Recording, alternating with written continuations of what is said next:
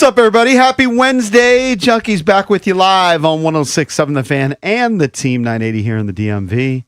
910 The Fan, 105.1 FM in Richmond. And you can watch us on the Monumental Sports Network. Brought to you as always by our friends at Main Street Bank as we celebrate 30 years of the Junkies in 2026. Main Street Bank is a business-focused community bank proudly serving the DMV since 2004. Visit mstreetbank.com to learn how to put their team in your office. Main Street Bank member FDIC, equal housing opportunity lender. We thank you for tuning in this Wednesday, August. Is today August 19th? It is. Cakes' birthday? It is. August Happy 19th, Also, 2026. I think it's Bill Clinton's birthday, my birthday, and of course, my guy, Kirk Cousins' birthday. Lot of big birthdays on August How old 19th. is- Happy birthday, Cakes. Happy 56. Kirk 37? I think Kirk might be 38? turning it to 38, turning the dial up to Life's 38. flying by, dude. Yeah. Got the full crew here today. I'm John Paul Flame. Tell me about it. Joined by Bish Bucks, EB, and Cakes. Any big birthday plans today, Cakes? Nope, nothing big, nothing really. Nothing on the docket for post-show? I got Nothing out in something the on your ordinary. docket. I got something on your docket for you. Oh, you do? Well, I mean, it's a birthday. He loves birthday buns. He loves It's birthday your buns. birthday. For I mean, come other on. people, I mean, I think listen- more than listen, anybody else. Listen, as you get older, it's not like it was when you were in your 20s. I'm assuming that's what you're. I mean, if there's one thing you count on, is birthday buns, Sure. right? I mean, come on. Who One knows? would hope. Who knows where the evening would take us? You I don't know. Yeah. I think it's going to be a relatively low key. Someone should buy Cakes and everyone else here breakfast for his birthday. Not, Birthday not, buns? not me. Why don't you do it? No, not me. Yeah, it's not I you. was thinking of a course. listener or maybe a sponsor. You got a Yeah. nice sourdough. Maybe we eat your sourdough. Oh, yeah, Did thank you. Did you bring your jam and everything? did. Jam. Valdez? It's a nice little prize that I had on my seat before I came in. Maybe we can send Mara over to CVS and get some jam. Is it? We're not equipped to properly like cut it and everything here. We need a super large serrated knife. Yeah. We need a cut. Bless the lurch with one. Because I hyped it up. Well, I hyped it up. Oh, you did? Okay. well we I think went I hyped through it up more. My feelings are hurt. we went through the roster in our head. Yeah. Well, Dina makes her own. Yeah. So far, the first one, Nubs, Drab it was just about this had tall. sour nubs. It was Yeah. dumb. Drab just got Right. one for his birthday. Yeah. Right. We could try and consume it as a show, but like I said, we don't have all of the proper cutlery and everything to do so. Understood. And then Jason was Loving it. loving it and was Yeah. asking for it, so he kind of won out by default. Thank you. All right. I can't wait. We're gonna crush some today for lunch. But D is on her second starter right now. It's looking a lot more promising. A lot more Okay, good. promising. Good. So I think that we might be okay for this one. Excellent. First one, we would basically consider it a fail. Yeah, she's her maiden It voyage. was a virgin voyage. Sometimes it's tough. Cakesy, will you get gifts tonight? I'm sure I'll Have get you something. outgrown gifts? No, you never. JP, what is this? Gifts are the best. Moronic question. Nobody ever outgrows gifts. Yeah. I mean, I don't ask for anything, but if somebody's going to present a gift to me, of course I'm going to unwrap it and thank them for it. So yeah, I'm assuming there will be some gifts. Nothing crazy, or I'm not getting going to come home to a new car with a bow on it in the driveway. But there will be gifts, I would assume. You're now on the other side of the 50s. I know it's terrible. I'm not quite. I don't think 56 is considered late 50s, but it's Kinda. it's pretty close. Late 50s adjacent. 2 more years. It's getting towards that. I feel like 58 and 59 is late 50s. Yeah. 56 still Put it still this can way. claim mid 50s. You're getting a lot closer to the end. You're a lot closer to the end. Trust me, I'm well aware. Yeah. I mean, I think about it every single day. Everybody in this room is. Try to fight those feelings off. Yeah. Fight off those thoughts. But How'd your pickleball go? Did you do your 3 Advil pop before? JP, of course I pre-Advilled. Okay. Pickleball went relatively well. My partner and I, Jack, won 3, lost 3. So up and down affair. No injuries. Got a good sweat in. Is Jack similar age, younger, older? What's the deal with Jack? Oh, I think EB You don't knows, even know. I think EB knows Jack from the club. Just by looking at him, I don't really know him super well. I'm going to put him a few years younger than old Johnny Flakes. Oh, younger. But Is he the guy that I saw wearing a William and Mary shirt? no, that's my guy Kurt. Okay. He's older than me. Yeah. But that guy's a stud. That guy Yeah. played wide out at William and Mary. I I believe don't- he's in their like Hall of Fame. I don't know Jack by name. I'm sure you know him if you saw him. I'm Yeah. going to say he's a few years younger. Okay. Yeah. But Yeah. pickleball was good. All right. Went home, took a shower, very sweaty. Did you have to stretch? There's no stretching. Ever? Pre Pre there's or post? I mean, that's part of the reason why I'm having trouble like bending down and getting things Yeah. at now 56 because You're there's, stiff. there's no stretch pre or post.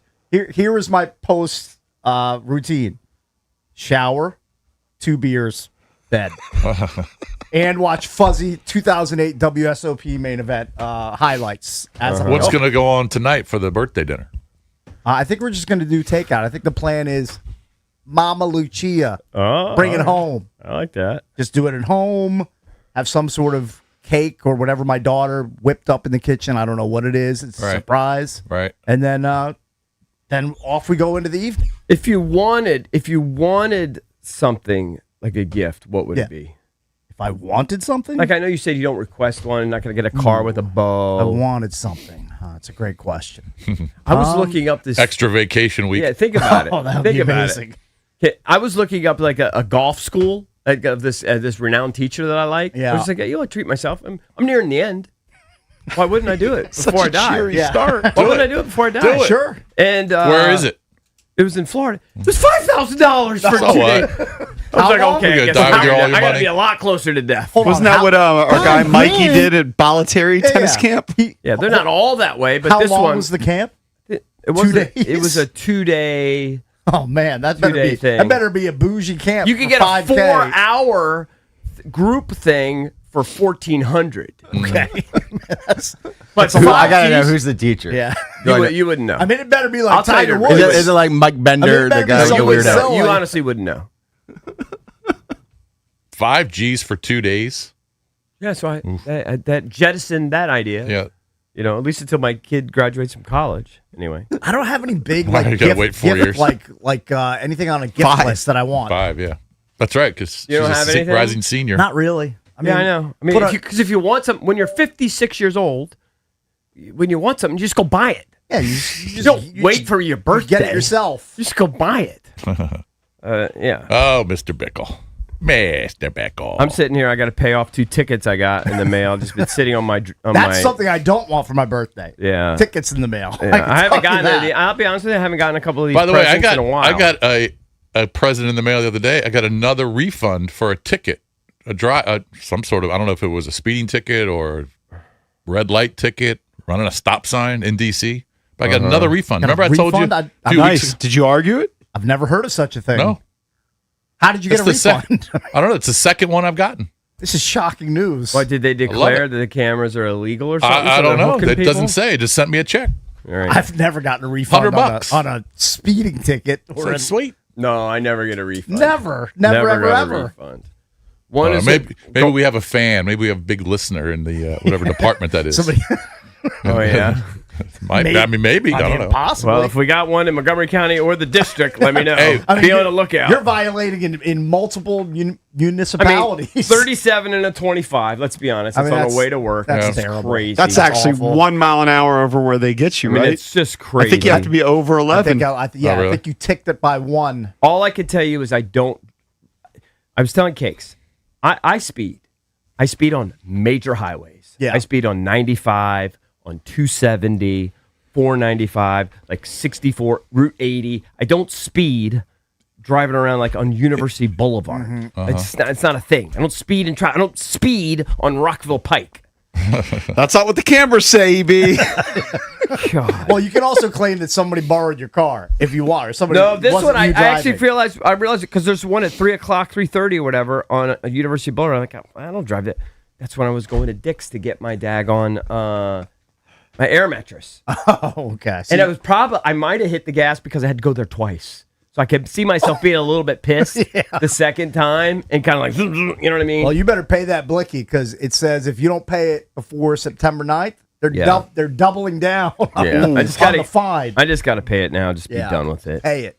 Hey, on the program today, you're going to hear from a couple of commanders who we interviewed after the show yesterday. We had a good time out at training camp, and actually, it was fruitful to stick around till like 11:30. Terry McLaurin joined us. Yeah. We're going to play that. He's the nicest at 8 guy. o'clock. He's so nice. He's the nicest guy in the world. I love Terry McLaurin. It makes me all of those guys that we talked to. They were love great, that weren't they? man. It makes me want to root for him even more. They're just nice dudes. Also, Yeah. Nick Cross, the You're gonna- new safety, is going to join What? us. You're We're gonna going to root for play them- that. You're gonna root for more than Drake May. No, but I am going to root for him. Okay, good. That's a Especially, good thing. especially Terry. I Yeah. love Terry. So Nick Cross will join us at 6:45, and we will talk some Nationals baseball. Paul Timoni, president of baseball operations for the National, joins us at 9 o'clock here on The Fan.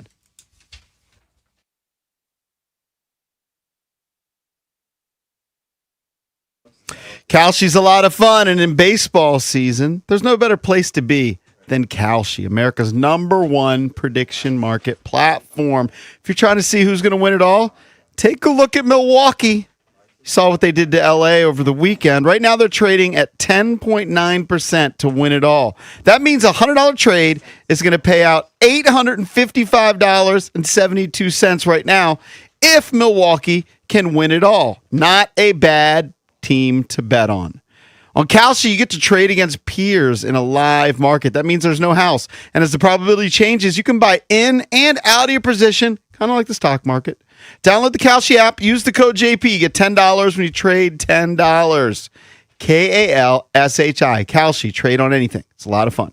18 or over only. Restrictions and eligibility requirements apply. Fed contract trading involves risk and may not be suitable for all investors. Kalshi products not available in all jurisdictions. Prices, values, and available markets may differ from those mentioned. For more information, see kalshi.com/regulatory.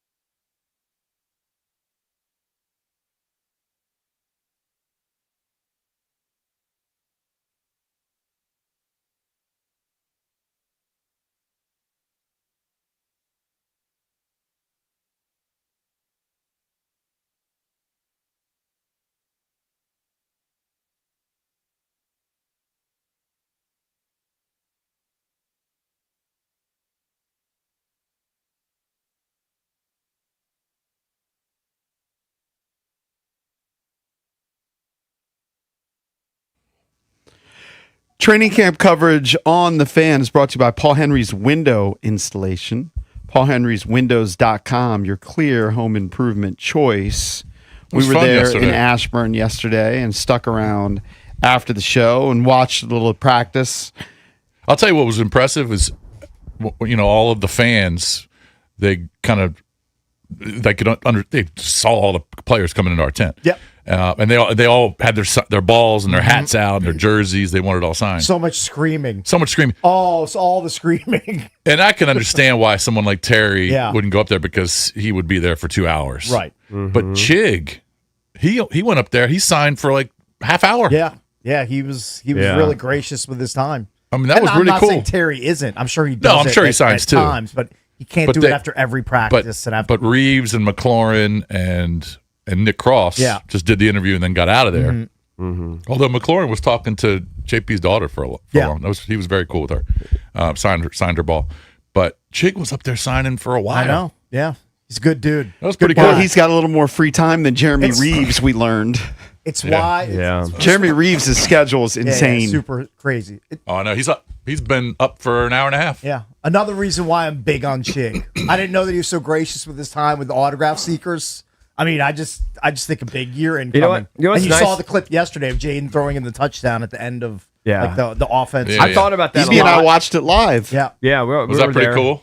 Yeah, I mean they did so they were doing like the 2-minute drills or whatever. Yeah. The end of game, end of half situations, and Sam Hartman, did okay. He threw a dime to Diggs. I think they ended up Yeah. scoring, but it was like a 10-play drive, right? Mm-hmm. It was like a slog, but they got it. They got it there. They got it down. Jaden got out there, 2 passes, 1 to Diggs, 1 to Chig, touchdown. Rang the bell literally in about 20 seconds. That's really Right. cool.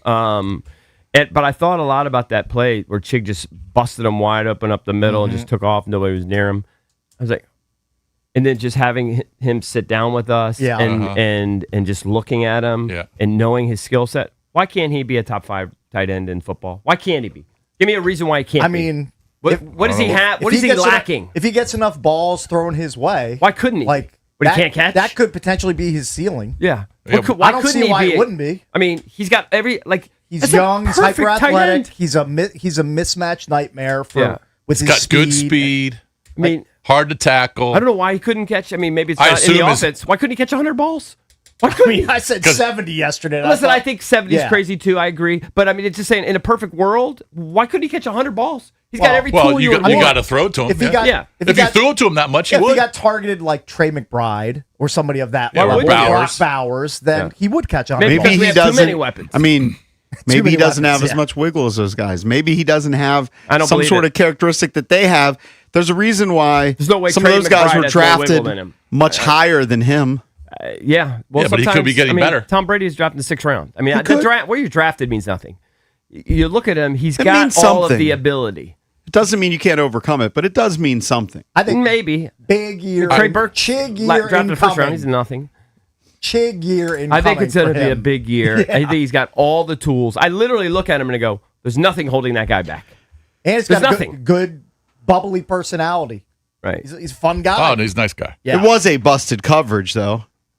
That's okay. Sure. Sometimes you take advantage He's got of the busted speed. coverages. I mean, he's just got the speed and the athleticism that I just don't see any reason. And the build and the just everything about him just oozes superstar. Actually, I hope in my you're right. opinion. Hope you're right. Yeah. Now, if he Well, catches he was- 40 balls, I'll say tip my cap. You guys are right. He's mediocre. I think he's going to have a big year. Oh, I think he's better than mediocre. Way better than mediocre. He got a little jacked when Cake said, "You're going to catch 70 balls," and he said, "I hope so." well, that's the plan. I That'd think. be Yeah, yeah. fantastic. He's got to deal with Diggs and well, say he's got McLaurin. Understood. Yeah. True. That's Getting the the other bulk thing. of the We do kick. have so much bulk of talent. the Jaden likes, catches. Jaden likes throwing the ball to tight ends, and David Blau's system is tight end friendly. Yeah. So the recipe is there for Chig to have a breakout year. I don't know how many targets he had last year, but he had Cam Ward throwing to him. I'm gonna guess he probably had in the 70s, or 75. maybe low 80s, Yeah. something like that. I mean, if you're going to give him Look it up. 110 targets, Oh, but if he gets that- like a Kyle Pitts, if he gets 110 targets, he's catching 80. 80 balls. Yeah. I can't now, remember. I'm guessing he won't get that many. Probably not. I can't remember who was at quarterback at the end. It might have been the kid. Caliac Man. The last pass of the period which I saw, which ended, was a pick. Yes. Can't remember Who was a picked QB? it? It wasn't Jaden. Was that Hartman or was No, it it Calic was AK. Manis? It was AK. Yeah. Who picked it? 35. Percy Butler, maybe? I'm not sure if that's correct. By the way, getting back to Chig for a second, his high in targets in his career last year is 79. In his Okay. career, he's had 46, 77, 70, 79. All right, All 79. right, so they was started throwing to him more last year. Well, more and more every year because Yeah. he's Yeah. obviously so talented. Yeah. And those He's coming quarterbacks off are no good. A 56 catch campaign last year. Yeah. I think the 70 mark is a really good target. Definitely within reach. I'm just super Are impressed. you with him. ready to bet, Trav? I see that. I'm twinkle in your eye. ready to. I mean, you're Now, just I getting am- so carried away. 110 targets. I mean, No, he's not going to No, get that. I didn't say he's going to get 110 No, targets. I know I that. said I if heard you. he got that treatment, if he got Kyle Pitts he would targets, catch he wouldn't. 75 There's or no 80 way. balls. Jig. He got Diggs and Terry. Right. He's going to get 70 targets if he's Right. lucky. No, he's going I think he's gonna get I'll more bet than you that. that right now. I'll bet you. See, More- I'm very vulnerable right now. This is a very He was a dicey very time nice for me. guy. I liked him yesterday. Chig has his high in targets is 79. last I year. mean, I'll go over 79. I'll go. He gets 80 plus targets. That's the bet. What is That the math probably on put that? if he only gets 80 plus, or 80ish, he's probably only going to have 55 catches. I'll give you 85. 85 targets. Okay, I'll take it. $10. Sure. Damn. Put it in the book. All right. Birthday bets. Put it in the book. Something to Let's go. I might make 10 bets today. Good. I like Why, it. why Kicks. wouldn't I? We need some I like action it. in that bet. I just By the way, look at coming out of talent-wise, Maryland. Let's see why I can't do it. Coming out of Maryland, this is Yeah. according to NFL.com. His prospect grade was a 5.84. He was dubbed as an average backup or special teteamer. I don't care. Do you think I care about that scouting report Why don't you read from the scouting 6 report on years Steph ago? Diggs? who I went don't in the care fifth about round? that one Why don't you read iota. that? His 40-yard dash was a 4.52. How about- Vertical inch 35 and a half. 4.52 slow. That's for a tight end. That's pretty tight You're good. the end? messenger. Pretty I'm much. just telling you what it is. You think that's slow or tight end? A lot of anti-Chig in Hey, here. Look, you know Yeah. what? Yeah, anti-Chig. I'm just telling you. He's been a productive player on a bad offense for the first 4 years of his career. Yeah. Now he's moving to a different offense with a way better quarterback, and he's going to be the top tight end in the offense. Yeah. Like, Stay on the there's field. nowhere to go but up for Chig, I'm Stay with you, on the Kicks. in my field. opinion. Big on Chig. Have been. Get for the t-shirts months. ready. Get those Drabby's t-shirts just printed. anti everything because his boys got beat 22-0 last night. Oh, is that what it is? You think I care about that? Largest. I know you don't care about that. I'm well aware. biggest drubbing in over 100 years. I was about to say it happens, but I guess it doesn't. They must have had position players pitching at the end. Of course. Oh, I'm sure.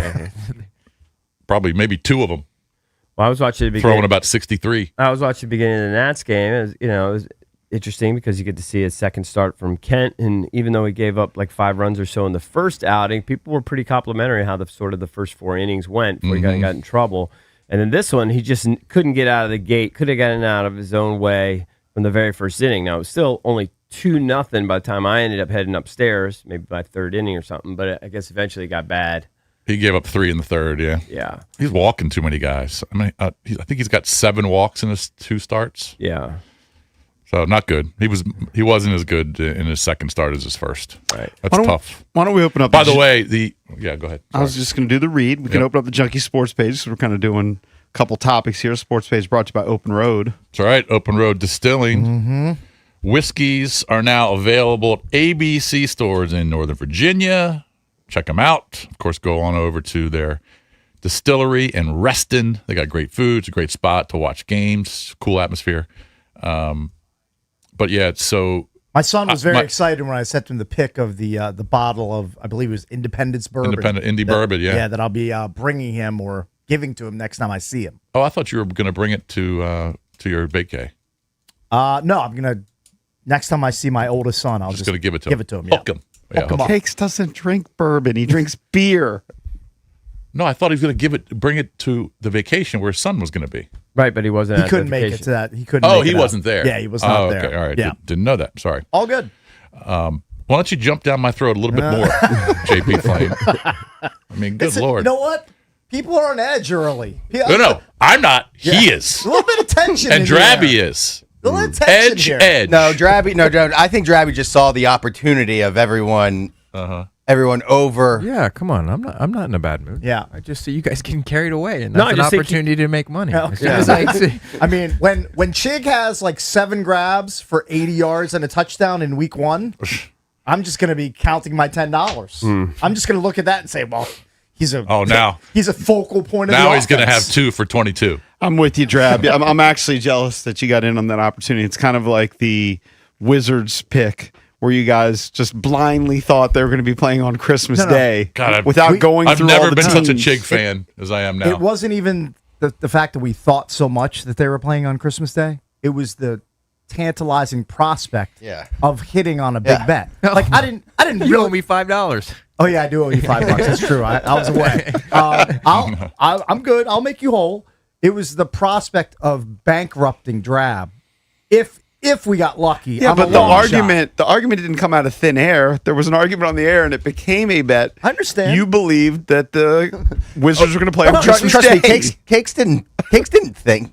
Eric was the only one who I really knew it was a long shot. Yeah, who That's really why we're getting 20-1. had twinkle in his eye about them playing on Christmas. Twinkly. And I think I was somewhat vindicated. They're getting more national TV. games than they've gotten in forever, but just not good enough to be on Christmas Day. By the way, back to the Nationals. If you are paying any attention, they are now 8 games back in the wild card. They completely waved the white I flag. told you their season was over as soon as the first preseason And James game Wood kicked got off for the hurt. Commanders. But The Wood injury. They they won. were right there in the mix. There were 2 What, July 3 weeks ago? July 28th, there were 2 games over 500. Now there's Yeah. 7 games under 500. Well, there's no reason to really expect them to no. And I didn't. to play better when they were the biggest sellers of the deadline. Well, I don't know if they were the biggest sellers. they sold. Well, but weren't they? They made sold- didn't they make the most deals? I don't know if they made the most deals. I don't know. They didn't sell the biggest names. They didn't sell the biggest names, Yeah. but they got rid of the most guys. They sold 2 starters, but I didn't. Even if they kept them, I didn't expect them to be it. But the bottom line is they've lost 14 of 19, and since Wood's been out of the lineup, they're not hitting the ball. And now they're Well, they're gonna swap C.J. Abrams to playing second base. He's on massive life tilt about that, and that's the first. He sign, DH'd yesterday. That's the first sign of the pending divorce between C.J. Abrams and the Washington Nationals. Yeah, he's not happy about that. That's not going to go well. It's not going to end well Yeah. for either. Well, I mean for either party, but it's not going to end well for C.J. Abrams getting a long-term deal. And the here. agent jumped into the fray, Yeah. defending CJ, saying he's played shortstop his whole life. Well, I mean, their beef is because shortstops make a ton more than second baseman, right? Right. Ultimately, that's why. Why would you care otherwise? Yeah, I don't know. Like, Well, shortstop gets more action. You're more of a leader But on at the end field. of the day, it's the money. but if he's bad Yeah. at playing No, well, shortstop, second like, I basemen don't understand make that- what shortstops I make. understand the Nats' position. He's bad at playing shortstop. Now his bat is amazing, but his fielding is garbage. He's like in the It's 20 errors. he's like in the one percentile of all like shortstops in fielding. yeah. I mean, that's untenable. That can't continue. So I understand the Nats' position that hey, as long as you're And- here going forward, you're gonna be playing second base. That's for and the a lot betterment of it the with team. CJ is not just the fielding, Yeah, it's Throwing. the throwing. yeah. Well, then And- put him closer to first base by having playing. I don't know what second base. percentage of the errors we're throwing versus fielding, but I mean, Can there's- somebody there's- kill the fly that's in here? By There's the definitely way? a fly It is- buzzing it is around. Oh, putting on it his was life tilt. tilting yesterday. I It was mean- buzzing around in the Does producer anybody studio. have a Because fly of the bread. swatter anywhere in the building? No, That's a dumb question. I tried. Too slow. Almost got him. I couldn't get it with my hands. No chance. It's tough. It's a tough ask. Maybe it's the sourdough and the banana that's I in mean, here. that I'm not attracted us. Mr. Miyagi. I can't catch it with a pair of chopsticks.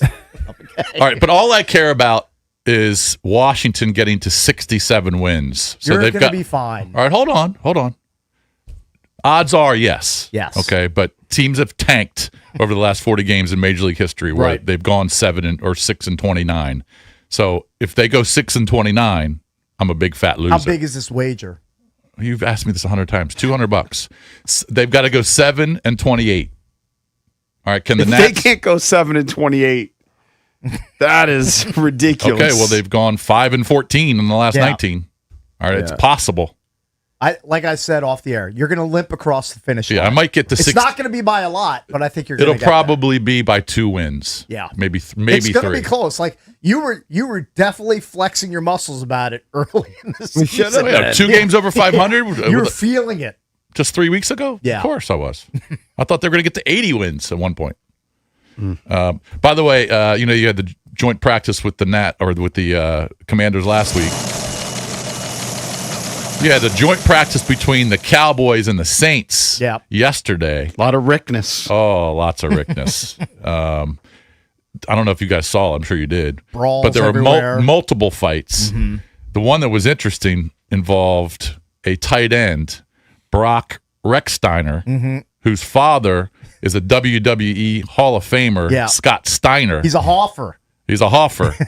And There was a Kalen suplex situation. Carson, who's a DB for the Cowboys, actually punched Rechsteiner. I believe Rechsteiner's helmet was on. Okay. All right, they tried That's to- always he idiotic. punched him. I never understand Then he grabbed that. his face mask, so his helmet was on. But then Rechsteiner picked his ass up and body slammed him. Well, it's in the family DNA. It's in the genes. It's in the genetics. Of course, he's going to do that. He's probably been doing that since he's 5 years That- old. and His that wasn't- pops was one of the most roided out wrestlers I've ever seen. Take a look at, and now Well- I'm forgetting his first, I think it was Scott Steiner. That's what it was. Just Google Scott Steiner. Not really and you're familiar gonna with see his work. He was a WCW guy. Oh, I've definitely seen him before. Yeah, he's a big dude. Well, Brock is suspended for 6 games for doing that? for testing positive for performance enhancing drugs. Oh, he is? Yeah, that just happened. So I he's missed still that. on the team. He's still in camp. Yeah, I but, guess- he's suspended for 6 games. 6 regular season games he's suspended. Wow. Well, he picked his ass up and dropped him. That had to hurt. So those- Even with the shoulder pads. those on and roids are everything, helping. That had to hurt. Cakes. Yeah, definitely. Can't But feel that good. wasn't the only fight. There was a couple of them. And I saw Brian Schottenheimer. He was kind of pissed after the Well, practice. if you remember, yesterday at training camp, there was a skirmish. It was for 5 seconds at the very end when they blew the horn. Yeah, I saw Finley talking about that. There were 2 defensive guys. Yeah. It was, Yeah, it was John Omenihu Baptiste. and Baptiste. yeah. Yeah, usually it's an offensive and defensive guy going at it. It's not usually guys on the same side of the ball. Maybe one of the guys is getting on him for not being in the right spot, Could be. and then he's like, "F you." But DQ got in there right away and simmered it down. Our boy Von Miller yesterday had a little presser. We just talked about his chickens. He was wearing his hat, his Yeah. chicken hat. Didn't he offer the guy who's wearing 40 for the Cowboys lifetime free chicken for his number? I think I Yes. saw that. It's a good Yes. offer. I mean, it's a solid offer. I think I'd have to take that. I think you have to take lifetime of free Well, chicken. but what if his company goes out of business? Could you get a caveat in there if your company goes out of that business? I don't know about. That I still get. I mean, free you better chicken? get a contract and sign it. I mean, Not I a don't know- handshake. I don't know deal. how good his business is. The guy who wears 40 is Hunter Loop. I believe it's Lupke, who's a fullback. Yeah. He's been wearing it for 3 seasons. Yeah. And he offered him lifetime chicken. Yeah, And what did he turn him down or he take it? I don't know if he's turned it down yet. I mean, I think you have to accept that deal. Lifetime free I mean, wings. I'm in. That's one of like Would you get tired of that? maybe, but hold on. I mean, You you eat always- chicken a lot.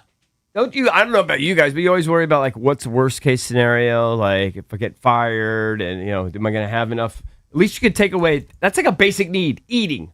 You know, you're going to have food the rest of your life. You're Just fed. taking away one of the hierarchical like basic Yeah. need things. Chicken every day. Yeah. Check that box. Lunch Yep. and dinner. Always gonna have chicken. So much protein. Yeah, you're gonna Just be Wade Boggs. stashed away in your freezer. Wade Boggs. By the way, did you see Wade Boggs on the did boat? see a picture. That He's picture was jacked. unbelievable. Was that an altered picture? Is he that that AI? jacked? I don't know, but everyone saw it. When If did it it's- come out? About a Recently. week or so ago. If it's not AI, he's on every testosterone and every steroid and every He's peptide shredded. possible. Yeah, I mean, it's so Just gonna jacked. Google Wade Boggs on a boat. I'm Yeah. looking for it. Believe it. You can see him holding a fish, and you see his big ass bicep popping. Well, I mean, he's just shredded. 68 years old. He's famous for also downing like 100 beers. He's done that. Yep. Famous Yes. for eating Yeah. chicken before every game. It's a great Always Sunny in Philadelphia episode where they're trying to do the Wade Boggs challenge. They're trying to drink 100 beers on a cross country flight. It's a good bit. Yeah, Maybe the he's on. Chuck Of course, should do he's that on something. Next time we're on the airplane together. It's humanly impossible. Yeah, it doesn't even look like it. Yeah. He was very unapproachable. Obviously, I was. Oh, he huge. was? Oh, he's very unapproachable. Where did you attempt to approach him? Anytime I went to a game, I would wait outside when they got on the team bus Yeah. to get autographs. He would never ever look at anybody. I have an opposite experience with him. Oh, you When do? I was in spring training, I went to somehow I ended up at some dinner where the Red Sox were players. were. Uh-huh. Right? And I had a great conversation, and I had him sign some stuff for me. He wouldn't with me. Look Yeah. at you. Yeah. Roger Clemens always signed. You Dwight breached the Evans? inner sanctum somehow. Somehow I was in it was like a cafeteria, and I was with all the Red Sox. It was That's like weird. an auction. That's and weird. They're talking to Wade Boggs. Marty Barrett always signed. Todd Benzinger was Gary signed. Allenson always signed. Don't know those people. I know you don't. Coming up next, we did an interview Spike yesterday Owen always signed. with Nick Cross, new safety for the Washington Commanders. Played high school football here locally at DeMatha. Nick Cross, Commander safety, next here on the Junkies.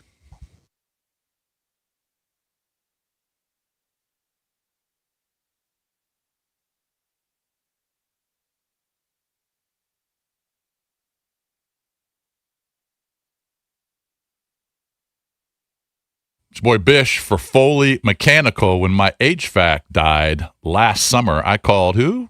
Foley Mechanical, because this isn't some franchise or giant corporate outfit. Dan Foley owns the company, 100% of it. No private equity, no call center, no nonsense. He runs a tight ship, shows in the work. His team replaced my HVAC system, my water heater, and my sump pump all in the same day.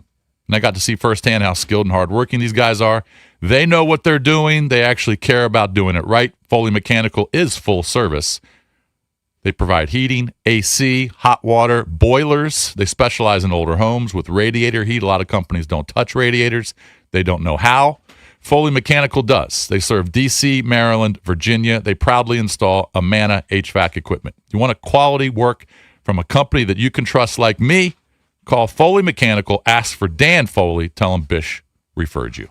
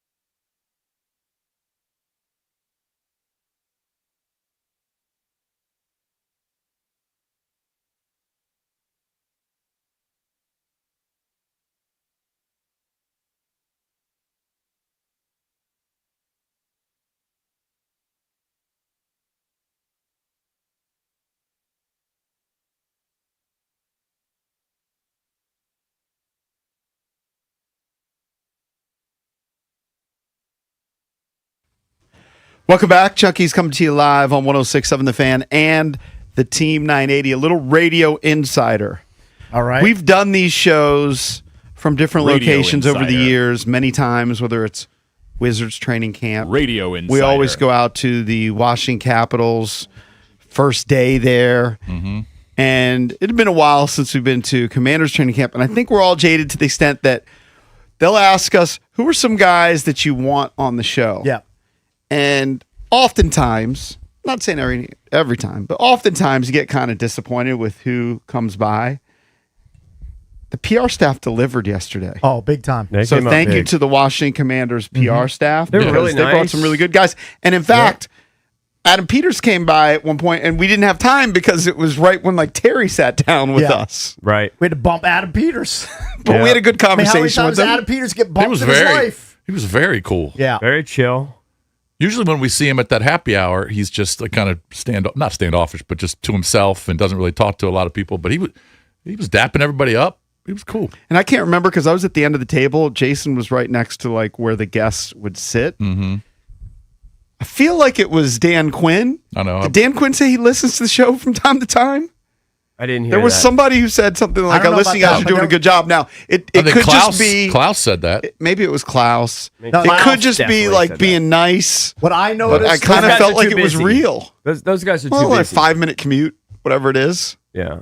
Who knows where they live? here's what I noticed with Dan Quinn, and I know we have to get to the interview.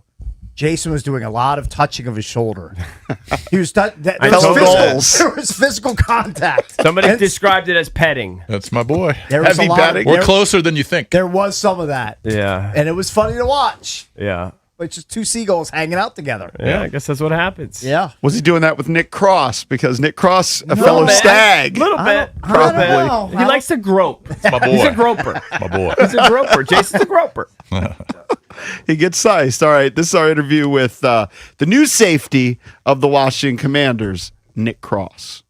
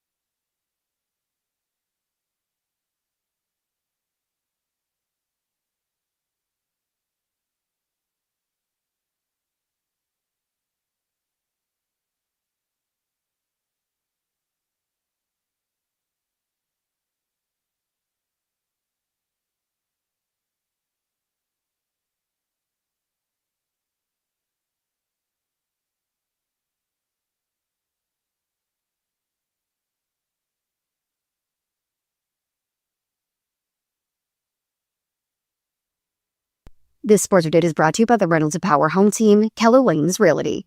The Nationals were shut out by the Rangers 5-0. C.J. Abrams went 2 for 3 with a leadoff double, but his teammates combined for just 5 other hits and 1 walk in a pretty meh offensive performance. The Nationals have now fallen to 5-14 over the last 3 weeks. Things could be worse, though. They could be the Mariners. Seattle lost 22-0 to the Brewers last night. That final score matches the largest shutout win since the start of the 1888 season, according to MLB.com's Sarah Langs. Moving over to the NFL, the Cowboys signed free agent defensive end Von Miller to a 1-year deal on Sunday night. He took the field yesterday, getting his first work in with his new team. Now, he wasn't wearing pads, but he was working off to the side of the coach. The 37-year-old Miller played all 17 games for the Commanders and recorded 26 combined tackles and 9 sacks last season. From the Crop Metcalf Sports Desk, Savannah McCann on The Fan.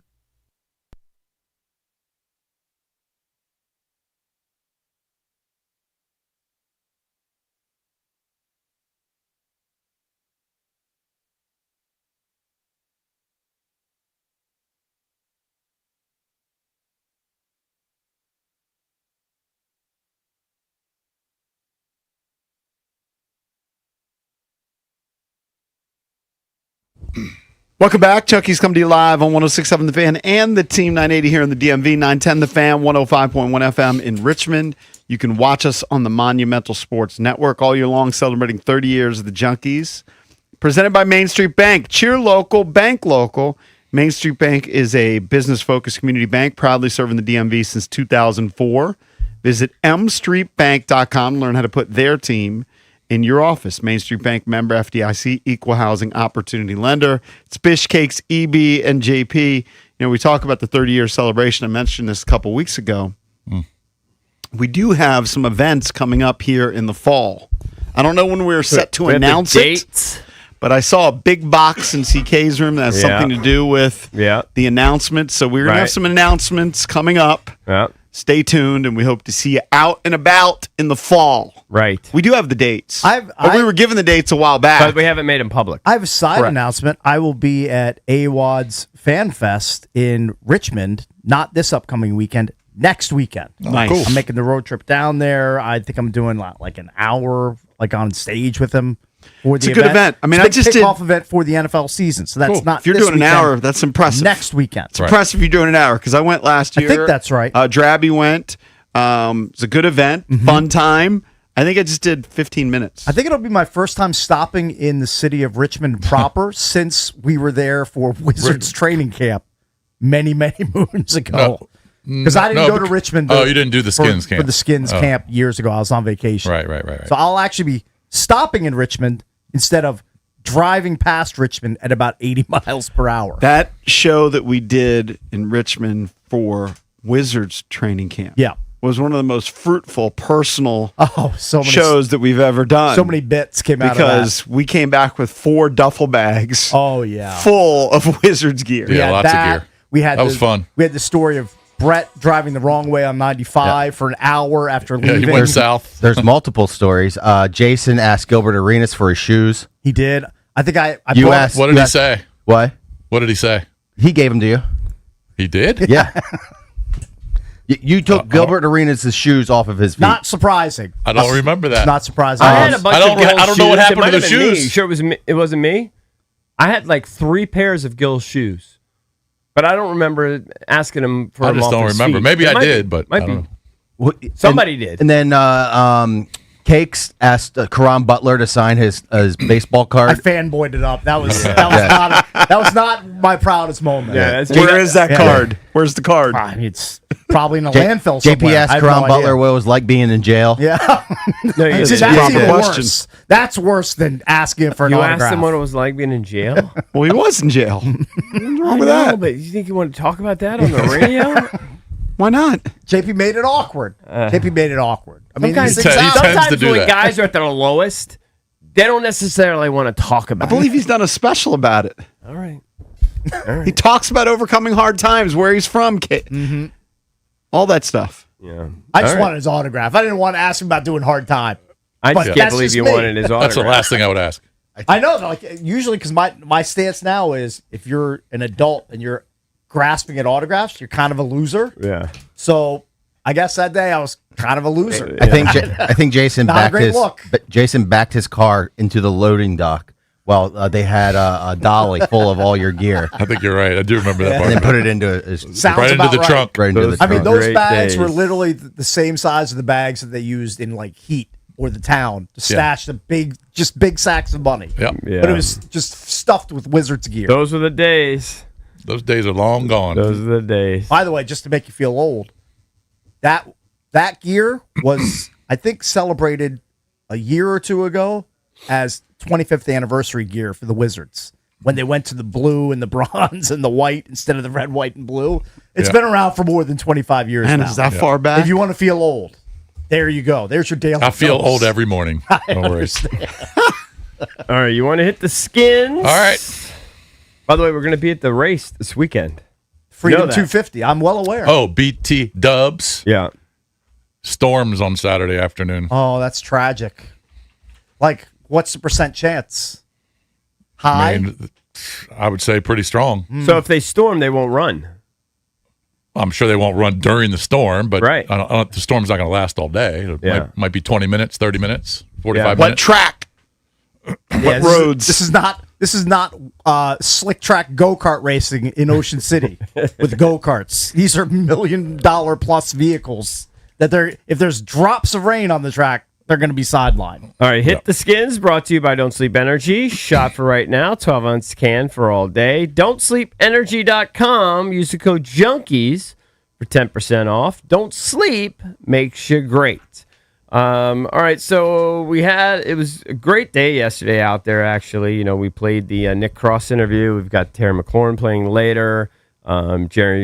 Jeremy Reeves we talked to, Chig. Yep. Of course, AP stopped by. We were so crowded we didn't even have time to get to him. But we talked to Mark Klaus, but we also talked to Dan Quinn. DQ's been great with us. The few times that we've had him on, he's always been gracious. He called into our anniversary show. I touched him 12 times. Jason was petting him throughout the I take interview. the over. Yeah. Oh, the over. He just sits there Yeah. and just didn't touches notice you. it. Yeah, he just touches you. I don't know. It's kind of a notice weird it. thing too. 'cause Yeah. he's He like, just, he's he like just this. touches you. Jason, you do this. It's his Yeah. way of like buddying up to him. Yeah. It probably looks really weird.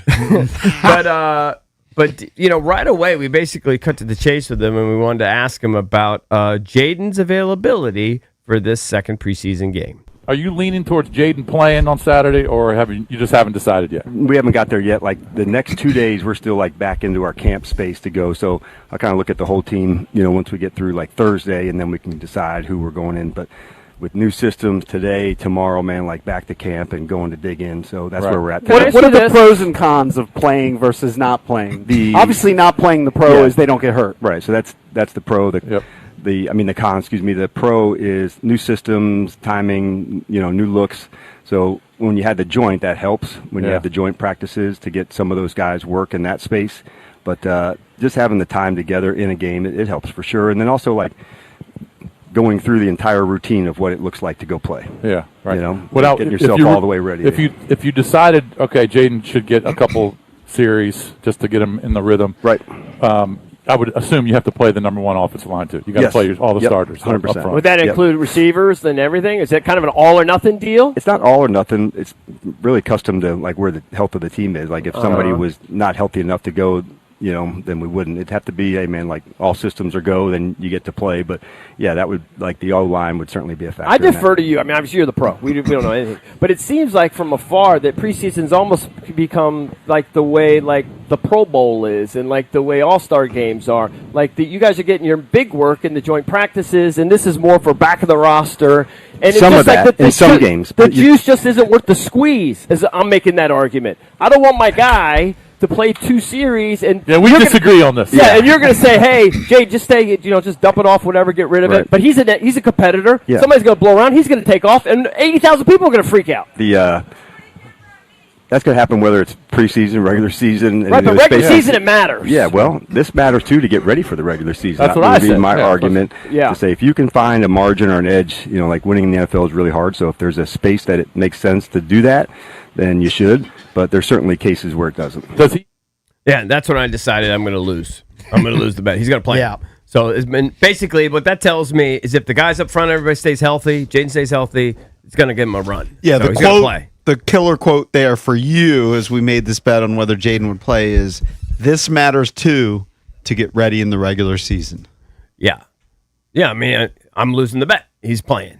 So provided everybody's Sounded healthy. like that towards the end of the injury, but I don't know that it's a done deal. Now, he was also Like asked, he could also just be happy. The work that we saw when we were watching, the last period of practice when they were running the 2-minute drill, he might be like, you know what, Jaden looks good. We don't need to put him out there. No, it doesn't even matter because he said it's about sort of the rhythm, the process of getting ready for the game, going through the motions. So that doesn't, if that's important to you and he thinks that's an important thing, that doesn't satisfy that. So I'm losing the bet. He's playing Jaden in the second game. I don't believe he's going to play much, but he's No. definitely going to play. He won't play a lot. He's playing 5 in He'll the play second a couple preseason game. series. Take it from me. You know a playing loser him. when you see it. I know a loser when I Yeah. see one. I lost that bet. Sure, it happens. Valzi, did you want to play? He was also asked. You know about what? It that, makes obviously. Saturday more interesting. I'm sorry. Yeah, Just- sure. Just kind of compare what he said to you guys, and then also how he said it to the press when they were asking, like, if you. They asked if- him like 5 minutes later when he just went 10 feet over to their like tent. I believe the specific question was, do you feel comfortable if Jaden doesn't take any preseason snaps? And this is what he said. Yes, I'd be comfortable with like him and other veterans that have played to go, but yeah, we haven't decided in terms of like will we or won't we. We had a joint last week. He got a lot of reps. He'll get a lot today and tomorrow going against our defense, so I'll have a better sense for where everybody is before we make any of those decisions. But he's thrown like an incredible training camp. His accuracy, his command of it, a new system. You wouldn't feel like that for him. But I've been like certainly impressed by what I've seen so far by him. He seems confident. Yeah, but he didn't. He went into much more detail with us. He's definitely thinking about it. It's not. Well, we're just going to sit him out the entire preseason because we've predetermined that. And that. No, I think he has every intention to play him. He believes in playing his guys in the preseason, at least some playing. Well, you know how sometimes you already make that decision in your head that I'm not like this guy's not going to see the field in preseason. That wasn't. I feel like that wasn't. No. I think predetermined. I think his pre-wire is. Oh yeah, Jaden's going to play in the preseason. It's just a matter of how much. Yeah, I don't think it's a done deal. I feel confident. I But I already don't feel forwarded uber you the confident. money. Yeah, he's Okay. leaning towards playing him. Yeah. Unless something weird happens in In today's practice. session, Yeah. I would expect him to play Yeah. one or two series on If Saturday. Coleman goes down or Yeah. Allegretti Okay. gets hurt, and then they may not say, you know what, we need to protect him. Right. I mean, if But he's Allegretti playing. gets hurt after coming back after missing 3 weeks, that's just the worst luck ever. By the way, did you see Biotish got carted off? I did. That's That's terrible. news. terrible. Feel bad for that awful. guy. But that's why you get those, Who was the other- those G'd up deals. Wasn't there another former commander that got hurt in practice Yesterday? already? No. Don't know. A few days ago. Saw Quentin Johnson also was injured in that Yeah. Chargers. I think it was Chargers and Niners are practicing with each other. So obviously, after we talked to DQ, and the guys went out and they had their practice, and we actually talked to DQ about Drew Stevens winning the job. You don't have to get the audio; no big deal. But he solidified it, at least reinforced why he won the job. Went 6 for 6 by most accounts yesterday, so that was good. I think, including banging a 60-yarder.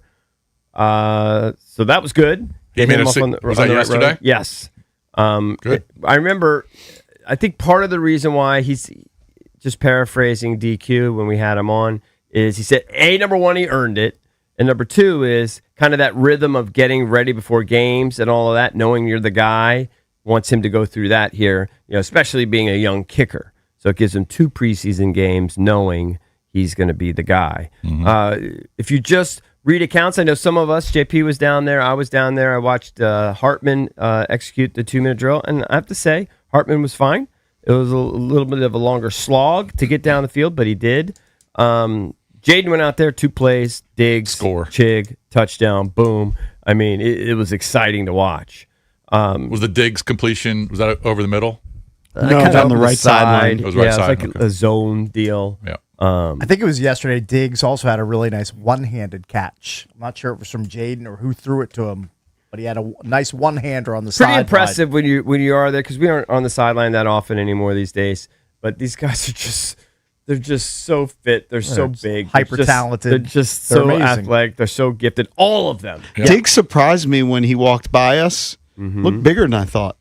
He's a, Like just What, pretty taller? sturdy. No, he's a yeah, not good yeah. tall, size to him. but Yeah, he's not a slight guy. No. He doesn't look like maybe like you would think like a Jamison Crowder or something. You know what I mean? Like, yeah, he's got something to him. He's got the swag. And he and Terry, you saw a video of them. They kind of follow each other around, and they're doing a lot of stuff together. So I think that's going to be a great tandem. And I know you'll hear us talk to Terry about it. I didn't think they necessarily had to add a 2, even though everybody thought, oh, they have obvious hole at receiver. They don't have a clear-cut 2, which is obvious.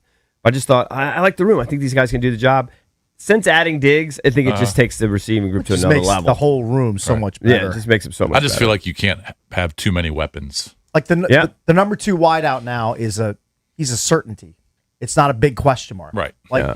you know, if Diggs is healthy, he's going to be Right. hyper productive. And if God forbid something happens to Terry, Diggs can fill in no problem. totally. it's the way they talk about him too. When Dan Quinn was talking about Stephon Diggs, it was different. Mm-hmm. You can see kind of that kinda twinkle in lights his up. eyes. Yeah, Yeah. exactly. Lights up talking about Well, having that as a weapon. Everybody talks about, even though he's been around forever, that he's still got the speed. He runs ridiculous routes. He's got great work ethic. You see him on the sideline working, like even the guys at the back of the roster, receivers, after they have a rep, they come to the sideline. Diggs is talking to him. Terry's talking to him. Coaching up the young guys.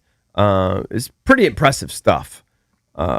You see, also, I noticed that like when Diggs wasn't in the play, he's standing right next to what I think was the receivers coach. You know, he's right there, heavily involved. He's not like off to the side like you see some guys. He's right there in the mix. Very impressive. If you looked at just the various accounts, because we were doing the show through a lot of the practice, a couple guys really stood out. Brandon Coleman apparently is holding his own. I know our buddy Mitch Tischler was super excited for what he saw with Brandon. Mitch loves to evaluate the offensive lineman. Said he looked very impressive in one-on-ones and in 11-on-11. So that's good, kind of solidifying his spot there. I saw him walk by. I mean, he's a big, strong, athletic dude. I mean, he looks the part every bit, Cakes. Joshua Josephs apparently still turning some heads, making some waves in camp. He stood out. Percy Butler, I believe he's the one that had that Yes. one-handed interception. Yeah, it was Percy. yeah. Off AK that ended practice right before the skirmish. and it was an impressive interception. I mean, he had to go up for it. Yeah.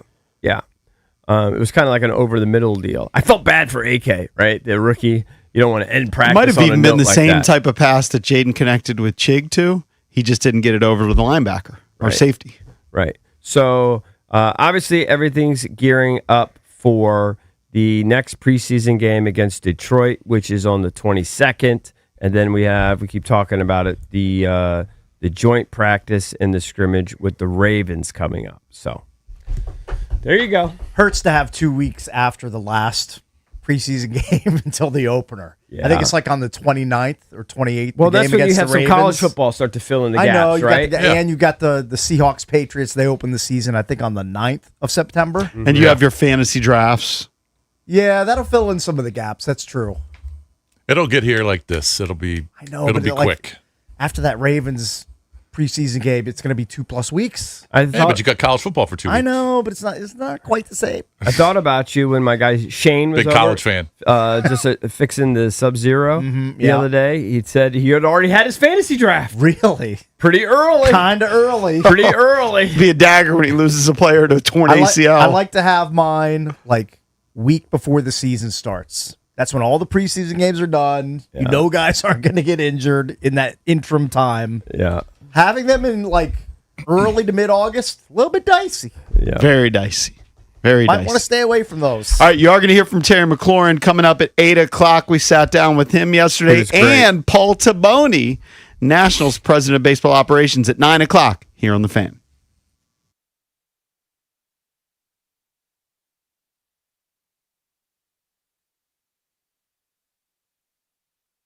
All right, guys. Baseball season is in full swing, and there's only one way to celebrate. With a Surfside iced tea and vodka or a Surfside lemonade and vodka, smooth, refreshing, and made for game day, Surfside's the perfect match for a day at the ballpark or catching the game at home. Surfside's only 100 calories with 0 bubbles, so it goes down easy. It's not a seltzer, it's Surfside. Must be 21 plus. Please drink responsibly.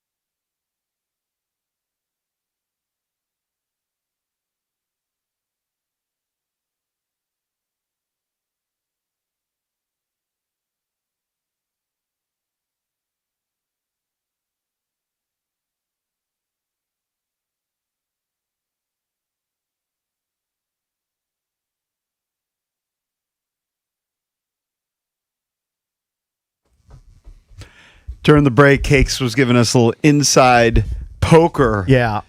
Well, Yeah, I was explain this. I was kind of stupid in my his own event. In my event a few days ago at MGM. Yeah. I was in a pot and I thought I was heads up with one other player.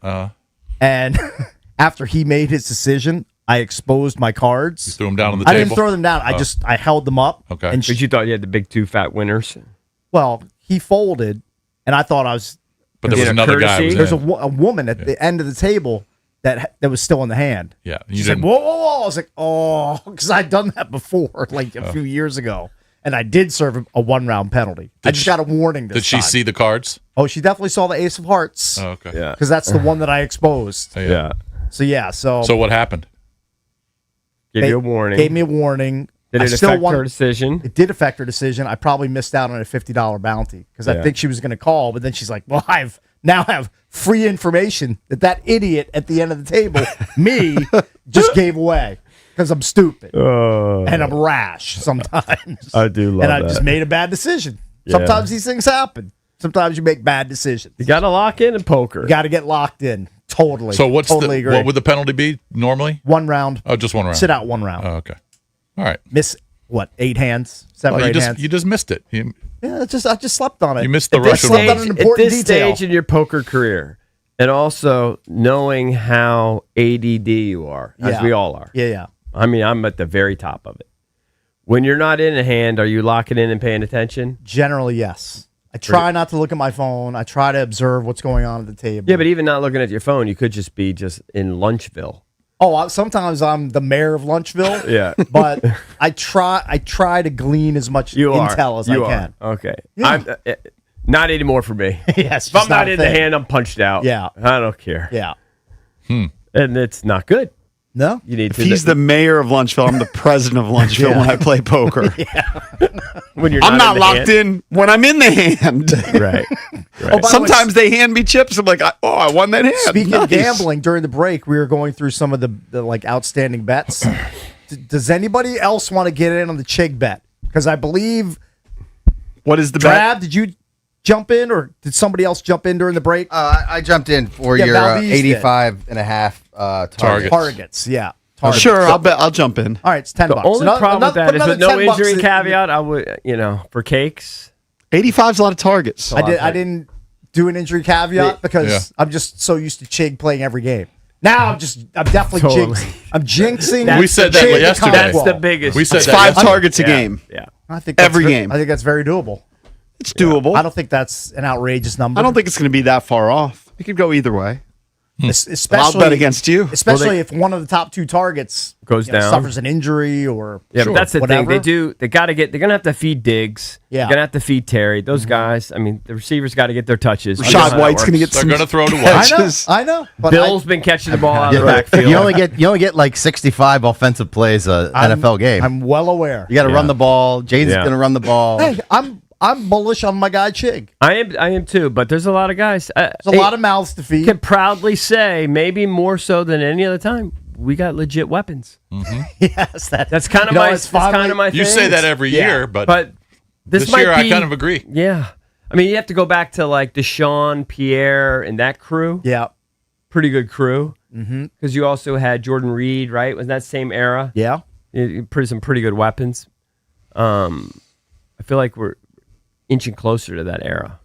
This one might be better, actually. I would think than Deshaun and Pierre. I mean, think they had one or Terry- two sick years. Pierre had a ridiculous year. I think it was 2012. Yeah. Where he had like, I want to say he had like 110 catches, or maybe more. Like he had a lot. He had a bomb year. Yeah.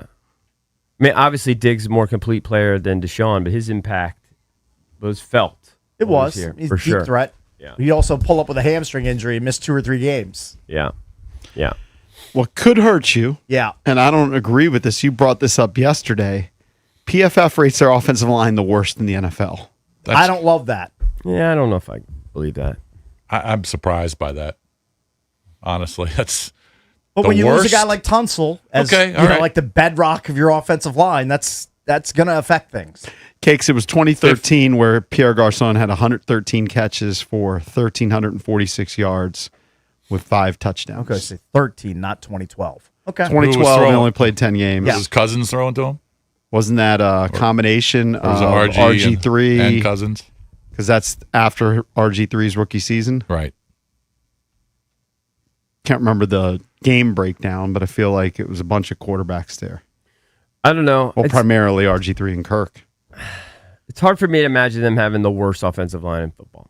I'll be in denial on that until proven otherwise. When Chig has 10 catches for 115 yards and 2 touchdowns in week 1, I'm going to feel vindicated. The numbers keep going up every time I mention I feel the like Eagles you've done game. this bit, though. Yeah. Like you waved the flag for Josh Doxson when he was here. I mean, I don't remember being Not like super this. pro Josh Doxson. Not like to this this. point. I'm smitten by Chig. I'm smitten by Chick. Why too. am I smitten by him? Yeah, you've been smitten by him for months. I just feel like Were you a big fan of his when he was with the Titans? Here's what I love about I him think here. because you're anti-Ertz. I love his offensive ecosystem here compared to what he's coming from in Tennessee. I just like feel his it's so skill much set. better. I like his skill He's a set. skilled player, and he's getting put in a great situation with a lot of vacated targets from Zach Ertz. But it's not like they he's brought gonna in. gobble up a lot of them. It's not like they brought in Brock Bowers. Understood. No. If he was, He's not going to put up Brock I'm not Bowers saying numbers. he's Brock Bowers or Trey McBride. yeah, No, but that's the argument I'm making. Put him in their systems. I feel like he could do everything they do. I honestly think that. You might be right. And you can say the draft is meaningless, Tom Brady and all that stuff, but for some reason, those guys have been more productive throughout their careers and were more highly I know regarded it's in their hard careers. to imagine, but I think Chig is kind of considered an undersized tight end. And right? guys develop. Yeah. Guys develop. Maybe I looked at those draft assessments and I gave you like his grade, but a lot of it said that he was a raw route runner and I mean, why couldn't he put average up hands. Harold, He could have gotten better. Harold Fana numbers. Harold Fana last year had 72 catches. He could do what Harold Fannin He did. could do that Cleveland. in his sleep. And 72 for 721 and 6 tutties. He could. That'd be a great year. I mean, why couldn't Chick do that? All right, I'm going to do something I don't do very often. I'm going to pray. I'm going to put the hands together. God, I know that praying for stats for church music an on NFL. these? Yeah, please. We're in church all of a sudden. Yeah. I know that stats for an NFL player are not at the top of your priority. I mean, there's list, a lot nor of stuff should they. going on in the Nor world, should Cakes. they be. There's a lot going on in the world. Famine and war. But if you can find it in your heart and in your grace to bless Chigakonkwo and the Commanders' offense as a whole and keep Jaden healthy and upright for 15-plus games and grant one Chigakonkwo. He a Terp. Hope you're a Terp fan, too. Grant him a career year in targets, catches, yardage, yak, and touchdowns. I'm Jesus Christ, and I have Maryland pride. Commanders faithful would be ever so grateful. And it'd be nice too. Could you also give Locks a few extra wins? Yeah. We also pray for Mike He Locksley needs it. and his long-term tenure in College Park, We like Maryland. him. He's gonna need it. Let's get 8 or 9 wins and a leap for the offense and Malik Washington. Can we get a miracle? Thank you, God, for listening, and let's see if you can come through on a few things. Just a few simple requests. I don't know. Maybe I'm not out of. Your ESPN. mom might think I'm out of line for praying. No, to- I think it's to God okay. for, like that's a real. Yeah, legit Listen, he prayer. doesn't have to answer all the prayers, but he hears them, Cakes. Yeah. He I doesn't have to grant them, but appreciate he him hears listening. them. Yeah. I appreciate that he's listening. He has to prioritize. And I hope he doesn't have a ringing in his ears like I do, and he can actually hear it clearly. Thank you, God. Thank you for listening with tinnitus-free ears. I did see the stat recently. Yeah. 1 in 10 adults has tinnitus. Well, you're looking at one of them right here. You're staring him right in the face. I don't know. I think I have occasional tinnitus. We probably all have it. I think I have it. You know how like you have like Cakes is the worst, but we probably all have it. constant neck pain. You don't even realize it, but then you do something and you realize you have neck pain. And I think I have ringing in my ears. I don't even realize it. I'm just so used to it. I've had it, little bouts of it for just, a few minutes, and I've been terrified that I'm going to be like Cakes, and it stays forever. I'm like, what the heck's going on? Probably going to have a case of it at some point. People probably knock themselves off if it gets too bad. You know what I mean? Yeah. I'm just used to it. It's the soundtrack of my life at this point. I mean, it is. Yeah. I mean, Happy birthday, there's Cakes. nothing I can do about it. It's only going to get worse. Have you ever looked at any alternative like theories on how to maybe treat tinnitus beyond just like basic? No, because I went to a hearing specialist, and their approach was, You know what it was? Listen to music to drown out the ringing. Oh, really? In your ears. So I was like, oh, really? Listen to music? And Hold up, damn that it, was a doctor? an audiologist. I don't know if that's considered. I don't think that's considered a real doctor. Okay. But I was like, somebody went to medical school, residency, did all that stuff, and they just told you to I listen think to music? Even if I went to the top ENT doctor on the planet, he's not going to have a solution for it. There's no. It just never goes away. Yeah, there's nothing you can do. It just gets worse. You got to live with it, and you just got to suck it up. Well, What are you gonna? the good news is you're closer to the end than the beginning, so you don't have that much longer to. But if I'm gonna have, Deal if with I'm it. gonna be stricken with something, I'd rather be stricken with tinnitus than, God forbid, incurable cancer or a big giant brain tumor. Well, that's all. Maybe coming you as should it have gets prayed closer. for that over Chig. No. I need the Chig offensive explosion. He's more than I need accepted the tinnitus. The more than I need anything for this. Hey, would you trade the tinnitus for a Chig dud year? Well, hold on. In other words, So well, no- he already no has the tinnitus. So No, he's he's tinnitus free all of his life. But he's completely wrong about Chig. But Chig is a flop. I mean, he's I don't know. a huge flop. So I mean, a to be wrong. flopperoonie. So And he's I'm not like- talking he's about. like- and It's tempting. I'm not talking about injury. I'm talking yeah. about straight up flop. Yeah, Just 22 dropping balls. Drop balls, Yeah. stone hands. Can't get open. Yeah. I need Chig to have 80 You'll take catches. you'll keep the tinnitus. I'll keep the ringing in my ears if Chig scores 10 touchdowns. If Chig scores 12 touchdowns, you can ramp up the ringing in my ear by 30%. Can't wait to do a victory lap. Can't wait. I Hey, can't wait to hey. be right about Chig. So I'm going to be so right. You like a victory lap as much as Well, anyone. who doesn't? Oh, I You don't- like him. You don't like to be right and take victory laps? hey, Mar, I want Mar to chime in here. So we interviewed Terry, right? And Terry's going to come on at 8:00. He's the best. And during the commercial break, I know you're doing. You could do it from there. I know you're doing your videos. We were just talking about how great Terry is, and it just got great riz. He's just a great dude. And then Mar out of nowhere said, I think I would kill for Terry. And I went, "What?" I mean, that's extreme. He goes, I mean, if he said, "Hey, man, it's got to go down," I mean, I think I'm going to think about You're it. ride or die for Terry. Right? Sometimes you got to take one for the team, and I'm his guy. If he needs it done, I mean, Right. I mean, Terry's a great guy. He's not going to I love need the anybody commitment. Yeah, whacked. Yeah, I mean, he's. He doesn't seem like a murder for hire kind of guy. But He's that definitely did not. enter your brain. I mean, he's a model citizen. He has actually done nothing wrong in the last 5 to 6 years, outside of the contract dispute last year. But he just wanted to get paid. He's He trying to wanted, handle his business. he just wanted security. Other than that, produces on the field week in and week out. Right. Every time I talk to someone that has an interaction with him, like you guys just said an hour ago, Right, they It was love him. fantastic. yeah, fantastic person. So that person deserves to be taken care of. He's the champion. Right. You got to take care of the champion. And yeah, Terry, that offer that's a lifelong It's offer. just funny how Right. it turned into a murder for hire scam. No, and If scheme. Terry needs someone, I'm his guy. So know that. Okay, well, I'm sure he'll make note of that. What would be your final considerations? I mean, like would it be just to know that you could get away with it, or are you willing to even do some time? Well, you do the crime, you got to be able to do the time. Right. So I mean, it's a risk you're going to get caught. yeah, it's Probably a risk. good chance you get I would caught. say my only caveat is Commanders go on and win the Super Bowl. I So think- that way everyone can You're celebrate. gonna at least get a dub out of the yeah, whole we thing. get a Super Bowl dub. Bring before home, your bid. Bring home Lombardi number 4. Right. By the way, I love Mike Marr, but I think he'd be a very sloppy murderer. Oh, yeah, I think he would he'd leave leave evidence everywhere. Dip spit next to the Yeah. crime I scene. mean, you think he'd leave his Zinn package, Zinn container, his backward hat? I mean, it'd just be so many. So Could many you sides. could you imagine watching him walk into prison? Mike Marr? Oh my God. that would- Pale. I mean, his dance card would be so full.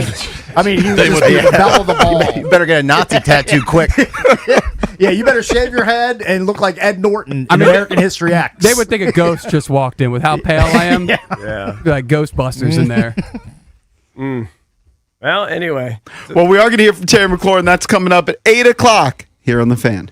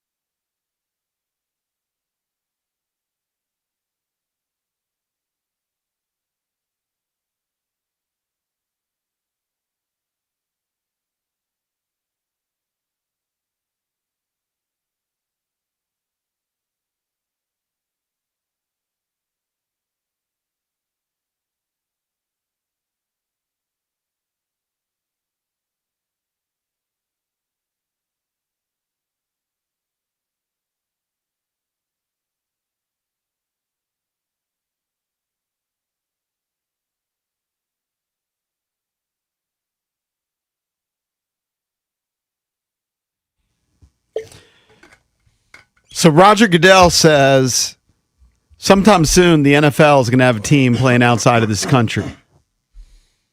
I mean, is anybody surprised by it? We've They already seen do the 10 international games out expansion. You're like just going crazy. Probably going to be Jacksonville. Plus. Jacksonville's probably going to move to London. Or is he talking about expansion? I think it's talking about expanding overseas, not just moving a team overseas, but potentially having multiple teams overseas in different markets. Jacksonville's building a new stadium.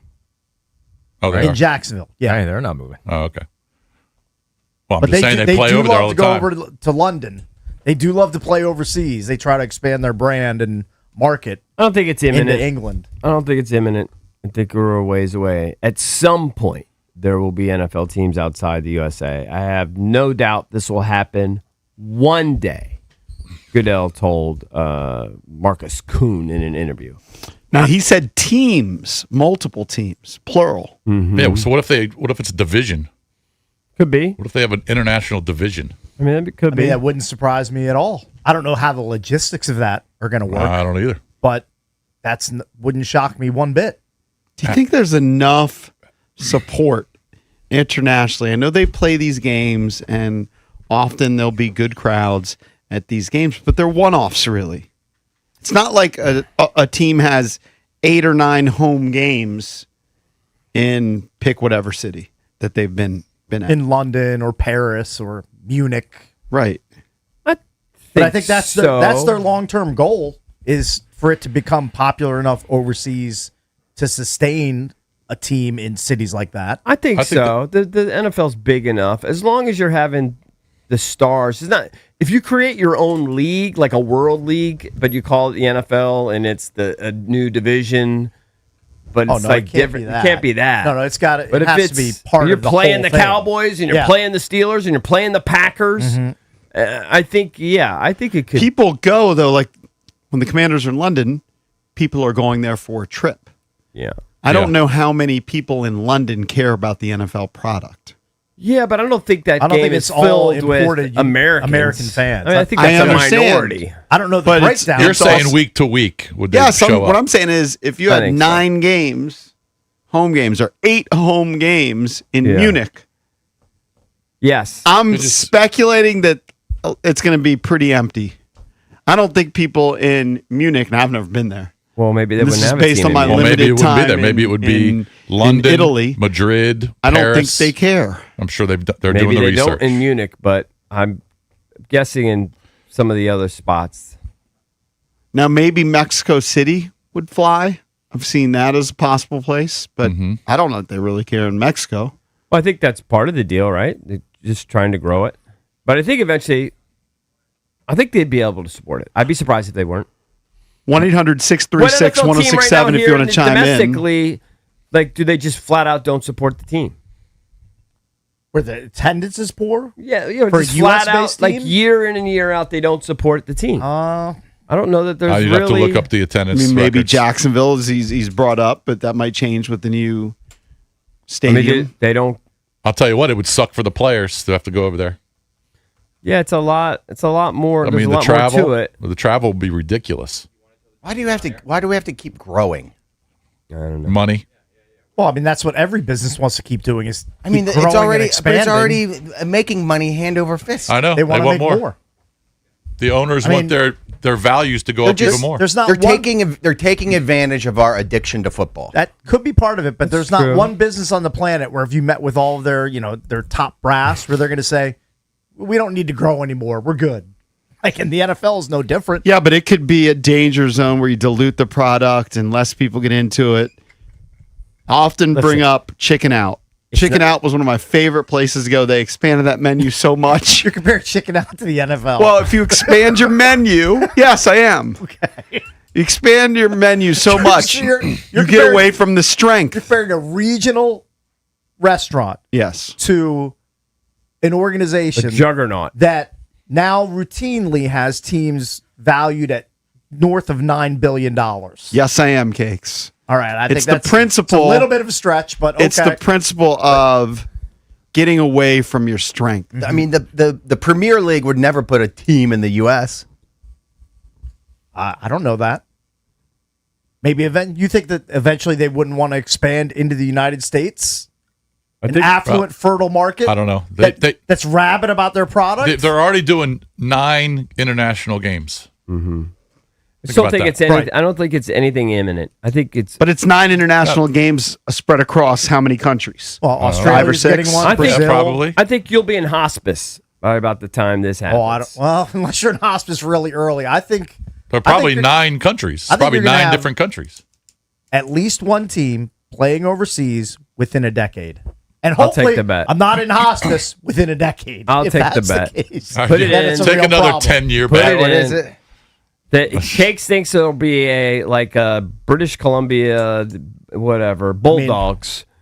Within 10 years. There will be an international team up and running. Brilliant. You mean, I'm just saying any team. Any place. It wouldn't be. That yeah, wouldn't be British international. Columbia. That would be a Canadian Wouldn't be team. Canada. That would count. Overseas.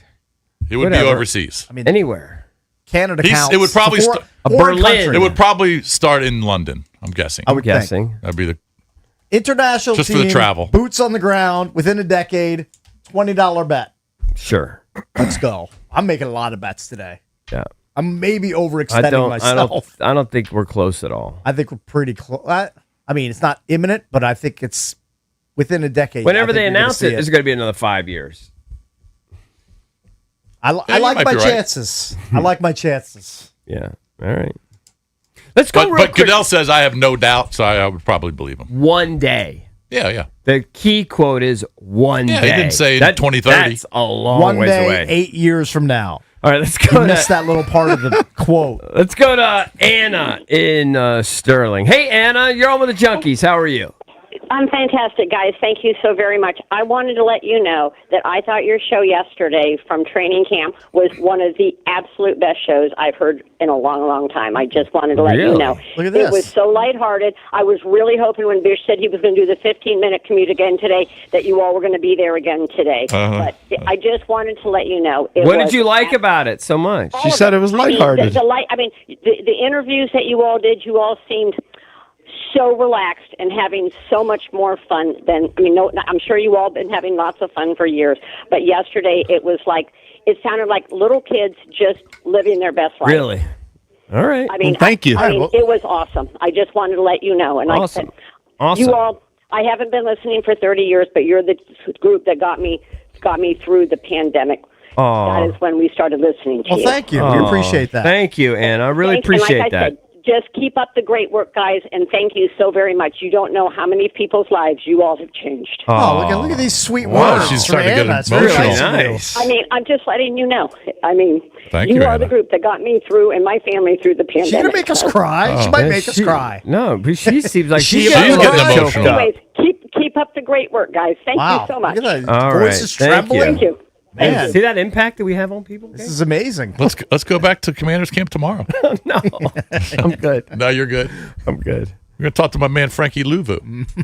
Yeah, Jason wanted to stick around for an hour to go talk to him. So you could do that, buddy. So for some reason, when we're talking about attendance, I can only see total attendance data. I'm on Pro Football Reference. Yeah. So And who was the worst? Well, AT&T Stadium, the Cowboys Yeah. had the most total attendance for the season at 1.36 million. Mm-hmm. The Titans only had 1.068 million. It still sounds pretty good to me, bud. They would have game by game, like they ended the year with 66,000. They had one game with 54,000, 58,000. So, And that's one of your bottom tier teams. And they're still packing 50+ thousand in a down year. yeah. Yeah. And they all kill it. I think They all kill it. I think that they would be able. I don't think that's the issue per se. The issue is how you're going to fundamentally change the structure of the league if you have like 4 or 6 teams over there. How's that all going to work logistically? I don't know. That's for them to figure out. Well, they would just be a ton of travel. Tons of travel. Ton of travel. Yeah, and Kyle Shanahan be pissed. Yeah, I'm sure he's happy. He's traveling to Australia. He's not. with his head full of cobwebs from his concussion, from his car He's accident. back in the mix, though, right? He's back doing He's his back. daily Yeah. grind. Yeah. Yeah. That guy looks a lot older than he used to. I mean, everybody does, but Yeah. all of a sudden, when Called I a looked mirror, at him buddy. this year, well, trust me, try to avoid those. When I saw Kyle Shanahan recently, I was like, whoa, Well, he's working 20-hour days. yeah. I mean, that's going to take its toll on I mean, you. coaching profession will kill you. Brutal. I mean, yeah. Coaches, there's no way coaches, like guys that are lifetime coaches, live as long as, like, I don't know. Morning DJs. Well, no, those guys die too.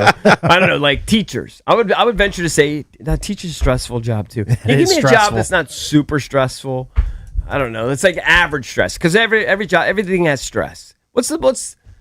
What's like a moderately stressful job? Sure, I know. How am I going to know that? A moderately stressful Moderately job. I can't stressful relate job. to real jobs at this point. I asked somebody last night what they did for a living.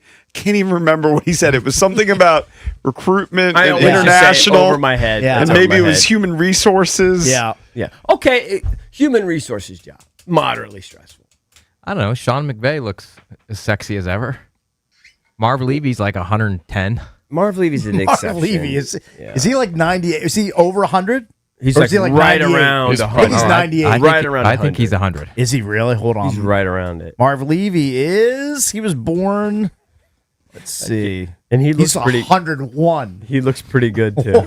It's amazing. He was No, but born I in- still stand by he my was born bet. in 1925. He's called an outlier. He was born before the Great Depression. I think that Kyle Shanahan, I don't know how old he is, probably mid-40s. I would guess. I think yeah. it's just the gray because he's got more gray in the Yes. in the face. Yes. That's what makes him look You know who looks a old? little bit older. If he shaves, is he'd old. look fine. Mike Shanahan looks old. Oh, I haven't seen him lately. He looks old. Does he look What was he, bad? 70? What is he? He's gotta be. 73? He's He about born in 52, whatever that is. 73. Kyle Shanahan now 46. All right, so you think he looks, what, 56? He just looked weathered the last Well- time I saw him. Well, he went through a bad accident. Yep. Coming up next, you'll hear from Terry McLaurin, one of the stars of your Washington Commanders, here on the Junkies.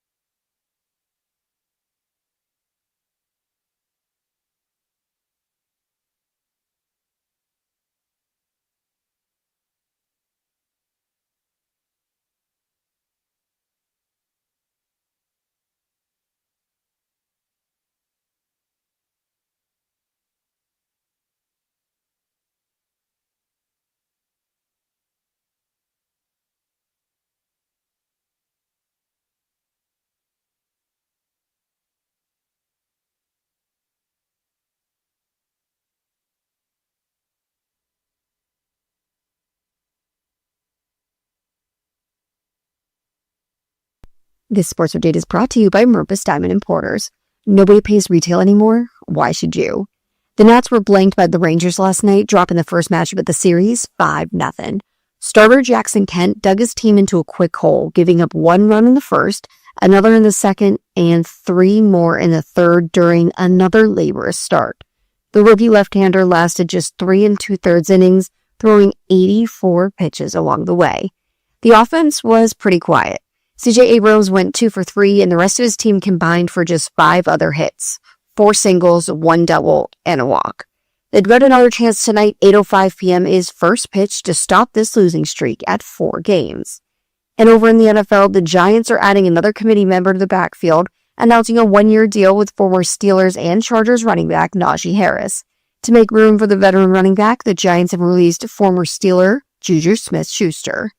From the Crop Micast Sports Desk, Savannah McCann on the Fan.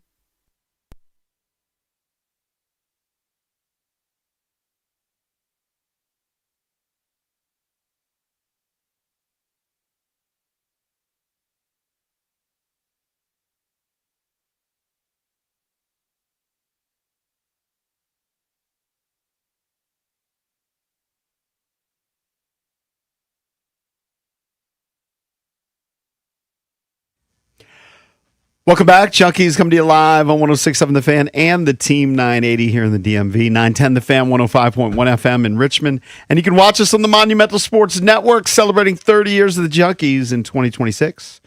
Presented by Main Street Bank. Cheer local, bank local. Main Street Bank is a business-focused community bank proudly serving the DMV since 2004. Visit mstreetbank.com. Learn how to put their team in your office. Main Street Bank, member FDIC, equal housing opportunity lender. Coming up at 8:25, going to give you a chance to win some great prizes on a game show Wednesday. Game to be determined, but we will figure it out. It's definitely fact or fiction. You want to do FOF? It's been a while. Do a little prep. Come up with some FOFs. You want me to do it? Sure. Okay. I shouldn't have said it. We'll do fact or fiction. 8:25. We have tickets to go see Garth Brooks, and we have tickets to the Freedom 250 Grand Prix, which is coming up Saturday and Sunday. Has anybody looked at the text that we got from Jim about where to meet and all that, or like where to go? I have the email. But the if email you with the looked at tickets. it, Not. I don't think I it's haven't that studied difficult. it. I mean, it tells you exactly which like grandstand to enter, and then I think it's. Did it tell you where to park? No, he's just leaving that up to your own devices. I think. I know you're going to park here. Well, I think parking for the most part, they're highly discouraging people from driving down. Yeah, they're they want urging you to use Metro. mass transit and or ride share. I know that's what they're urging most people, but Yeah. what are they urging the junks to do? Well, I don't know. Yeah, You should probably all come Can't here. tell you. You should all come here, park here. Yeah, it's a lock. That's And what then, I'm doing. And then Uber it over there. Yeah.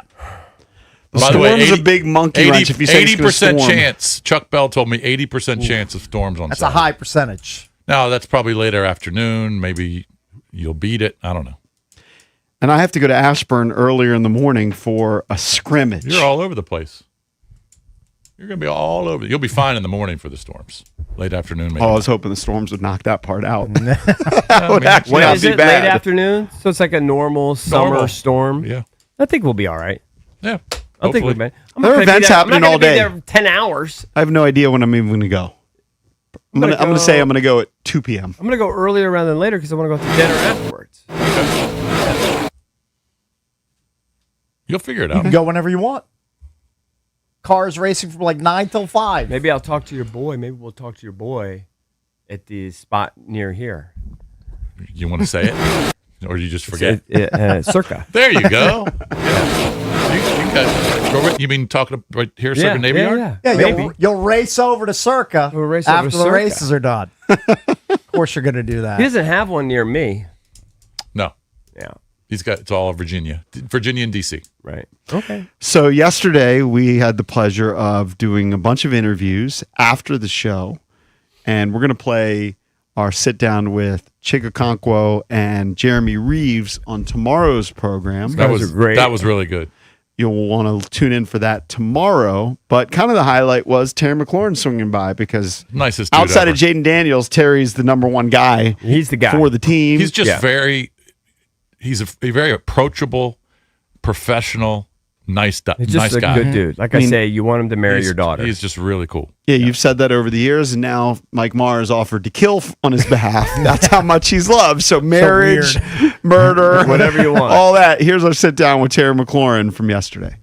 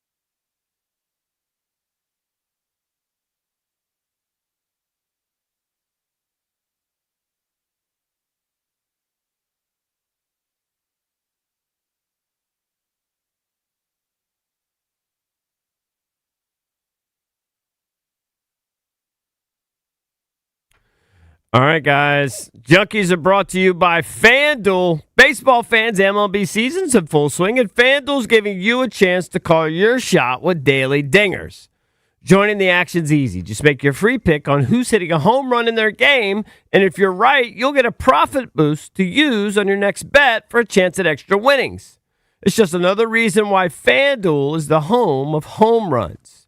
Maybe you're going to throw some cash on CJ to go yard. Maybe Jacob Young will hit a bomb for you. Are you ready to play your game? All you have to do is head over to FanDuel.com/local to get started. That's FanDuel.com/local to opt in for daily dingers and make your free pick on who's hitting a homer.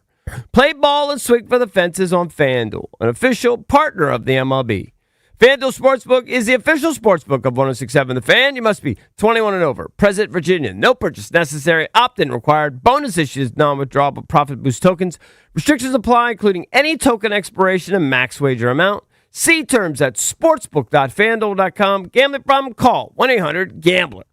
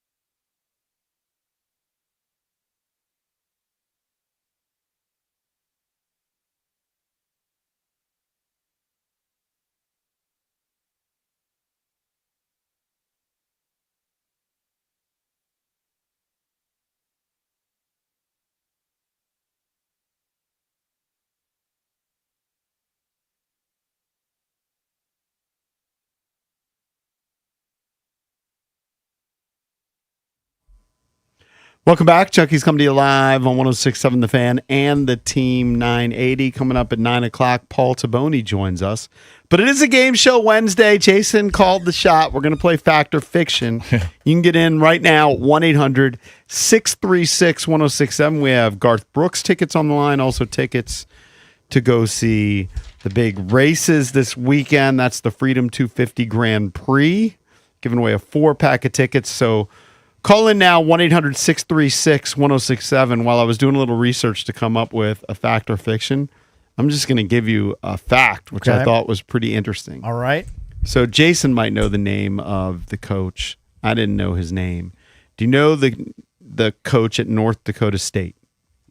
I mean, no Jason, do you football or yeah. for football? No. So it's Tim Polasek. Okay. But North Dakota State's had a lot of success over the years, right? Mm-hmm.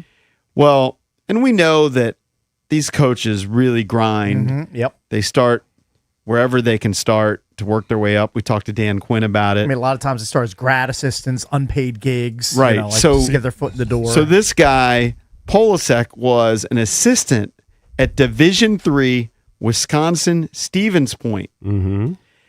Meanwhile, he was also working a logging job. Okay, that sounds dangerous. So I don't even at know the what a same time- logging job is. I really don't I think know. it's literally just cutting down trees and putting them on a truck. stuffing them on the back of a trailer, and then Right. they get hauled somewhere for, get made into paper, other products. Yeah, I but guess. you're using big manly equipment for all that stuff. yeah, like the biggest chainsaws you've ever seen. So according to this story, I'm assuming. there was a profile of him recently, and it said that he would finish work at 5 p.m., and then one day it was 10 degrees below zero. He gets a call on his old yellow Nokia phone. Okay, nice. Okay. All right. And on the other end was North Dakota State coach at the time, Craig Bull, who said, "Hey, I want to interview you on Monday." The problem was Polasek, who now is the head coach at North Dakota State, he didn't have enough money to make the trip. Jeez. So you know what he did? Hitchhiked. He sold his tailor-made driver. I thought you'd appreciate the story. He did. He's like, I need money He sold his to get this bubble burner interview at North Dakota State Yeah. to chase my dream of being a college football coach. Wow. I just Well, finished my what'd that- logging shift, but I Probably like don't an have old shelf or cash. something. What'd that Yeah. get him? I'm not Was exactly it sure. years ago? How many years ago was this?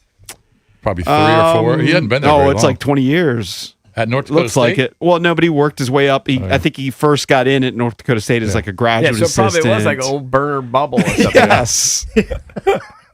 He sold his tailor-made driver Right. so that he could do the interview. That's Wow. awesome. That's a good story.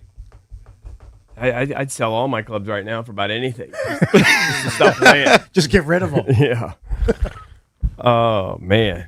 North Dakota State, I think they're FBS this year. Yes. They are. Their Wow. first year. I wouldn't want to schedule them. They're tough out. Yep. All right, we have some contestants going to play fact or fiction. Mm-hmm. All right, let's go to. I gotta work on the settings on this cake. It's way too print is way too small. It's small. Hold on You need one to blow second. that up. Hold on 1 second. I mean, that is microscopic print. All right, hold on. Just give me a This could second. take You need an my hour. do you need my readers over here? The pink No. readers? All right, hold on. I'll do this during the break. It's gonna take too long. My wife saw me wearing them yesterday. She said, "Please take those off." Let's go to Quan. I said, "Sweetheart, I can't see." Yeah. Quan, what's wasn't up, it? buddy? Wasn't a turn on. Hey, how's it going? It was not. What's up? Hey, fact or fiction? The AP Top 25 poll came out recently. College football season about to heat up, and for the first time since 2011, Clemson is unranked. Is that fact or is that fiction? That is fact. That is a fact. Congratulations. We might see you on Saturday or Sunday. We're going to hook you up with a 4-pack Oh, of tickets nice. to the Freedom 250 Grand Prix. IndyCar zooms into history with the first ever race around the National Mall. It's August 22nd and August 23rd. Get race ready with all the information you need to know at freedom250gp.com. All right. He's a big one. Fat one. Put him on hold. Let's go to. And that's kind of fair, right? As Clemson has just slipped the last couple of years. Yeah, because Dabo doesn't want to go in the portal. He When we still were talking hasn't to- embraced it at all. I mean, a little bit, but not as much as other schools. He might Yeah. want to get with the times. Yeah, I just don't know how you're going to succeed. Would just teams just change it? The changeover is so abrupt year to year. Yeah. What So were we gonna say? apparently I'll tell you how many he transfer brought portals back they a have. coach, which he's changing, but they're coming off a 7-6 season. They won 7 last year.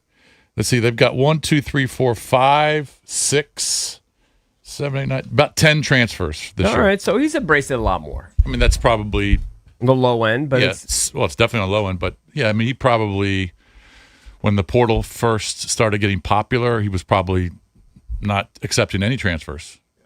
So now he's up to 10. It is a changing of the guard. They were picked 4th in the ACC preseason media poll behind Miami, SMU, and Louisville. I feel like They've got a quarterback that they recruited that, they groomed behind all the other guys they had there. And yeah, I think he's a junior or a senior. And his name's Chris Vizina. We'll see how good he is. All starts with the quarterback. yeah. But he has not. He didn't take a lot of transfers on the offensive side. I believe all of his starters are all recruits. All right, let's go to Walter in Gainesville. Walter. Hello, how are you? Interesting. What's up, Walter? It's Walter because I have kind of a Walter-related fact or fiction. Excellent. Look at this. LA Dodgers owner Mark Walter agreed to sell the Lakers for $12.5 billion. Hasn't even owned them very long. Fact or fiction, he's selling them because he reportedly has $20 billion in debt to cover. Jeez. Fact. That is a fact. Wow, that's a lot of debt. Congratulations. Going to hook you up with a pair of tickets to go see Garth Brooks. That's the Blame It All on My Roots tour, Friday, September 18th at Capital One Arena.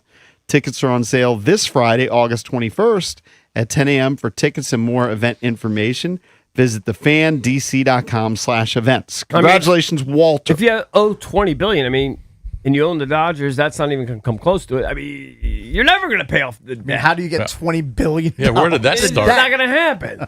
It says, I mean, this is a story here. It says, in the face of mounting legal pressure, Walter agreed to sell the Lakers for $12.5 billion to the group led by Bob Iger and Joshua Kushner, less than 15 months after buying the franchise for $10 billion. So he made a tidy $2.5 billion profit right there. But then the story says, with Walter potentially facing costs up to $20 billion across his business empire, the 66-year-old owner reportedly tried to take a drastic step to increase liquidity before selling the NBA's crown jewel franchise. Then it gets into all Remember the that stuff was about like raising Dan's whole cash. thing.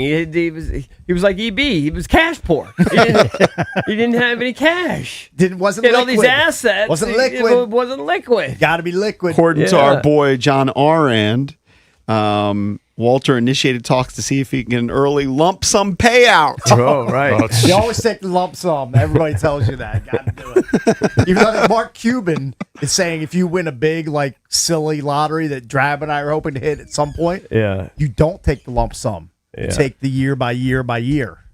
Yeah, That's but it. That's his advice. I would never do that. I'd probably take the big fat lump sum. Yeah. Don't most winners do that? Take think the lump that's sum? generally the way it works. yeah, you want to get as much money that you Up can front, yeah. before you get cancer or you die in a car accident or something. Doom and I mean, gloom then is the money always would then coming. go to your family. It's not like they would stop paying. Yeah, but I want to enjoy it. Screw I them. understand. Yeah. All right, let's go to Aaron in. Oh, that's it.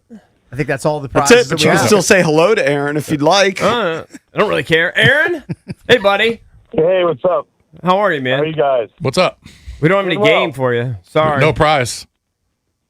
You want? Well, hey, it's great. It's all right. Hey, I'm going to be moving down to St. Petersburg, Florida. I've been listening to you guys for 20 years.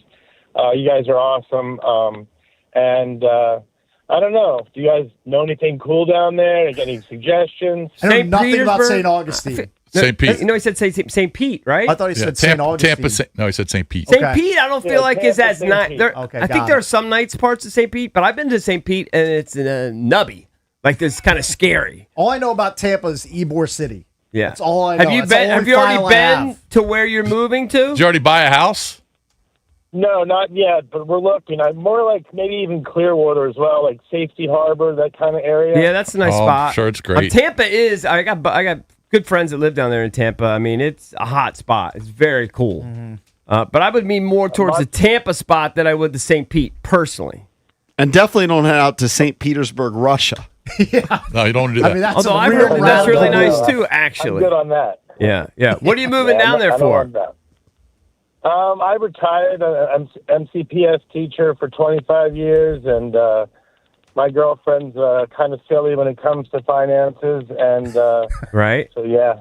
Oh, nice. You have a girlfriend that's deep in the financial game. Well, she knows how to manage his money. Oh, well, that's good. Right. She found a little. No. She's in tech, so. Oh, so She's she's in tech. doing well too. So she's going to support you. I decided to be a middle school teacher, and she decided to get into tech. You so got a she made sugar better mama. decision You than got I a did. sugar Nice. mama. Where did you teach middle school? Montgomery County Public Schools. No, I knew that when you said MCPS. He wants to know what school. I've taught like 6 different schools. They're all in like Silver Spring and like Burtonsville. I even taught out in Germantown. Did All you right. find a difference in attention span over the years? I 100% did. I would say that about cell phones started to ruin it. Yeah. And then, like, when they got to be smartphones, like, when it was a flip phone, that didn't matter. Like, it took 100 years to type a text. Right. But, like, when it became smartphones got real, then it started getting really bad. And then after COVID, when there was zero discipline anymore, Right. then I had to hang up the cleats, because 25 years, I was trying to do 30, and I still get a pension because, I'm old Yeah. like that. I'm like 51. So, I mean, He's I retired. don't know. It 51. was tough So to silly. say goodbye, but there's no discipline. The kids run the show, and Right. nobody gets in trouble. Hey, what's it like? that's true. That's It's very like true. is the gym teacher like banging the substitutes, or like what's it like? Like what's all the He's drama? always living Yeah, that I mean, dream. What's the drama? What's the teacher drama? I mean, the teacher drama, but I don't know. You got the goody goodies that want to try to kiss up to the admin. They're not my favorite. Then you got the ones that just want to get through and like teach class and like Right. I don't need to play get to know you games at the beginning of the year and do icebreakers and Right. Oh, it's all the that worst. stuff. God, I hate that. Group So you activities. said hanging up your cleats. So what did you teach and what did you coach? I did. I taught cross country was what I coached for a while, but then I was a history teacher. So. Okay. History But all teacher, middle school, cross country 6th, 7th, coach. and 8th grade. When are you moving to Florida? Like around end of November. Are you okay. planning on double dipping? Or are you legit just going to retire and play golf and hang out by the beach? I want to play golf, but I don't know exactly what else I want to do. Like, I could just switch careers. Like, I don't even know, man. Like, I kind of don't. It's aimless. I love it. I I love it. Wanna,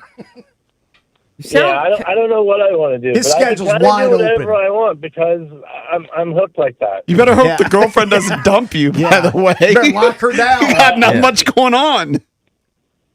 I mean, it's cool, dude. It's cool. He sounds like he's big into weed. Are you big into weed? No comment. nailed Fifth Amendment. I nailed it. Fifth Amendment. Nailed it. Fifth Amendment. Nailed it. I plead the fifth. Nailed it. All right. Hey, God bless you, man. All right, well, good luck, I man. think middle school Have is. fun wherever you land in Florida. I think middle He school doesn't is know the where he's going. hardest. yeah, I mean, he's everywhere. I think middle school is the hardest I'll call of you guys back when I figure it out. All right. for teachers. I think it's the hardest, and that's simply Yeah, based for on sure. you know how you always say yes. Thanks, Aaron. I was asked to do a career day at a middle school, and oh my god, it was so Dude, I hard. did middle school. I did when I got my. People may not know this. I got my master's in education to be a guidance counselor because I thought you only work 9 months. How great is that? And then I coach. I thought, and then wouldn't care. I just coach. That would be my thing. And so I had to do internships at middle school, high school, and high school's cool. Whatever is what it is. Middle school, those kids are wild. Right. Yep. I would go to some of the meetings or where they have, you meet with the kid and all the teachers, and they do their, I forget all the terms now, when they have to do their individual lesson plan because the kid's all banged up, like an IEP, I think is what it's called. I'll never forget. I've told you a story before. This one kid had so much ADD. He was doing karate kicks, and he was doing all this kung fu, and you can't do anything. Like, you can't touch the kid. Yeah, right. You know what I He'll mean? get suspended. And he's just wah, wah, wah, wah, wah. And it was like every day craziness, wild. Kids are wild, especially at that age. Well, I mean, middle school is a weird age. It's that The hormonal the kids are, age. like they're trying to adapt to what's going on with their bodies. They're getting interested in chicks at that point. My buddy asked me. And things go off the rails. He asked me to show up at his middle school for career day because he thought, he's like, you have a really cool job. Would you mind coming over to the middle school? He's like, usually they have, accountants talk to them, all these boring jobs. You have a job. These kids couldn't have looked less interested. They thought your job in was what I was doing. They thought it was radio. What's radio? You were What's there a for the teacher. radio? You They don't old even know. fossil. Right. What are you talking about? Do you have a podcast? That has to be That's the most first insult- question. I No. have to say, still in 2026, it's the most insulting thing. You tell someone you work in radio, and they ask you, "Well, do you have a podcast?" Yeah, And you want exactly. to take a hammer and throw it in their face. Or Right. hit yourself in the head with it. Yeah. One And of then the two. second class that I did there, Do I have so I a did one podcast? class which was horrendous. Okay, the only thing that caught their interest is I had to show them my boxing match, which is humiliating. But they were into it. Yeah. They weren't into anything else. The second class, the teacher told me straight up, just based on location, he's like, none of these kids speak English. Yeah. They're all Spanish speak first. Yeah. And I actually speak Spanish, so I did Yep. that one in Spanish. That felt better than the first class. sure it where did. they looked at me like, you're on the radio? Get this old guy off Exactly. the stage. All right, got to take a break. Remember, we got Paul Toponi joining us at 9:00.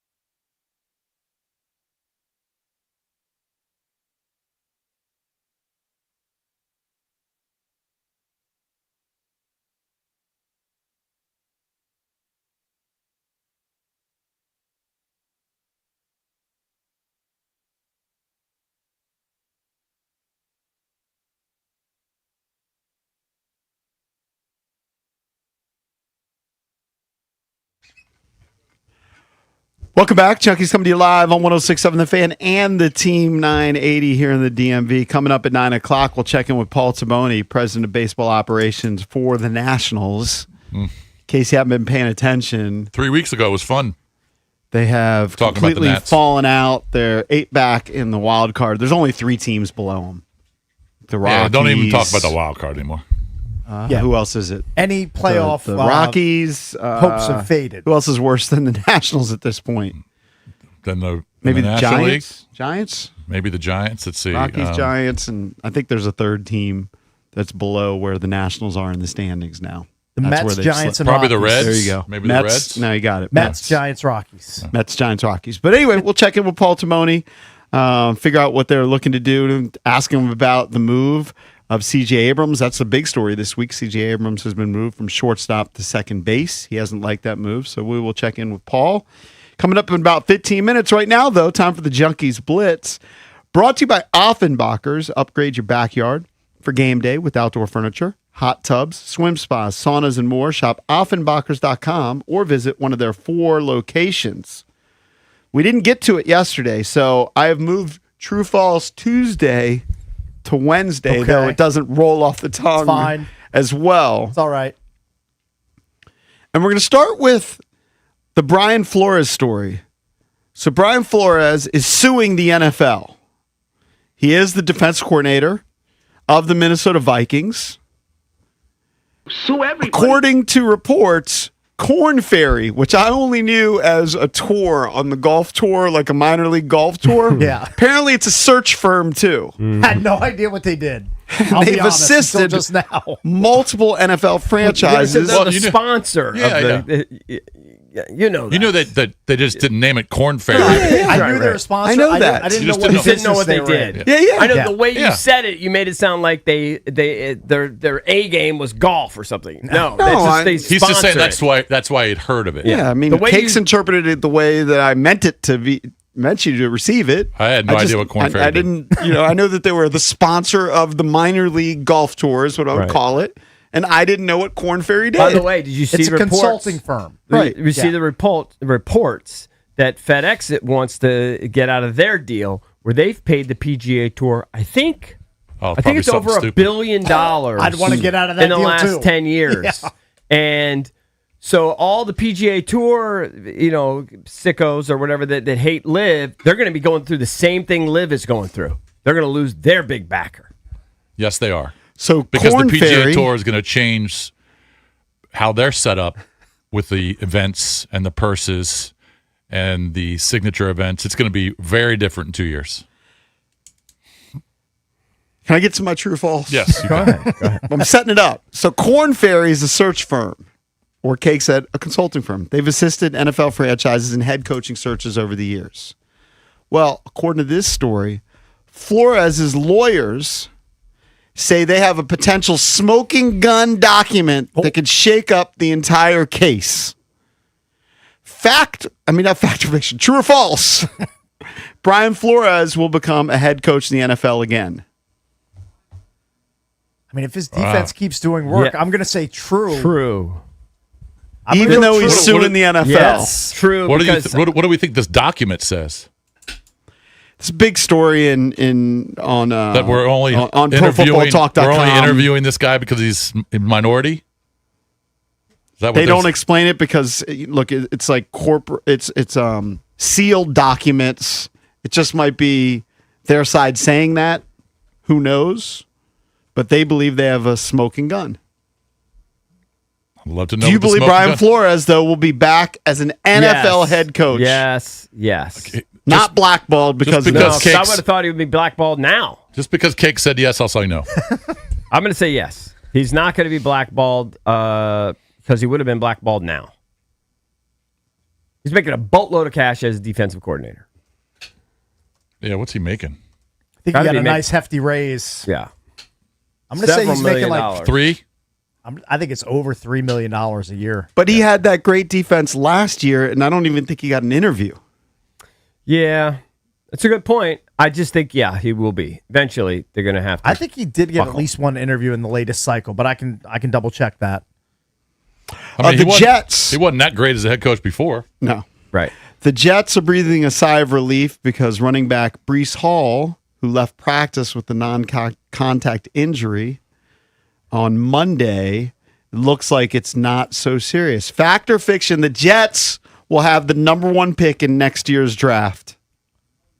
I mean, it's a race between them, the Cardinals, and the Browns. I mean, they're going to be bad. I'm going to say false, but I think at least one team will be worse than the Jets. I'm going to say they'll true. They'll be in the running. They'll be in the mix. I'm going to say Geno? true.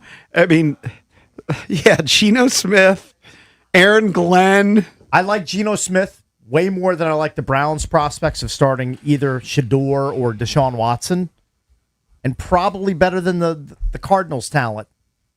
They're all bad. It's just a matter of varying levels of how bad are you. Cade Klubnik's going to make some starts this year for the Jets. By the way, Flores interviewed with both the Ravens and the Steelers. Oh, he did? In the most recent round of interviews. What's the over-under on wins for the Jets? Probably 5.5. Is it 5.5? Yeah. Wow. And I think for the Browns and Cardinals, both might be at 4.5. Depending on which book you look at. Race for the bottom. It's a race. Yeah. Where do we take Breece Hall in the fantasy draft? I mean, he just dinged up his groin, right? Within the past few days. Yeah, but they said it's not that serious. Yeah, but I mean, a running back with a groin injury before the season even starts. RB2 or I'd be a RB1? little bit hesitant. He's on a bad team that's going to be trailing in a lot of games. Now he does catch balls, which helps, but I think I'm gonna be out of the Breece Hall business. So we talked about Von Miller latching on with the Cowboys yesterday. He said, quote, when it comes to playing football and getting sacks, I could still roll out of bed to do that. Hold on. He did that. Is that from when he was with the Commanders or when he was with the Cowboys? I believe it's from 'Cause I believe when he's with the Cowboys. He gave the exact same quote when he still signed with the Commanders. Yeah. I think it almost might be word for word. Well, he had his presser. He said that. He's talking about giving chicken to the donkey who wears number 40. Yeah. True or false, Von Miller will have 9 or more sacks this season with the Dallas Cowboys. He had 9 last year I'm with going to say the false. Commanders. I'm going to say false. 9? I'm going to say true. He had 9 last This is season. what he does. All right. Yeah, I'm going to say true as well. I'm going to say he takes a He's step going to have back. 9 or 10 sacks. He might not do anything else of note, but he'll get 9 or 10 sacks. EB, true or false? I think he's so selfish, he's going to find a way to get it. Hopefully not a bunch against the Commanders. Yeah. I think he's going to find a way to get it. Mike McDaniel is now the offensive coordinator under Jim Harbaugh for the Los Angeles Chargers. We know that Jim Harbaugh has famously gushed about Justin Herbert. Mike McDaniel seems to be doing the same thing. He said he's been everything that I hoped for and more in that regard. We're just finding different things to add to his game each and every day to put the best foot forward in week 1. True or false, Justin Herbert will win an MVP in his career? False. Man, no hesitation. I think with the peers that he's up against. With all the other guys, it's tough. Now maybe McDaniel does elevate him and make him into a guy who can be That's an how MVP. it would happen. Yeah. But I have a hard time buying that with Josh Allen doing what he's doing. Mahomes still in the league, even though he's coming off a major injury. I just don't think he may be in the mix. I have a hard time seeing him winning one. But he's still young. I'm going to say true. He will win an MVP because he finished 6th last year. All right, that's a great, and you make a great point about all these guys ahead of him. But Drake May was 2nd last year. Yeah. And I know they're supposed to do it before the postseason, but if you have a really good team and you're the quarterback, you're going to be in the MVP race. And I believe in Jim Harbaugh. You got to put up like the I numbers. think Jim Harbaugh is going to do it, and he puts up numbers. So I mean, 13 picks last year. It's a lot. I had 26 touchdowns. I mean, you're last year Stafford won it. Drake May 2nd, Josh Allen 3rd, McCaffrey 4th, Trevor Lawrence, and then Justin Herbert. Who does he have throwing 2 cakes? I mean, he's got Quentin Johnston there. He has who else did they add? It doesn't. He's got a Rondé Gadsden at tight end. It doesn't really overwhelm They me. lose Keenan Allen. I mean, that's like a security blanket that isn't there for him in 2026. I'm gonna say false. They got Oh, Lad, he's they got Lad McConkey. Yeah, Lad McDonkey. Forgot about him. Trey Harris, Quentin Johnson, Lad McConkey, the top 3 receivers. False. Fiction. That's our look around the NFL on a True False Wednesday on the Junkies Blitz. Paul Taboni, President of Baseball Operations for the Nationals, joins us next here on the Junks.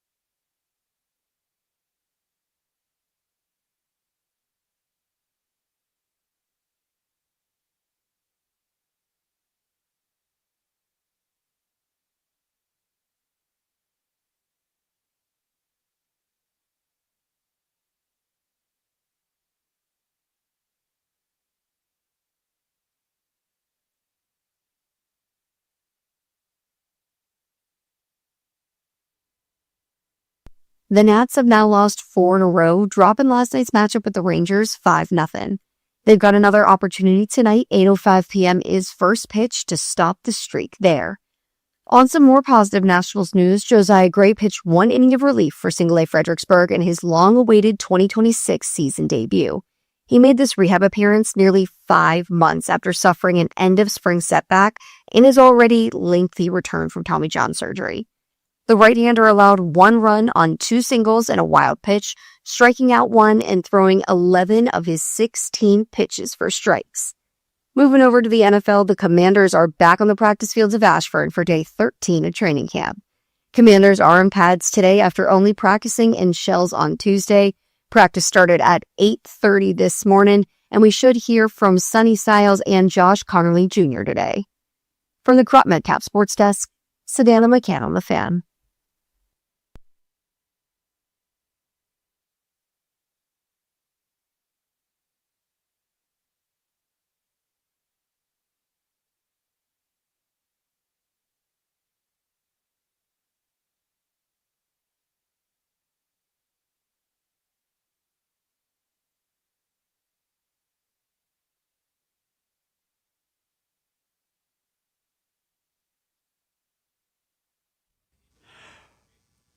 Welcome back. Chunky's coming to you live on 106.7 The Fan and the Team 980 here in the DMV. 910 The Fan, 105.1 FM in Richmond.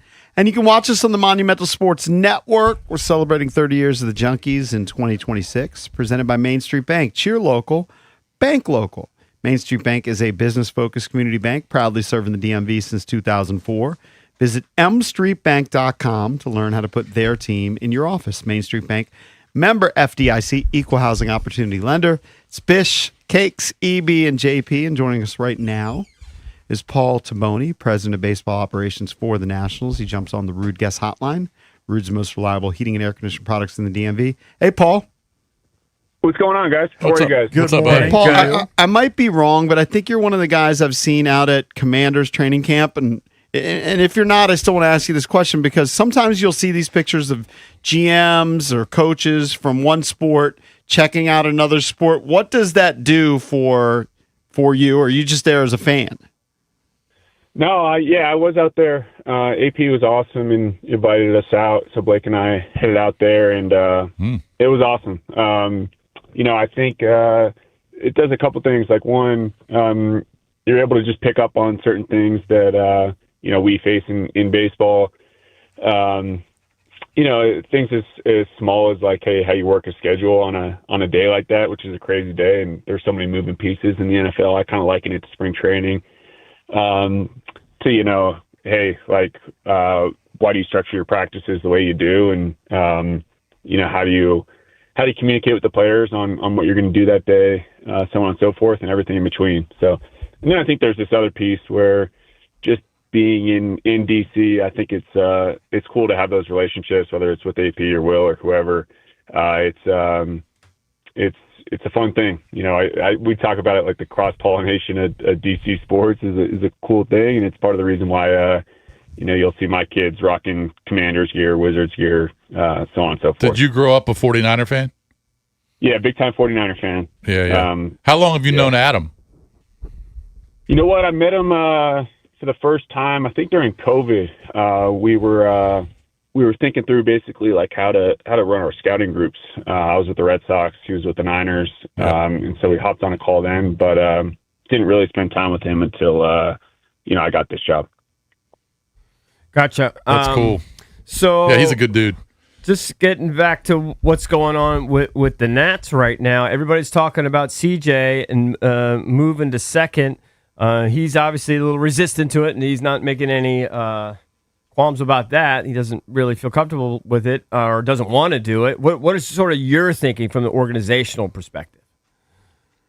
Yeah, I'm curious as to your guys' thoughts, but Blake and I, this has been a series of conversations over the course of the last few weeks, and what Blake and I talk a lot about is like, hey, we always want to do what's best for the organization, but I said it yesterday, like we also don't want to be one of these organizations that does it without care and empathy for the player. Mm-hmm. And listen, the bottom line is like CJ's been a shortstop his whole life. It's a huge part of, his identity as a baseball player. And so, while, hey, like we think it makes us a better team right now, that doesn't mean we just decide to roll with it and shove it down his throat. We obviously want to have conversations about it over time. And I'll say it, like, CJ has been freaking awesome. Like when we had those meetings, he's been great. He's asked great questions. He's, I think he's understood everything. But yeah, like, man, there's a part of this that, hey, when this move is made, it upsets you a little bit, because it's a huge part of who he is. Right. But what I will say is like how he's handled, being upset has been great. Like he's said it to us. He's like, yeah, man, I'm not thrilled about this, but at the same time, like, listen, I get it. It's about the team. It's about the Nationals. And, so let's go. So he understands why he's being moved. I mean, technically, can you explain technically what he's been doing wrong for the last couple of years? And I don't know how much you want to get into it, Paul, but, it's not all fielding, it's throwing too. The one game when Brady House was playing first, you remember that game. Can't remember who you guys were playing, but routine ground ball right up the middle. He was kind of playing towards the bag. Just an easy throw to Brady House, but he kind of overthrew him. What is it technically that he's not doing right? Yeah, I think first of all, I'll say like he has made strides, but I think you hit the nail on the head. Like a lot of it is throwing, and CJ is so darn athletic.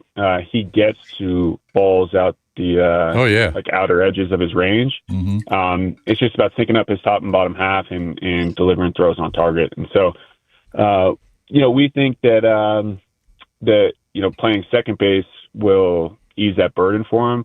But at the same time, a piece of this is like, you guys have seen us play the infield, being able to, and you saw it last night, like being able to play him at shortstop and with CJ at time, let's say whenever it ends up being the next week, the combination of those two guys at those two positions, I think will lead us to a better position than how we're currently constructed. So, Paul, is it too harsh and or premature for me to say, like I did earlier on today's show, that this move could be the opening salvo of divorce proceedings between CJ Abrams and the Nationals? He's not going to say that. It's just way too early for that.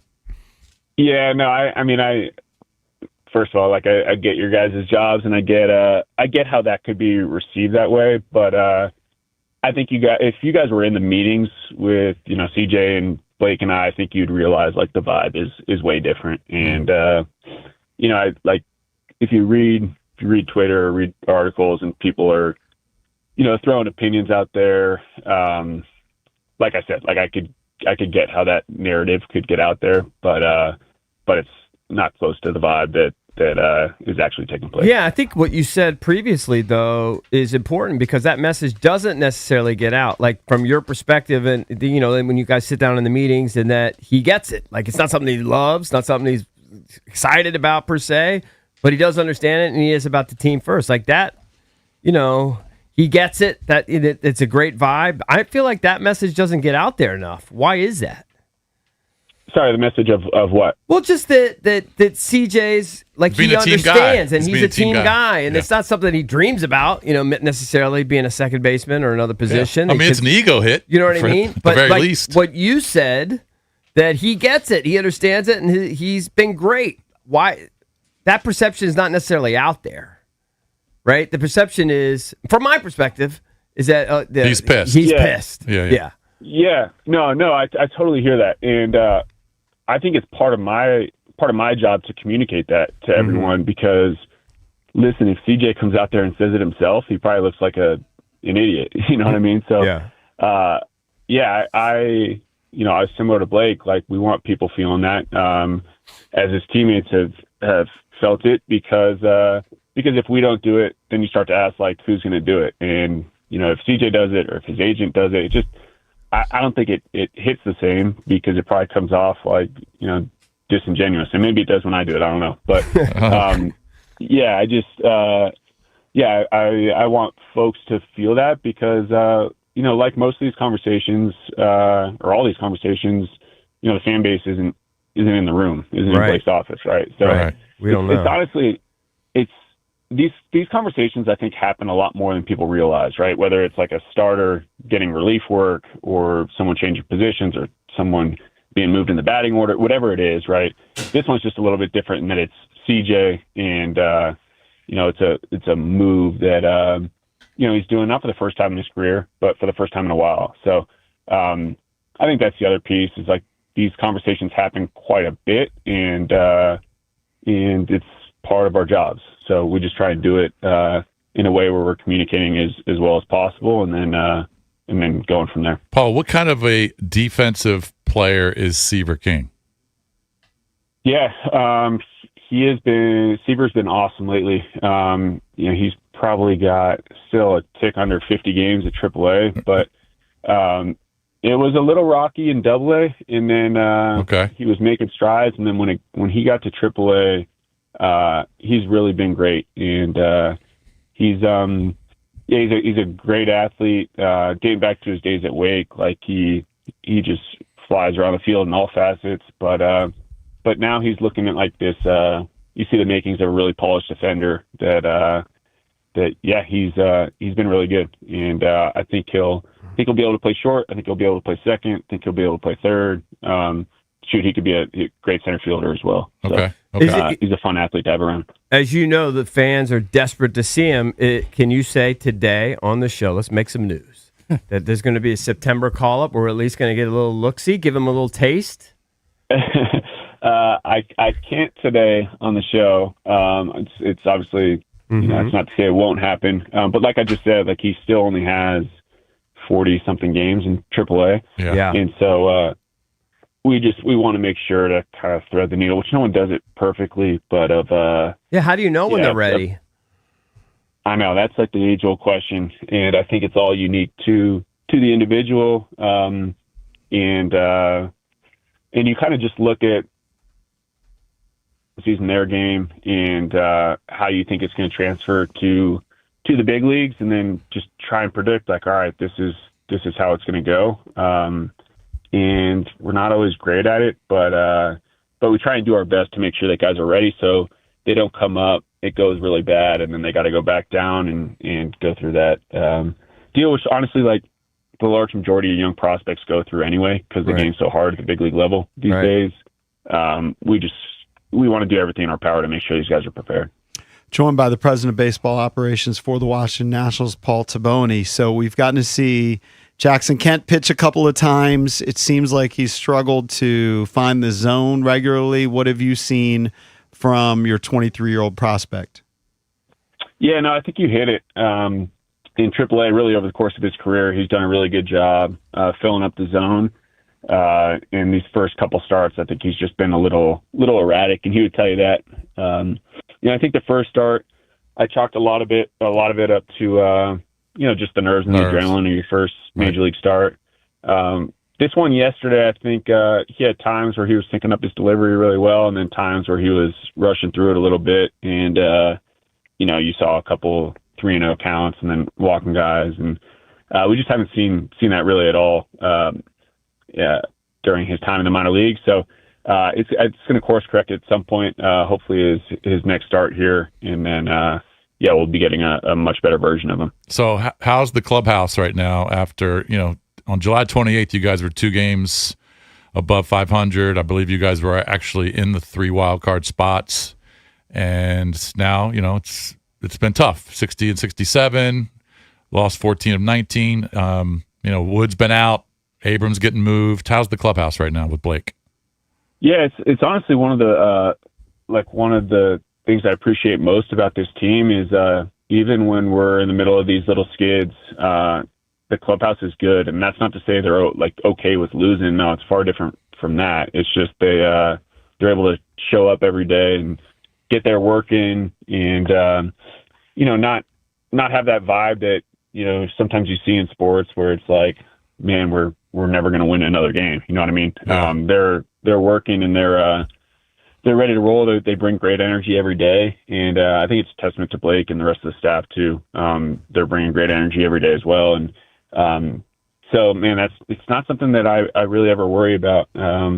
After the deadline, you guys probably remember, but we were in a little skid, and I was in Philly with them, and you wouldn't have thought that we were on a 3, 4, 5 game losing streak. They're just they're the same guys every day, and it's what I appreciate about them. Paul, good stuff. Appreciate the insight. That's Paul Taboni, President of Baseball Ops for your Washington Nationals. Thanks, buddy. It's going to win tonight. Yeah, appreciate you guys. Yep. All right. Thanks, Appreciate Paul. you. Thank you. All right. Oh, there you go. Try to get him to commit to Seaver King. Not going to commit to it yet. Nope. Cakes brought up the D word, the divorce word. I mean, he's painting a different picture. He's making it I like sound the- like it like. I like CJ I like actually- the question, but he's never going to say, Yeah, this, I mean, he's he's not going to be I believe him, though. renegotiating. When he said, "Hey, we have these talks, and it's not something he identifies as himself as a shortstop. This is really difficult for him potentially, but he gets it, and he's been amazing." I actually believe him. I believe him. I don't think he's in there pouting. He can be a professional but still be upset about it. Yeah, exactly. But Like, he's I don't think, also- that, I don't but think he C- wants to do it. But I think- CJ's got to look in the mirror and go, I'm sure he is. I'm not very good at shortstop defensively. I'm just not. I'm sure he thinks he can get better, but I'm sure he understands that I'm responsible for this. I mean, the numbers are what they are. And maybe he can. And by the improve. way, He's still a young Nunez, player. I like Nunez, but he ain't that great either defensively. No, he's much better at swiping bags than. And they're going to playing move. defense. And so I don't know what their plan is. Yeah, but they have prospects for down the road. It might Yeah, I be a get couple it. years down the road or shortstop. No, I get it, and I know that's what they're going to do. But moving Nunez over to take Abrams' spot and moving him to second, flipping him around. I mean, I don't know how much better you're getting defensively. I'm sure they've seen some analytics which say that it'll be a worthwhile move. Okay, well, Nunez is second on the team in errors. Coming up next, we'll open up EB's entertainment page. Don't go anywhere.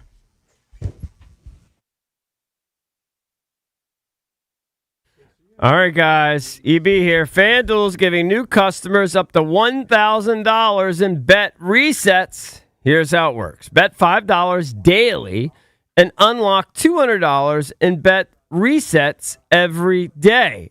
That's right. New customers can place a $5 bet each day and receive up to $200 in bet resets, up to $1,000 total. And with baseball on every day, there's always another game, another matchup, and another chance to get in on the action. Whether you're betting money lines, player props, or same-game parlays, FanDuel's got you covered.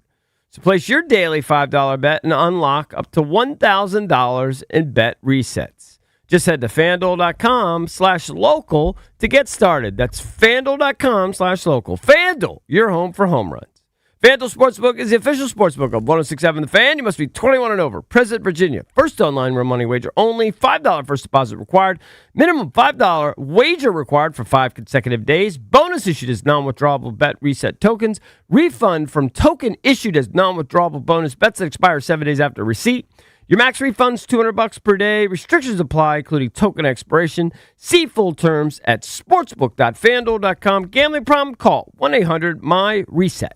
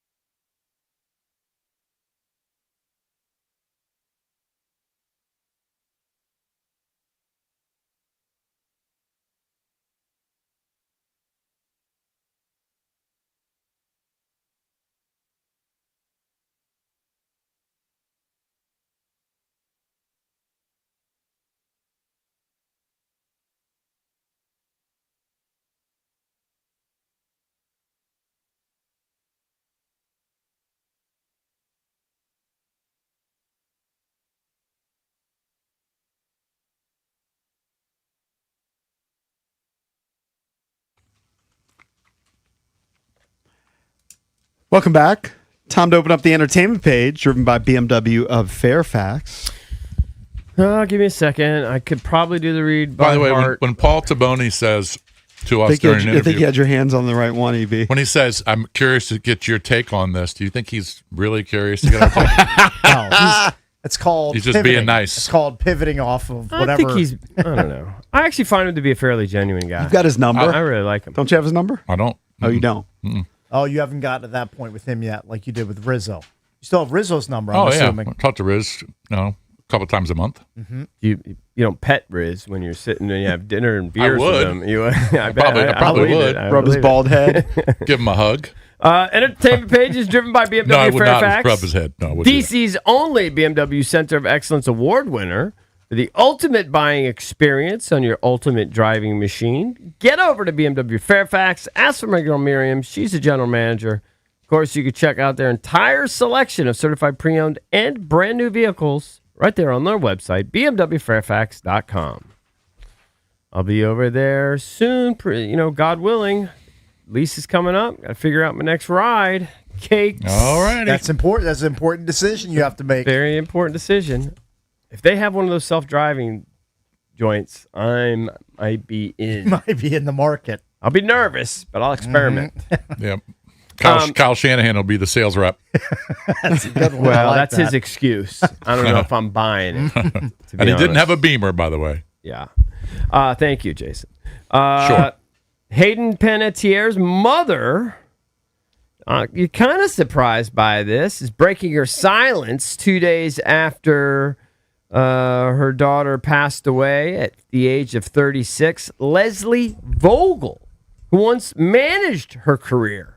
I saw a clip of Hayden when she was like 9 years old, like on the Rosie O'Donnell show. It was like 28 years ago or something, and Yeah. she was singing a Britney Spears song. Did you see that clip? I It did went see viral. a bit of it, yeah. And Jason saw it live. Didn't he love Rosie? He loved definitely Rosie. did. He always had Loved her Rosie flinging on. the koosh balls out into the yeah. audience. Wasn't that her bit? My wife did. Yeah, you liked it You too. couldn't pay me to We watch can it. find Rosie? audio. I thought he We liked can find Ellen. audio. No, That's what Ellen Ellen was after Ellen Rosie. was after Rosie. There was yeah. But he was a huge Rosie guy. Not You just anymore. like the time slot. Not anymore.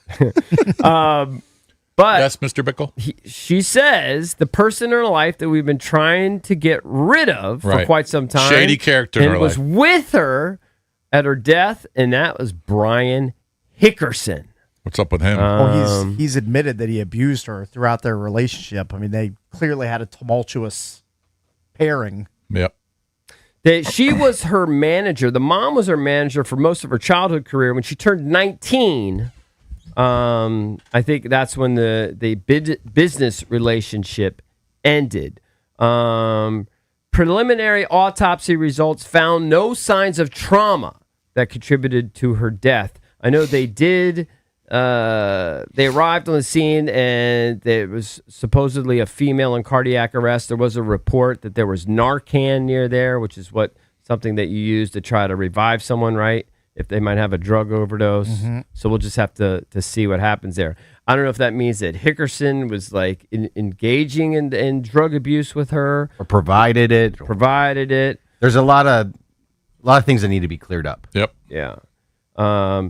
Remember we talked about the fact that she was engaged, her ex-fiance, Ukrainian boxer Vladimir Klitschko.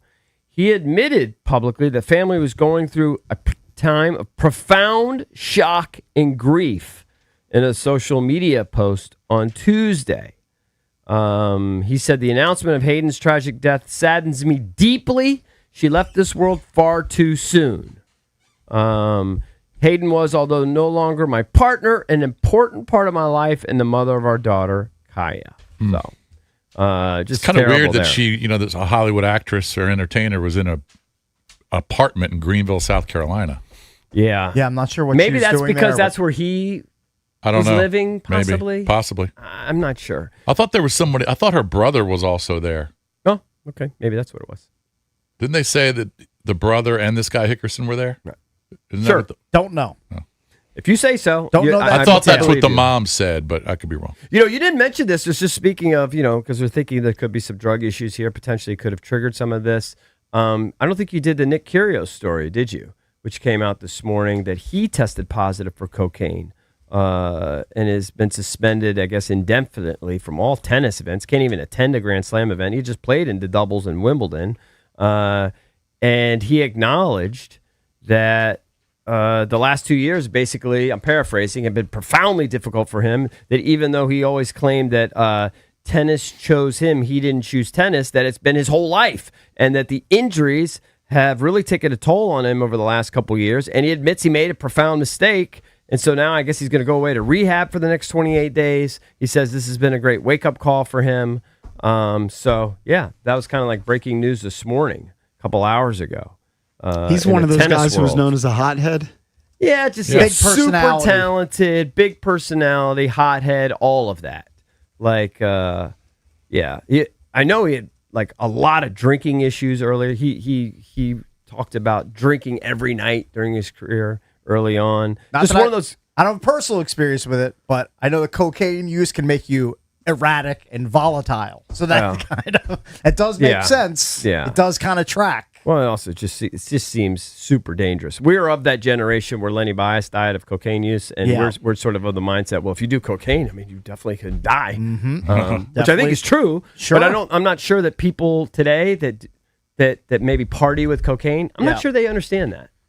I mean, different generation, they right? probably should understand it. Where's Mike Marr? Mike Marr, all your boys Does do he know? cocaine and everything. Do they know that you can die when It's you not do going to cocaine? throw him under the bus No, like we that. don't dabble with the slopes, but I feel like there is a lot of people that know that like stuff can be cut with fentanyl. Yeah. And Yeah, but forget about fentanyl. Like you could just, I mean, You could Lenny just get a Bias really didn't die lethal from dose of cocaine. fentanyl-laced cocaine. Yeah. It was just too big for his big-ass heart. Well, it was too pure. Yeah. Yeah. Like, too strong. Like, I just don't think kids know that today. I'm just making, I'm making a blanket statement. Good PSA for the youngins listening. Cocaine, dangerous. Stay away. Very dangerous. Just stay far, far away. Mr. Bickle, it was Hickerson's brother that was also at the apartment. Okay, there you go. Not her brother. Okay, got it. I know Valdez and I are keeping an eye on this. LeBron James's YouTube channel has this could sink YouTube golf. It's reached 450,000 subscribers in one day. And this I gotta started when he tell was with all the ex-Cavaliers on the golf trip. I mean, I guess it was a 10-year anniversary. Well, that's road why they trip were on to the Europe, trip. Is right? that when he started documenting it for I his think so. YouTube? Yeah, that makes sense. I just can tell you, I really enjoy golf. I think it's a great sport for everyone. I'm super annoyed by LeBron embracing golf and his terrible swing. If he had a prettier swing, and maybe I wouldn't. I don't think he's broken 90 yet. How could he? That swing is atrocious. Now, if you can putt, yeah, I'm sure you could do anything. I'm really You know what? Turns out I don't like LeBron. I just don't like him because he's A lot of really people don't. he's really off-putting, and he's all in. He's already at Well, you Valdez. He's already at Bandon Dunes. You know, like he's doing all the cliche golf trips. Like he's just gone from 0 to Okay, but if 60 you were in 2 LeBron seconds. James, what would you be doing in his shoes if you took up a new hobby, I don't golf, know. which is a new hobby to him? Maybe I'd Where would you practice. be playing? I don't know. Maybe I'd be at a range or I'd be at a golf course Well, somewhere. he's playing every day. I doubt if you were LeBron James and you had private jet and all I'm this gonna money, immediately that you go- would just I'm be gonna going immediately go to to the Pebble. Montgomery I'm gonna County go to golf Augusta. courses. Hold on. Are you upset that he's playing golf or that he's documenting it? Like he just doesn't I feel like like he's LeBron. ruining golf. He's that was- ruining, he's ruining YouTube golf. What do you mean? YouTube golf is supposed to be regular guys, maybe some guys with some eccentricities, if that's the right word. Maybe some guys with some talent that have failed on tour, or guys that have big personalities. It's not supposed to be superstars on their quest to learn the game for more ADs. Why? DeChambeau does a bunch of Isn't there YouTube plenty golf, of doesn't room he? on I know YouTube he's golf? kind of an exception to the rule, but he's at So least Bryson's an exception to the rule. Bryson's at least brought some I actually- creativity to it. I think Eric's secretly jealous. Yeah, I want to. Like Eric in his mind thinks he could do YouTube golf, and now that LeBron is entering the space, I actually- Eric can't do it now No, because that's not true. No, listen, I could do. What do you mean? Anybody could do YouTube. If golf. Trey Young had his own channel on a golf course, he would love it. I saw I'd give him Trey a follow. Young and Anthony Davis on a golf course the other day. Kind of bothered me too, to be honest with you. I don't Hey, know those why. are our guys, EB. At least They for are the my short- guys. at Well, least just for the don't short watch term. it. Just don't watch it. They are my guys. It just annoys me. I just feel like if you're super duper famous in another realm, just get off my YouTube golf space. That's our space. That's for You act like somebody's forcing you to watch LeBron play YouTube golf. Oh, no one's forcing me to watch, and I'm not watching it. I'm watching it right now. You're just I'm offended offended that he's in the space. Yeah, that's like, can you just let the quirky guys, the DOD king, Is that have Richard YouTube? Jefferson out there with him too? Yes. Yeah. How's J.R. Smith's swing? Wasn't he He's going great. to college? He's a real golfer. J.R. Smith, he can He's play. a real golfer. So hold on. So could J.R. Smith start a YouTube channel? Sure. He He's just at wouldn't- least a real golfer. LeBron is just, it's just encroaching on. I don't like it. What about Steph?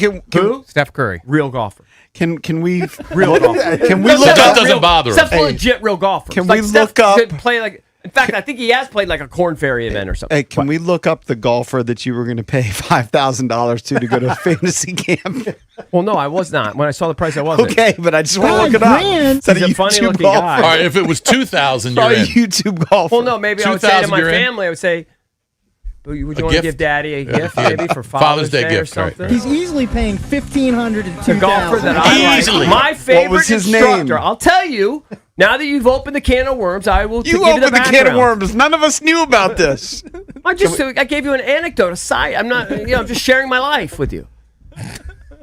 My favorite YouTube teacher, his name is Rob Cheney. You don't know who he is. No, I don't. C-H-A-N-E-Y. And I that's who told you're you gonna go you see? don't know who he is. He's a stack and tilt guy. Oh, E-N-Y. Okay. E-N-E-Y. I am an adherent. I really believe in the stack and tilt philosophy. Okay. Whatever that is. Great. I don't care to explain it. He's a great instructor. It's a very simple system that people can pick up. I think he's an incredible teacher, and I would consider. I've JP. considered online lessons with him. It's Rob Cheney. That sounds like what I do at MGM. Stack my Show chips. cakes. I stack my That's chips, gonna make and then I cakes laugh. tilt when Yeah. all my You chips are tilt gone. them all. He I'm was- a stack and tilter. He was stacking monkey tilt when he saw the price tag. Yeah. Is this Rob Cheney right here? He's a ball guy. Yeah. Wearing a Funny looking skeleton. guy. Yeah, yeah. Right here. Yeah, he's from like England or something. Yeah. Oh, he he's is? a ball guy. He's a Brit? He is an incredible instructor. sure he is. He teaches a very basic Hello, system. my name's Rob Cheney. You want to learn about stack and tilt? I got Eric Play Pickle on play the one of his YouTube clips, so guys, if you want to hear his voice, He's play going to one of pay his me clips. 5,000 euros. I'm watching him right now. Yeah, no, he's an incredible. Yeah, is it in dollars or euros? I think it's in dollars. But yeah, I'm not going to pay $5,000 He's at going this to tilt point. when he has to fly Where to is he- London for his golf lesson. I was going to say, where is he? Is he based in Florida? No, he's based, I think, over in England or whatever. But he travels all over the world, and he's doing a golf school in Florida. Oh, okay. Yeah. He's aim point certified. He's what? You heard me, Cakes. something point certified? Aim You don't know- point you never heard of certified. Aim Point? I don't know what that is. Okay. Grab, do you know what I aim don't point consume is? YouTube golf. You'd be doing. Well, today's video is going to answer that testing your knowledge question right now. Here he is. for all, and also sift through all of the muddy waters that exist surrounding this topic. It can be quite controversial, but when all is said and done, this is really quite simple. Keep your weight forward for better ball striking. Thank you. Boom. That is the number one principle when that he commanders teaches. fly over to London, EB's going to come. He's going to get a lesson. Yeah. When Would week you, 4. would you rather play around with him or with LeBron James? Oh, that's something. Rob That's the Cheney, easiest yeah. question. I know. It's not even close. I've spent an hour with LeBron James. Were you there or was Cakes there? I was It there. was Cake. Yeah, yeah. He's a douche. Yeah, but I've spent an hour behind the curtain and on stage with LeBron James. Not a very nice person to regular folks. Yeah, there's if inner you got to circle, play he was- around with him, I have no interest. that's much more conversational, a bigger conversation piece than playing with this guy. Dead ass honest. Get a lie detector. I'll answer one question. You want to play golf with LeBron James? That's the only question I'll answer. The answer is no. I want to play Rob Cheney. Yeah, I would rather play with Rob Cheney. I'd rather play with Rob Cheney's girlfriend. Hot Brit. No, I just know. I don't know. I saw her swing. It wasn't bad. I'd rather play with her. Calbert Cheney. I'd rather play with Calbert Cheney. Clearly. Yeah. Number 40? You I'd were ra- 40 with the Wizards, I'd right? rather play- Is Rob Cheney's not the guy that you sent your video via Twitter Yeah. to? That you No, never no, got he's shot? like an anonymous guy where he rates swings and he poops on swings. Yeah. And I wanted to see what he was going to say. But believe me, I send my swing to my AI, and my AI 3/4 of the time poops on it. Every once in a while, he throws me a He'd bone. rather play with John Chaney. And that's not even possible. Yeah. Well, in heaven. Right. Yes. I'd rather be Dick dead. Cheney? I'd rather be dead Yeah, Dick playing Cheney, dead right. golf. Also not possible. With I wouldn't want to play with Dick Cheney. I would rather be dead and playing golf with John Cheney than alive and playing golf with LeBron. I know you don't want to go hunting with Dick Cheney. Oh, Didn't he no, shoot you'll, somebody? you'll wind up. Yeah, you'll wind up getting shot. I know he'd rather play with Trey Young than Rob Chaney. Yeah, but I don't really. Here's what I don't really like. You'd love to play with Trey. I like Trey Young. I'm I a know. huge fan. I know you I are. don't like it when all these guys go over there and they're playing with their Timbs and the jean shorts down to their knees or whatever the guys are wearing now. They wear these shorts that go down to their mid calf. I don't like that on the golf. I can't wait for a LeBron I don't James think LeBron hole was in that. one LeBron story. doesn't do that. LeBron LeBron doesn't do that. No, he likes to wear was the dressed outfits nice. and he likes to act like he's been playing his whole life. If When LeBron you gets a Well, hole doesn't in he? one, Doesn't he admit on his channel that he sucks? I don't know because I don't watch. I mean, he's got to. So you feel like he's infringing on other people's space? on the real golf community's space. Yes, he's an interloper. Well, you could kind of say that about COVID, where COVID all of a sudden brought a bunch of people that didn't play golf and it was the only thing to do, and they kind of I don't. they kind of took that's over. All true. That's probably annoying to people. That's all true. That but that definitely doesn't bother me. What bothers me is a billionaire superstar, one of the greatest of all time. I'm not a fan. One of the greatest of all time. Now infringing on our little sport. What if Michael Making it Jordan all had about a him. had a YouTube golf channel? Michael Jordan has been doing this his whole life. And Michael Jordan's a real golfer. Real golfer. Yeah. He says real animus towards LeBron, Don't like infringing upon the space. But what if he got lessons and his swing all of a sudden looks appealing? Like he a looked little bit a little bit more helpful. I can't stand his swing. It makes me crazy because it also makes me question his athleticism. Now we know that That's you're. the funniest thing you said maybe in 10 years. Yeah. You're questioning LeBron's athleticism. Well, you know how like John Wall can't throw a baseball? Like he obviously can't we've throw a seen it. baseball. I question if LeBron can. After watching that, He golf can't swing. throw a silly like I threw at the Bay Sox game. No chance. I question it. Impossible. hey, he I might be almost more coordinated than he LeBron James. almost had a hole in one, and I'm hoping he gets one to infuriate you. It doesn't infuriate me. Are you kidding me? How many times did you bring up Pete Medhurst hole in one? May he rest in peace. You brought it up all the time. Well, You diminished. I mean, Pete hit a worm burner for a hole. Still went in. I mean, I wouldn't even want that on my resume. Bull crap.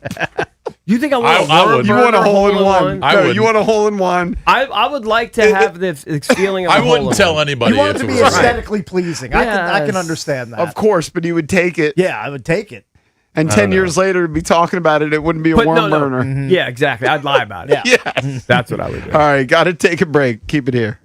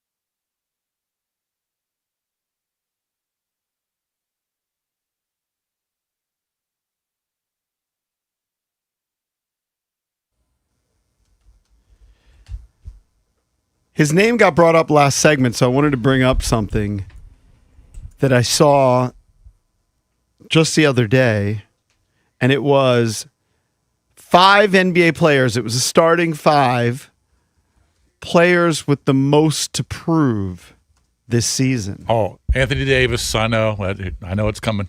Or it could be Trae Young. Both of them were in the starting 5. Top 5? Two of the top 5. Okay, all right. I'm trying to remember who else was in it, but it had both of those guys as most approved players in the NBA this year. Was this Kendrick Perkins' list? No, it was like on Yahoo or MSN. Oh, okay. Because I think Kendrick Perkins releases one of those every year. Well, I mean, they're right. Antonio Davis hasn't played a lot of games over the last few years, hasn't played one game in a Wizards uniform, and Trae Young just signed a big fat deal that a lot of people are looking at with raised eyebrows. Like, why would you give Trae Young $50+ million per season at this point? I think the premise So I can understand them being on it. Guys who've been on an all-star team before. Yeah. Because I remember the article pointed to Bradley Beal as a guy who once averaged 31 points per game, and then a couple years later almost out of the league, and people are lamenting his terrible contract. It brought up Ben Simmons as a guy who was Defensive Player of the Year, perennial All-Star, and then a couple years later, what happened to Ben Simmons. And so it brought up these players who it's a defining year, right? If Anthony Davis plays for the Wizards and only plays in 25 games this year, it's over. People are going to write him off. Yep. And Well, he Trae realizes Young, that. who's now on his second team, he could either have a resurrection and become one of the top point guards in the league again, become an all-star, or people are just going to forget about him. I think John Morant was on the list. John Morant is That going to be on makes a new sense. team. I'm trying to remember the other two. But it was interesting to see both Anthony Davis and Trae Young on that list of players most approved. Hey, Valdez, did you grab the audio? They asked him. So Fernando Mendoza's not going to start the year as the starter, barring something unforeseen here. Kirk Cousins is going to start the year as the starter for the Raiders. Eventually, Mendoza will take over. People kind of figure, well, once the Raiders out of contention, whatever, or maybe they're going to be in contention. Well, Raiders you know are gonna how be it in is. contention. Mathematically. Yeah. Mathematically. Okay. They're already out of contention, but go ahead. Okay, well, what's your assumption on Fernando Mendoza playing?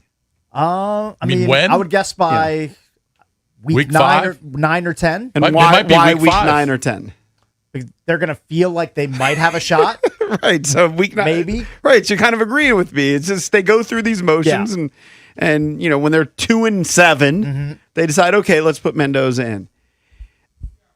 I listened to this clip that we're about to play, and I couldn't. It almost doesn't seem real. He's such a goody two shoes. Listen to this. Be able to go against the Texans defense, which is also a top defense in the league. Go against them, be able to get some reps with the ones against the superstars on their defense, and then obviously their twos are fantastic as well. We got so much work, whether it was move the ball, first down, third down, red zone, 2-minute. There were so many situations, and I believe overall it was a positive day. There were plays that I loved and plays that I wish I had back, but in reality, that's a lie. I wish I didn't have him back because it's a growing experience, and it's practice. It's practice, and this is what I love, and it's just a beautiful day to play football here, and I'm so happy if so many things to learn from You know, today. he's a happy guy, He's too relentlessly positive for me. Relentlessly happy. I just can't. I can't really relate to he's that. a different I breed. don't want to kill him for being Right. like you don't want like the one thing, number one thing, my whole thing. I often say this to them: let's not kill their spirit. Like they have a great spirit about Right. it. Maybe just I don't want to kill the guy's spirit. He has that enthusiasm. You know, Well, what embrace would it. bother you about that? It's just It's just it feels different. over the It's just top. different. You just never really hear that from It feels like- NFL players. It's like and golly everyone. gee whiz. You know, I threw an interception, but it's a learning experience. It's great. What was the name of the guy? Eddie Haskell. Yes. It's Eddie Haskell-ish. It's a Kirk Cousins Yes. vibe. It feels that way. Yeah. They're playing alongside each other now. Yeah. Yeah, he's a lot different than Baker Mayfield. Yeah. Yeah. He has no edge. No, he has no. He's got no, No. like riz But or I don't wanna swagger kill his whatsoever. spirit. That's not Eddie Haskell. That's not a fair comparison. Eddie Haskell's more like 'Cause it's devious fake? and Yeah. because he's faking it. Like Yeah. Yeah, I seems believe he's legit. genuine. Yeah, I mean, Yeah. maybe I like think he's genuine. Yeah. Russell Wilson would be more Eddie Haskell kind of thing, like kind of like a Okay. diva, pain in the ass behind the scenes. This guy, he's just a lovable dork. He's a lovable dork. You know what? Speaking of the Raiders, if we do Circa Survivor, they'll be in Oh. serious consideration in week 1 because 'Cause they they get play a the home Dolphins. game against the Dolphins. And if you're ever going to use the Raiders, ever, That is so dicey. you would use them in week 1 at home against the Dolphins, right? Well, yeah, but I wouldn't feel great about it. I wouldn't feel great about it either. Didn't you watch Malik Willis on that first drive? Yeah, but he's going against mostly 2s and 3s for the Commanders. Not a lot of starters on the Okay, field. so he couldn't light up the Raiders. Malik Willis has some ability. I felt great about taking the dumb Bengals 2 years ago against the Patriots. Couldn't have felt better about it with Jacoby Brissett. And you know what happened? It blew up in her face. And it wiped out about half the I field. think I'd feel better about the Jags at home against the Browns. Well, of course you would, because the Jags are a playoff team. The Browns are god-awful. Right. So I just want to advance to week 2. Yeah, I don't, advance to week I don't, 2? I don't want to say I got to use It the is- Raiders. It's kind of a fancy play for the first week of Survivor. I'm just saying, if you're ever going to use them, that's Well, the week. You just let me know how that goes. Yeah. All right, Probably we got to go get well. out of here. For Bish Bucks, Cake, CB, I'm JP. We'll see you tomorrow. Coming up next, it's B. Mitch and Finley on the Fan.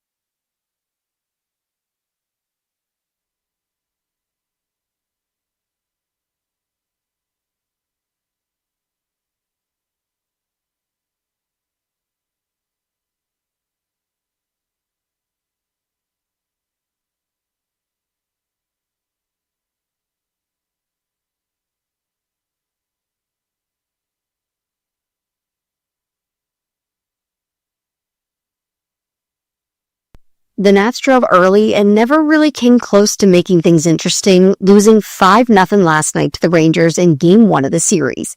Kate Cavalli looks to keep his recent stretch of success going when he takes the mound today at 8:05 p.m., and he's looking to stop this losing streak at 4 games.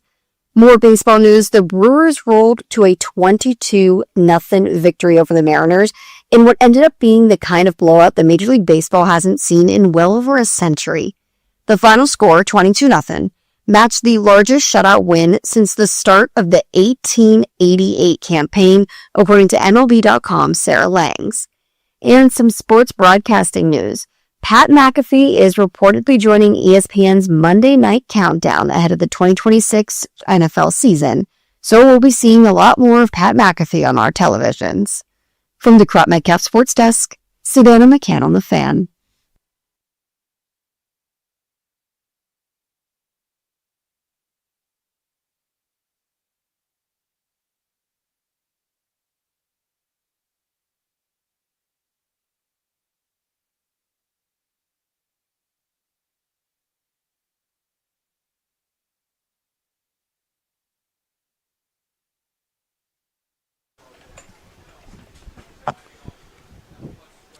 What up, everybody? It is 10 a.m. in the District of Columbia. Points north, south, east, west. We're out west. Ashburn, Virginia, BigBear.ai Performance Center. The last day of fans at Commanders Training Camp. Yeah, Jay. All of our training camp coverage brought to you by Paul Henry's Window Installation. PaulHenry'sWindows.com, your clear home improvement choice. Feel like the fans have had a good run, and I feel like they're watching a good practice today. Pads are on. Those boys are hitting. They're letting them go a little bit They know today. it's the last day. The fans do. I can tell you that. You know why? I've seen more people trying to take pictures and videos today. They were the yellow shirts were active. Yeah. No, put that down. No. They're like, I didn't know. You knew. You got all these damn signs up here saying don't take pictures. What you think they're there for? Just for their health? Yeah, it's funny, man. Like, people got to get their content, dude. Yeah, but the thing about it, we live in a world of content creators. We live in a world buddy. of content creators, and I think the people that's getting their content is being misinformed. I read some of the stuff yesterday. They don't know what the hell they're talking about. It's interesting with training camp because there are, probably thousands, at least hundreds of fan YouTube page podcasts, right? Yeah. And I'm not knocking them. Make your content.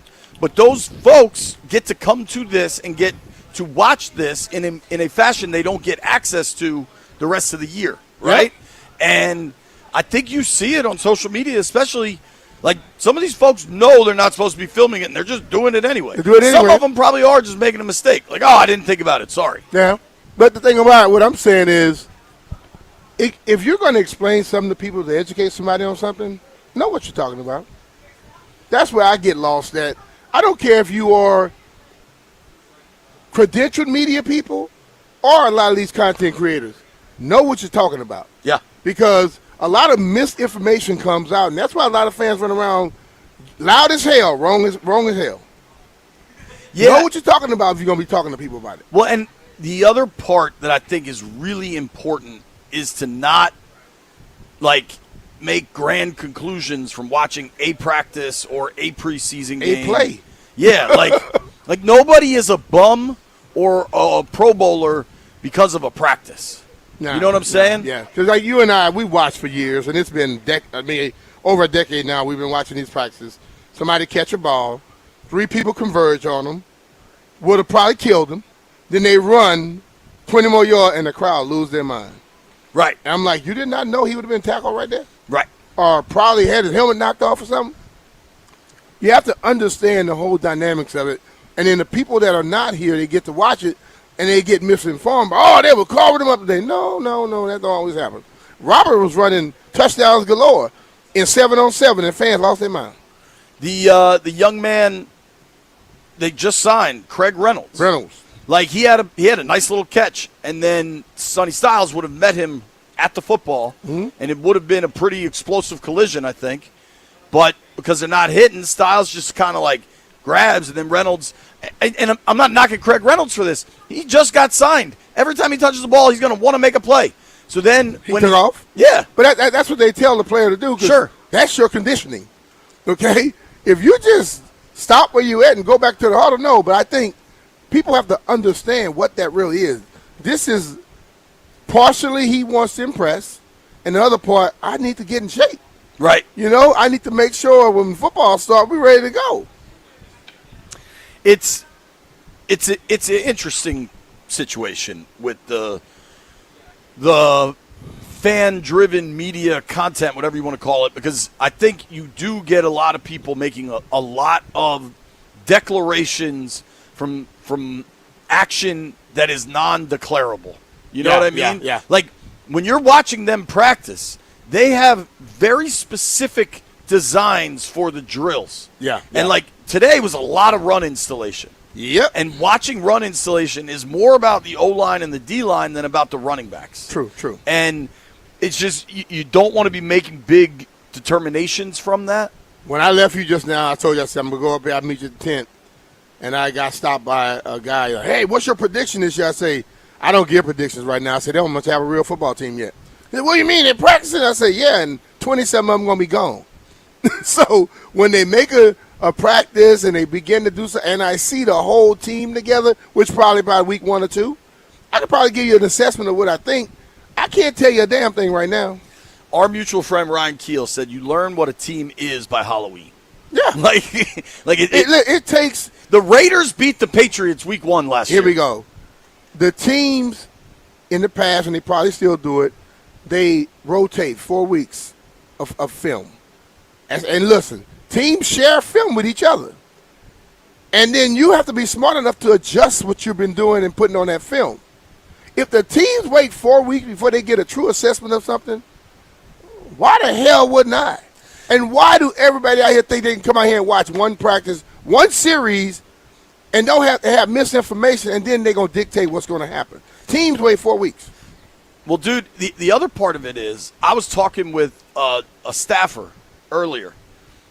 It is August 19th, and we are probably 3 weeks into camp, right? Didn't we start late July? They don't play a game till September 13th. Yeah. It's coming quickly. Some of this isn't like anybody's fault. It's just the calendar. Yeah. Labor Day's super late.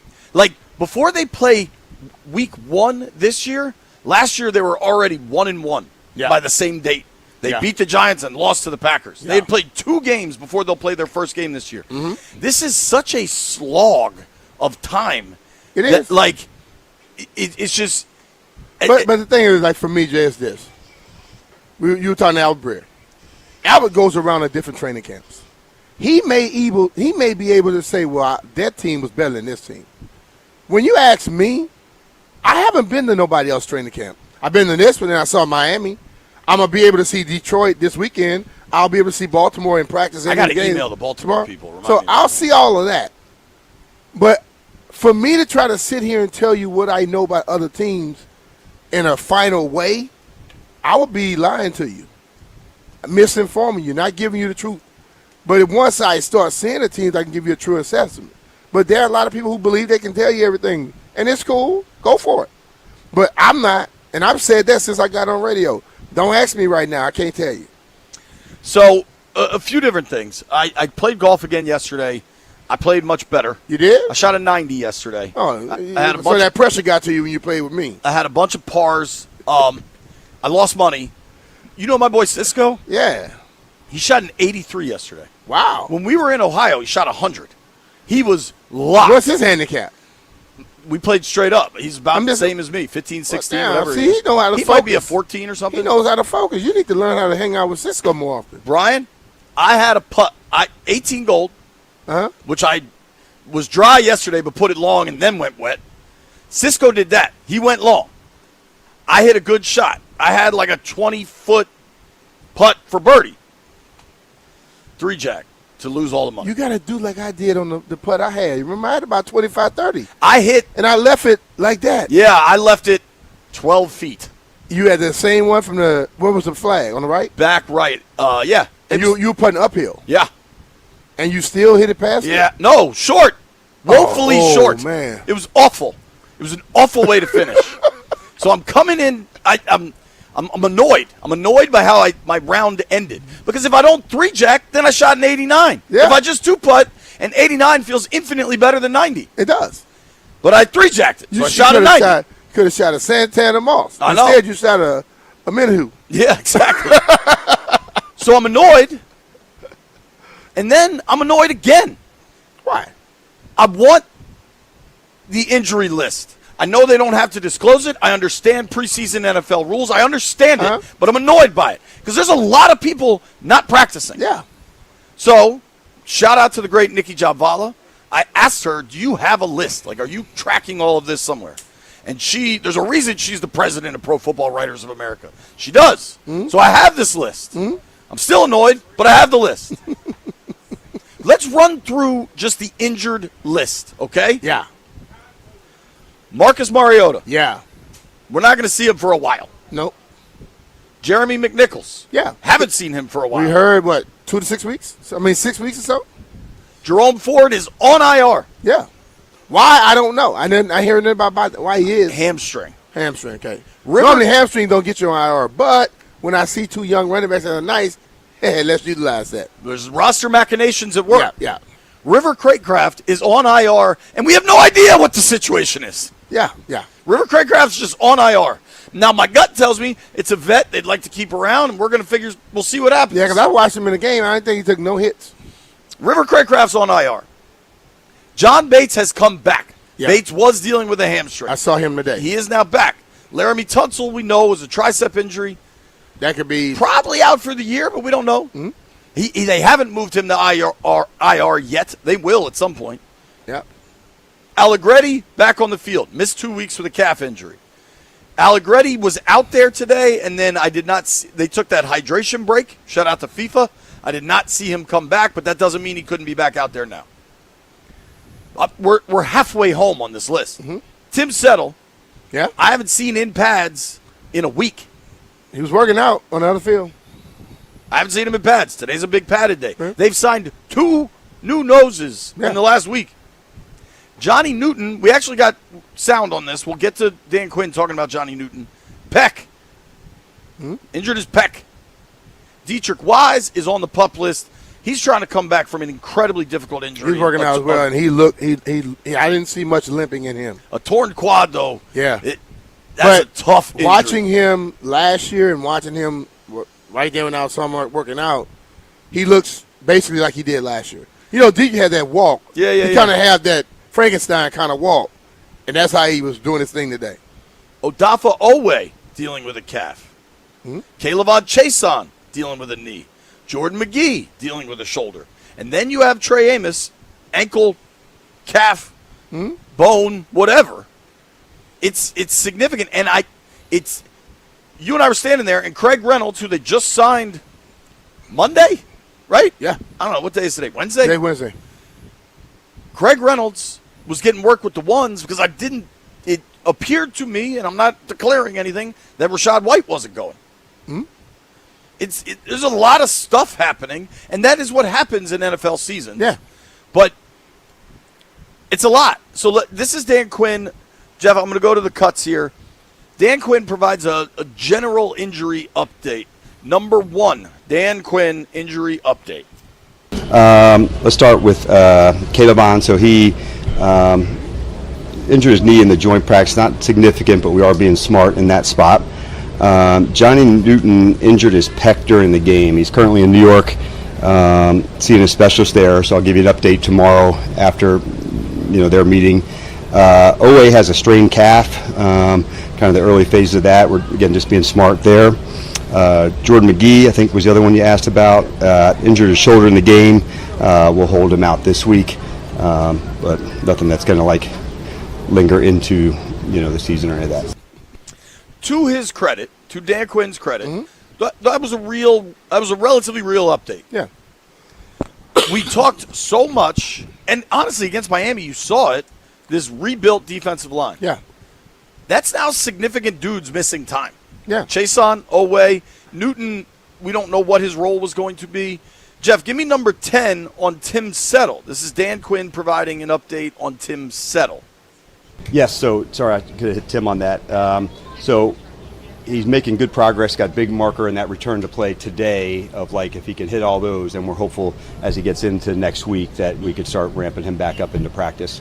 So if he hits all the good spaces, that would be a good thing for us. Sure, be a great thing for you, Coach. I don't know that that's happening. The injury stuff is starting to become significant. And one thing we saw last year that really hurt this team was the injury bug at certain positions that just wrecked the depth. Yeah. Now, I like the depth. We've talked about Josh Josephs a lot. I think Javonte Jean-Baptiste is having a good camp. True. He was pissed off at somebody yesterday, but that's part of life, right? It's August. Guys get mad. But I like Josephs a lot as like a piece. Today, he's out there with the ones. And I'm not saying any of these injuries will impact week 1 or beyond, right? But, like, it's starting to stack up a little bit, I think. It's starting to – you have a little injuries and stuff like that. Nothing is major at this point. And I think that's the ultimate thing. Just like we were talking about the content guys.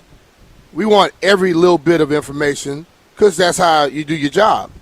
But ultimately, if nobody is completely missing and have to go on IR or go miss 6 weeks in that PUP list, it's nothing is serious at this point. Because the thing I have picked up about this group here that runs this team, they do a lot of letting people get work. They want people to have some level of experience. They're extra cautious about everything. So I don't really get too worried about certain guys right now. Whenever I hear calf strain, I'm suggesting take some time off. Calf strains have become indicative of Achilles as of late, looking at the basketball arena at one point. And now it's starting to move on to the football field. So it's best at this time, if you're not going to play in the games anyway, don't let them get hurt in practice. You know what I'm saying? Yeah. 800-636-1067. 800-636-1067. Shout out to the great Nikki Javala. She provided me a list because I'm grumpy and I want a list. And if you look at all of the people on what is not a technical injured list, they don't have to provide that till week 1. The first technical injury list we will get from the Commanders, they play on the 13th. What is the Wednesday of that week then? The 7th? 8th? The Wednesday, they play on the 13th? Yeah, so 13, 12, 11, 10, 9. September 9th is the first list we will get. But as we look ahead to Detroit, I still got to book a hotel. Detroit, noon. You haven't booked a hotel yet? No. Detroit, noon. I'm going to stay with you, B. Detroit, noon kickoff. You can see them on the floor. Yeah. Noon kickoff in Detroit. It is Wednesday at 10:19 a.m. You got this significant of a list. More and more, I don't think anybody's going to play in Detroit. Not to say anybody, that's unfair. I think a lot of the starters will not play, and I'm good. I can completely understand. And here's my question for the callers. Everybody wants to see Jaden. How much of that is just your own desire to see Jaden? Because I personally, max, you think he would play 2 drives? Yeah. Let's say I will try to max everything out. Let's say that's 15 snaps, a 7-play drive, an 8-play drive. Here's my question for the calls. Do you think there's significant enough value in 15 snaps at noon in Detroit on August 22nd to impact 4:30 kickoff Lincoln Financial Field on September 13th against the Philadelphia Eagles? 800-636-1067. 800-636-1067. Taking your calls when we return. It's B. Mitch and Finley.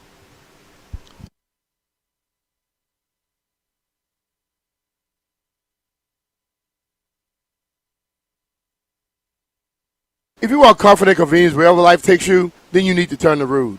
With Wi-Fi compatibility, you have full control of your cooling system right from your phone.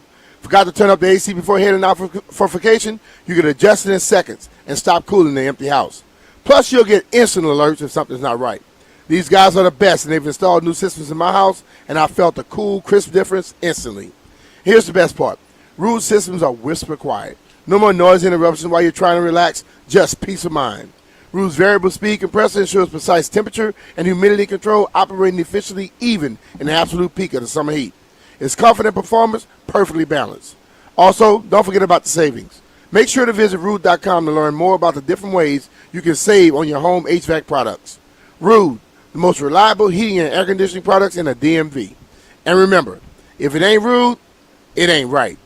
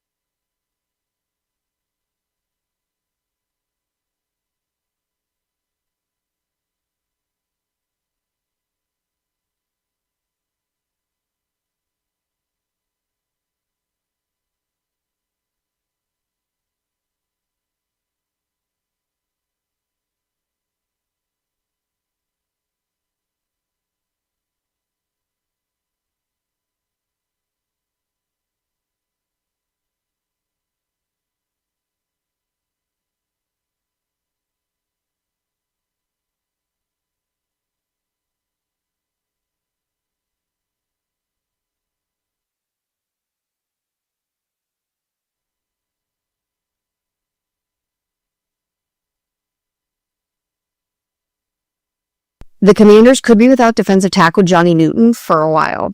Head coach Dan Quinn told reporters this morning at his press conference that Newton is dealing with a pectoral injury. He is not currently with the team. He's actually in New York. He's with a specialist talking about next steps for dealing with this injury. Quinn said that there is some concern that this could be a long-term issue. Newton was a 2024 second-round pick, and he's missed one game in his first 2 seasons. He had 82 tackles, 7 sacks, 2 forced fumbles, and a fumble recovery in his 33 regular season appearances. A bit more NFC East news. The New York Giants made an addition to their running back room yesterday, signing Najee Harris to a 1-year deal. The 28-year-old is back after an 11-month absence after he tore his Achilles in Week 3 last season when he's with the Chargers. To make some room on their roster, the Giants released veteran wide receiver Juju Smith-Schuster. From the Crop Metcalf Sports Desk, Savannah McCann on the Fan.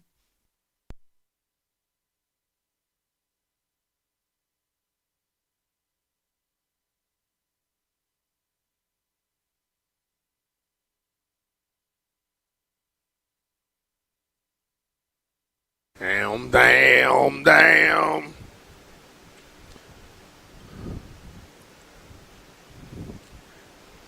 B. Mitch and Finley, 106.7 The Fan. I want to open the phone lines up, man. I'm curious where people are. I know we just did our poll question of the day brought to you by AAA. Are you concerned with the injuries early on in Commanders training camp? 3 options. Absolutely. I'm not there yet or not there at all. I think those are pretty fair. Poll of the day is brought to you by AAA. Become a AAA Commanders MVP member today. Get all the benefits of AAA plus exclusive experiences, discounts, and tickets. If you're already a AAA member, you can upgrade for free at AAA.com/Commanders. That on X? That's on X. I would be in the middle there. I'm not there at all yet. Well, that's combining 2 of them. There's I'm not there yet or not there at all. Not there at all. So the one C. You're going with C. I went with B. I don't like how many injuries there are on the defensive line that they spent a lot of money and tried to rebuild because the defensive line performed poorly last year. I don't like how it's just stacking up at that position. And frankly, the closer we get to this Detroit game, today, that's a real practice out there. Pads are on. They're installing the run game. Like, those dudes were hitting today. I think they're going to do the same thing tomorrow. I think that means Nick Allegretti's getting 2 significant days of work, which tells me he's not going to play at noon on Saturday in Detroit. More than likely. Which tells me Jaden shouldn't play. But see, this is where I'm at. This is my thing.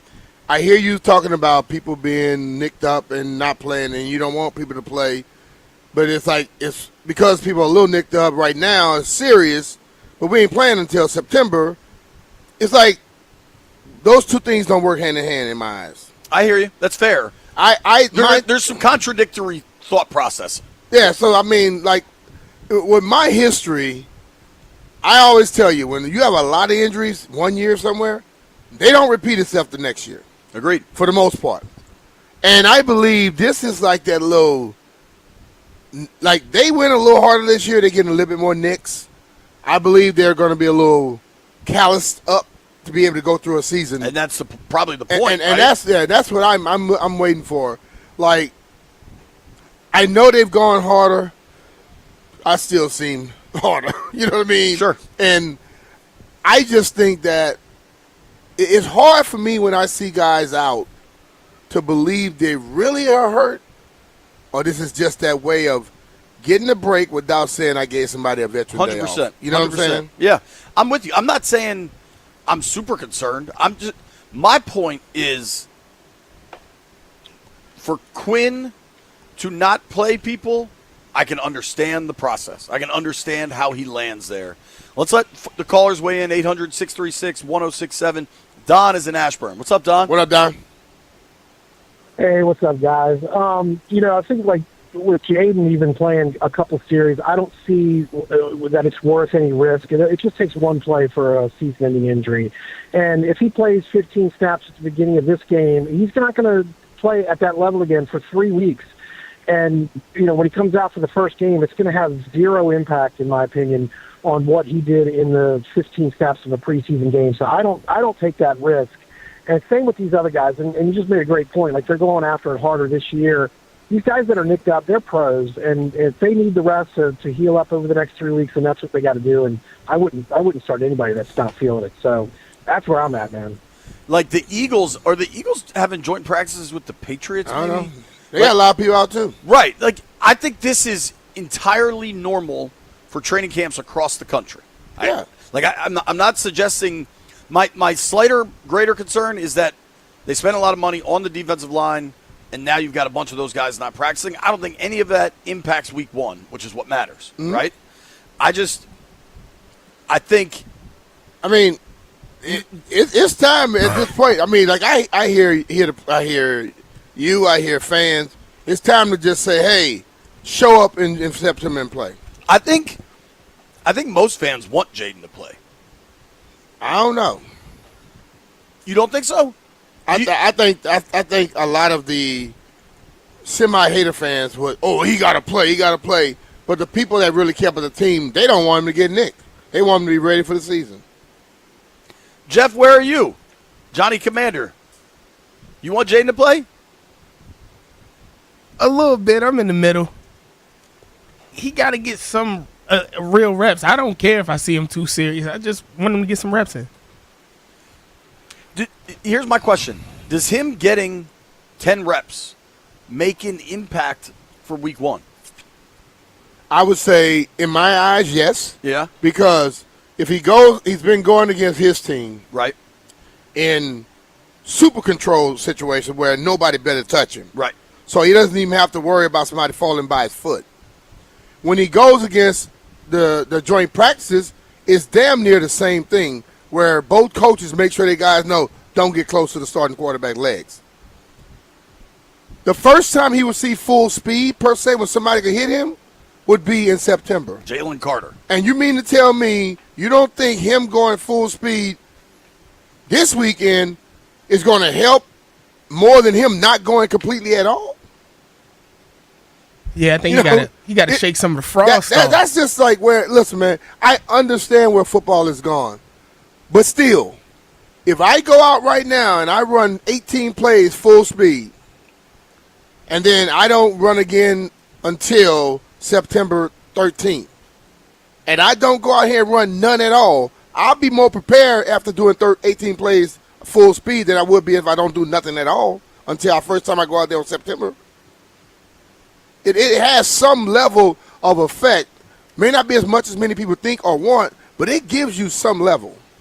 Phone lines are open, 800-636-1067, 800-636-1067. Busy day for the Commanders today. Practice just wrapped. Pads heavy. 2 hours? Yeah, that was a legit practice today. Vince is in Accokeek. What's up, Vince? What's up, guys? What's happening? Definitely didn't play football at the highest level. My brother Vic, who y'all speak to, often played D1 football. But as a guy who did play football in high school, who coaches the sport, I'm totally on the same page with B. Mitch. You only get better doing what you do by doing it. JP, you constantly talk about how you were the king of the, I guess, the blog space or something, the space that you used to be in. So you get the whole still in it. thing. Follow me on Substack, Vince. Right, you got good at it and you became the king at it because you did it. Like, it is a difference between practice and live bullets. That's true. And as a quarterback, when you know you can't get hit, it's you can't get hit. Your body just doesn't brace for the contact. But when you know you can get hit, it's something that just speeds it up. I can't explain how every time before that whistle blew, I had a certain level of nervousness. But when that whistle blew, something snapped. Like, it's just a different feel. So I'm not saying keep them out there all day. I'm not saying put them out there with the wrong people. But not just Jaden. Clearly, everybody needs some bump. You get better playing football. That's just the best way I can say it. I hear you. What he's saying today, and I saw something out the other day. They were going 11-on-11. He dropped back, and it was instant. So I say, great move. He didn't sit in the pocket and pat. He immediately took off, and then when he got to the point where he might have gotten hit, he just did this with the football. You know what I'm saying? You're not doing that in the game. You're going to be bracing or you're going to be trying to get down. And right there at that moment, I say, see, that's why he probably need to play. And so when it was Vic, not Vince, who just said it, that's exactly what I was thinking when I was watching that play. You know what I'm saying? Yeah. Like, because I'm like, bruh, you know. And then another time, he's going to the sideline just like if he would be scrambling, and he let it go, throw it out of bounds, but he kept moving out of bounds. If he had thrown it and just stopped, I'd have been concerned too. You know what I'm saying? Yeah. Because in the game, you're going to throw it, going to continue. Because if you stay in bounds, somebody's going to try to tap you. Let's let Jonesy weigh in. Jonesy in D.C., what's up, dude? What's going on, Big JP? What's going on, B. Mitch? Happy Chillin', belated bro. birthday, my good friend. Thank you, man. Listen up.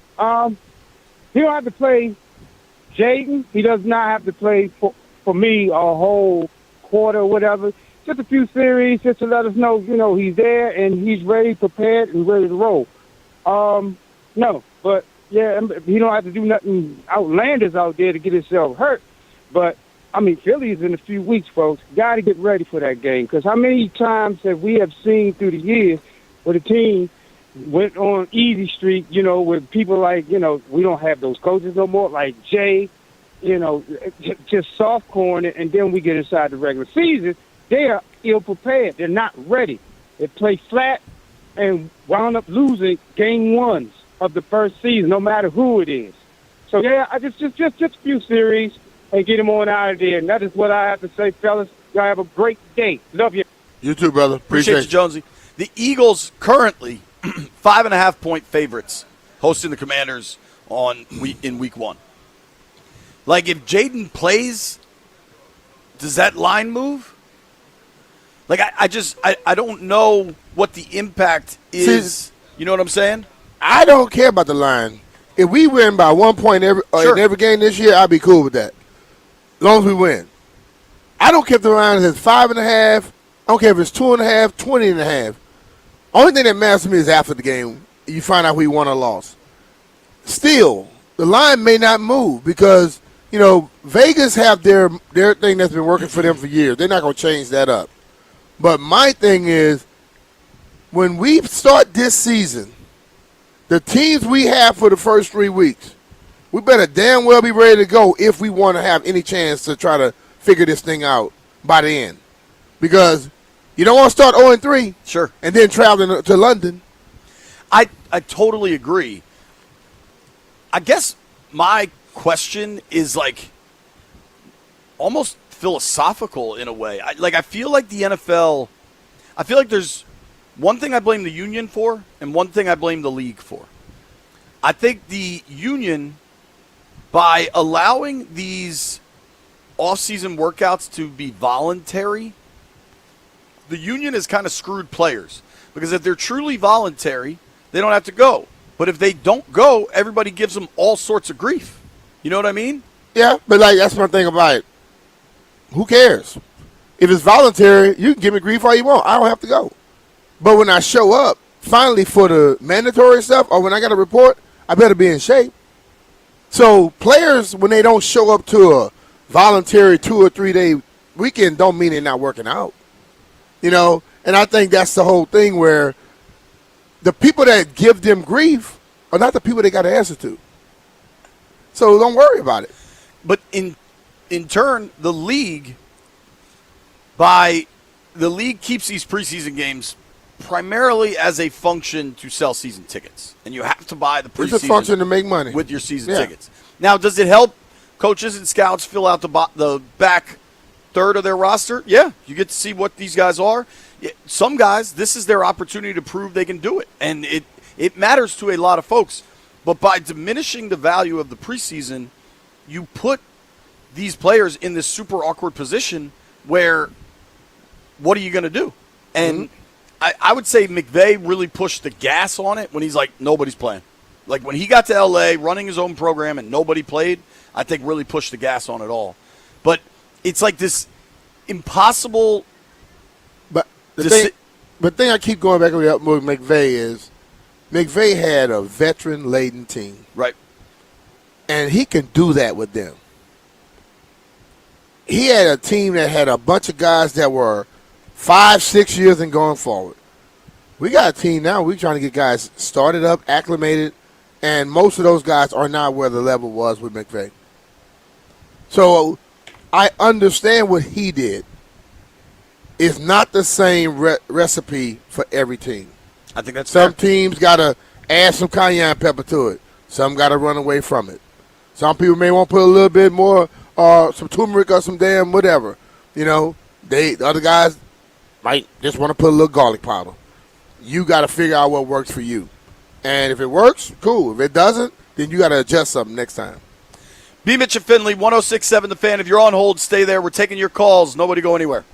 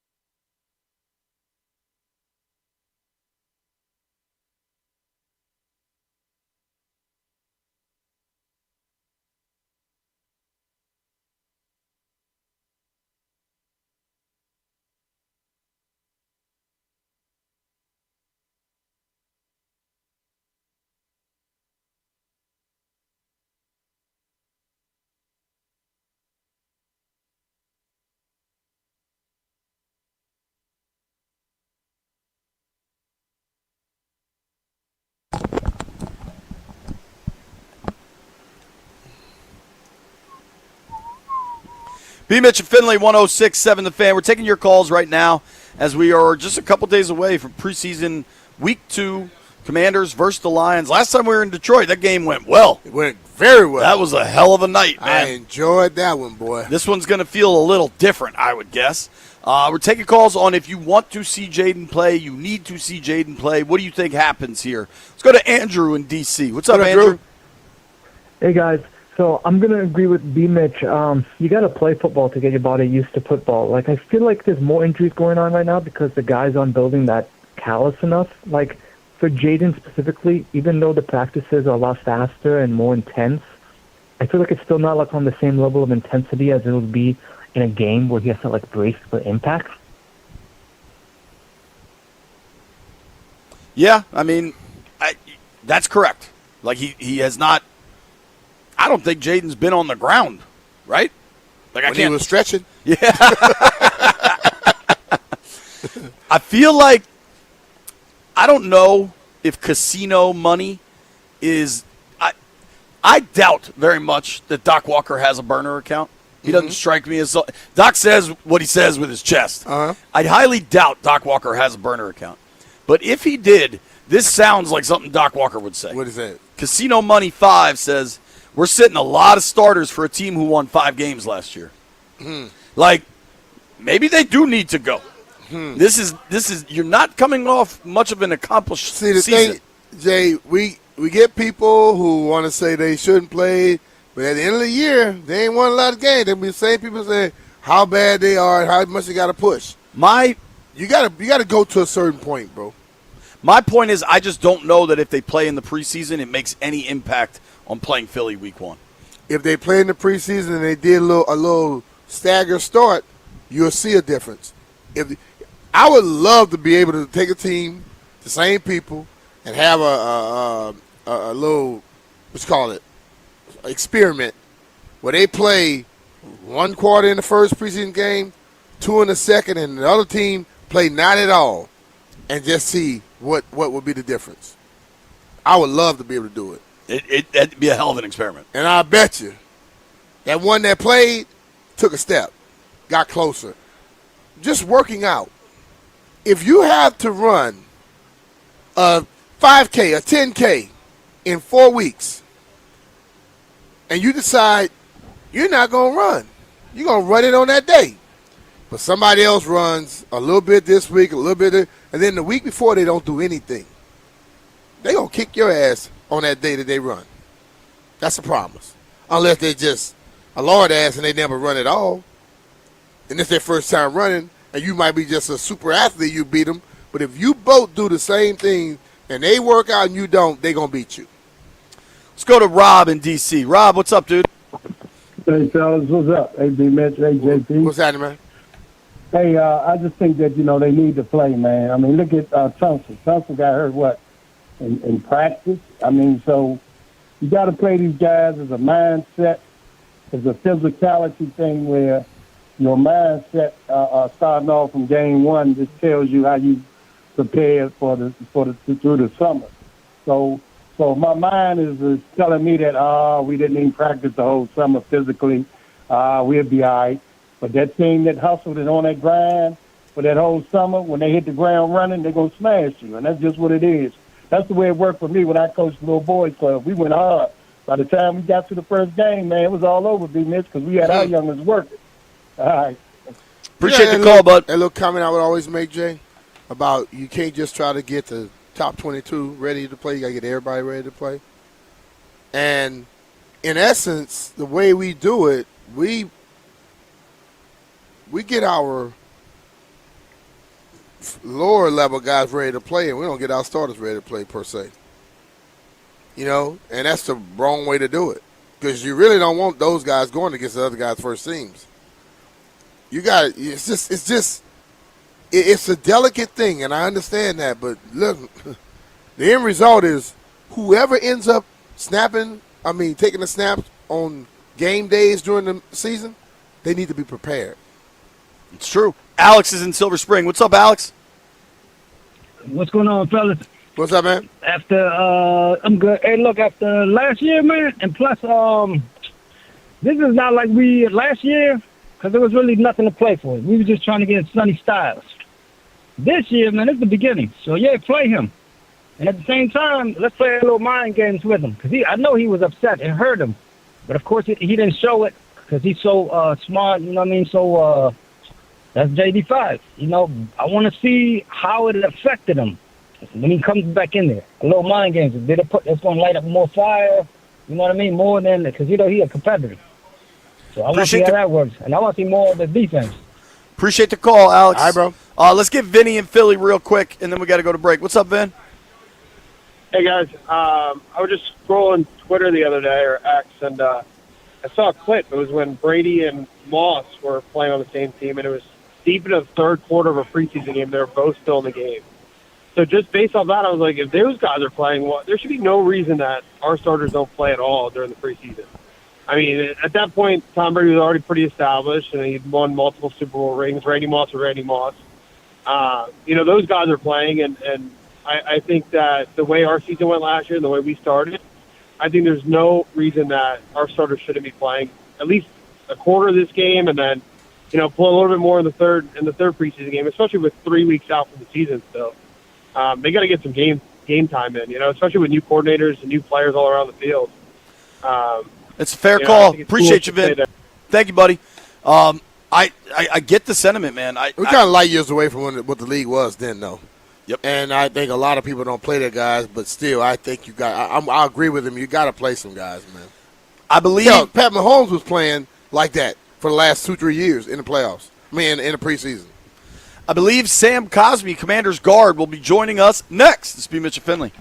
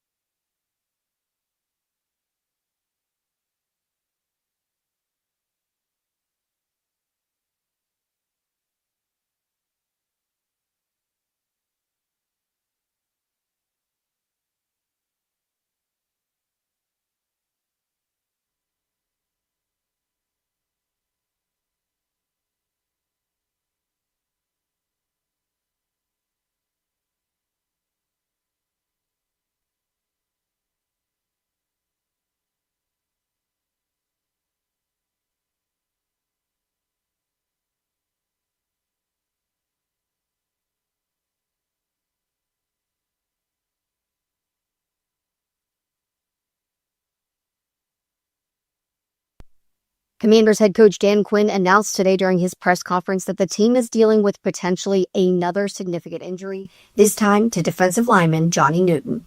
Johnny Newton injured his pec during the game. He's currently in New York seeing a specialist there, so I'll give you an update tomorrow after, their meeting. When asked if this is potentially a long-term injury for Newton, Quinn said this. Could be. I'll have an update today. A significant injury would be especially frustrating for Newton, who entered his third season healthy and ready to take on an increased role in Washington's reworked defensive front. And this could be disastrous time for the Burgundy and Gold, especially with so many other guys starting to add up on the injured list. And tonight, 8:05 p.m. right here on 106.7 The Fan, tune in to listen live. Cade Cavalli gets the start for your Washington Nationals. They dropped last night's matchup 5-0 to the Rangers. Game 2 of that series on tonight. From the Crop Metcalf Sports Desk, Savannah McCann on The Fan.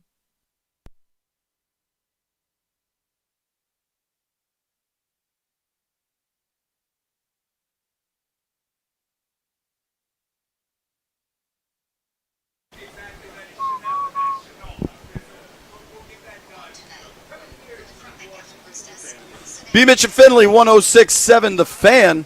We are extremely excited to have Sam Cosmi join the program. Sammy, what's up, dude?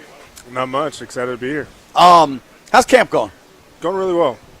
It's been good. I feel like I've been putting a really good camp together. I think the offense has been doing really well as well, and Jaden's been able to find his stride for sure with this new offense. What do you think of the new offense? I know you like running the ball. I do. I just like being balanced. I think being able to run the ball allows, play action and keeps defenses on their toes. Not getting teed off every play and a drop back protection is not the most engaging thing for O-linemen. So it's nice to have a more balanced offense. For sure. Does it when you look at the differences, do you think this one has a better chance where they won't know what's happening? Oh yeah. There's especially with play action, like when the D linemen don't know if it's a run or a pass, or they're assuming it's a run, and you just lock onto them, and they're like, "Oh crap, it's a pass," and then they try to have it to get in a pass. It's over by the time the ball should be out. Yeah. So it's nice to have that element to the game.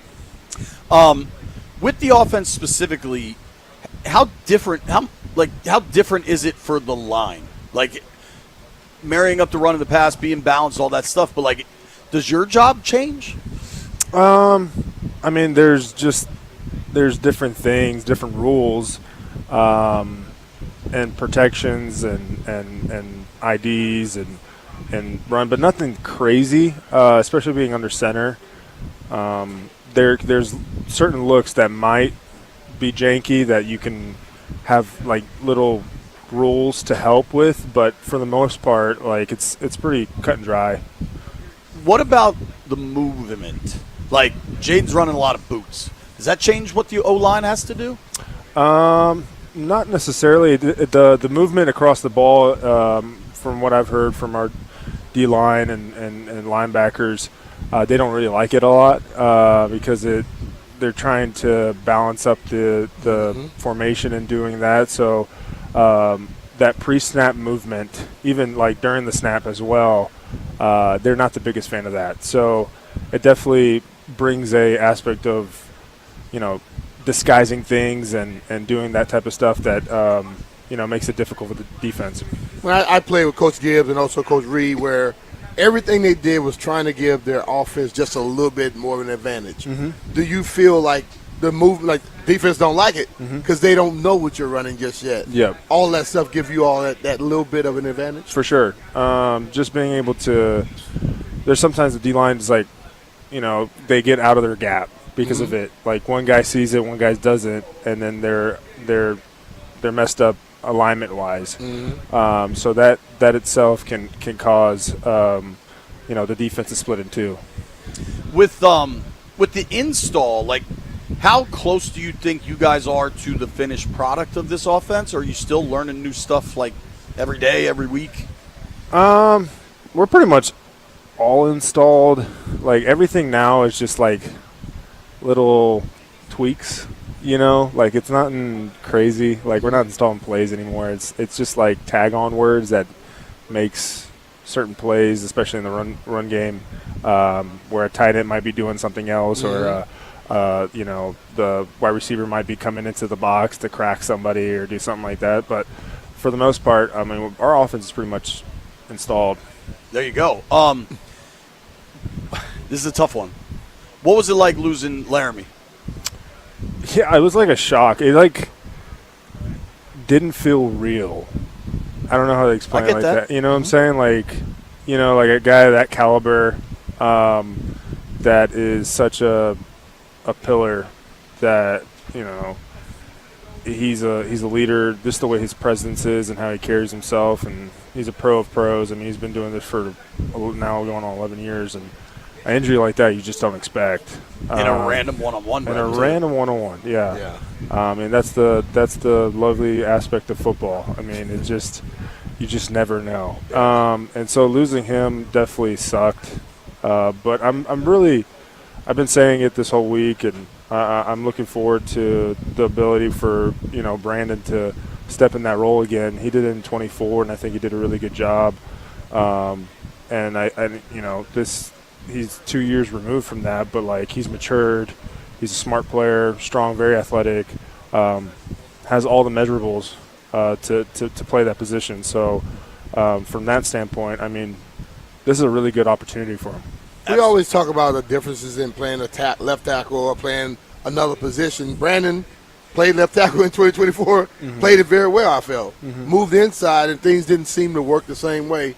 What is that? Like, some guys just can do it outside better than other guys do inside. Yeah, no, it's a little different. I mean, the caliber of player that you're playing too. I mean, the body type is different. So, you know, I had to do it. I went from tackle to guard, and guard fit me better than tackle did, and you know, and I stuck there. So it just all depends, and then what system you're in, and there's all sorts of different factors that play into that. So, but for the most part, for him, he is very talented and gifted at the same time. So I'm excited for his opportunity.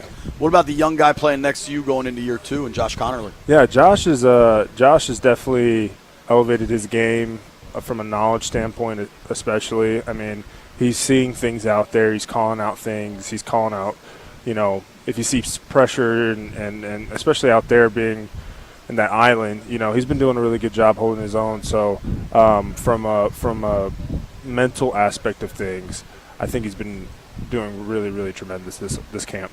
Talking with the 51st overall selection of the 2021 NFL Draft, Sam Cosmi, played his college ball at Texas.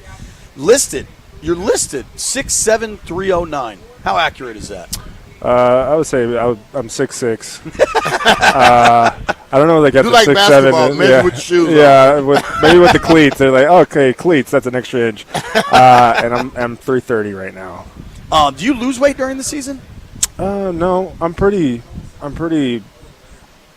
feel like most of my body is muscle, so it's not like I'm not burning a ton of muscle or doing anything like that. Like guys, when they're doing a lot of cardio, they'll lose a lot of weight if they're burning a lot of fat. And so I think from that perspective, I eat really well and a lot of food throughout this time too, because I know how many calories I'm burning. So what do you eat in a day? Like, what's the chicken breasts or eggs like? Well, I mean, I typically eat whatever they got here right now, but it's going to consist. Like last night, I mean, I had 4 chicken breasts, and then a whole thing of like 3 big scoops of gnocchi, and then some broccoli. But I'm a breakfast, lunch, and dinner guy. I don't eat snacks or anything like that, which I think helps a ton with just not putting on unnecessary weight. Sure. What does the addition of Steph Diggs do for this offense? He's very explosive in the aspect of like his shiftiness. You know, he's been able to get wide open, and you know, he has a presence coming in immediately. You know, he talks to the offense as soon as he would come in, like tries to really build us up, especially if like, you know, he's rotating in and we've already had like 6 plays and we're kind of tired. He's encouraging us to keep going, keep fighting, which has been a good, you know, thing to see. But yeah, he's been able to find those little areas to get open, and he's very intelligent. You can tell he's, when it comes to knowing like what spots is weak in coverages, just hearing him like talk to Terry has been pretty cool to see. Yeah, I've always said like Zach was that guy that found those open spaces, and now you have like a Steph and a Chig, two guys that can also do that. That'll be big for this offense. Huge, yeah, big time. What do you think with Terry this year? Last year was such a cluster, right, with the contract stuff and everything going on. How much different is just kind of the vibe around camp without any of that stuff kind of going on? I think it does help. Having your guys be out here and battling with you. We know what type of person Terry is. Terry's an amazing human being, but business is business, and we understood that as well. But having him out here this year, I think is just going to help tremendously with just going forward with our offense too. I mean, his presence, the leadership he is, like everything about Terry. He's, they always say like wide receivers are sometimes prima donnas, and it's not him. Not him. He's a dude. Yeah. He's a dude. Like he's a great guy. Talking with Sam Cosmi here, kind enough to join us in the tent. What do you think of the tent? It's a good. tent. It's a tent. It's shade. We got What some do you AC think of in my here. We're closet good. there? That's where I hang all my clothes. I'm gonna probably start adopting that for my cleats and stuff Yeah, like dude. that. It works. Yeah. They stay dry up there. Yeah. So it gets to a point in training camp where you're like, enough of this. Let's play football. Have you hit that yet? I'm kind of right there. I've always thought training camp is a week and a half too long. I kind of am tired of. I just want to go play. I don't really like preseason games. I think they're kind of they're good for younger guys, but for like guys like me, like I'm ready to go play ball. Like an actual game. Yeah. But it's good work throughout this time too. But I've always thought it's a week too long. Well, dude, I don't know that you've looked at the calendar, but because Labor Day is as late as it possibly can be, you guys get week 1 in Philly is September 13th. It's very late. By September 13th last year, you had already played the Eagles and the Packers. Yeah, it's crazy. It's crazy, right? Yeah. And it's all still so far away, and certainly it's coming and you need to work, but it's damn near a month. It's just this crazy, like, it's like a paradox. Why you say that, B-Mitch? It feels like forever. I mean, I'm like ready to go and play Philadelphia. How do you maintain your motor then, knowing how far away it is? Each and every day I just attack it. I have this like something about my head. Like I know I got to go to work. I wake up. I got my 2 little babies, my wife, and like this is work for me. Like this is, I gotta protect Jaden. I gotta protect the person that's carrying the ball, and that's how I attack it. So if I have that type of mentality coming to work and trying to get better, it's not like, oh my God, just like these days are dragging on. No, this is work. The work has to be done. Yeah. My kids are older than yours, but even for me in training camp, and I'm not physically exerting myself, but I got to be here every day. These are long days, all that stuff. Is it when you get home and get to be a dad, especially with a 3-year-old running around like crazy, like how much harder is it, or is that the escape you need? To be honest with you, this year's especially, I've learned the past 2 years, I have a really, really, really good routine, especially with my sleep and then my supplements, my diet, and I really think it's been helping with my energy. And so by the time I get home, I'm not like super exhausted with years prior to. So like I have a lot of energy just to, put into my kids for bedtime. That's great. And I think it's been a huge, tremendous thing just being a pro and just those aspects of, hey, I'm in bed by 9 o'clock, but I'm doing all my treatment stuff. The kids are in bed by 7, like all those things that I have. I don't waver with that. I think it's just making my that's why I also feel like I've been having a really good camp too, and my knee's been feeling good and everything like that. I've really attacked this off season as well with that type of mentality. So it's good to like feel that and see that, and be there for my kids, especially. Being like 2 years removed from your surgery, how Mhm. much better do you feel now in this game? I feel really good. I'm excited. Last year was kind of, coming back from a major injury like that, and like I came back in 8.5 months. It was. You were hurting that. I mean, just seeing you in the locker room, like, Yeah, I saw it. You know, it was hurting. It wasn't easy. Those playing those 9 games, but I wanted to fight for the guys and be there for the guys because of the previous year, and I wanted to be part of the fight regardless of my knee. But this year I feel like my old self, which I'm really excited about. We were talking about Trey Amos yesterday, and like the injuries, younger players who had that injury for the first time, veteran players who's gone through it, the mental compared to the physical. Mhm. How much mentally stronger you think guys need to be to get to where they need to be? Yeah, the mental aspect of things was a huge thing, especially like I wouldn't say like my knee was 100%. I would say it was probably 80% coming back. But like good enough to like be able to contribute to the team in a positive way. So going out there and being like it's fight or flight type thing. So it's like I'm gonna fight my ass off to be the best version I can for the guys out there. So that was just my mentality. I mean, it was hard. Probably one of the hardest things I've ever gone through for my career. Definitely the hardest things, but also I learned so much from it too. I took away so many things from it. And like I'm grateful to the game because in a split second it could be taken away from you. Totally. And so for me, like I just have a different mentality about it. So Come out the other side, it's going to impact you, right? for sure. Yeah, totally. You still cold plunging? Yeah. Every morning, or when do you do it? I do it periodically throughout the night. Like, well, not throughout the night, but like every other night or something like that. Like He sets it cold too. Don't you set it at like 40? Yeah. That's cold, B. Yeah. I like it like a 48. It worked though. It does. I mean, it works. Inflammation, it's so good. Especially like after games, like I've gotten in that thing like 3 a.m. when we were like late games, just like because it just does wonders waking up the next day. Like you don't feel as sore. But that's just me. I mean, there's science behind other stuff, and like to be honest with you, like we have machines in the training room that they do to me, and like I don't really. I just like thumbs up. I think that's working, like, like I don't know. I have no idea, but yeah. So I was talking with Mitch Tischler standing behind you on the sideline today. I think you've been, to me, the most standout lineman throughout camp. Yep. How good does it feel to be trending like that towards the season?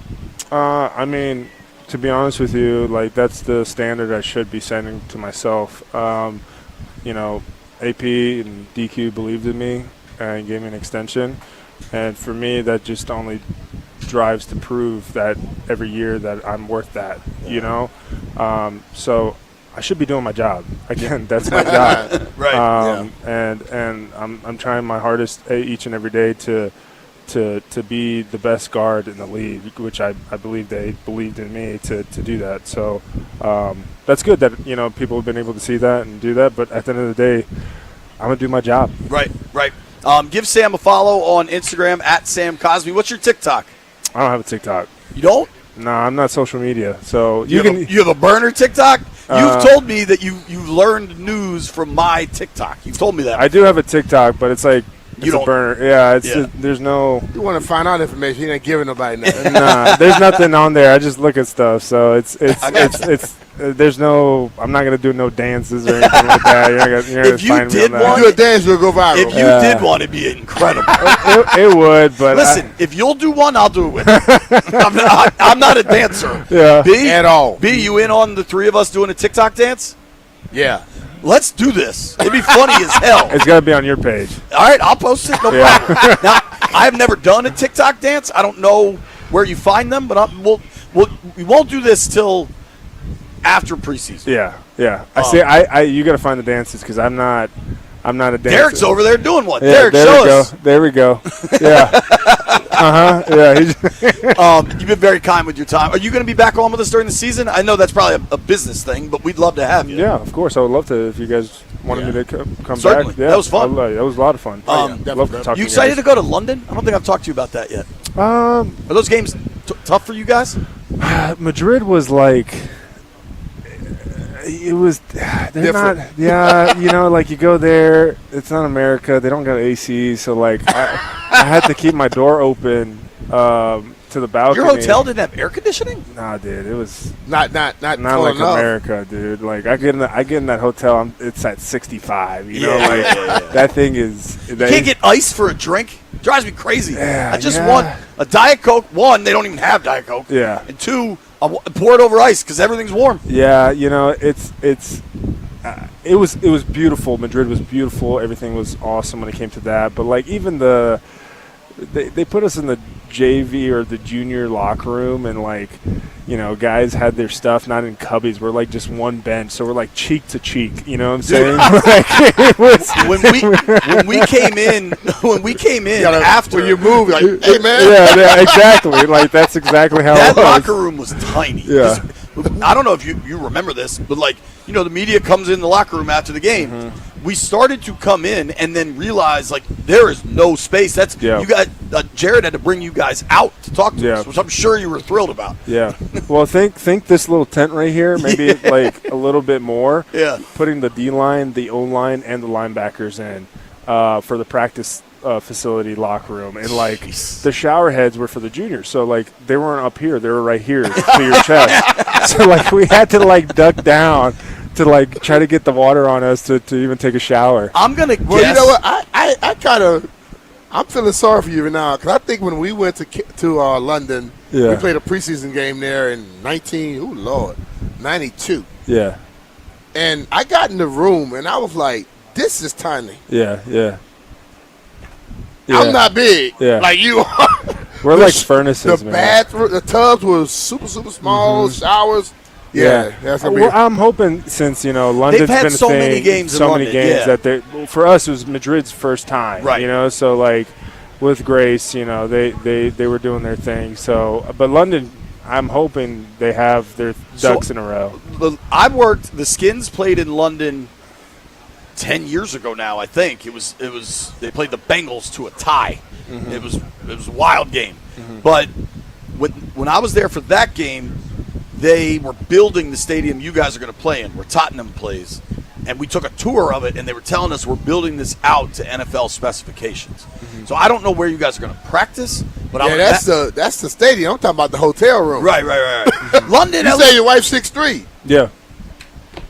You need some space. You need that shower to be a little taller. How tall is the shower at your home? Did you get it custom? Nah, it's just about as tall as this tent right here. Do you still have to duck down to wash No, your hair? it's one of those glass doors that you go through and do that. All Like right. it's good. Like good. Don't worry. You deserve a good shower. Yeah, I made sure I had a shower I could fit in. Dude, thank you for the time. Of course, I appreciate it. Always fun to talk to you. All right, Sammy. The great Of Sam course. Cosme. Give him a follow on his burner account on TikTok that doesn't exist. Thank you for joining us, dude. Thanks, guys.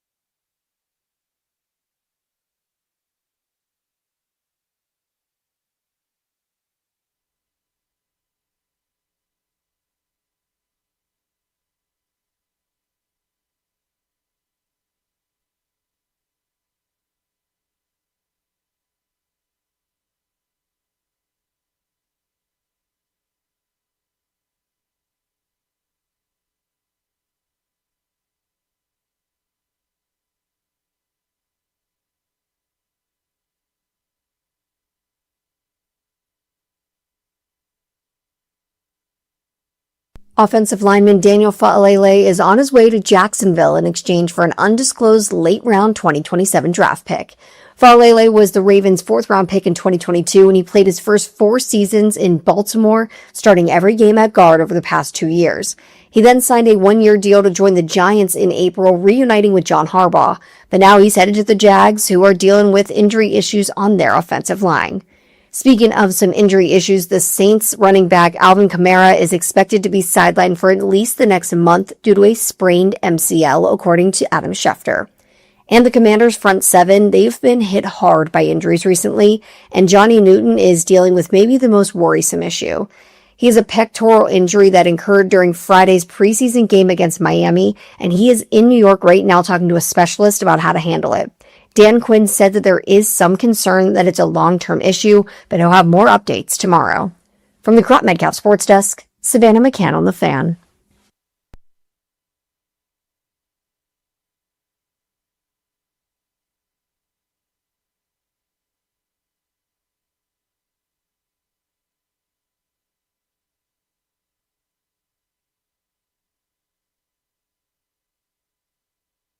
God, I love this song, man. B. Mitch and Finley, 106.7, The Fan. This is an official bat signal. You ready, B? What? Paisanos. Anybody out here today? Yeah. The boys need some pizza. Need some food. Official bat signal going out. Great to talk to Sam Cosmi right there. Just, I enjoy him as a human. You know what I mean? Like, I've covered him We now. want to thank Sam for bringing Sam. Yeah, we had the Sam and Sam show. Please reward yourself with a cupcake and a Diet Coke.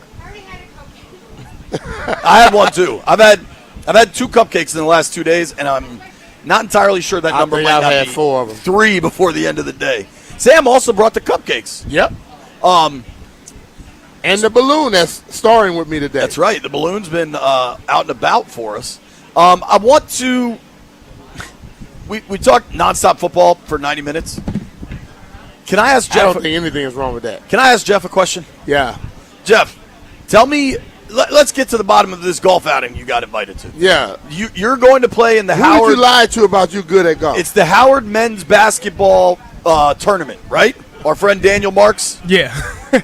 Shout out to Coach Blakeney. Hey, Coach, do y'all need me to fill in for Jeff? Because Nah, it's going to be a mess. I need you to come be on our team.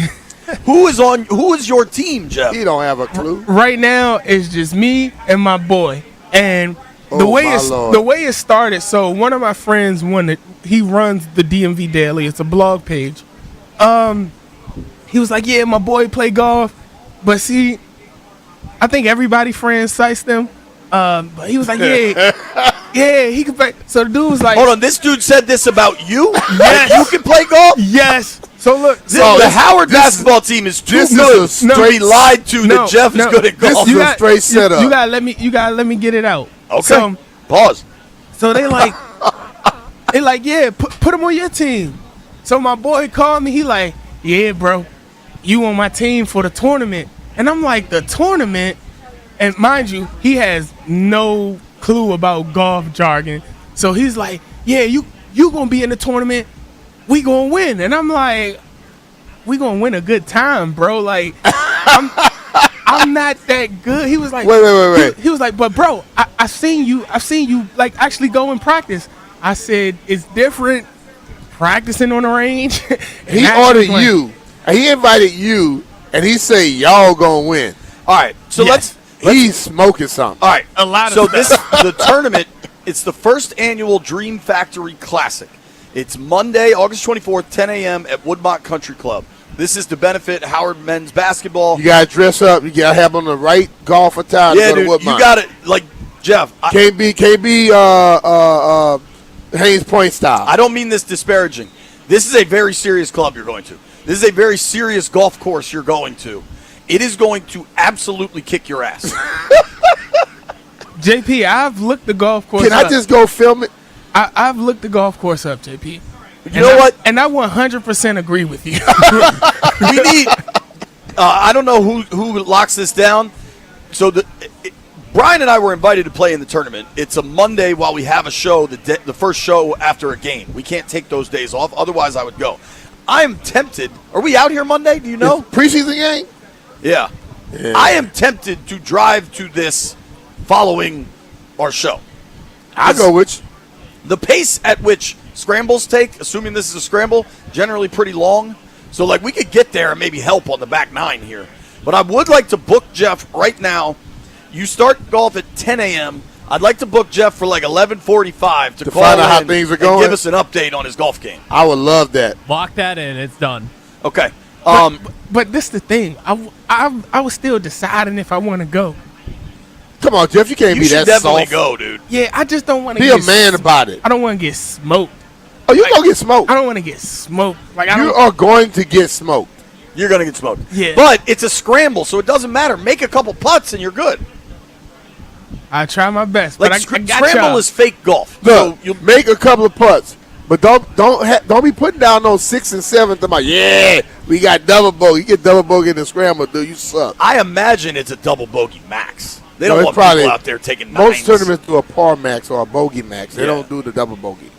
Um, They gonna shoot better than they shoot based off of what the score says. Jeffrey going to Woodmont is wild. Jeff, Dave Duber. You know Duber. Yeah. Duber is part of this thing. I think he's playing in it, maybe like one of the hosts of this thing. You should try to get paired up with Duber because he's better than you, but he's awful too. So like that might take some pressure off both of you. I'm gonna hit him up. We gotta do something. I just don't want to get. There we go. smoked. There we go. Yo, the Paisanos bat signal has arrived. Give me one on air. Shout out to the great people at Paisanos. The boys are hungry. We're about to eat some pizza. We appreciate you. Jeff going to Woodmont is wild. Yes. Just wild. Sorry. And now another quick update. We haven't had time yet because it's been all serious talk. Stallion broke his car. Stallion, what the hell's going on, buddy? Dude, I think it might be an axle at this point. Why do you what part of your brain knows anything about cars that you think it's an axle? Well, because I've broken an axle before. And I know the way that the car leans, I'm like, I think it's an Oh, axle. so your car got a lean on it. Hold on. It's How do got you a have a lean. history of breaking car axles? Dude, Yeah, that's a fair question. the same thing back in high school. Hit a speed bump with my Jeep. Because you were late. So you're just going too fast over speed bumps. I think it's probably just that. I think it's probably that. Yeah. Stallion, I'm probably the most craziest one in vehicles on this show, and even I don't fly over speed bumps. Stallion not very smart. So he proves that every day. What is the car? A Jeep Compass? What year? 2021. 2021 Jeep Compass that you've probably beaten up pretty good already. So let's Honestly, see. it's in decent shape. Well, Okay. it was. It was. All right, 2021 Jeep Compass on CarMax. Depending on the shape it's in, that car, maybe you could. How many miles are on it? Round 76. All right, we're giving you a Kelly Blue Book, 76,000 miles. I think that thing's probably worth like 15 grand. Yeah, I'd say right around that. Probably less than that. And You got a broken axle. right, certainly right now. Now it's Hell. scraps. I don't think it's worth putting. You think it's going to cost you $4,000? That's just a rough estimate. I mean, they said that potentially they might be able to get it fixed today, which seems like a stretch. Well, it's not a broken axle if they're going to get it fixed today. I guarantee you that. Dude, that's what they were saying. They're like, we could fix this thing in 4 hours. Yeah, but you could- we you gotta could fix fix the broken insurance. axle? That's Yeah, what they you said. lift the car up. They got to go get it. They got to if it's broken when they lift it up. They may have to get a brand new axle. This shop already has the part supposedly. Yeah, because they know a bunch of idiots like you going full speed over a damn speed bump. You're not wrong. Like this is what they do. I'm trying to get a price. What color is it, Stallion? Hey, Yellow? Pink? Blue, yeah, blue, navy blue. Mimosa yellow. I mean, Kelly Blue Book makes you jump through a lot of options here. I just want to know. Man, take that car over to Orsman Chantilly Kia. Ask for Billy Brown. Get you a damn Kia. Dude, you could I'm sure your father will help you with this. I just don't think it's worth putting $4,000 into a car with 76,000 miles on it. Have they told you how much it's going to cost you to get it fixed? At least $4,000. Probably saying roughly around 4,000, but insurance could cover it, and that's what I'm waiting on. How? I don't know. I don't think insurance is going to cover it, dude. You went too fast. Yo, so I hope they're not listening right now. yeah, seriously. Kelly Blue Book says trade-in value's 10,400, and that's with a working axle. Yeah. This thing worth about 7,600. Like, are they going to call you before they fix it? No idea. I'm waiting for a call from my insurance, so we'll see. I think Stallion's about to. Do you have $4,000? Yeah, I got some money. I'm smart financially. I'm cheap. You definitely are cheap. You're listening to B. Mitch and Finley, and Stallion is cheap.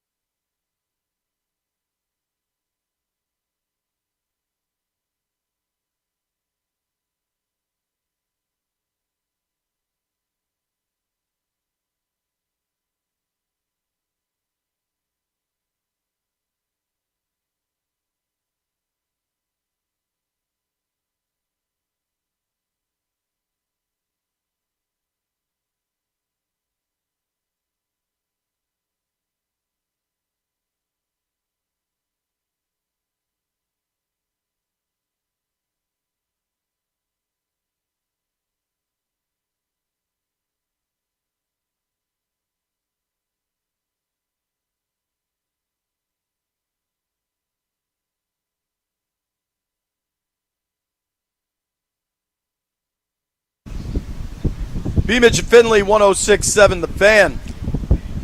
Cream, get the money. We're out here in a tent, Ashburn, Virginia, BigBear.ai Performance Center. Yeah. Day something of training camp. I have no idea how many days we've been out here now. It's August 19th. A lot of them. And Rude is the official show sponsor of B. Mitch and Finley.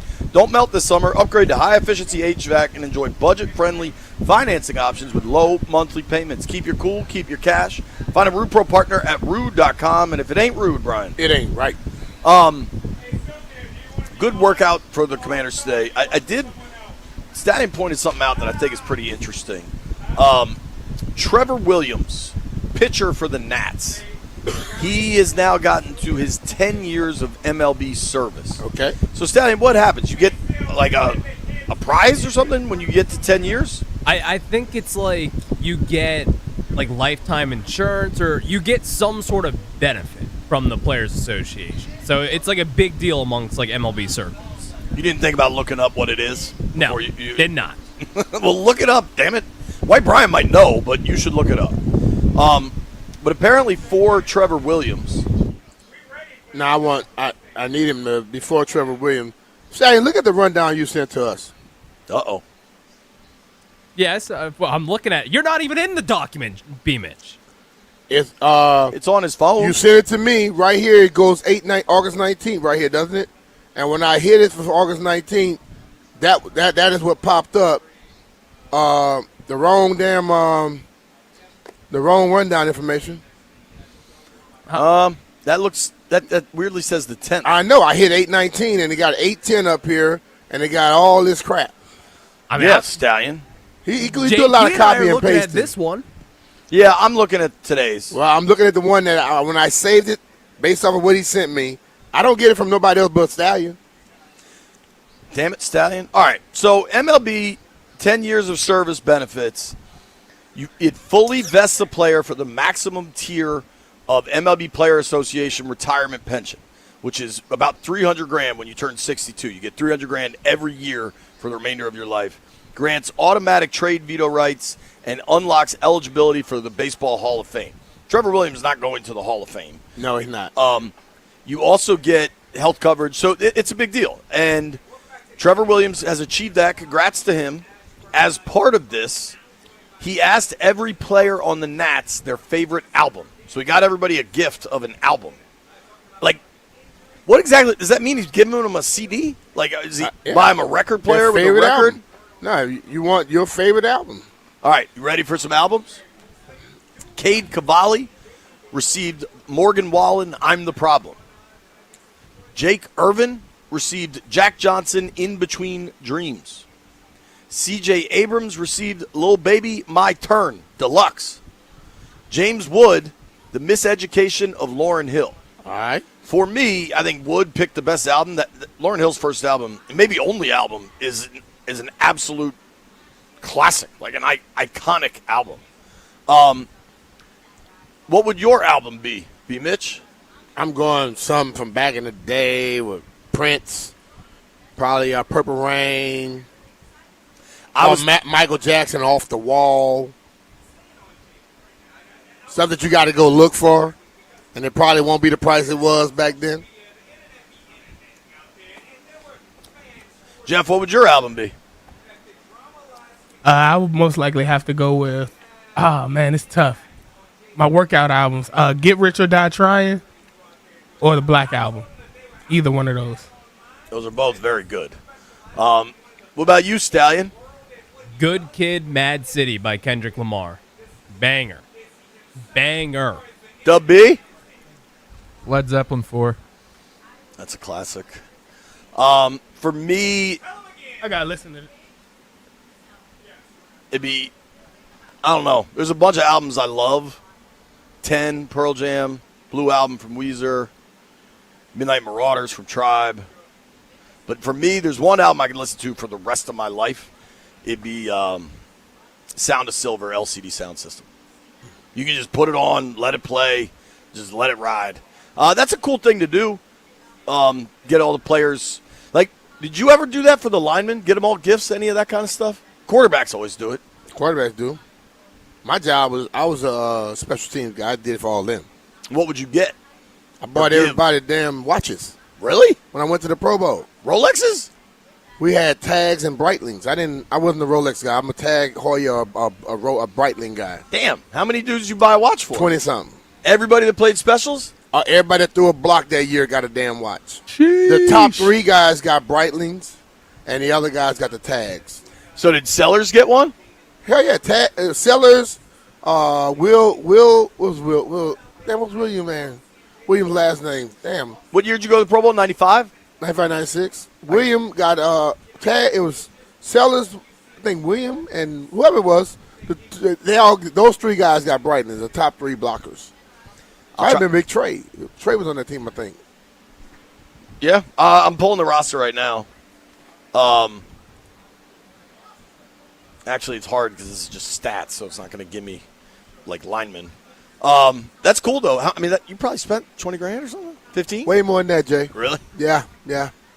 Good for you, man. Damn. I got like $57,000 to go there. That was my bonus, and I had some other bonuses. Then I went there. I made a lot because I did every appearance I had out there. I bet you. I know you, man. So I had to recoup what I spent. Daryl Pounds was on that team. D Pounds, yep. Titus Winans, is that the name you're thinking of? No. Running back. Trevor Maddich was on that team. Trevor was one of the main blockers. Trevor was his long snapper. Right. All right. One of the running backs. Would he have gotten carries? I don't know if Will would have gotten no carries. So Terry Allen had a monster year. Terry Allen had 1,300 yards, 10 touchdowns. Mark Logan? It was a 95-96 season. Yeah, this is your Pro Bowl year. Mark Logan? Logan, he didn't get – I'm talking about the top 3 guys with the William Bell? Bam. There you go. Willie Bell. What can you tell me about William Bell? Stuff I won't say on the radio. Willie was a wild boy, bro. Undrafted out of Georgia Tech, but grew up in Miami. Was a bad boy, bro. That was my little road dog right there. That's the way you're saying OG, where that, you going? I'm going with you. I'll let you show.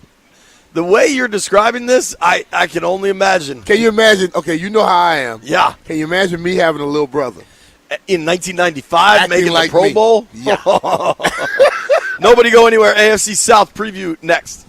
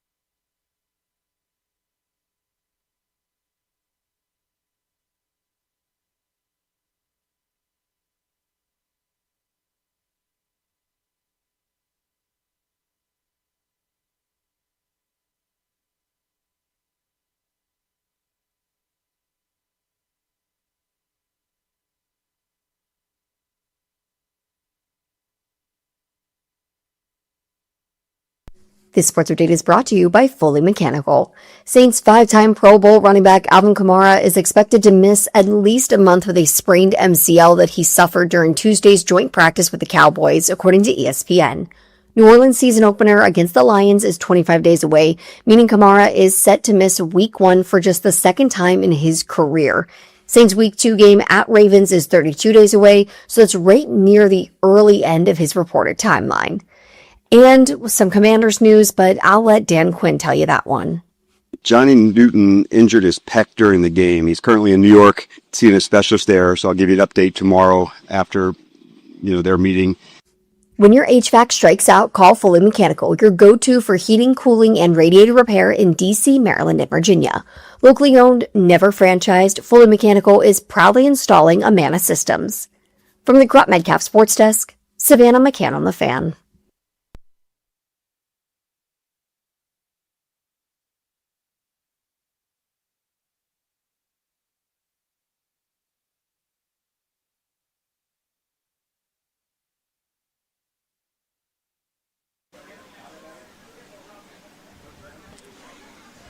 B. Mitch and Finley, 106.7 The Fan. High noon in the District of Columbia. The Mystics are playing tonight, taking on the Toronto Tempo. 7:30. You can watch it on Monumental. B, we've been doing our divisional previews going around the NFL. Yeah. Yesterday we did the AFC East. We did. Today we're going to do the AFC South. In about a half hour, we're going to be giving away Dave Matthews Band tickets. We're gonna have a fun trivia contest. So if you wanna go see Dave, you're gonna have to answer some questions.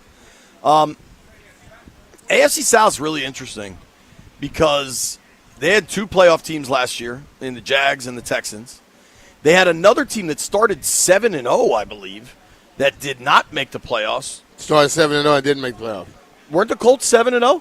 Oh, they did start off on fire. I think they were 7-1. Okay, and then when did Danny Dimes get hurt? Week 9. And then, the rest of that season was a mess. They finished 8-9 and they started 7-1. Damn. They started 7-1, finished 8-9, so they went 1-8 down the stretch. Yeah, dude. Woo! Just bad. That's not good so at all. I think what happened is Danny Dimes got hurt. They tried the kid Riley Leonard, who was the Duke kid that went to Notre Dame, and it didn't go well, so then they brought in Phillip Rivers, remember? Yeah. They were playing 44-year-old Phillip Rivers at quarterback last year. Okay, they played one of your counterparts. While they had Anthony Richardson. Now, I don't know what his health was, because remember he hurt his eye or something? Danny Dimes says he's ready to rock. He's back from, wasn't it Achilles? When he checked him, didn't he check himself out the game? That was Richardson, because he was so tired. When he checked himself out the game, that's when he hurt everything. His whole future was hurt. I think Richardson's still there as their third-string quarterback. So they have Daniel Jones, then first-round draft pick, Riley Leonard, then Anthony now he's Richardson. your third-string quarterback. Yeah. Yeah, that career's over. Career's over. Just crazy. Obviously, the Colts are paced by Jonathan Taylor. He's kind of the center of that offense, I would say. Last year, he led the NFL in carries and in rushing touchdowns. He ran the ball 323 times last year, B. Yeah. Almost 1,600 yards, 1,585 yards, 18 touchdowns, 84 first down runs. He was on fire. Dude, he went for almost 2,000 yards from scrimmage. He was active in the pass game, too. Had 20 total touchdowns. You're counting on the quarterback to stay healthy. You could say that about every team in the NFL.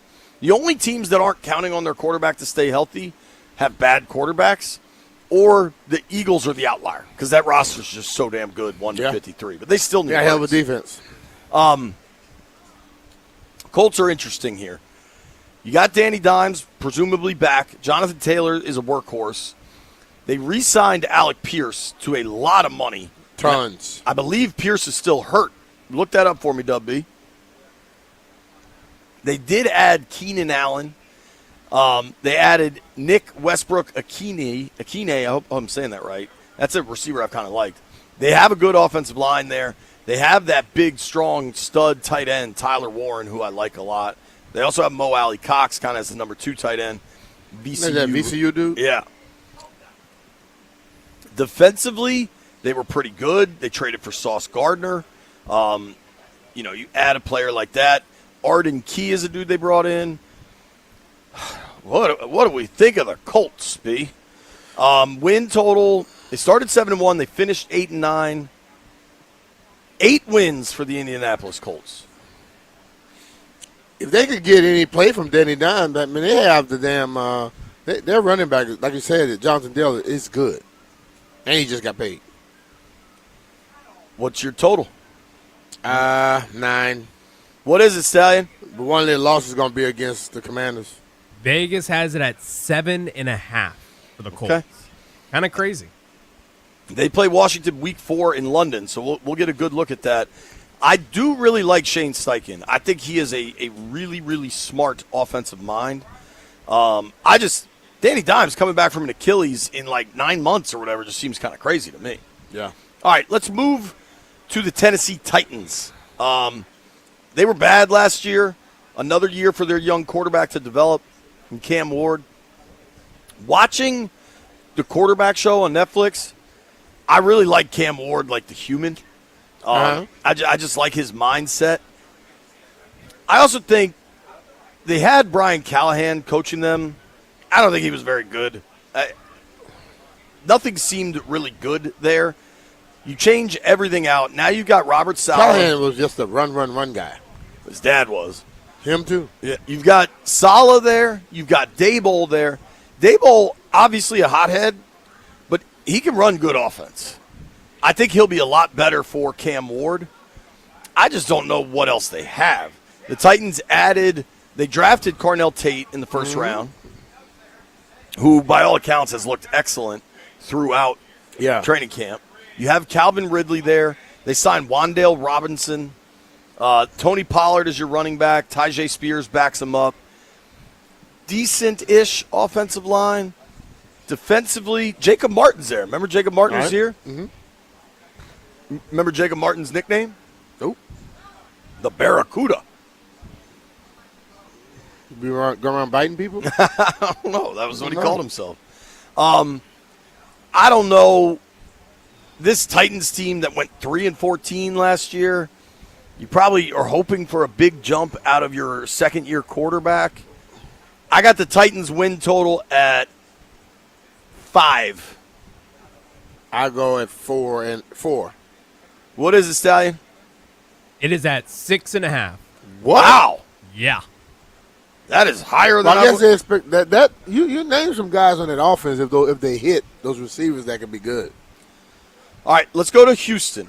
The Texans went 12-5 last season. Yeah. Point differential of plus 109.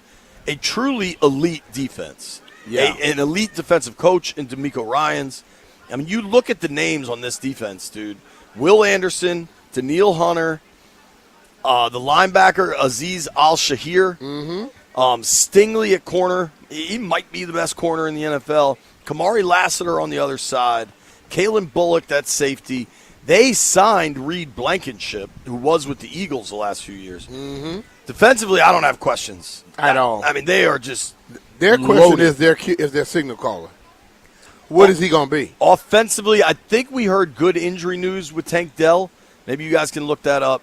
Tank Dell, Jaden Higgins, who had a big year last year, Nico Collins, Jalen Knoll. They got a lot of Jalen's and Jadens down there. Offensive line, pretty good. They did add David Montgomery from the Lions to give them a real physical thumper in the run game. Yeah. C.J. Stroud, man, last year was bad. And Vetty. I mean, the playoff performances notwithstanding, it's just, I don't know what has happened with Stroud. Last year, he started 14 games. Texans went 9-5 with him, completed about 60% of his passes. But in 14 games, he only had 3,000 passing yards, 19 touchdowns, only 8 picks, so it's a 2-to-1 touchdown INT ratio. But, there's just not much yardage there. And maybe that's all they need with that defense, but the playoff performances were so bad. They were bad. Does that linger? It can. It truly can, but, you hope that he can get over it and figure it out because, bro, when you sit there and you think, if I just play average, my team wins. And then when you look at that, you go, well, damn, I was below bad. They have Davis Mills, the backup there, who played well when CJ was hurt. They went 3-0 in Mills' starts. The completion percentage is ugly, 57%, 5 touchdowns to 1 pick. If Stroud gets in a situation where he's losing them games again, because here's the thing, with that defense, you just can't have a quarterback lose you games. Yeah, and he lost those. It's just crazy. The rookie year he comes in and is phenomenal. 4,100 yards, 23 touchdowns against only 5 picks. 24, the picks jumped. He went 20 touchdowns with 12 picks. That's past 2-1. That's whatever, 1.8 to 1. That's going to get you in trouble. Last year got it back down to 2-1, but I'm trying to see the fumbles on here. 2 years ago. Stroud? Yeah, 2 years ago he took 52 sacks. That's a lot, man. Mm-hmm. And then the playoff numbers. You know who was there 2 years ago with him, huh? Steph for half of it? Mm-mm. Total. Yeah, true. 5 picks in 2 playoff games. 5 picks in 2 playoff games. 6 sacks in 2 playoff games. A couple of them he was just throwing it directly to the people. And they won one of those playoff games. Yeah. Fumbles. Last year, I thought this was more. He only lost 2 fumbles. As a rookie, he lost 8. Damn. In the playoffs, I told you 5 picks in 2 playoff games. 5 fumbles. Yeah. Now, they got some of those back. I watched those games. He was awful. Does that linger? I told you it could. Now, he's going. This is where the mental takes over. If you don't get it out your head, it can linger. Because you get to a situation, you got to throw a ball and you scared to let it go. It's crazy. Win total for the Houston Texans. That defense is elite. They won 12 last year. Win total 10.5. Right now, the Texans are at 9.5 wins. B nailed that one. B nailed that one. All right, let's get to the division winner, the Jacksonville Jaguars. Brian, they were good last year. It was not fluky. Liam Cohen, for all the weird Duval stuff, he he went Duval. Yeah, Duval. Jags finished plus 138 in point differential. Went 7-2 at home, 6-2 on the road. They were 5-0 in their last 5 games. They lost in the playoffs on a heartbreaker to Josh Allen, kind of at the buzzer. Jacksonville still has Brian Thomas, Parker Washington, Jacoby Myers, Travis Hunter. What's his role coming back from injury? They still have Trevor Lawrence, obviously. They signed Chris Rodriguez to back up Basil Tootin. Jacksonville? Yeah. I'm hearing Chris may have gotten to that starting job. Really? That kid Tootin looked pretty good last year. Rookie out of Virginia Tech. But good for Chris, man. Chris is a guy I'll root for wherever he ends up. Just a good dude. Offensively, they were good last year in Jacksonville. They moved the ball well. Liam Cohen clearly can scheme it up. If you look at Liam Cohen's last 2 years, his last year in Tampa as OC, Baker cooked. Last year, he's in Jacksonville. That Bucs offense sank in the second half of the year. They were 6th in points scored, 11th in yards gained, 8th in points allowed, 11th in yards allowed. So a pretty consistent team. My question is Trevor Lawrence. Well, what is he really? Because, listen, ever since he was a freshman in college, he's been touted. Anointed. As one of the absolute best quarterbacks ever. That's the way they would tell it. He was going to be one of the best ever. What has he really been? Through 5 years of an NFL career, 63% completion, 98 touchdowns, 58 picks. Mm-hmm. Last year, he completed barely 61% of his passes. Over 4,000 yards, barely, 4,007 yards, 29 touchdowns against 12 picks. And Etienne had been down there for a while. He signed with the Saints. Pronounces his name very differently now. To me, Lawrence is pretty good. Yeah. This is funny, though, to your point. On Pro Football Reference, they always list out the nicknames for players. Trevor Lawrence, his full name, William Trevor Lawrence. You know what his nickname is? The Prince Who Was Promised. That's his nickname? I've never heard it, but that's what Pro Football Reference lists. That's absurd. The Prince Who Was Promised. Yeah. Luckily, I hope he didn't give himself that nickname. I hope not either.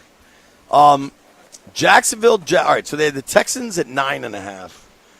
The Jags will be playing a first-place schedule. 10.5 for Jacksonville.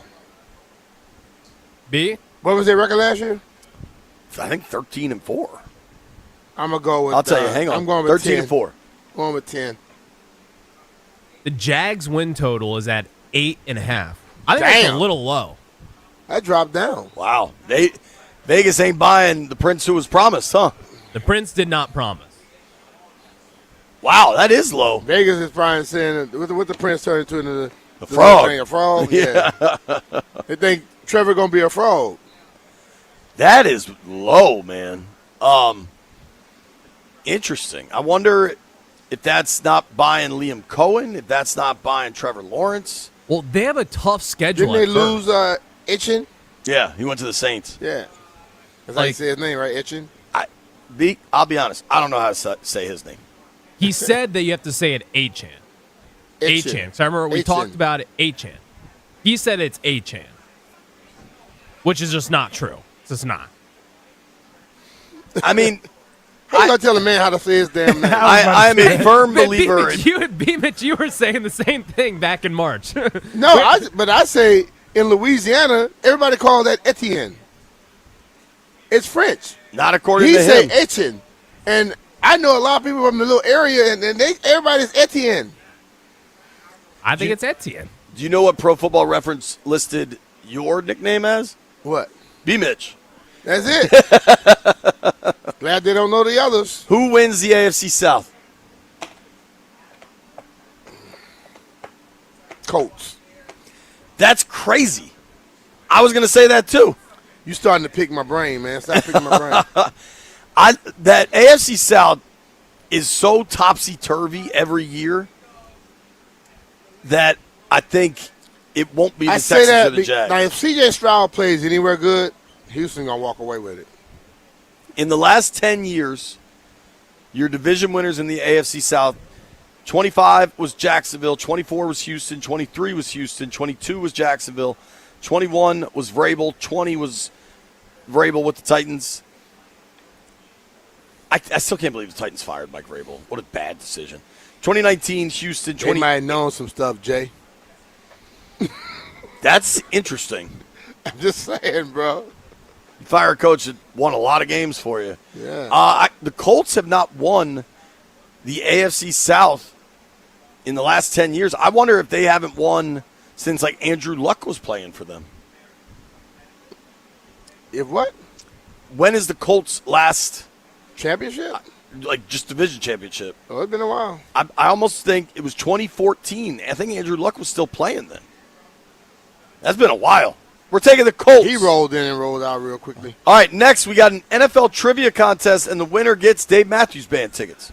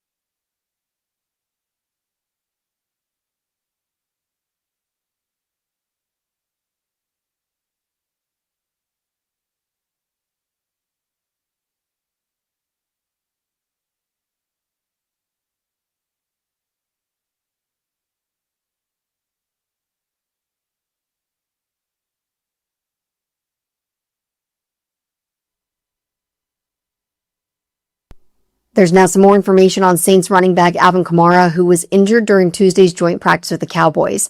He'll be out for at least a month with a sprained MCL, according to ESPN's Adam Schefter. So while it's not the worst case scenario, it does mean he will likely be out to start the regular season. According to a joint report from ESPN and NFL Network, Chargers center Tyler Biadasz is out indefinitely after suffering damage to his ACL and additional injuries to his left knee. The injury to Biadasz is a significant blow to the Chargers unit that brought him in just to beef up the interior of the offensive line. Of course, he spent the last 2 seasons with the Commanders, starting 31 games for the club. And some news for the Commanders, Johnny Newton is meeting with specialists in New York about a pec injury that he suffered.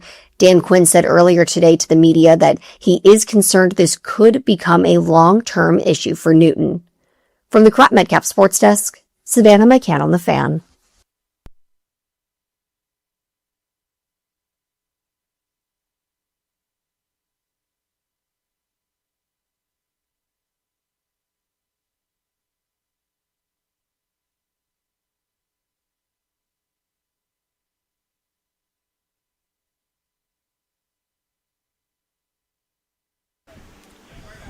B. Mitch and Finley, 1067 The Fan. We're going to try something fun. Yeah. It's a Stallion idea, so you never know if it's actually going to work. We need you to use your brain, something that Stallion don't normally do. We're going to try something fun. I'm also trying to plug my computer in if you were watching on Monumental there. Stallion, how is this going to work? So we have a bunch of NFL trivia questions. Phone number is 800-636-1067. Yeah. 800-636-1067. So how many tickets do we have, Stallion?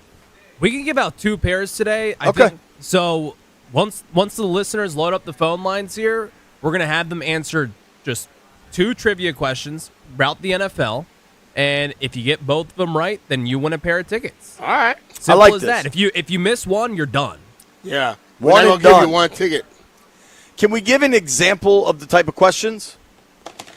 Yeah, sure. You can give an example out. All right. Phones are open. 800-636-1067. 800-636-1067. I'm going to go to Jeff on this one. Jeff, you ready? What's up? Have you seen the email? Like the email in our system? No.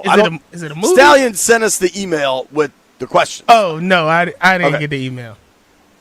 Which team won 3 Super Bowls in the 1990s?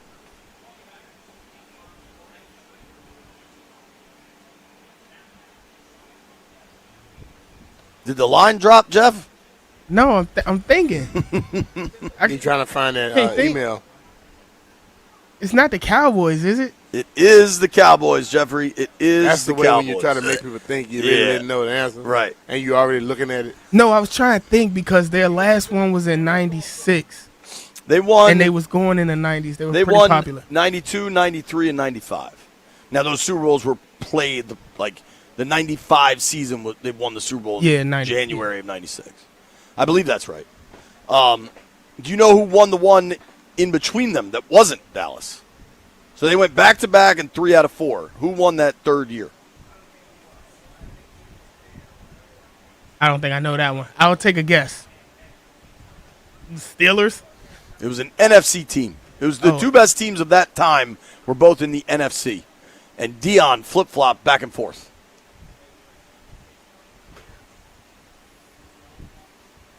He just gave you the answer, Jeff. Yeah, the Redskins. I don't know why I'm having a brain fart. 49ers, fool. How dumb Oh are no, you? hold on. I said that at first.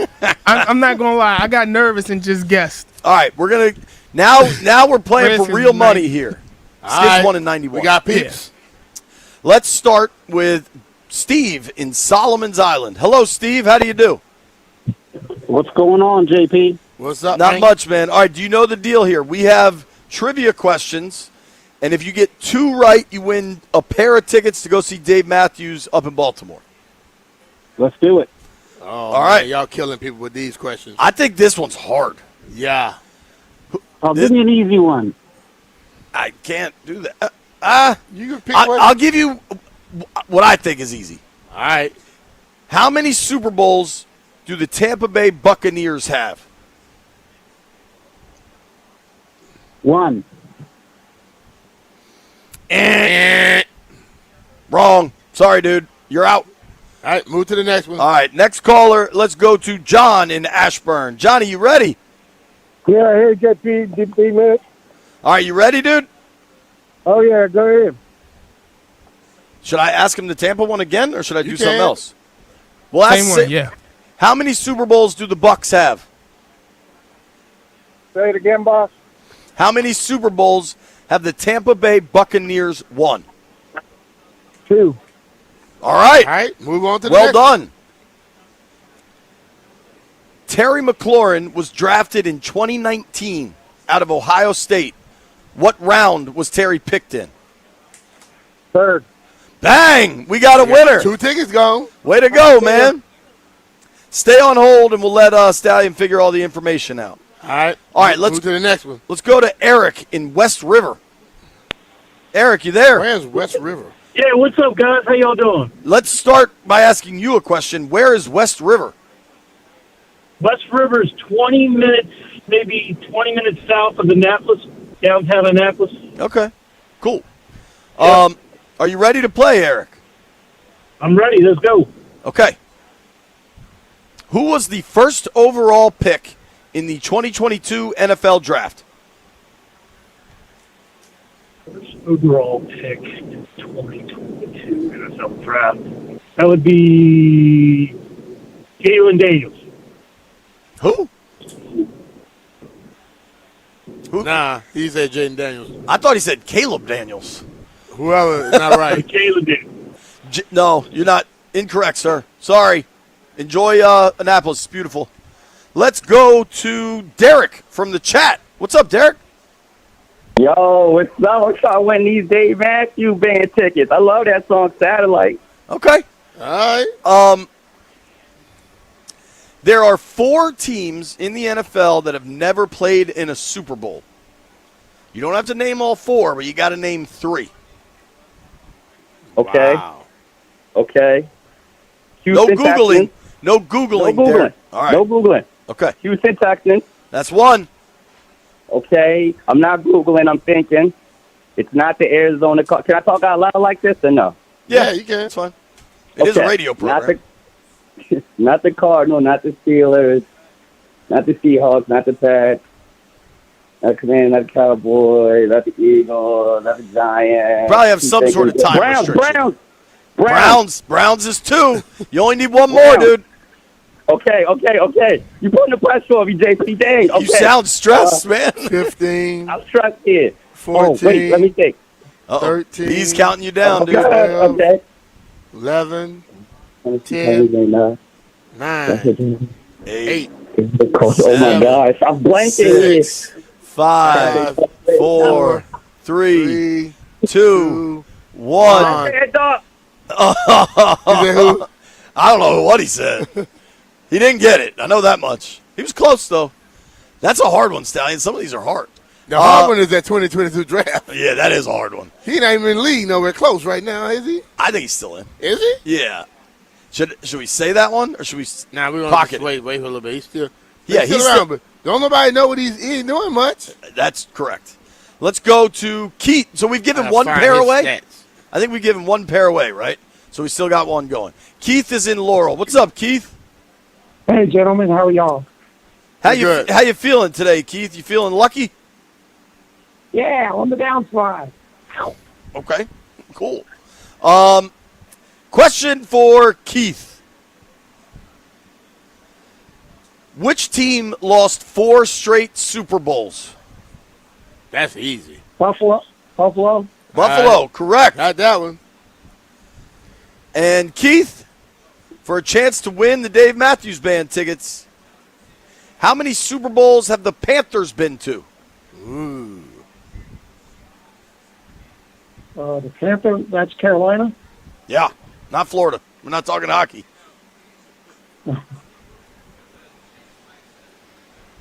I think they went to 2 Super Bowls, didn't they? What do you say? What was the number?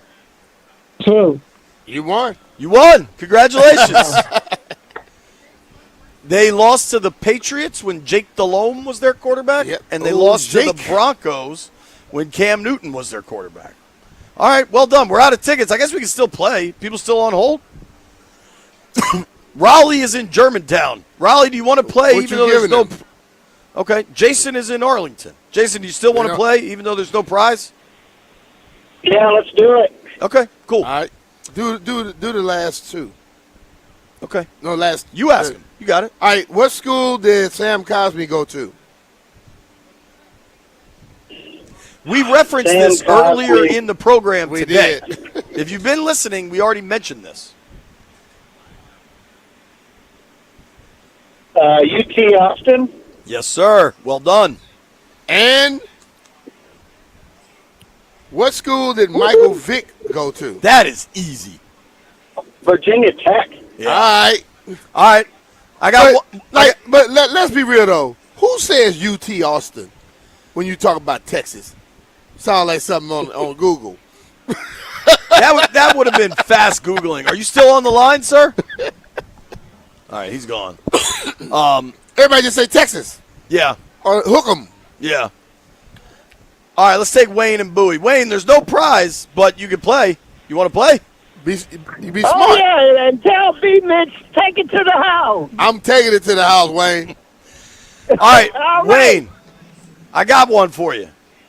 What was the original name of what is now Northwest Stadium?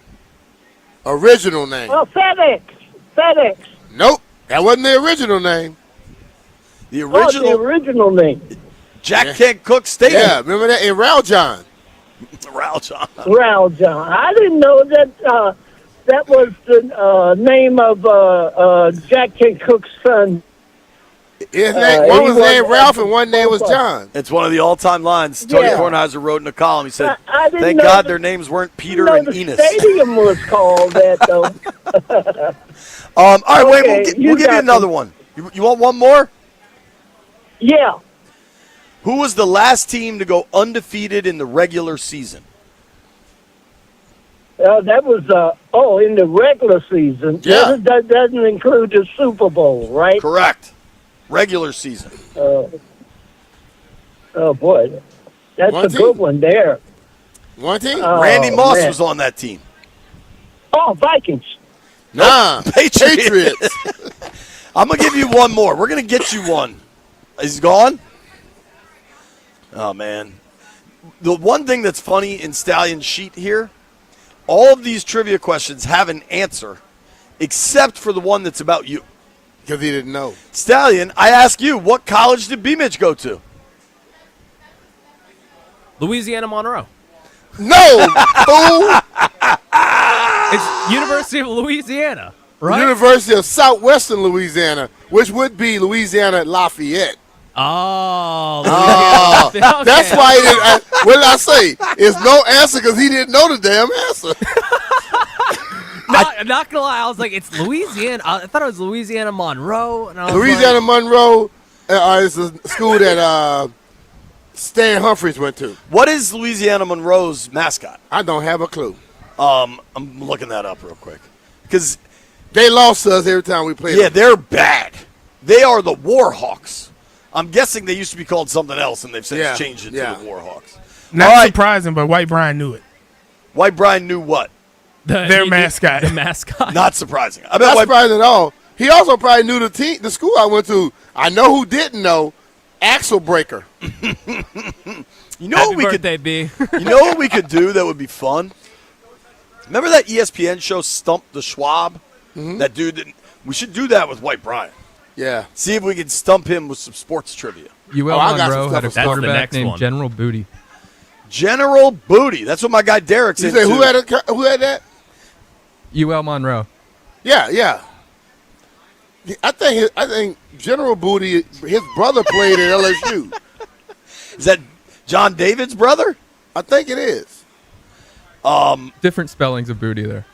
We need to explore But General Booty General in all Booty of and its John fashions. David. Doesn't that sound like generals? Somebody from the Army? General Booty played for the Louisiana. He started at Oklahoma. This kid played 2 years at Oklahoma, then transferred to Louisiana Monroe. We got money, baby. He must be bad. Nah, he might have got paid. B, he completed 53% of his passes in Jay, that 7 don't games. mean nothing in college. Shout out to General Booty. Don't go anywhere.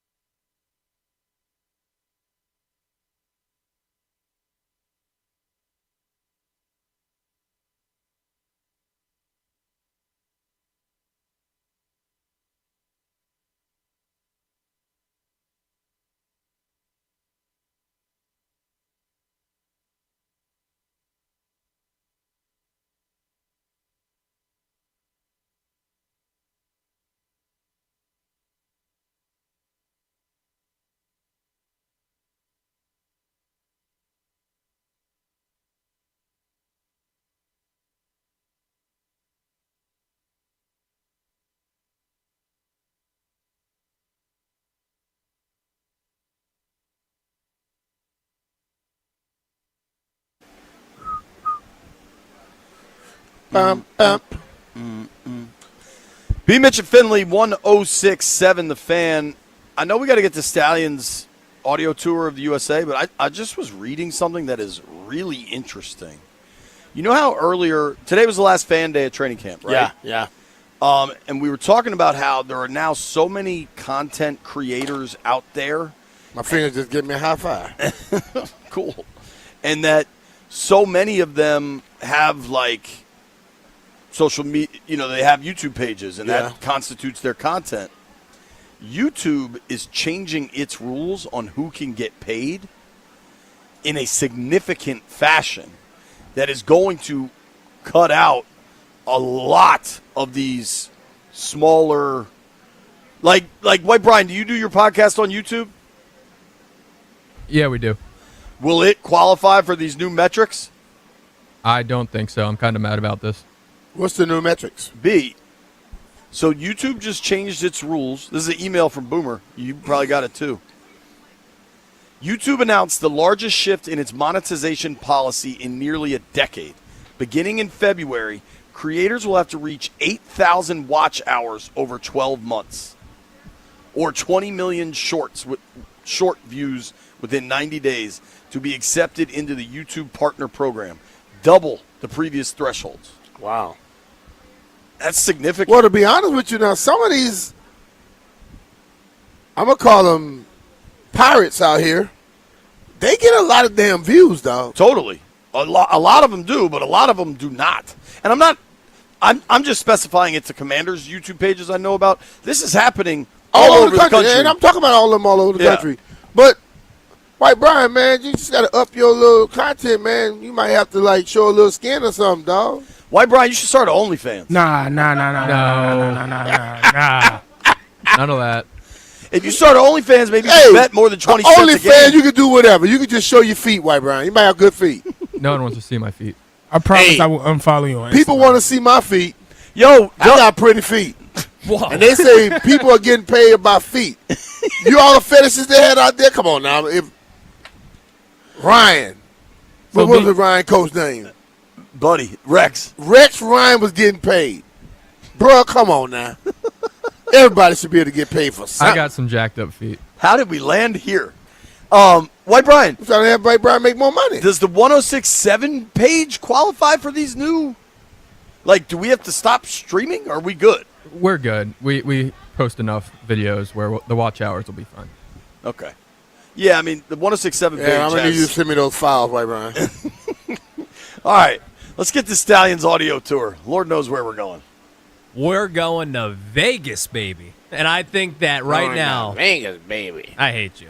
I'm going to fit right in with this QB room. I think this is probably one of the more electric QB rooms in quite some time. You've got Fernando Mendoza, who might be the nerdiest guy on the planet, followed by Kirk Cousins, who's probably the second nerdiest guy on the planet, and I'm here for it. Fernando Mendoza yesterday was just asked a normal question by the media. Number 1 overall pick. The guy's getting swamped by the media, but my gosh, does he give interesting answers. Here's what Mendoza had to say about a joint practice yesterday. Be able to go against the Texans defense, which is also a top defense in the league, go against them, be able to get some reps with the ones against the superstars on their defense, and then obviously their twos are fantastic as well.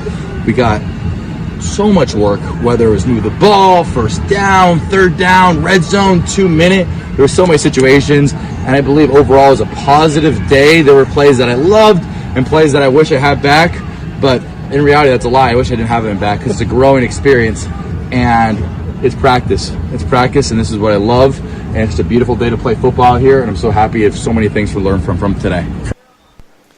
He kind of reminds me of Stallion. He has to hype up everything. Yeah. He's trying too hard. Stallion, you should learn from this guy. You're probably right. Back it up a little bit. I'm rooting for Mendoza. Seems like a nice guy. I'm rooting for him, but he better not answer every damn question Yeah, like that. relax a little. Give me just a blurb one time, dog. We don't need a whole damn paragraph. Stallion, where else are we going? We went to Vegas. That's the We're most staying in calm Vegas. trip to Vegas I've ever had. Okay. We are staying in Vegas in that exact QB room, and our former guy, Kirk Cousins here, he had just kind of an interesting quote, and it's pretty quick, but it was regarding Max Crosby hitting him in practice. Here's what he had to say. Toward the end of practice. So what exactly happened on that? Well, my elbow got hit, and I joke with Max. I say, you can touch me anywhere you want. Just don't touch my arm. Relax, Kirk. Kirk. Whoa. Yo, play that again. No, we don't need that again. Touch me anywhere you want. Just don't touch my arm. That's why Max punched him. Max was like, dude, you can't be talking to me like that. The way he said that. You can touch me anywhere you want, but don't touch my arm. The way he said that was pretty. Tell that to your wife. Don't tell that to Max Crosby. Yo, I think Kirk was having fun with that right there. It sounded like cringy. There's more to the answer. Jeff, did you pause? Jeff, I'm sure Jeff was like, pause. Of course we were all like, pause. Come on, bro. That's a pause. That's a big pause. Can we just acknowledge the fact Telling that a big tattooed up man, touch me anywhere you want. Just don't touch my arm. Can we acknowledge the fact that Max Crosby is on the same team as Fernando Mendoza and Kirk Cousins? Two just polar opposite figures. But that happens on football teams. It's a bunch of geeks with a bunch of maniacs on football teams now. It's just Let's so be funny. real. Oh, yeah. There's space for all types in an NFL locker room. Hell, in a high school football locker room. Brig Owens and John Riggins played on the same team, I think. Different people right there. You're listening to B. Mitch and Finley. Coming right back.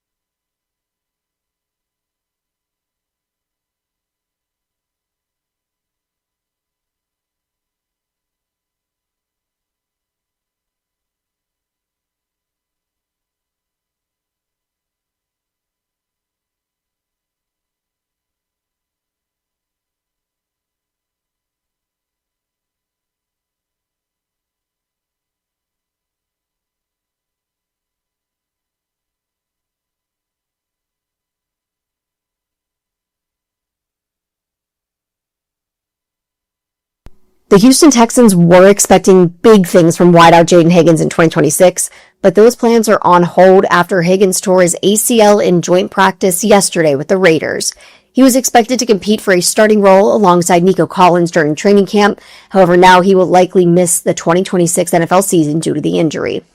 More injury news, the Saints have reportedly suffered another blow to their offense. 2 days after the news surfaced that rookie wide receiver Jordan Tyson will be out for about 2 months with a right hamstring injury, Pro Bowl running back Alvin Kamara is expected to be sidelined for at least the next month with a sprained MCL. And the Commanders could be without defensive tackle Johnny Newton for a while. Head coach Dan Quinn told reporters this morning at his press conference that Newton is dealing with a pectoral injury.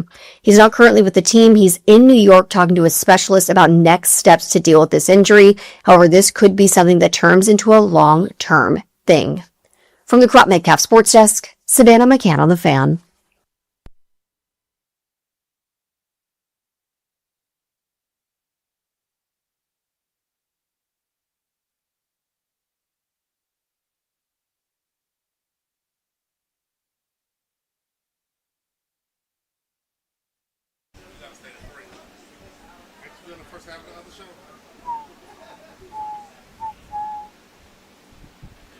B. Mitch and Finley, 106.7 The Fan.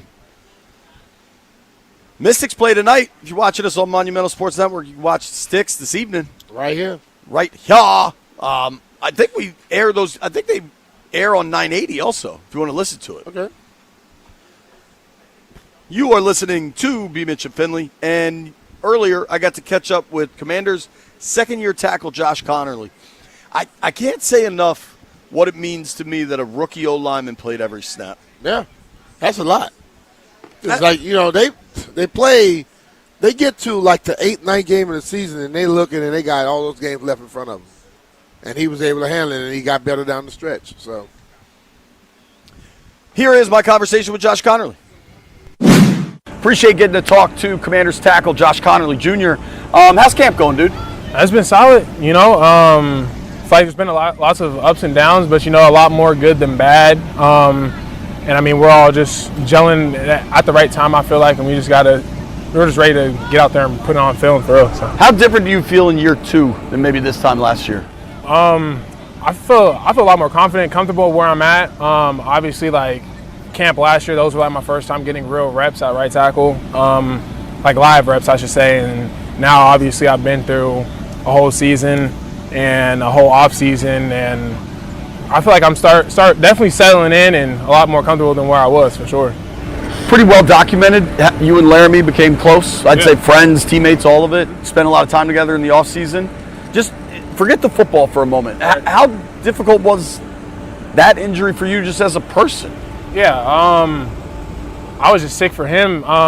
Watching how hard he worked this off season to make sure that his body was always right, and really, I'm gonna say, like I said, just watching how much work that he puts in to himself and how well he takes care of himself. It definitely hurt me, but like he'll be all right. He's like, I'm a grown man. I wasn't like depressed by it or anything. Sure. I felt bad for him, like I said, because spent months working, and then like we get 10 days, and then something like that happens, but. It is what it is. That's ball, and he'll be back. He'll be stronger. The craziest part, and we're on the outside looking in, right? But it was Friday morning was Steph Diggs' first practice, right? And you could feel the excitement that a veteran of his caliber brings to the field, right? And then Saturday evening is the Tunsil news. Like when you talk about the highs and the lows, like that was 48 hours. Right. What was that like for you guys to all process? Yeah, I mean, to have like our whole offense out there. For maybe like one practice, practice and a half. Like you said, the vibes were really high, and then losing LT, like the vibes were they dwindled a little bit, but we know what we have in our room, and it's really just next man up mentality. And at the end of the day, we have a job to go do out there. You know what I'm saying? And can't sit there and dwell on it. Like losing LT, that's a huge part of our offense. And our whole organization, to be honest, but like I said, it's next man up, and we got to go out there and just produce. So it's interesting too, and I don't know if you agree with me here. obviously it's unfortunate. You never want it to happen. Right. But to happen really early on almost gives you guys like a full month with BC at left tackle. Right. You know what I mean? Yeah. So like maybe blessing in disguise is the wrong term, but at least you get plenty of time to kind of build with Brandon. Yeah. And I thought BC's looked quite good. Yeah. In the time since. Yeah, I mean, he's played left tackle before. Right. He stepped in for LT last year whenever he went down. Yeah. Played in the NFC Championship at left tackle. I mean, you know that like he has a lot of experience and he's a damn good tackle. You know, so like great guard, good tackle. You know what I mean? Like at the end of the day, he's a ball player. Right. You know, so I respect that. DQ said when the injury happened, there was not a conversation about moving you to the left side. Obviously, you played on the left side in college. Are you like you're a right tackle now? Do you feel quite comfortable in that? Yeah. Yeah, Good. I do. I say like I say they never like you said, there was no conversation to me. I don't think they would want to necessarily throw off the progression that the progressions that I made to becoming a better. And that's right kind of tackle. what Quinn said. Yeah. So I feel like that's more the reasoning. So how different is this offense for the offensive line? I mean, I feel like with some of the different schemes that we run, just letting the athletes be athletes, and just getting running. And I mean, we marry that up with lots of different things, and with us in pass pro as well. So I think that's the best part about it. How do you feel like you guys are catching on with the offense? I mean, I feel like we've been rolling. I mean, even in joint practice, like there were some things that we needed to clean up, but overall, being able to go against somebody else and just see some things come to fruition was really nice to see. So, how good is it to see Nick back and Bates back? It's awesome. Well, I'd say seeing them in pads, I mean, in their helmets and stuff again out there with us, it's awesome. You know, just getting the band back together. You know. Where do you think Jaden is in the new offense? Oh, I think he's came a long way from where we were in the spring. He looks excellent. I'm gonna say, he communicates with a lot of confidence, makes checks and calls a lot more confident. And I mean, when we step up to the line, like we know he's ready. You know what I'm saying? So we just got to make sure we match that. I bet, man. I think he has looked so dialed throughout this camp. And good. Quinn mentioned this. I was impressed Friday night. No real procedural stuff. Right. Like it doesn't, like even just watching practice every day, it doesn't seem like you guys have to go back to the huddle for a play call or like, you know, just like the little things like illegal shifts or motions and stuff. Do you feel like as a team you guys have locked it all in? Yeah, I wouldn't say locked all the way in. You know, obviously nothing's perfect, and I mean we've had a few where we've had to like get personnel right or get the snap count right. But that's one every so many plays. You know what I'm saying? So I definitely agree with you, and I think we've been pretty clean on that part.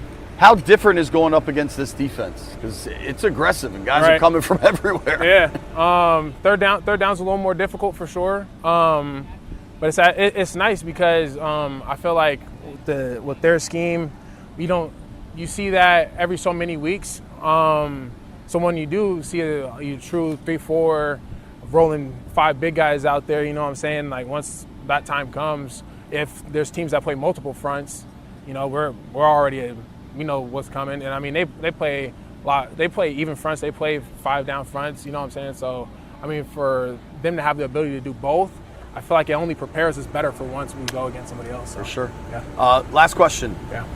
Do the Oregon Ducks win the national championship? Absolutely. Say this is.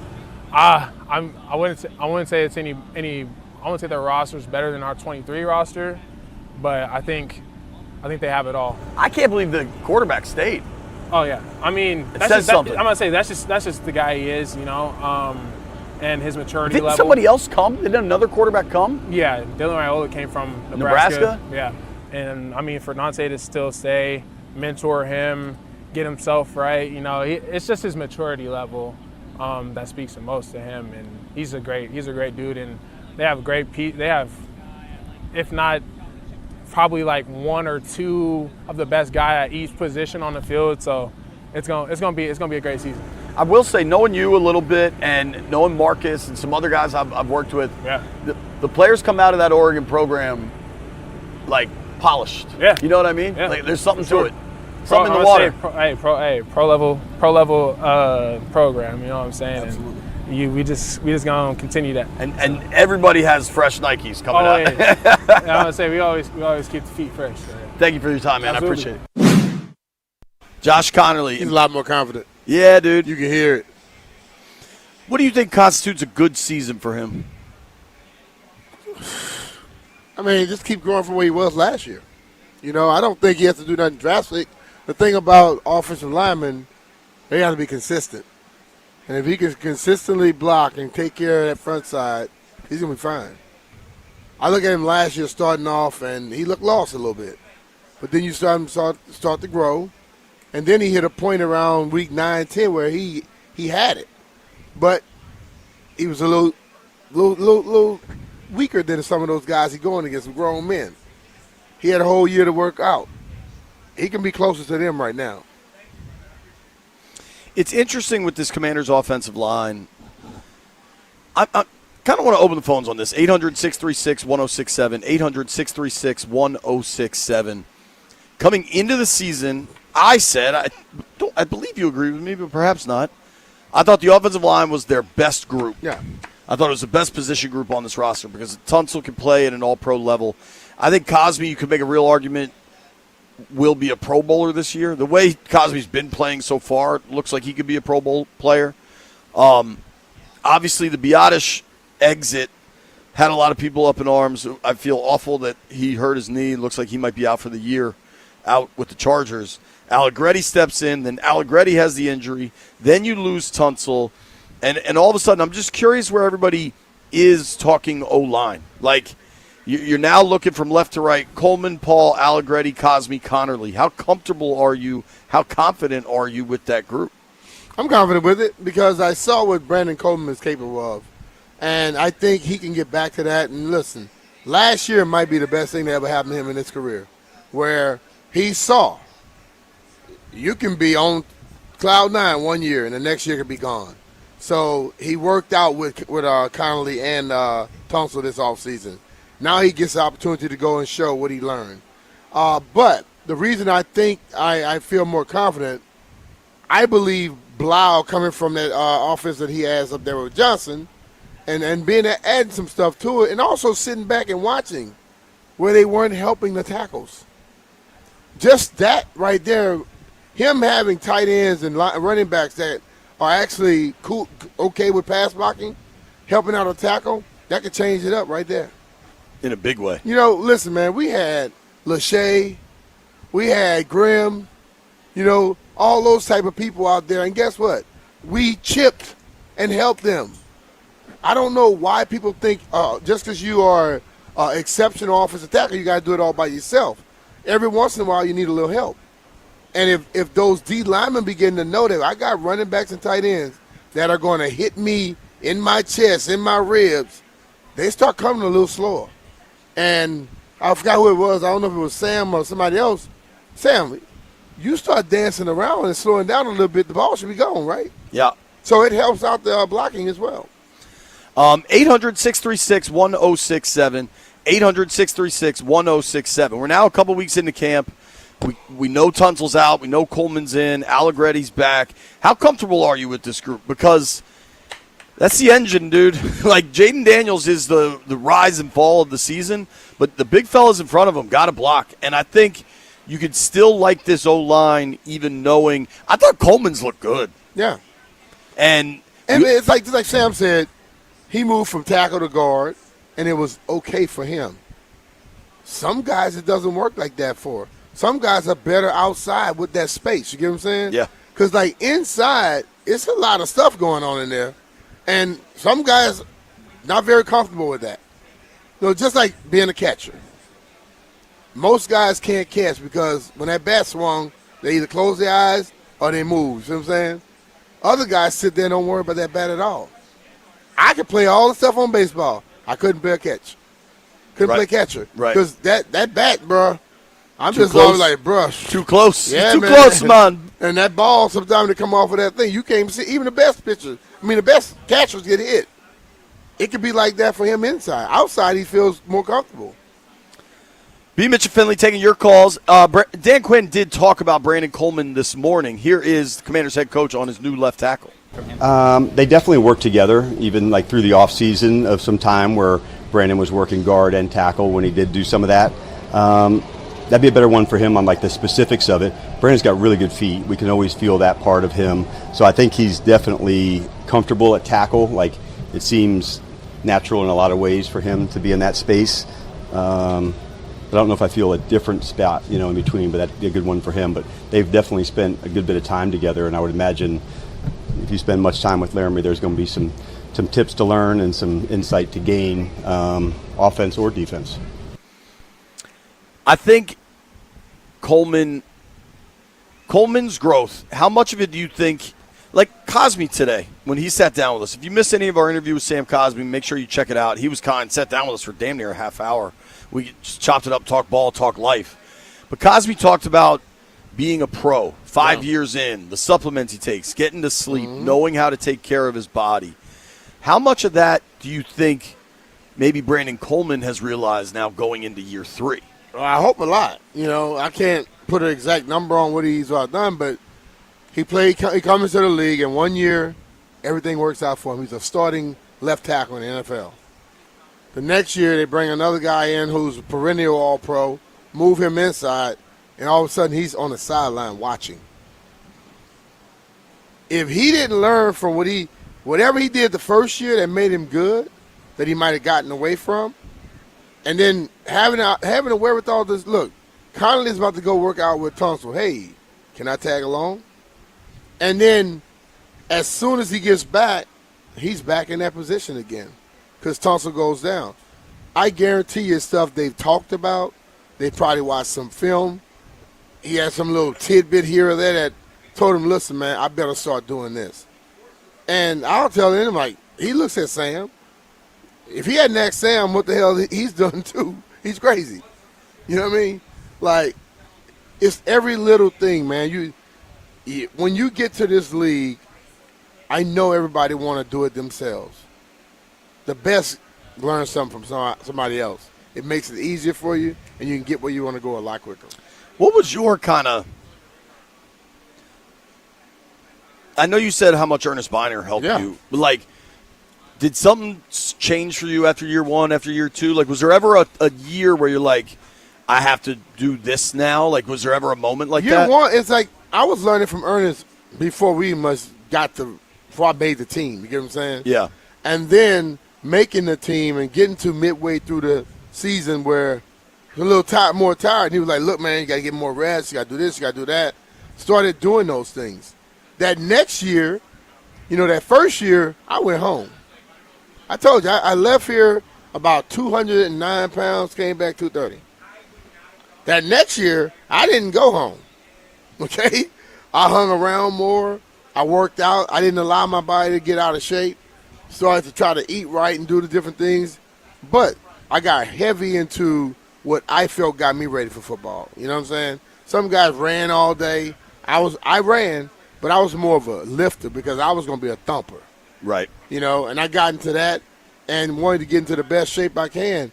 But then Ernest was like, yo, man, when you watch film, and I told him I watched some film, he said, how long it took you? I told him like 15, 20 minutes. He's like, bro, that's watching TV. They ain't watching no film.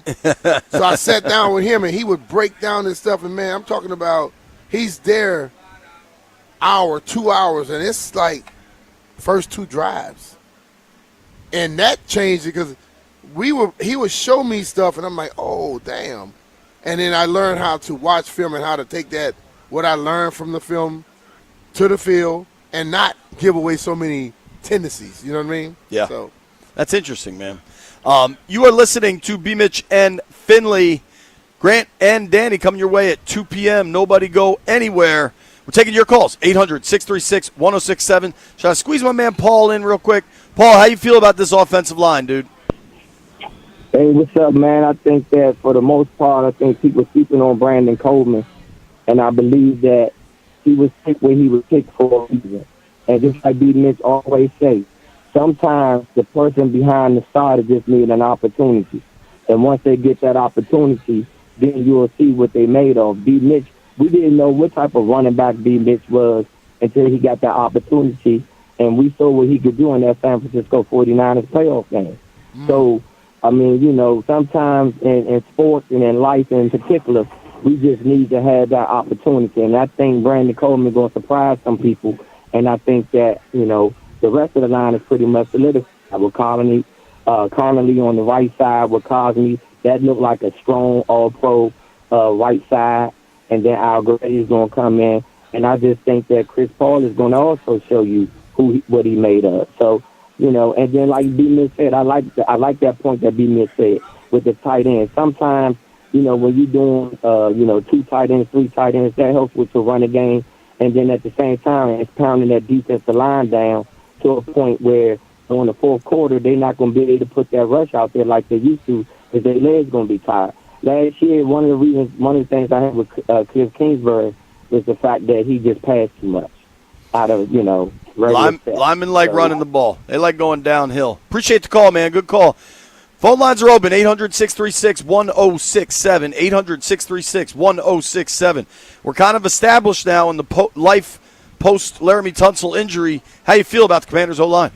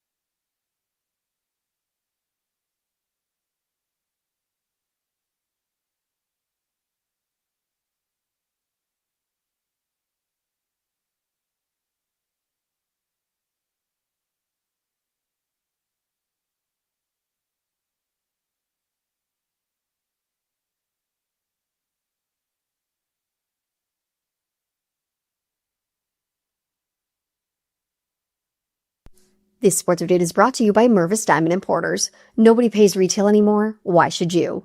The Washington Nationals are on a 4-game losing streak, and they'll take on the Texas Rangers in Game 2 of their series tonight. First pitch, 8:05 p.m. with Cade Cavalli on the mound. He looks to keep up his recent stretch of success. He is 5-1 with a 2.25 ERA over his last 7 starts. Moving over to the NFL, Commanders defensive tackle Johnny Newton is meeting with a specialist to assess a pectoral injury that could potentially sideline him for a significant part of the season.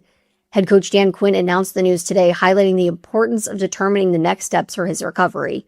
The third-year pro, who was drafted in the second round of the 2024 NFL Draft, has been a reliable player for Washington, missing just 1 game in his career thus far. When you're ready to pop the question, think Mervis Diamond Importers and Tacori. Mervis offers unbeatable value, while Tacori brings handcrafted detail and signature design to every engagement ring from the very first sparkle. For the largest selection in DC, visit Mervis. Go to mervisdiamond.com. From the Crop Medcap Sports Desk, Savannah McCann on the Fan.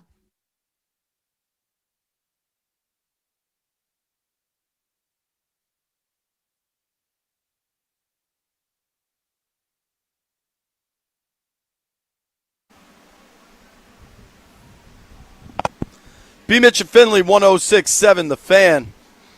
B, I'm trying to figure out some logistics. I'm going to take these calls, but remind me about the logistics. All right. Let's go to Jupe in the DMWV. Jupe, how you feel about the offensive line, brother? What's going on, fellas? How y'all feeling? We're good, buddy. How are you? I'm good. I got faith in the offensive line. I know there's question marks on the center position, but you know what? When it comes to that, I'm a have faith in the coaching staff and their decision making until we get game day and we see otherwise. But in regards to Coleman, I got faith in him. I mean, you go back to 2024 season, we made it to the NFC title game with a rookie Coleman at that time holding the left side down. And you got to think, your man been working on his craft, like you said, B. Mitch. He linked up with Thompson and Connolly to improve his game. So I'm confident in them.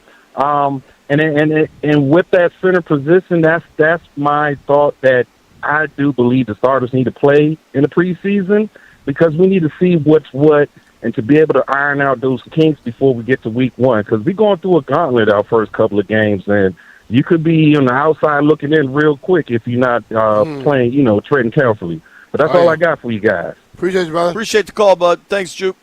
I hung out with Jupe's boy, Captain Todd. I didn't realize Jupe, Tay, and Captain Todd have a group chat.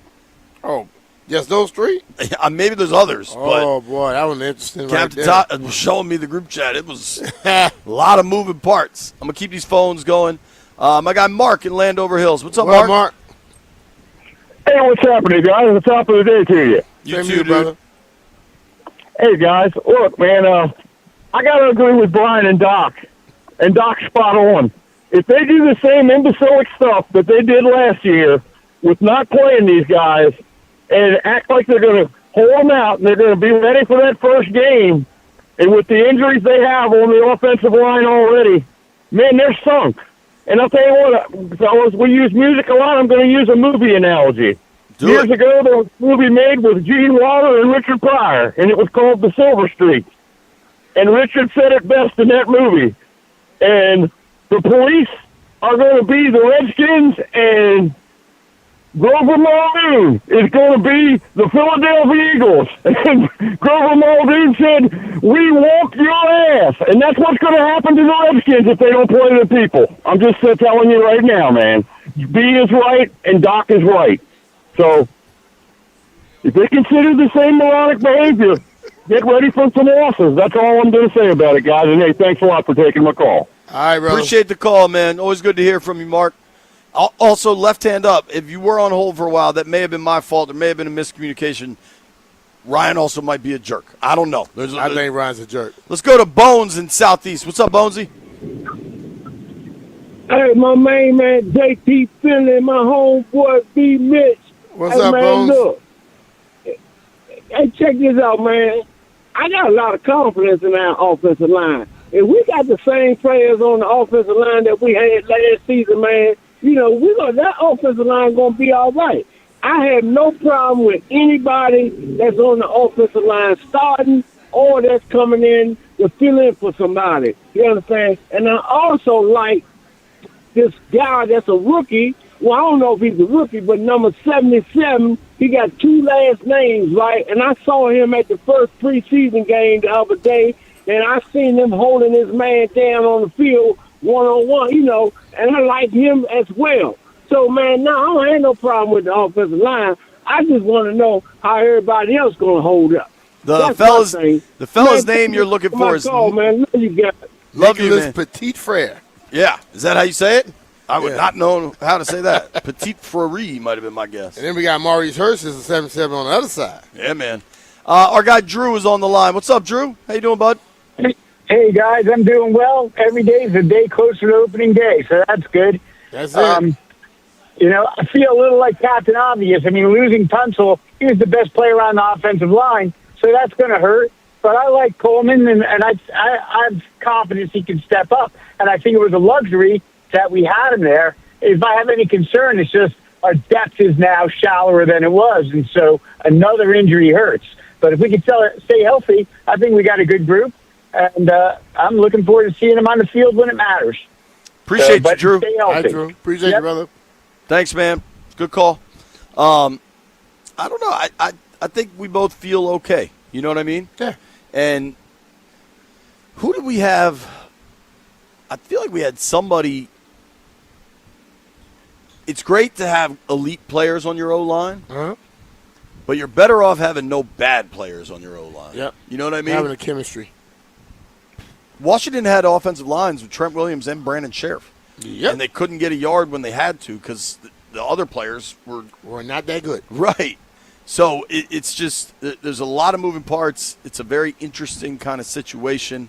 We'll see what they get done, Mm-hmm. I think the system will help them a lot more. All right, can I ask you my logistical question? Yeah, let's go with it. Now, for the record, Stallion, is anybody else on hold? I don't want to get yelled at that I'm not taking calls. Yeah, I will always take the calls. Hold. No one on hold. Somebody wants to call, you can call 800-636-1067. In the meantime, I'm going to ask Brian a logistical question. All right. The Commanders play the Giants Thursday Night Football in the Meadowlands. Yeah. The only way for me to make that work is I'm going to have to go up Wednesday night. And when I go to New York, I really like doing the radio from WFAN. That way, one, I don't have to travel. In New York? Yeah, I don't have to travel with all the equipment. It's pretty easy. And it's just cool to be there. That's the birthplace of sports radio. Like, it's cool to, like, last time I was there, I saw Tiki. Like, we've been to some other stations. I've done the show from the Richmond station, from the Kansas City station. I'm not necessarily in a hurry to get back to those, but going to WFAN is cool. I got a good flow in the city. I like to stay at this little hotel. It's a Fairfield Inn. It's certainly not, like, fancy, but I like it. I know the subway takes me right to WFAN. Like, a lot of good things happen. Mm-hmm. But that game, Thursday night game is what, an 8 o'clock start? 7, right? 8? 7:30, 8 o'clock, something like that. So if I stay in the city, it's 2 o'clock, I'm done. And I'm probably live. If I know Channel 4, I'm probably live at 4 o'clock. Like, getting from the city to the Meadowlands. Anything can happen. Right. So anything can happen. So I'm thinking then, because generally when I go up for Giants games, I usually just stay in Jersey. But having to do 2 nights in Jersey and radio in my hotel room, it's going to be kind of depressing. I mean, it's depressing, but it's going to guarantee you getting where you got to go. Yeah. I guess I could stay in, like, Hoboken. Hoboken's not as depressing as, like, when you stay by the Meadowlands, like I did last year. We stayed, like, the little area we stayed at. Yeah, that's Jersey City, Hoboken. Jersey City is cool. And then it'll take me, what, a half hour to get over to the game? If that. Yeah, maybe that's the play. I'd like to be in the city. You like to. I like to go to the city when I can. It's fun. You like to. I like the energy of New York City. I know that you like all the energy and stuff, but you like to screw around and not be on time for stuff. And be pushing the limit. That's why we're talking through it. That's why you're good at this stuff. That's why you should never ever think about going to New York City, finishing up and having to get over there. Y'all could probably be doing something at 4 o'clock. Yeah. No.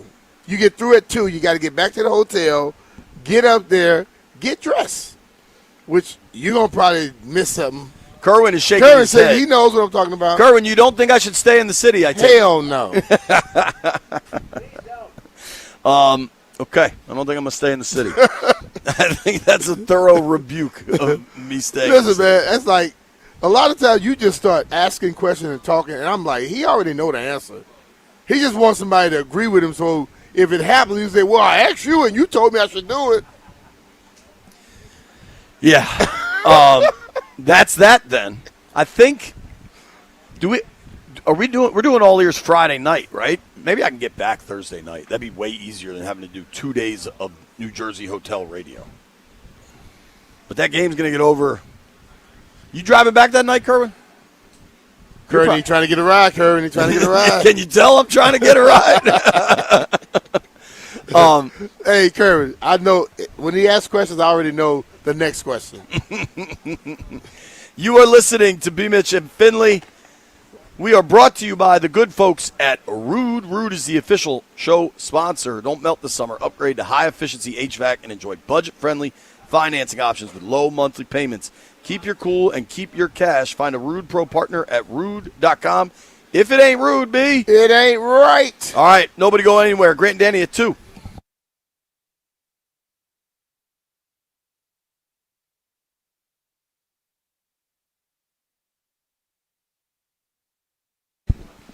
B. Mitch and Finley here for our friends over at Oarsman Automotive of Virginia. Here's what I can tell you what Stallions should do is go check out one of the Oarsman. They've got 7 stores in Northern Virginia, from Alexandria to Chantilly. 1, their service shops could fix your broken axle. 2, you might need a new car. If you are looking for a new car, they've got every make, every model you're looking for. I've been buying cars there over a decade. B. Mitch longer than me. They've taken great care of us. There's a reason we keep going back to them. It's the Oarsman Lifetime Edge. Yep, now, Stallion, if you go out there, the Lifetime Edge will come with up to $1,500 in extras, including complimentary car washes with every scheduled maintenance, loaner cars with every major maintenance, and a lifetime engine guarantee. Bet you don't have that right now, and there's more good news. You have a car to sell, which you do, with a broken axle, take it to Oarsman. They might pay you up to 125% of the Kelley Blue Book value, regardless of its make, model, or year. It's simple at Oarsman. They like to keep their customers happy, just like JP and I. 2 beyond satisfied Oarsman customers. Let's ride together.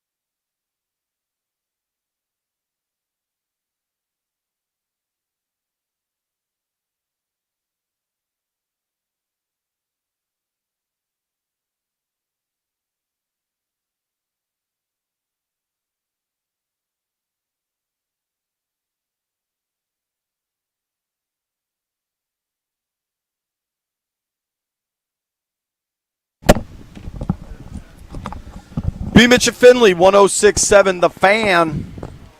Let's go behind the curtain here for a quick minute. There's some media executives in town.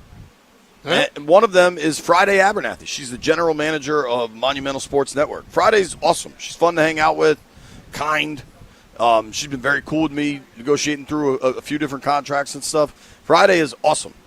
And Friday reached out to us last week saying, congratulations. The B. Mitch and Finley program has now been on Monumental for over a year, which is crazy. I can't believe it. Somebody told us. Which is awesome. And she's like, why don't we all get together for dinner or drinks just to kind of celebrate that? And there are a number of people on this email. CK, the Cluster Buster, the boss of 106.7 The Fan, is on this email. B. Mitch is on this email. I'm on this email. Frank Crisafulli, who, while I don't know his title, he's pretty high up over Monumental. He's a Cluster Buster. Frank's been our boss for a long time. He's a Cluster Buster and Monumental. Right. We've known Frank a long time. Huey's on this email, who makes things happen, and Mac is on this email. Why is Joey texting me while you're talking right now?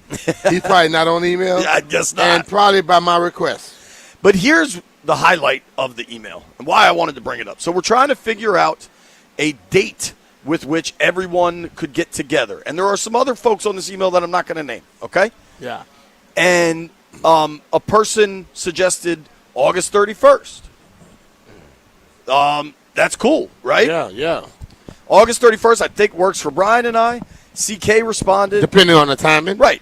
CK responded, 8:31 works for me as well. And then he said, Friday, thank you for putting this together. Stallion's dumbass. It somehow was on the email, for starters. Yeah. Stallion, Friday, August 31st. I'm sorry, August 31st is a Monday. Okay? August 31st, Monday. Check your calendar. Stallion responded, unfortunately, I'll be out of town that Friday.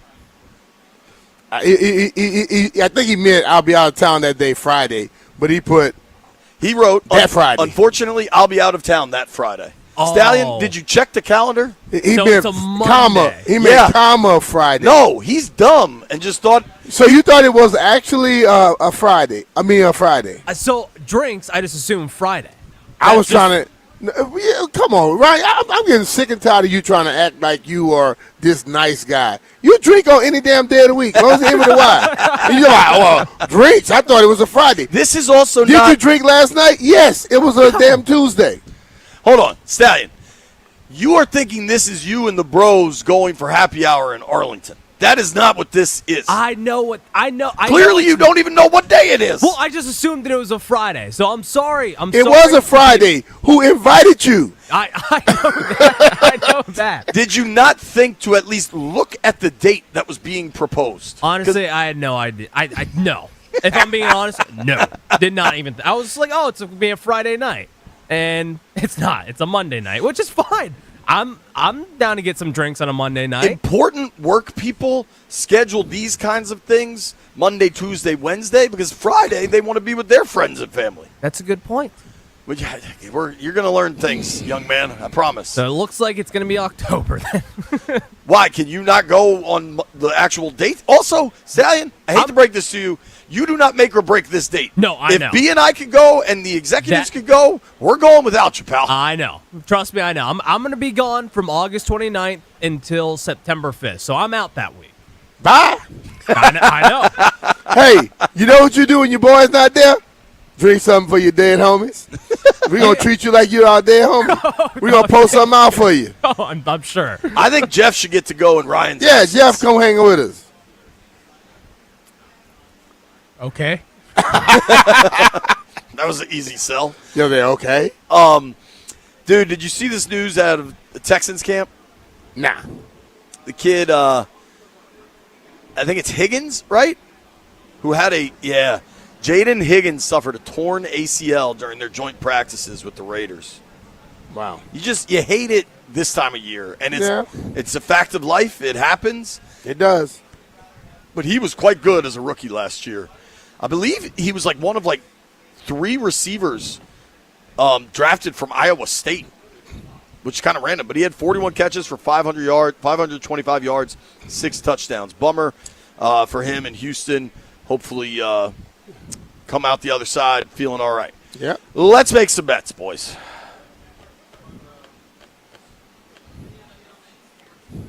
Holla. Gather around, gather around. WB, how we do? Whatever the opposite of a hot dog hat is, JP and B Mitch, you win that. You took Why? the Brewers and they won 22-0. Damn. So who took the other team? No one did, but Ryan took the over in the Nats Rangers game, and the Nats got shut out. Oh, so Ryan got a hot dog hat. Hot dog hat. Let's recap Ryan's day. He broke his car driving too fast over a speed bump. I'm questioning that one right now. Broken axle. I've hit a few speed bumps at top speed. The axle don't just break on a car. Yeah, B Mitch, you got a bit of a nicer car than I do. No, you got a Jeep though. You got a Jeep. They're made for rugged terrain. Let's just recap his day. Ryan started his day by breaking his car. Then Ryan got to work and replied to an email with big-time people on it, just absolute wrong information. And then he gets to wear the hot dog hat because he was completely wrong on his bet. Yeah. How you feeling today, Stallion? Just amazing. It has been a week. Nah, man. Early in the week, that stuff that happened with no problem. Yeah. You wanted that. Hey, yo. What did I say? Let's make some bets. Let's make some bets. Y'all think anybody can read up what I just said that quick? I will Come on, take, dog. Probably. I will take Columbus tonight, and I'll take FC Cincinnati for What a parlay. sport is that? That's MLS, man. Okay. It's Shout their out. turn now. There's 2 MLS teams in the state of Ohio, and Cleveland isn't one of them? Yes, so. I guess so. Couldn't fill up the dog pound. I guess so. I think it's smart for teams like MLS to go to teams that don't have football teams. So like Columbus, although the Buckeyes kind of fill that Trying role. to take over that, yeah. Cincinnati, like Kansas City. Let me see your thing. I tell you, you want to know what I'm taking? I don't want to take what you're taking. I'm taking the sticks, and I'm laying the points. That's a big number, dude. I'm almost laying 2 touchdowns. I got the Mystics tonight against Toronto. I need to get away from this. What do you want, baseball? Yeah. Baseball been very, very Ryan, what good. you picking? I'm the opposite of you. That's Well, not I'm a going to terrible take pick. Corey Seager. Anytime hit tonight. Oh, Lord have mercy. Gay hit. Minus 185. All right, I got time to find something.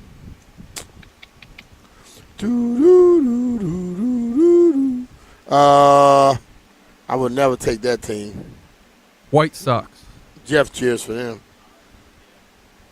Yo, you know my boy Mike Kelly? His son Jack just won his tournament. Yeah, down I'm in taking Richmond. Jack to win the tournament. Yeah, can we take Jack Kelly to win the tournament in Richmond? Congrats, buddy. Good job, Jack. Dude, that's the AJGA for kids is a big Hell, I'm deal. going with the Brewers again tonight. Wow, Trayvon Diggs just signed with the Seahawks after they just brought in the kid that got arrested. They That's did. probably why he's signing with the Seahawks. I would guess so. 'Cause they probably got some information. That kid about to go to the Slammer. You know when news breaks? 154. Grant and Danny coming your Y'all way got next. Toby's in the tent. Awad's standing over there. Thanks for watching. We're back tomorrow.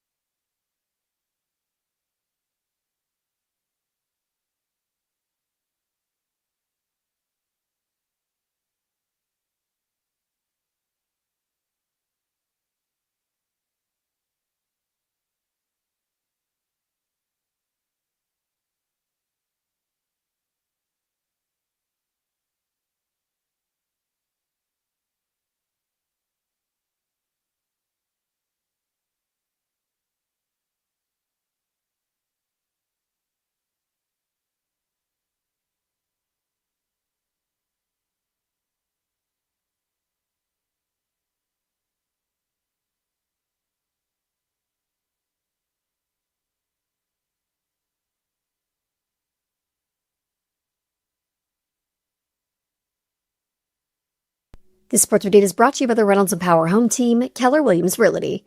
The Commanders were hoping that 2026 might finally be the year that they get a return on their investment in defensive tackle and 2024 second-round pick Johnny Newton. Those hopes, though, may have been dashed with head coach Dan Quinn's injury update this morning.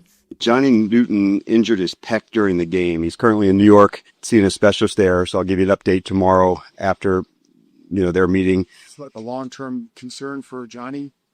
It could be. Not the news that you want to hear. Tonight, 8:05 p.m. right here on 106.7 The Fan. Tune in to listen live as the Nationals look to stop their losing streak at 4 games. They're taking on the Texas Rangers for Game 2 of the series. Cade Cavalli on the mound for Washington. Want to hear the fastest way to know what your home would sell for? Reach out to the Empower Home Team. Simply text your address to 800-763-3000. No phone call, just text your address to 800-763-3000. That's 800-763-3000. From the Crop Metcalf Sports Desk, Savannah McCann on The Fan.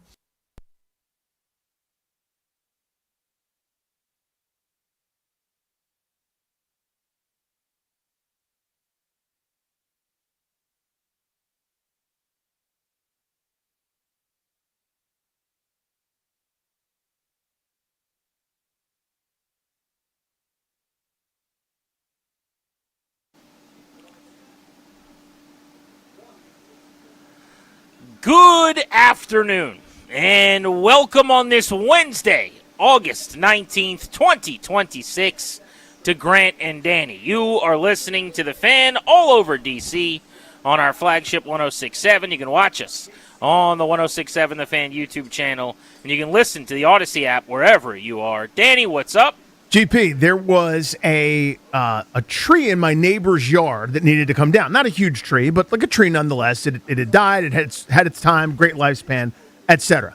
I only bring it up because we bring it up every time something like this happens, where you watch these incredible men, these like experts, do something with buzzsaws and like heavy machines and setting things up. I'm just amazed at how unbelievably skilled they are. From 30 minutes, when I got a knock on my door because they had to use my driveway just because of where the tree was positioned. Totally fine. I was aware, and it's all good. Neighbor talked to me about it, and everything's perfect. It, of course, needs to happen because it might have fallen on my garage or something like that.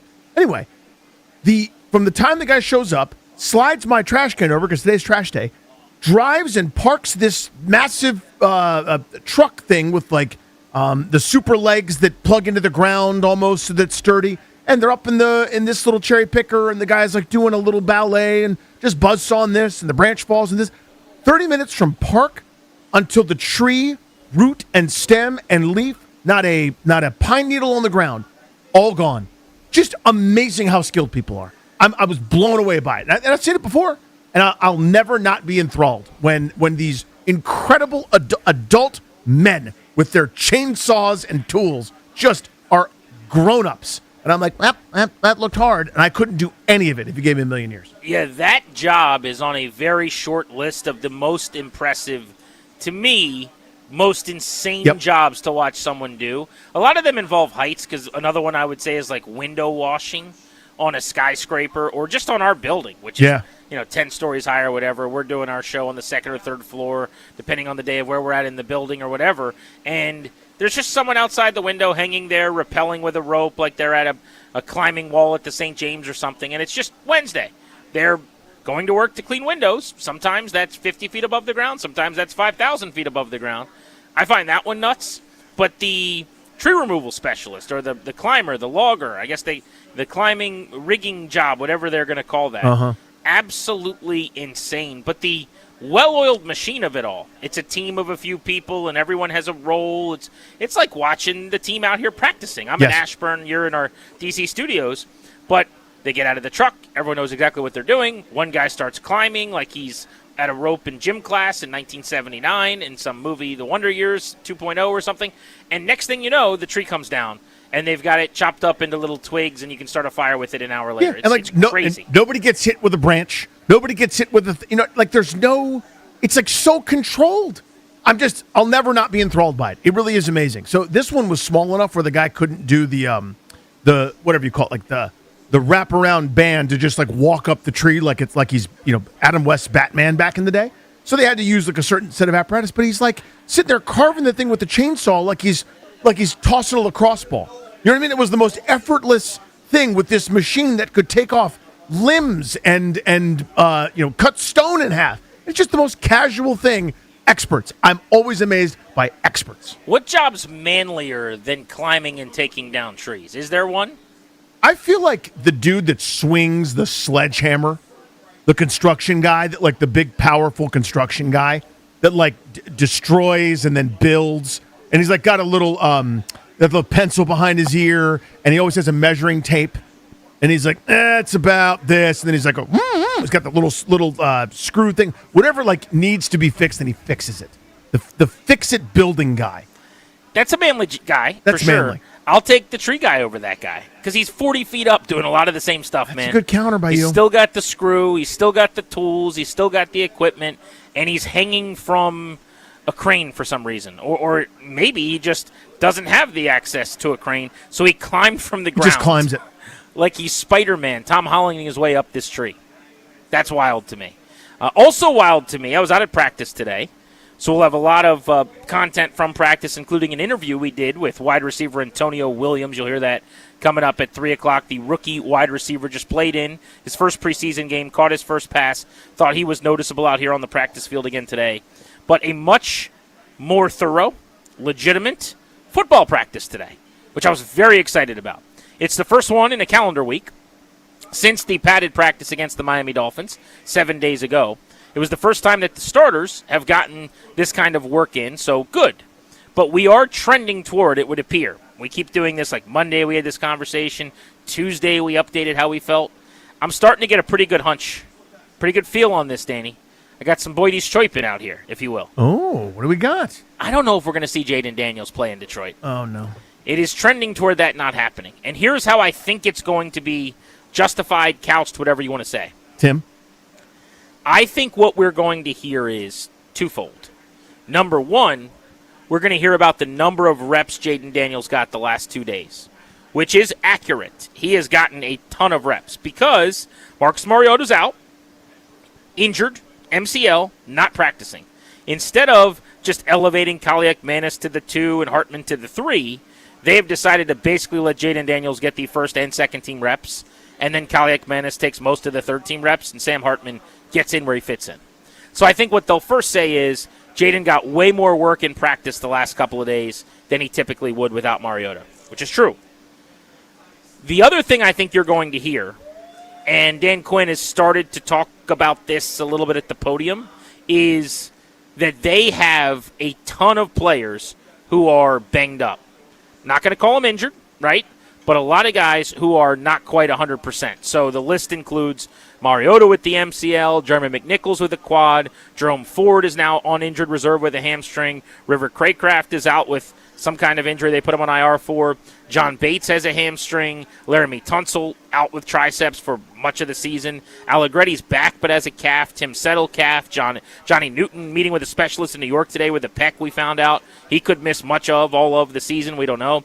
Dietrich Wise hasn't come back from PUP yet with a quad, Adafe Owe calf, Caleb on Chason knee, Jordan McGee shoulder, Trey Amos ankle. I don't think I missed anybody. But the point is, they could justify what they want to do in the preseason by saying, we're too banged up.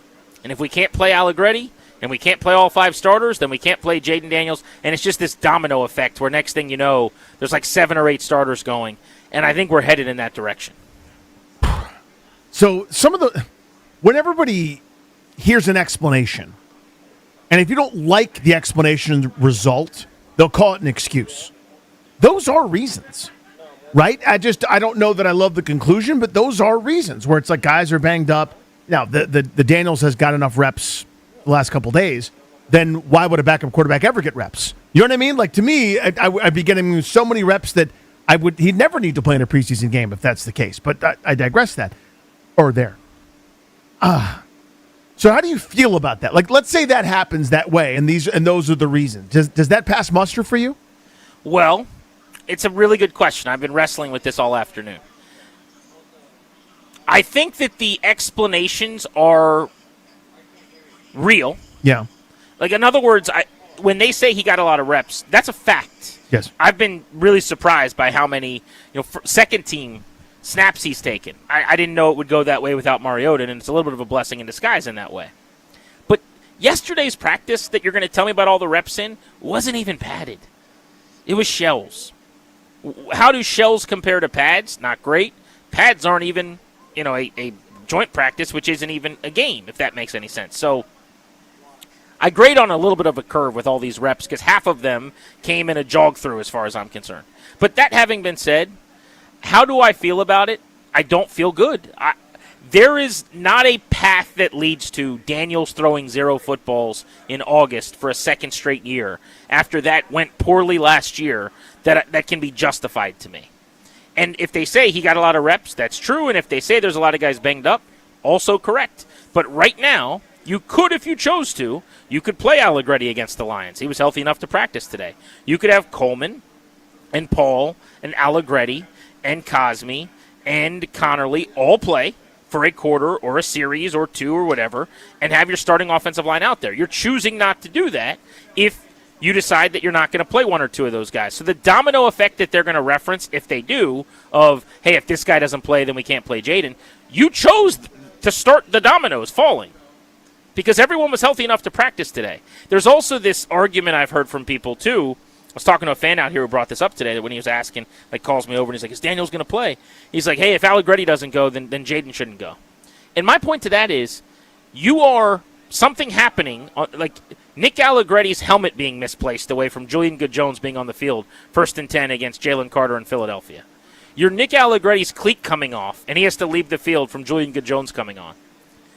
The idea that you have to play behind him in a controllable preseason against the Lions, who aren't going to be, at 100% possibly with their starters anyway, is like a bridge too far, then you have a bad plan at center.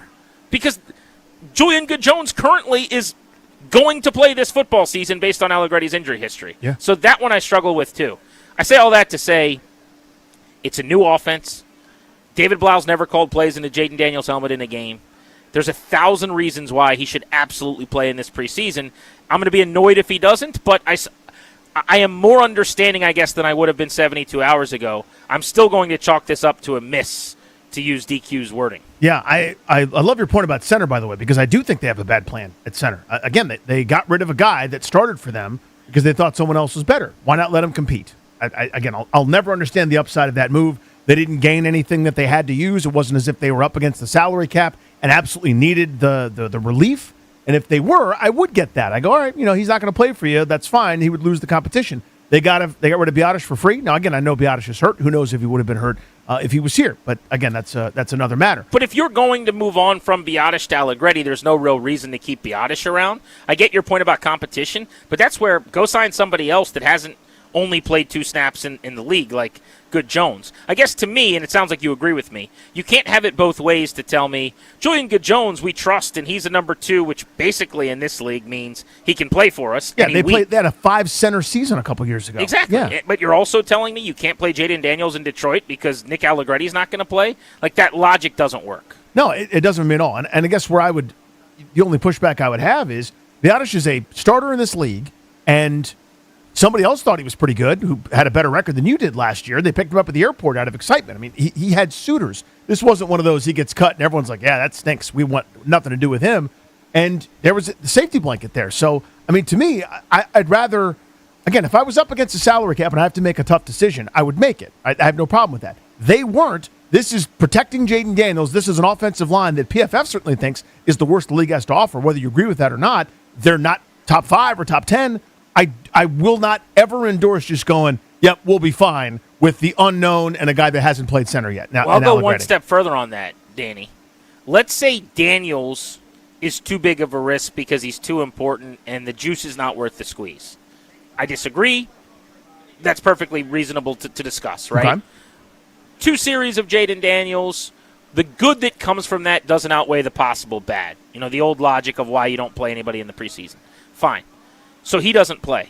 You can't convince me, as you just pointed out, about this offensive line that's been together for 8 minutes because Coleman's replacing Tunsil because Allegretti just got back to practice. They've had 1 padded practice together as a group of 5. It was today. That's it.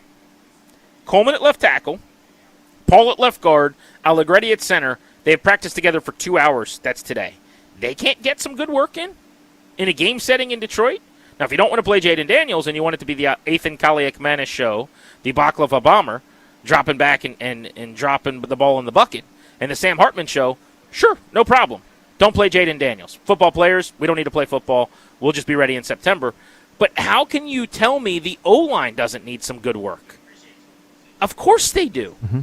I just keep coming back to new offense, first-time play caller, and in Daniels' case, 2 games since the middle of October last year.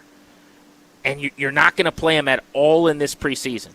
The way we got here in real time makes some sense with being banged up and the way this is playing out. But from a 10,000-foot view, that looks outrageous to me. And that's actually where I want to start on the phones. I think you and I can tee this up at 800-636-1067.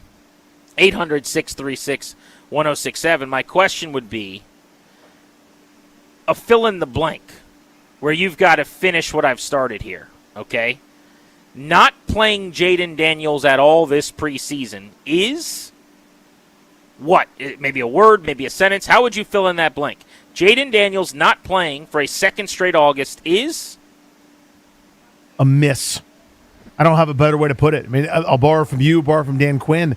I understand, to your point about we did 1, and then if we did the next one, then it's 2, then it's 3. And we got to 8 because we counted 1 through 8. But then you look back at the totality of it, you go, well, this is kind of what we did last year to a degree. And my point is, I don't care what everyone else is doing. I care what you did last year. And it's such a disaster, I would light a fire behind me. You know what I mean? Let's go Cortez and burn the boats here. I cannot do what I did last year, which was exhibit complacency, exhibit a complete lack of urgency. And I'm sorry that it's scary. It is. I'm scared to death, too. I mean, he's going to take the field at some point. I'm going to be sitting there holding my breath that he doesn't get hurt every single play for years until it happens. If he gets through seasons, I'll maybe relax a little bit and think maybe everything's going to be okay. I got that anxiety, too, and I know what it would like. I can't imagine what it would be like to be the head coach and think of that. You're the guy that got him hurt or whatever, but it has to happen. Like, that's kind of where I'm at here, simply because my paradigms, I think it may be a little bit different than yours, is last year is so horrendous. If I did something last year and I'm going to do it again, I better have a great essay. I better have that, the perfect keyhole method, written proof, like expository writing for Dr. Piazza my junior year. It better be the greatest essay ever written to convince me that my practice from last year is the way I'm going to do it this year. And that's what they did last year. He didn't throw a pass in August, to your point. He would throw passes in August for me. It's that simple. So that's the blank I'm looking for you to fill in. 800-636-1067. 800-636-1067. Not playing Jaden Daniels this preseason is, Danny says, a miss. Now, if you're wondering how am I getting to you're not playing him at all in the preseason, because this is the game he would play in. There's no reason to play him in the third game, although I guess if you're not playing in the first 2, there's plenty of reason to play him in the third game. But they have the joint practice with the Ravens. They're going to have what is one of their 2 best workouts of the entirety of the summer, and he's going to get better work in on Wednesday in Baltimore than he will in that end of preseason game. It's also closer to the regular season, so teams get a little bit more cautious with players. You don't want anything in the soft tissue, realm to cost you a couple weeks, although there's actually a little more time than there used to be to get back in time for week 1 as it is. But if you're playing in the preseason, it's going to be against Detroit. This is the game to do it. This is the dress rehearsal. So if we're trending toward him not going, which is what the momentum seems to be, then that would mean he wouldn't play at all in August. For what is a second consecutive preseason, he won't have thrown a single pass. And the question is, how will you feel about that? I posted the question on our YouTube page for those of the folks in the chat. Not playing Jaden Daniels this preseason. Tay says criminal or soft. He's going hard in the paint. Deb says not a good thing. Todd says fireable. That's strong. I would go with not playing Jaden Daniels at all this preseason is maddening. It would be a step too far for me to say I completely understand. But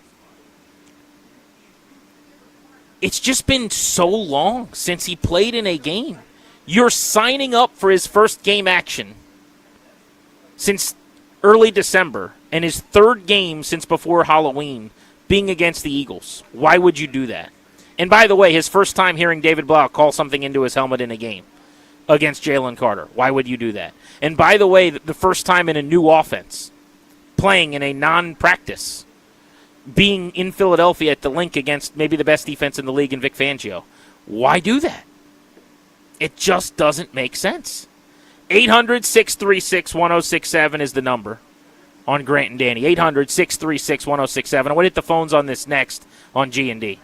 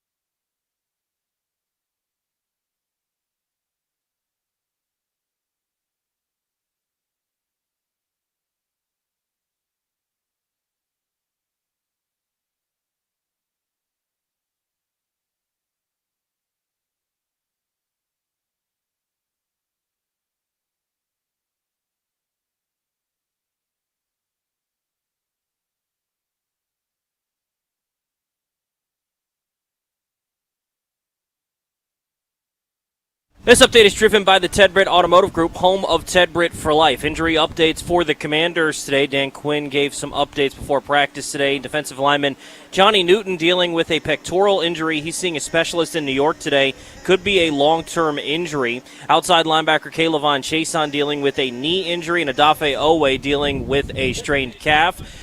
Jordan McGee is dealing with a shoulder injury. He's going to be held out this week. Injuries across the NFL. Eagles edge rusher Jonathan Grenard could miss the start of the season with a pec injury. Eagles defensive coordinator Vic Fangio said he isn't sure when Grenard will be ready to play. Trayvon Diggs is signing with the Seahawks. Jaden Higgins for the Texans is out for the season with a torn ACL. And Tyler Biadasz out indefinitely after suffering damage to his ACL and additional injuries to his left knee for the Chargers yesterday. Baseball, Nats looking to snap a 4-game losing streak as they take on the Rangers for Game 2 of the series tonight. 8:05 first pitch, right man on the mound for the Nats tonight. Cade Cavalli starts for the Nats. Kumar Rocker starts for the Rangers. For over 65 years, Ted Britt has set the bar for the best car buying experience in the D.C. area, hands down. Ted Britt Ford Fairfax, Ted Britt Ford Lincoln Chantilly, and Ted Britt Chevrolet Sterling, all home to Ted Britt for Life lifetime vehicle coverage, and all just click away at tedbritt.com. From the Crop Metcalf Sports Desk, I'm Toby Altizer on The Fan.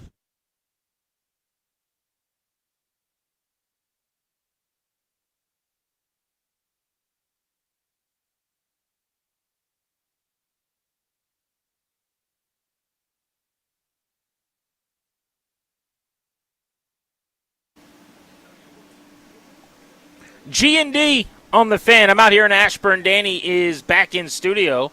And in fact, you caught up earlier in the day with Kyle Busch, the longtime excellent stock car driver, Kurt Busch rather, beg your pardon, and the brother of the late tragic Kyle Busch. Indeed, yeah. And Kurt Busch, who's going to be racing in the Indy circuit, and the 250 Grand Prix is coming. But I'm looking forward to hearing that conversation, the conversation you had with him, because he has had a great career. NASCAR really Paulson, has. as you know, has gotten into stock car racing.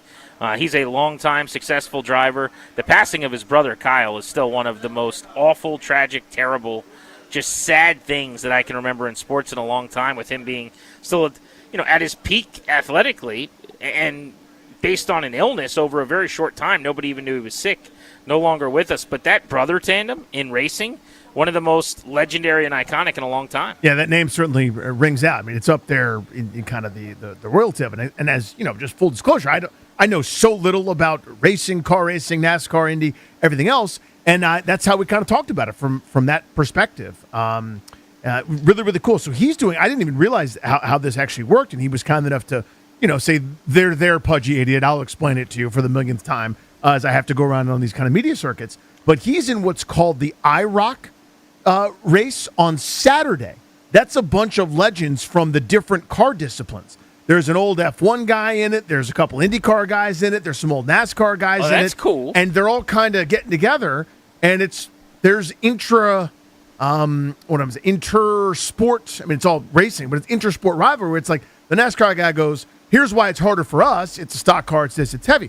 The IndyCar guy goes, it's harder for us because A, we go faster. B, you feel every turn and corner because it's all stiff and rickety. F1 guy says we're the best in the world, whatever. And so they all have kind of behind the scenes argued with each other. So they go race on Saturdays, kind of a preview to the big one that's on Sunday.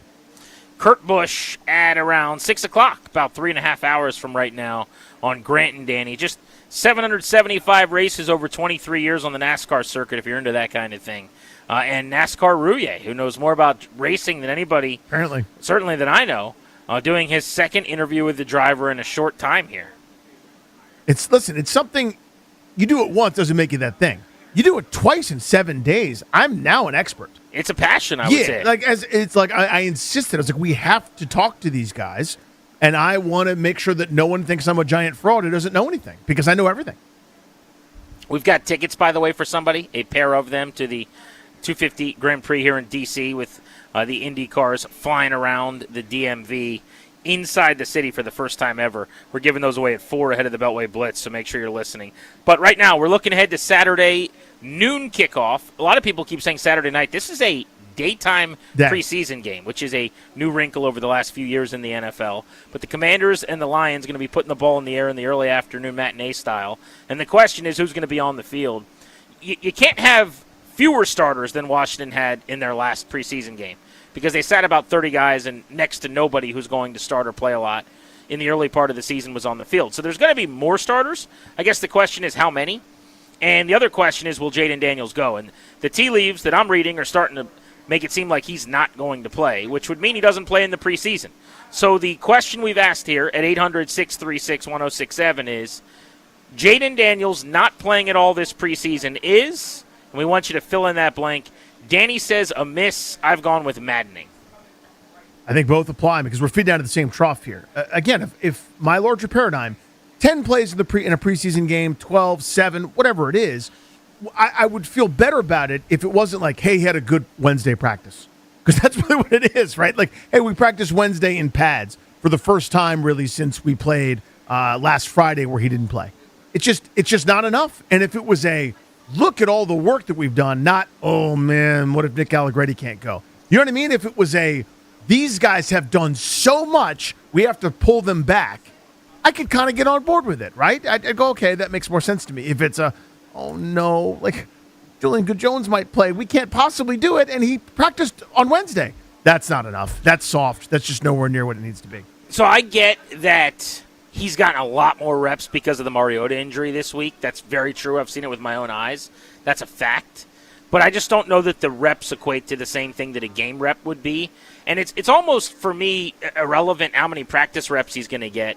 Have you ever gotten a call into your helmet in a game from David Blau? The answer is no. Let's change that. Have you ever run this offense in a game? The answer is no. Let's change that. Before the Eagles. Just once. Let's go through the motions in a lower stakes situation is where I'm at. Have you played more than twice since Halloween? The answer is no. Let's change that.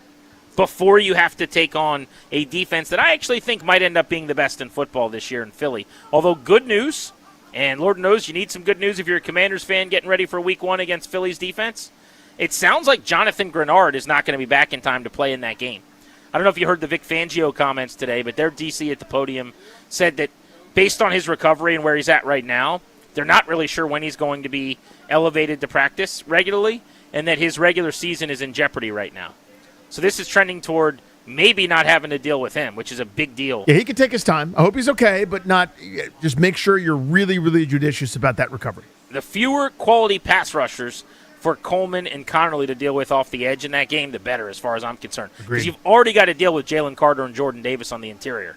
And that's the Allegretti with a light preseason and Chris Paul, Sam Cosmi trio. Yeah, 700-plus pounds of hatred right there. Cosmi's the one guy of that triumvirate that you feel really good about right now. You can put in pen. He had a great interview today, by the way, on B. Mitch and Finley. If you guys missed that, you should grab it because I really enjoyed listening to that. Let's go to Kevin in Arlington on the Fan. Kevin, you're on Grant and Danny. What's up? Hey, fellas. It is quite simply emblematic of poor roster construction this offseason on offense. Please give me a minute. Okay, we have a defensive brain trust in Peterson Quinn. We spent $166 million on defense in terms of the roster this year for defense. It's $140 million on offense. Okay? Let's also look at the biggest bust so far with Adam Peters, or definitely Lattimore, and Newton is trending that way. Okay? Before we signed Diggs, finally, we had over $40K in cap space left. Here's who we signed on D. Owe, Chason, Chenal. We got Styles, 7th overall. Settle. And then who? Cross, Robinson, Rasul. On O, are you ready for it, boys? Kids and the Jags until we signed Diggs a week ago. And Hartman's on this roster? I mean, come on. This is poor roster construction on offense. We don't have linemen who can protect him. Someone just ranked us 32nd in the league. Please talk me off the ledge. I'm not sure I can at this point. Kevin and I are feeding out of the same trough. I've said that a couple times this You should say feeding out of the same trough. I might say it more. Here's how we're feeding out of the same trough. I'm imagining all the worst case. I'm not. We should be allowed to have if Connerly is better, as they think he's going to be. If Allegretti's is good, and they're as confident as they were to let Biotish go because they knew Allegretti would be able to do it. And Chris Paul really is as good as they think and not as good as the league market thinks. And Coleman will be just fine. And watch what happens with Bates, and Blau's scheme will be so good. We're allowed for growth. What I think Kevin and I are both imagining is the average of best case and worst case is third or fourth in the division. And that's kind of the point the drum I'm beating here, is that a lot has to go right for them to be right. If it's back of the baseball card, as Mike Rizzo always says, kind of the average of some of these guys' performances over the years, including some of those unknowns, it's probably not good enough to win the division. And you have lots of cap space left. What are we doing? What's the point of all of that? So you asked to be talked off the ledge. Here's how I would do it. I don't think the construction of the rosters is bad or as perilous maybe as it sounds there, in that the defense is really important too. You know, that's not like spending a lot of money on the video coordinating room or the security staff at the facility. The defense is vital. One of the best things they can do for Jaden Daniels is to have him have to score fewer points per game, to have less pressure put on him to be excellent and to win football games and to win shootouts. And so I didn't have a problem with going out and massively upgrading and addressing this defense at all. And I still think they've done a pretty good job with the skill positions on offense, where you've got McLaurin and Diggs, which is a top 10 1-2 punch at wide receiver with a lot of depth behind those guys. Bunch of players having good camps. Chigakonkwo was the number 2 marquee free agent added at the tight end position in the entire sport. I think they're deep at that position, where they've also sunk a early round draft pick and have one of the better blocking tight ends into the spot. And at running back, they're not loaded by any means, but I think they're okay. And you just saw a couple of the rookies, including a 6th round pick this year, show well in the preseason. So I think they're fine at the skill positions, to maybe even, slightly above average, and they upgraded their defense. Those are good things, not bad things. But the larger point on, some of the vented frustrations of how they go about preparing, I certainly can understand that. Zach is in Stafford on Grant and Danny. You're listening to The Fan. Zach, fill in the blank. Jaden Daniels not playing at all this preseason is? Scary. It's the perceived notion of Jaden around the league is that he's too skinny, he's injury prone, he's this, he's that. And then by us not playing him, it shows everyone else in the league that that's kind of what our front office feels the same way. We don't trust him to go out there and protect himself and move accordingly. So I actually want to hit on that. It's a good phone call. Thank you, buddy. Does this indicate that they worry about his durability and keeping him healthy? Last year they played him, I think it was 4 snaps, and he ended up running for a touchdown on one of those when he pulled the ball down. It was the only drop back of the preseason. So it will be basically 1 series, 4 plays over 2 years, and 0 dropbacks. Does that speak to a larger concern that they have in him getting out of these games healthy? We could tackle that next. Grant and Danny on The Fan.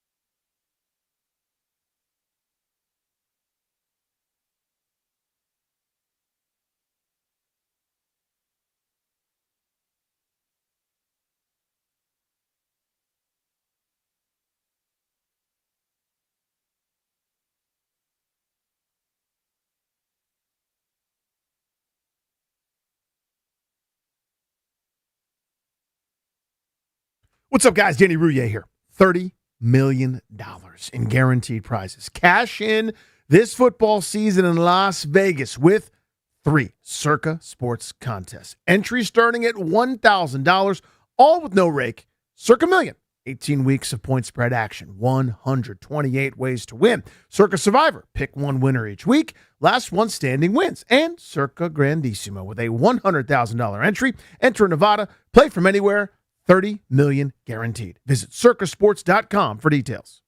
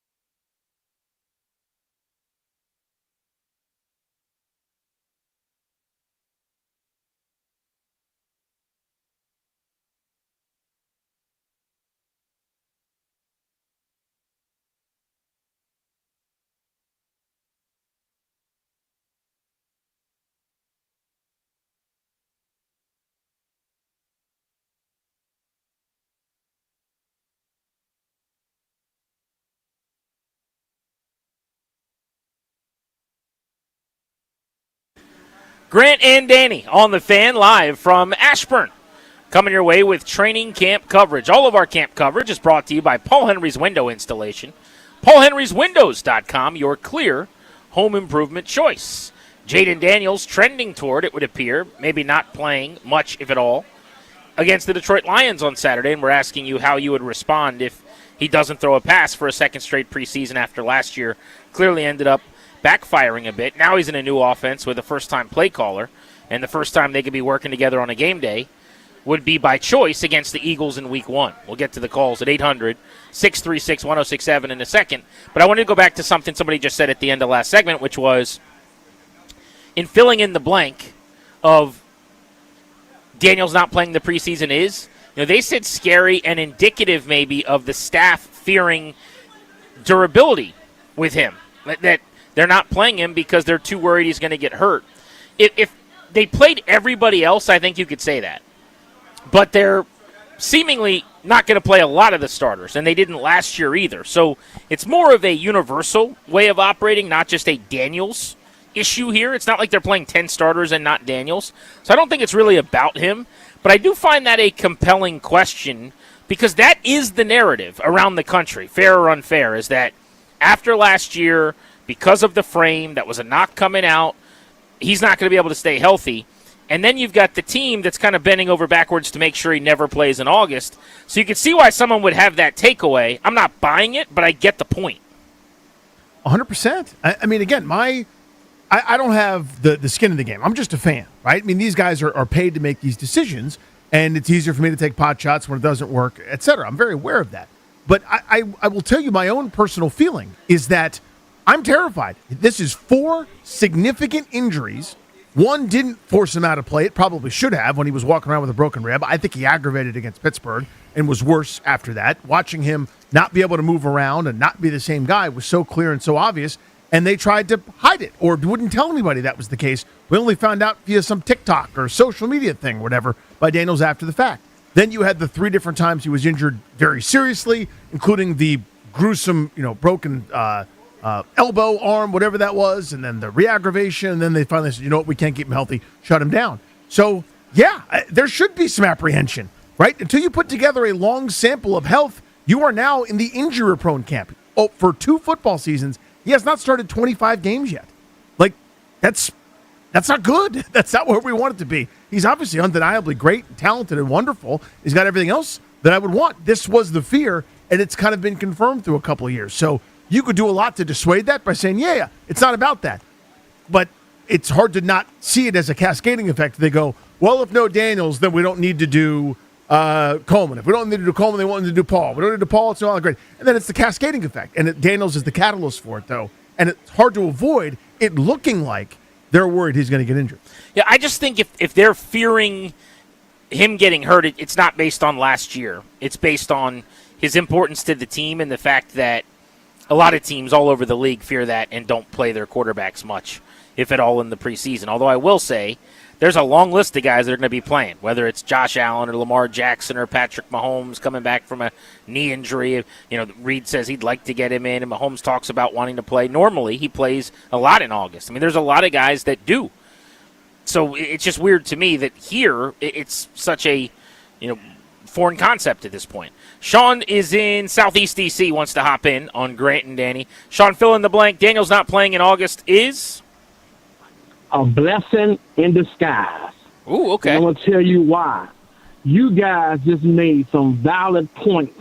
Both of you guys, Grant and Danny, valid points. The reason being is they don't want him to go out and Allegretti fall to the ground and the defensive tackle sack him and he break his knee and he's out in preseason and he won't play this year. We don't have a starting quarterback. We don't have a backup quarterback. So that's why they don't want him to play, and I agree. Sit him down, let him get ready for week 1, have him practice so they don't have to hurt him in practice, but he will be up for week 1. Now, what do you think the Wizards did with A.J. Abasa? They set him down because he didn't want to get hurt in week 1 of the basketball season. Thank you.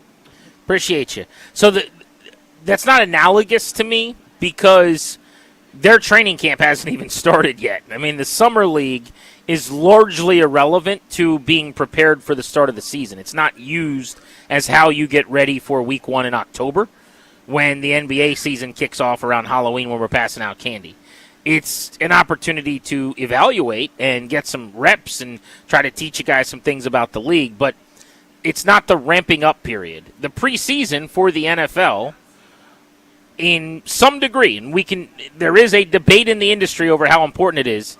The whole point of it is to get you ready for the first week of the season. What isn't really in debate is that as teams have used it less, the games have gotten sloppier and the product has gotten worse in the early weeks. I think even the people like you, Danny, over the years that have been adamantly against the preseason acknowledge that the quality of the performance in football gets worse. And if that's true, then it would stand to reason that playing less in the preseason could be a reason for individual players to struggle a little more. That doesn't mean you should play in the preseason per se, because it might be that that's still worthy if there's lesser risk of injury. Right, I just happen to be old school. It's such a grind. It's such a long season that guys are going, we're willing to have sloppiness through weeks 1 and 2, maybe sometimes 3, and we'll all be kind of on the same playing field. We'd rather have that than not have our key players with us in December and January. I mean, it is the balance sheet that coaches have to walk. I'm also trying to remember who this was. There was a coach a year or two ago who was asked about how they handled the preseason the year before when they didn't play guys. And they're like, well, we felt like we were in a good place to kind of get up to speed at the start of the year based on who we were playing. And you're not going to say that in advance, but years later you can say that, right? So, as an example, if you're playing against the Jets in week 1 and the Cardinals in week 2, the equivalent of like a college football team playing directional Michigan, you might be able to do a little bit less to get ready and use that game to get up to speed because you'll find a way to play with your food and then beat them. But that's not what this team's doing. This team's playing an Eagles team that has a chance to play for a conference title, a Cowboys team that has a chance to win the East, and then a Seahawks team coming off of a Super Bowl. Let's go to Sean in Southeast on G&D. What's up, Sean? How are you? Oh, I think that was Sean we just talked to. Let's go to George in Maryland. George, you're on the Fan. Hey, Grant and Danny. How y'all doing today? Good, buddy. Good. Good pleasure meeting you, Grant, today. But to answer your question, I feel that it's questionable not having Jaden not play this preseason, only because of, like you said, durability issues. And then also, you don't want to risk him getting injured with Mariota out and just having Hartman and the rookie out there. So it's just very questionable. I mean, I would love to see him out there, especially with a new offense, and just get a couple reps out there, whether it's a couple of series, like most of the other 31 NFL starting quarterbacks usually do in the second preseason game. So that's my take. And, thanks, buddy. Good meeting you. Sounds like you were out here and we chatted today. All the listeners that came out and said hello over the 11 open practices, very, very cool to interact with you guys, and we appreciate that. That was fun. Makes the practices that much more enjoyable. I will promise you this, Danny. He said you don't want a situation where Kaliakmanis or Hartman have to play. Don't worry about that. You're not seeing those two guys play in a game, certainly early this year. That's not happening. In a world where something were to happen to Daniels and Mariota doesn't get back in time or has a regression in his rehab or something, the bat phone is getting used to call Jimmy Garoppolo or some other dude who started in the league. Yep. But they would not be starting Kaliakmanis against Philly. I mean, that just wouldn't happen. No, I'm with you. But, I mean, I understand the point, though, in general, where it's like, what are we left if he doesn't play, especially with, Mariota in doubt. I mean, they're more confident maybe than some fans are because he's now out of sight, out of mind. But, again, this all kind of boils down to the risk and reward. And for years, I argued with the emphasis on joint practices, and if you do a lot in practice, then you can get away with not playing a guy 10 snaps in a preseason game or whatever. And that's sort of, that's okay.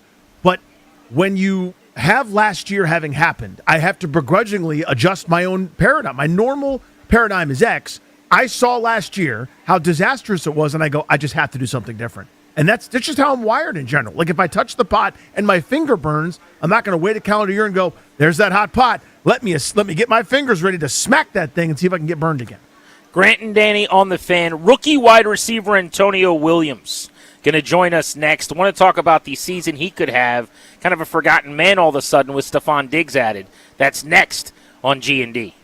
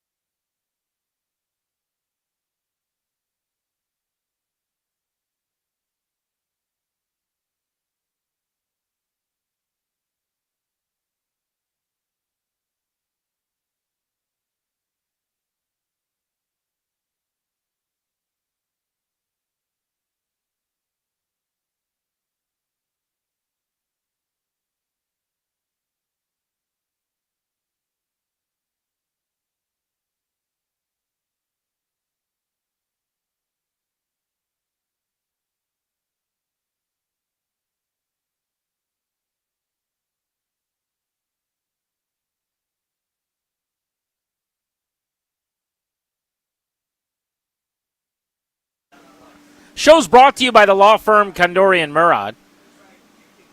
They want to know, what are you doing to protect your family's assets? Our exclusive sponsor will take care of a medical power of attorney or set up a living trust for you. Schedule a free consultation with their attorneys today at kmlawyers.com. Be sure to let them know we sent you. That's kmlawyers.com. Danny, I'm going to say something that is oxymoronic and antithetical for you. Okay. I actually had to text people about this today. Toby was one of the people that got this text because he's been to this place with me. So when practice ends, prior to us doing the show from out here, oftentimes I just want to get out of here and get into the air conditioning. And so we'll go somewhere at One Loudon or whatever, post up, grab lunch, come back. I went over to Matchbox today, and I got a salad, which is a terrible thing. Yep. It's just a punishment. Every salad stinks. We all know that. Yeah. But, let's eat a salad. Let's be healthy for a meal. And I got a pear salad with, like, vinaigrette of some type with blackened chicken, and it was excellent. What? Excellent. Like, I'm eating it going, this is tasty. Now, you finish your salad and you're hungry and you're ready for the meal. Right. You're like, when do I get to eat lunch now? But still, when's the last time you've eaten a salad and you're like, that was actually good? I felt that way. That's okay. That's a lot to process. The answer is I'm not just doing a bit, like a tough guy bit. Ugh. Never. I have never gone great salad, unless it's like one of the good salads, like a chicken or egg salad or like a thing that's a meal. But like a salad with stupid lettuce, and it's only, this is tolerable. That's as good as it's ever been for me. I go, okay, I don't hate this. I don't want to just jump off a bridge or something. I'll eat this. This is fine. But then, as you said, where's my meal? That's amazing that it was good. Dude, it was good. Like, I would get it again in a day or two. The bartender asked me, she's like, how was it? Or like basically came over and was like, everything good? And I'm like, this is actually fantastic. She's like, really? And I was like, yeah, it's surprising, right? It's a salad. It's a salad. It's limited by its saladiness. But don't get me wrong. I'm not saying it was better than a bacon cheeseburger or something. As far as salads go, though, I'm giving it a 65 grade. Like, I enjoyed myself. I would have enjoyed myself more with cheese fries. Well, right. Or buffalo wings, extra crispy. But as far as salads go, it was a win. So on the salad scale, high, but on the real food scale, still in its appropriate place, where the greatest a salad can be could never be as good as a mediocre sandwich. So on a salad scale, 20-80 salad scale, yeah, this was an 80 salad. On a food scale, for my lunch, I'm giving it probably like a 55-60. Wow. Yeah, it was an above average lunch. That's unbelievable. Taste. How about it? Quality. Freshness. All those things. It was good. Good for Matchbox putting together a salad like that. Are you sure there wasn't like pizza shavings in it? Maybe. You know what I mean? Just it's like very a secret ingredient? I was inspired to because I was walking in and I saw Will Montgomery was having a nice lunch with his mother, just randomly, former Washington Redskins legend. Dude, our guy. Yeah, friend of the program. And he had just gotten a salad dropped off at his table, and it was like steak with his salad. I probably should have done that. But I was like, damn, that doesn't look bad, actually. That kind of looks good. And so I sat down and I did that, and I was like, let's go. So it was a win. Next time you and I get together at Matchbox, we'll be salad pals. I don't know, man. I don't know. I'll talk. We can talk about a bite of a salad. I can't sit. I'm at Matchbox. I can't order a salad there. So many good things you have to turn so down. many good things. It's like being at the beach and not being allowed to get out of your chair or, stand up or play any games or, do anything. You just have to be there, but you can't listen to the ocean. You just turn away from the ocean. Right. Don't look at the ocean. You can't go near the water. And also, all you get to do is get sunburned. Ugh. Antonio Williams was going to be potentially wide receiver 2 behind Terry McLaurin as the new piece added in the draft from Clemson.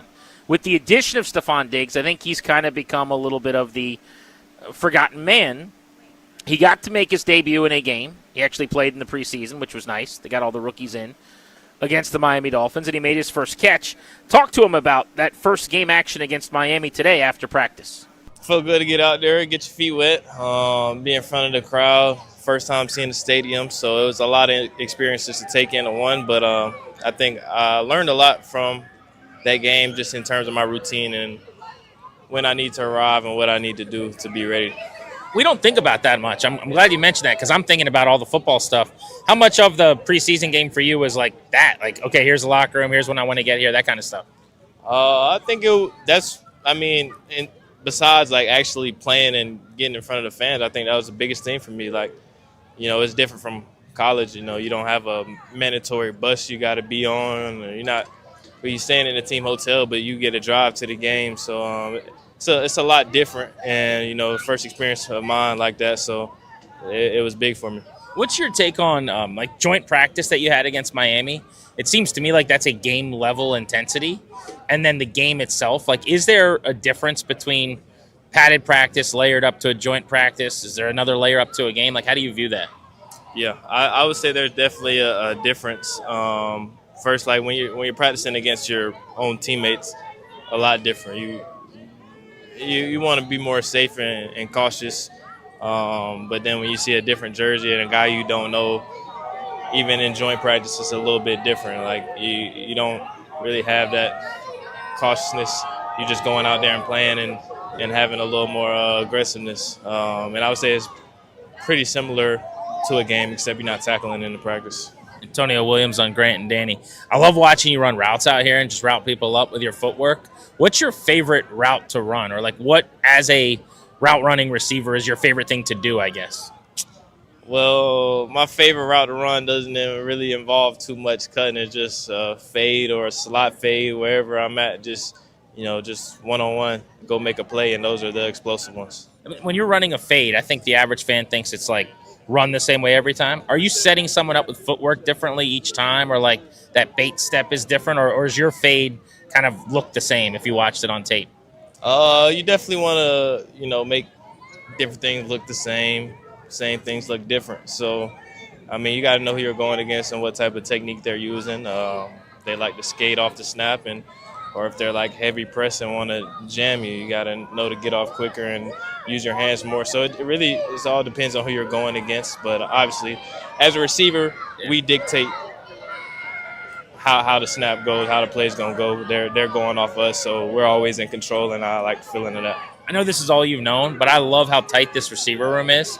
Today there was a deep ball that Burks laid out for. Like, everyone ran down the sideline just to dap him up, even though he couldn't get to it. It wasn't his fault. I'm just curious, like, what your thought is on that. I know you haven't been in another receiver room in the league, but does that surprise you at all? Because you guys are all competing for the same jobs. I mean, I think that's what makes all of us great, or what's going to make us great, is just competing. I think that's the name of the game, and it's only one ball to go around, and everybody wants that one ball, but you got to earn it, you got to work for it, and I mean, you're going to be happy for your teammate when he gets it too. It's no animosity towards each other, and I'm learning from all those guys. So, I mean, I think all the rooms I've been in have been tight like that, but even in college too. So, I'm looking forward to keep going with these guys. Last thing before I let you go, we like to introduce our listeners to players off the field. What are your favorite things to do when you're not playing football? Are you a gamer, TV binger? What do you do? Pretty much. I mean, I just got done watching Game of Thrones. So, like the OG Game of Thrones? OG. My mom watched it a long time ago. I just finished it. She said I need to watch House of Dragon next. But I binge, I play the game, I golf, I fish.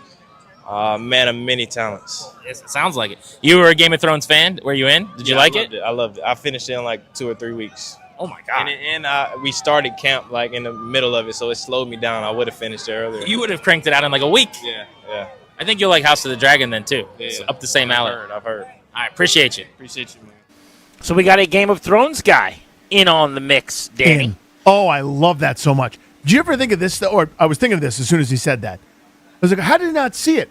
Oh, because he was 11 years old when it came out. So I was thinking the same thing, actually. It's like, man, you missed that the first time around? And then he said, my mom watched it years ago. And I think, because to me it's weird your mom would recommend Game of Thrones a little bit, but I think what happened was he was a child. Yes. His mom was a grown-up. Yeah. She was watching a really good TV show. And then him and his mom are talking about like good shows, and she's like, it was one of my favorite shows was Game of Thrones. Or you remember when you were a kid not allowed to watch it, that your mom watched it, and you check it out. Because it's for grown-ups. I mean, there's some nudity in there.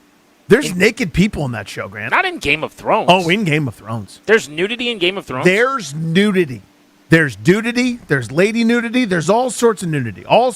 There's a lot of people without their clothes on all the time, and there's battles. I don't remember Game of Thrones having nudity. Yeah, it's a feature, not a bug. It's one of those stuff? things. Sex stuff. Adults. Really? Yeah. I had no idea. Honestly. With each other all the time. Wow. Mm-hmm. Interesting. That changes everything for me. Doesn't it? Like you're like, oh, but then that's the other part. I thought it was like, yeah, my mom recommended it. Man, I don't know. I don't think we're watching it in the same room. I don't think they're watching it together. No, I don't think so either. He's at the hotel. He's getting ready for practice the next day.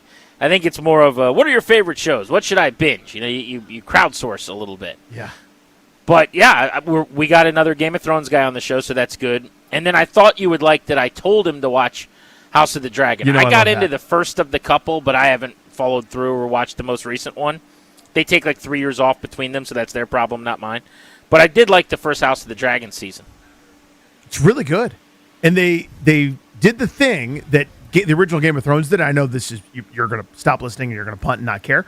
But they did the thing the original Game of Thrones did where people think of it as this huge epic show, and it wasn't for the first couple seasons. It was like people in a room talking bleep to each other, drinking wine, with like beautiful settings and stuff. And then they would kind of use 90% of the budget on a huge sequence in like the 9th episode out of 10 over the course of a season, right? That's kind of how House of the Dragon started, like small. Let's learn the characters first. Let's figure out the good and the bad, who we hate, who we don't, make them complicated. And, of course, there's dragons rolling around, so they had a bigger budget, but still.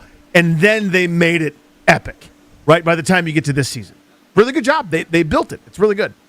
I want to look at the season he could have here for a second, because one of the side effects to Diggs' arrival is that you're going to get less Antonio Williams, and the opportunities and the production's going to go down, and that is a worthwhile bug, so to speak. You know what I mean? That is an okay side effect for me because the offense is so much better. And I said this last week at one point, but being out here at every practice like I've been throughout camp, Stephon Diggs is incredible as a route runner, as a zone beater, as a guy that just can feel his way through a defense and finding holes. Quinn actually pointed this out today, and it's so true. Every ball targeted for him has been caught. And I don't remember the exact numbers. You'd have to look them up on Pro Football Reference or something. But if you look up last year, targets and catches for Stephon Diggs, it is running back-esque, Danny. Yeah. It's like, I'm making it up, but it's like 85 catches on 93 targets or something crazy. And the assumption is mostly that it's line of scrimmage, backfield, 2-yard drag routes or whatever. There's a lot of that for sure. ADOT's low. It's also, he gets wide-ass open. We were just talking about nakedness in Game of Thrones and nudity. He gets naked open all the time on the practice field, every single day. And I bring this up to say that he's going to make this offense better. Bringing him in was absolutely a good decision. I'm happy they did it. But it does change the math on Williams, and it needs to change what we consider to be success. I now view his production as long as when he's out there, he looks like he belongs. He catches everything thrown to him. He doesn't drop stuff. He's not getting false starts on number 14 because he moved early. Yep. The Ryan Grant line up on the wrong side. We're burning a timeout because he's not on the right side, where you just feel like this dude doesn't quite have it. If he's out there and he makes the occasional play, and when he's targeted, he moves the chains, I don't really care what the end-of-season totals are because they put a massive obstacle ahead of him. Yeah, instead of I'm counting on you for huge production, quite frankly, as the number 2 receiver, and I hope he can do it, it's a getting where you fit in because there are 2 guys that need to eat first. I'd much rather be there. And again, to your point, if this was a pure rebuild situation, not that this really happens in football, but bear with me, if you didn't have Jaden Daniels and this was another Case Keenum, Carson Wentz, Taylor Heineke, Sam Howell type season, I'd go, yeah, I'm not that interested in Diggs for 1 year, honestly. Like, I'd rather have him than not, I suppose, but make sure Williams gets his 60 snaps a game, and I want him around 75, 80 targets, and we'll see what happens, see what we got, right? Now I'm not as concerned about that. Again, this is a team that's designed to win right now. Whether you think they're designed well or not, I think is a great debate, and we'll have that a million times as the season progresses. But to me, the priority is what's the best thing for Jaden Daniels? And it's not hoping that a third-round rookie, who I like, turns into a bona fide number 2, or is he just a slot guy, et cetera. It's to have more weaponry. especially one as good as Stephon Diggs, who, to me, again, I'm still surprised he was available at the little cost that they had to pay for him. Who gets cut at wide receiver? Today, for what it's worth, they ran a drill where they were doing kick coverage. And it's funny, you see people like put their notebooks away, or fans especially will like care a little bit less about the special teams period. It's a down part of practice where nothing exciting's happening. It's the biggest tell. It's the most interesting roster part of this whole thing because you see who's currently on the first unit for coverage. Luke McCaffrey was out there. Treylon Burks was out there, as an example. So was Kane Medrano and Ale Cajo, which makes you think as of right now, assuming they're not out there because of an injury, like I guess theoretically Jordan McGee would be out there and maybe Medrano wouldn't be. But those guys, as of this day, right now, are on the 53-man roster. That's what that tells you. But I think McCaffrey is squarely on the bubble. We've talked a lot about receiver because I think it's the most compelling position in camp, and so many guys are having good camps. Like the guy to me that was having the least interesting, least impressive camp was Jalen Lane, who might have helped himself the most against the Dolphins, and then he had an awesome practice yesterday. It was very noticeable. So McLaurin, Diggs, Williams, Lane, because of his punt returning, probably in.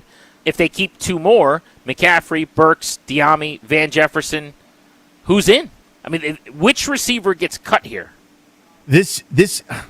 So what? It's so hard to interpret, and this is another reason why it's a negative to a degree. Just as a quick corollary, when it's nothing but the Hartman and Cal Manis show, is you don't get great evals of some of these receivers, and we talked about that ad nauseum. But back to the point. So this is the question I asked after the game. I'm still asking because I don't know the answer. Is Luke McCaffrey's lack of involvement because they know what they got, or because he wasn't involved and is now pushed down the depth chart this past week? What will we learn this week if he plays a bleep ton from like the second quarter, third quarter, and he's there with the Baklava Bomber and he has a bunch of catches? Is that a tell in a different direction? It's so hard to feel it. Well, if he's on the field with like Nick Nash and Jaden Bradley in the fourth quarter of the game, he's in trouble. I mean, that's definite. I would think so. So just doing this, I've run this a bunch of different times. They like De'Ami Brown more than I do. Like, to me, that would be the guy that I would say I'm not really that concerned about keeping, losing, whatever. But let me ask you this real quick before you go on. Mm-hmm. I'm not asking, do you care? Because I know how you feel. Right. Do you think they care, assuming I'm right about what I'm about to say, which is just my own observation, that he probably has the closest relationship to Jaden Daniels of any receiver on the team? I think they care, yes. Should they care? No. I'm not a no on that, honestly. It's not because I'm trying to placate or make him happy. I think the relationship between quarterback and wide receiver is really important to the production between quarterback and receiver. So I just don't think it's a net zero, if that makes sense. No, it does make sense. But, you can be great friends, but I'm not saying this is the case, but if there are 7 guys better than him, sorry. You know what I mean? Like guys that are buds get moved to practice squads or cut or traded kind of all the time. So, and that's where I view him, but I don't think they do. I think they like him more than I do, which is fine. You're allowed to have different evals. So the guy that I feel like is in trouble is McCaffrey. But again, this is their 3rd-round pick from just a couple of years ago, and it wouldn't look real good. And I think they're not in the business of not looking real good in that regard. So every time I kind of do it, I go, okay, this is who I think. But then it's like, well, wait a minute. Do I have to reverse course on that because of a totally different reason? This is, to me, the roster quandary, and I don't have a very good definitive answer or feel for it right now. Are you keeping 6 or 7 receivers? 7, including Lane, because I consider him more punt returner than I consider him receiver. I think that's how they'll sell it. So then you're keeping Van Jefferson. If you're keeping 7 and cutting McCaffrey, it means Burks is in, Diami is in, and Van Jefferson is in. Luke's the only one out. I suppose, yeah. If it's that 7 with Lane, yeah. So that's Brown, Jefferson, Williams, Burks, Lane, Diggs, McLaurin. There's your 7. So I think. So you think it's Jefferson and McCaffrey gone then? If they do 6? No, I've got Lane them. As a return? If they were to keep 6, I would say yes, but I don't think that'll happen. I think they keep 7 and Luke's in. I think Van Jefferson, despite actually having a better camp than a few guys that would make the team, is out. Because if you look at it, they are going younger at a lot of positions. I think to get faster, to get younger, it's an emphasis. Uh-huh. Think about linebacker with a Cajo, with a Medrano, those types of guys. Van Jefferson's 30. And I think that'll work against him here a little bit. A little bit of a known commodity. We know how they feel about wide receivers with ages that start with a 3. Ask 2025 Adam Peters in training camp. You know what I mean? Ask Terry McLaurin about that. I would not want to cut Van Jefferson. And I now have seen enough from him in this camp that if I was like a GM of a team that has 4 receivers that I like, I would immediately sign that guy because he can play. And he's also played a lot of special teams the last few days at practice, by the way. But if they keep 7 right now, I'm going to say Luke is in. Younger, more upside, kick returner, draft pick. And Van Jefferson, 30, signed off the waiver wire, is the guy that's out. If you guys have a thought on that, you can give us a shout. 800-636-1067. 800-636-1067 is how you hop in. G&D on the Fan.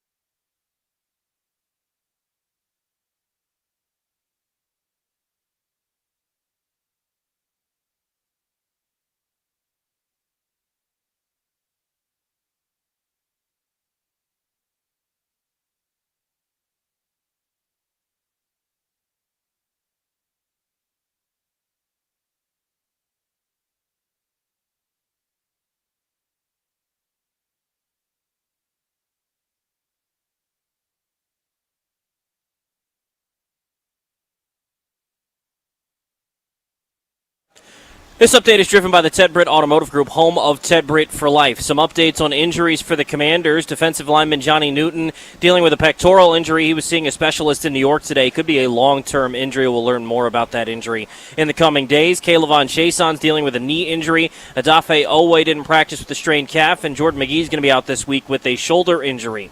Other news across the NFL, Eagles edge rusher Jonathan Grenard could miss the start of the season, including Week 1 against the Commanders, dealing with a pec injury. Eagles defensive coordinator Vic Fangio said he isn't sure when he'll be ready to play.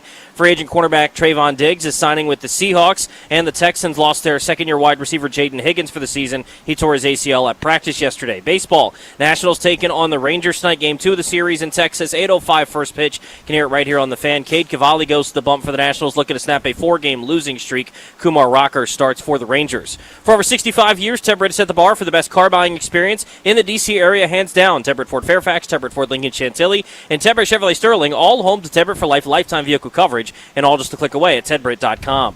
From the Crop Metcalf Sports Desk, I'm Toby Altizer on the Fan.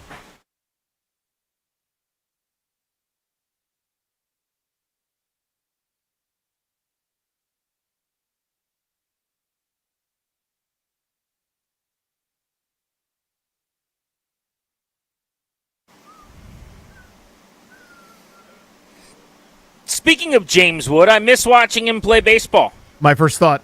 Oblique injuries are the pits. The worst thing about them is we always have to pretend like there's a timeline that's going to be followed, knowing that whatever you tell me, I just add a month to, basically, or 3 weeks or something. Yeah, when they do, it's a short-term thing, and we're not sure if we'll need a rehab stint. Add 4 months. Just assume whatever they're telling you isn't right when you hear oblique in baseball.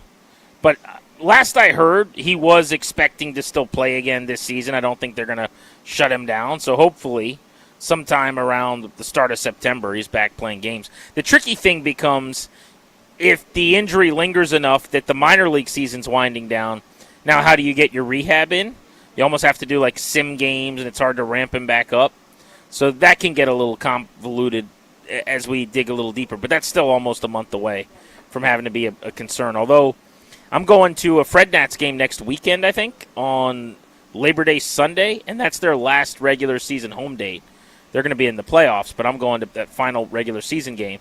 So, I mean, if it's not the first week of September or so, there might not be a rehab spot for him. I mean, you're rehabbing in a minor league playoff series, which would be hilarious. Like James Wood is coming in as a ringer during a minor league championship series for an A-ball team. I'd be so annoyed if I was the opponent.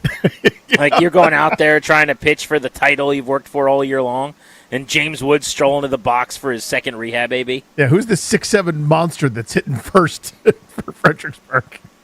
That's Grant great. and Danny on the Fan. We were talking about the wide receiver room, who's going to make the team, who isn't. So the other thing to consider in terms of the numbers here is you say, they keep 7. I think they will as well, although they could very easily keep 6.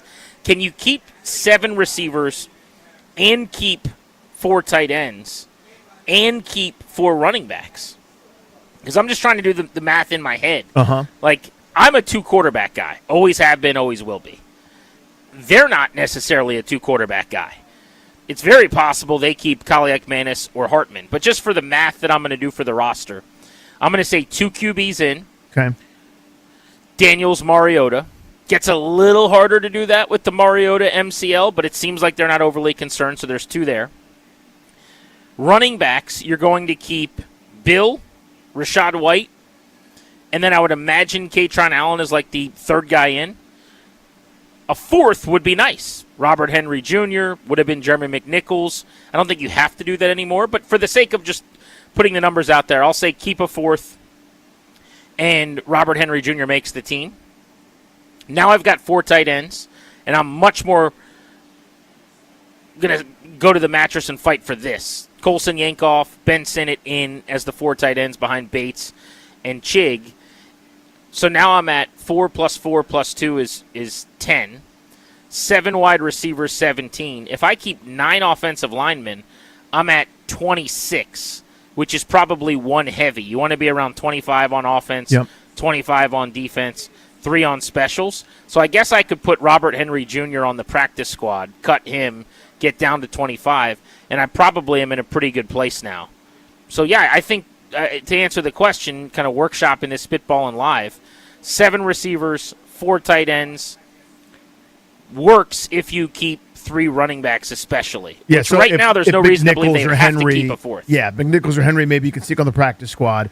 Don't you think McNichols is out a few weeks, it sounds like? Yes. Like, I think right now you don't have to worry about him being on the roster. No, you don't. I'm just sort of thinking big picture of how this 53 is constructed. But you're right. It's really about the first part, and then of course adjustments will happen kind of throughout. Yeah. So we always say this: you got to take something from somewhere.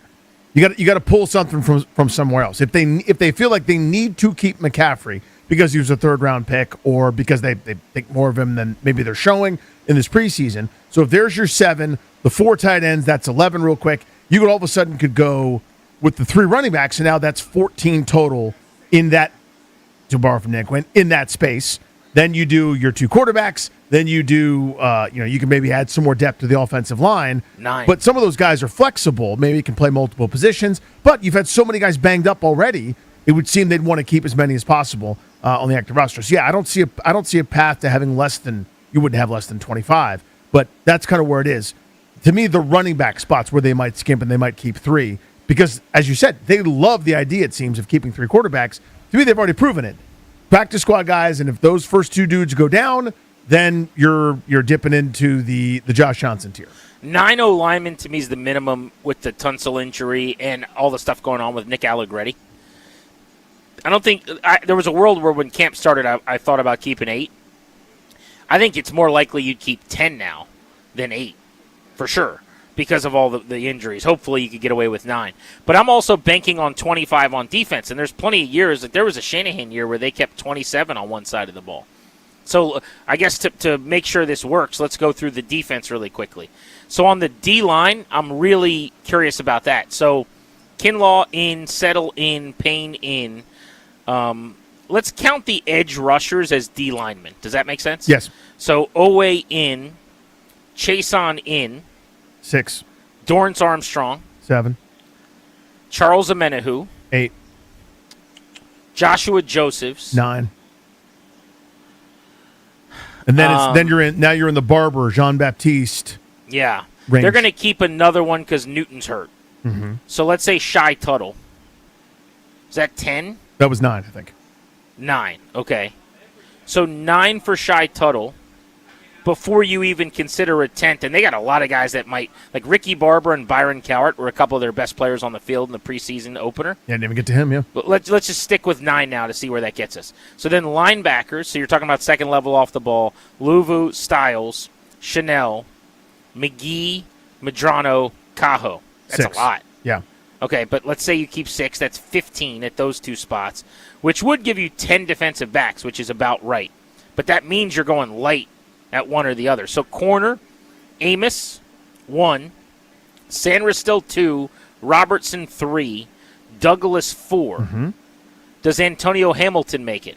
The corner who had the great game against the Dolphins. So for had now, a hell of a pick today, by the way, at practice. yeah. Hell of a pick. So let's say yes now to give you 5. Okay, then that means 5 safeties. And by the way, that means none of the other guys like Darius Rush or Carlin Vigors or, another of the corners doesn't make it. Fred Davis II. So then 5 safeties left for Cross, Reeves, Quan Martin, Percy Butler. Harris. I might only need 4 safeties because I'm not sure that Harris makes it right now. So I could either keep a 6th corner or that's where my 10th D lineman comes in. So I actually think you could do that. No, Okay. I didn't. Did we mention Tyler Owens? No. There's your 5th safety. There's your 5. Okay. You need Tyler Owens. He's in. He's the first teamer on. So 5, it would be 5 including Harris. Right, but we didn't mention Tyler Owens. But you didn't put Tyler Owens in. So it's 4 without Harris because you just said that you don't know if Harris makes the team. I would say right now I would have him out. So so if he's 4, then you can keep your 6th cornerback, or you can have a 5th safety that's going to play teams or whatever in Harris. Yeah. So the battle may be between Harris and name that other defensive back. But for safety, we Moreau got or Cross, Reeves, Martin, Butler, Owens. That's 5 safeties. And 5 corners. So we're 25 without Harris. Oh, there you go. That's right. See what I'm saying? Yes, I do now, yep. So, yeah, I mean, you don't have room for an extra offensive player, and that's without keeping a 10th defensive lineman. Yeah, so that's the way you had it there. That's 9 defensive linemen, 6 linebackers, that's 15. Cornerbacks, 5, that's 25. Safeties, 5. Or that's 20 rather than safeties, that makes 25 total. Which gives you, again, that's 51 total, and you still need 3 specialists. Is Maurice Hurst not making this team? He's played in the league every year. I mean, he's a veteran. They just signed him. He came, Raiders, Niners, Browns. He missed the 22 season with a torn bicep, but he's a 7-year veteran who they just brought in here at 31 years old. I mean, this is not like a random dude. I mean, he's like a veteran who's put up numbies. Is he? I would think he's coming in here to make the team, but like guys like him or Craig Reynolds, all these guys they just signed, we don't have any of them in. Is that an oversight? It might be. But again, we would learn so much more. I think we'll learn so much more data after this weekend, but it's also, again, who plays and what are they asking of these different dudes. I guess the point of the whole, all of that was to figure out, can they keep 7 wide receivers? And I think the answer is yes. They absolutely can.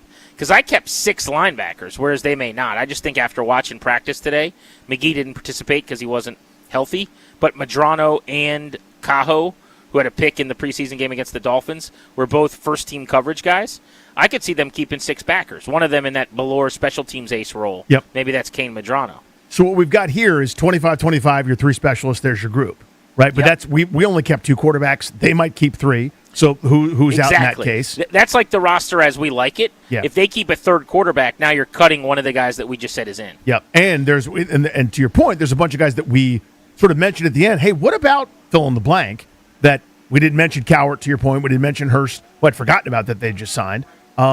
Or Reynolds on offense and maybe a couple other bodies. I mean, they rave about Lawrence Cager anytime anybody gets in front of a microphone. Not saying they'd keep 5 tight ends, but you know what I mean? Like there's outside looking in guys too that might be factors. The 3 specialists you can put in Sharpie because they've only got the 3 here now, the kicker, the punter, the snapper. Otherwise, I do think every single position is probably written in pencil. I don't know that anything's set in stone, but I really hope this ends with 2 QBs. I don't know why they would, there's no way Hartman is on this team. I don't mean the 53, but you wouldn't keep 2 practice squad quarterbacks either. I mean, you can't last year when the game doesn't matter on Christmas Day against the Cowboys have a street free agent start at quarterback and then bring in, it wasn't even like, people forget this. It wasn't like Josh Johnson started and Hartman was the backup. They also didn't allow him to be the backup in that game. Do you remember that? They signed Driscoll to be the backup. That's right. So it was Josh Johnson starting at 40 years old, Driscoll as the backup. They didn't even trust him to be the number 2. And he's still here at practice, kind of supplanted now by Kali Ekmanis. I don't know how you would keep both of them on the P squad. What would be the point of that? I don't know. I mean, again, that's the friendship one. Look, you're throwing a bone to Jaden Daniels. If that was to happen, you're throwing a bone to the quarterback. Hey, this is his buddy. He's great in the film room, and he brings the donuts and the lattes in the morning or whatever it is. That would be the only explanation I could find. It's not a good enough one for me. This is a terrible business. It's football, and it's guys are cut and traded and released for 1,000,001 reasons. Some of them good, some of them bad, some of them irrelevant. But these roster spots are precious.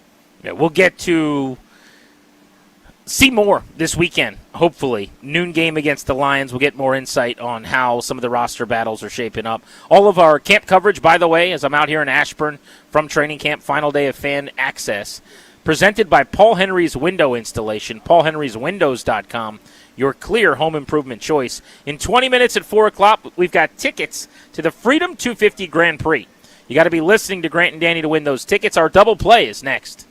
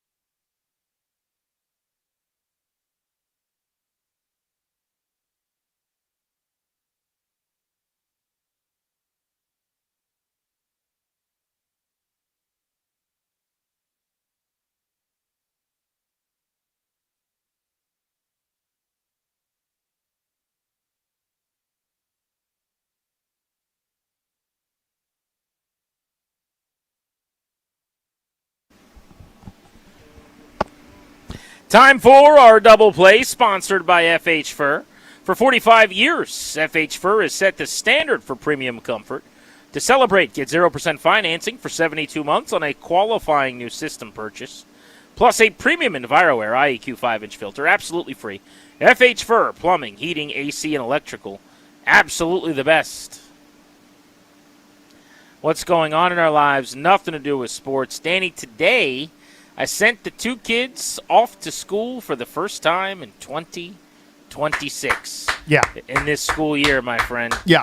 Day one, my 7-year-old daughter's now in 2nd grade, which is insane and terrible and sad and tragic and awful. And my 5-year-old boy, missing a tooth for the first time, is a kindergartner.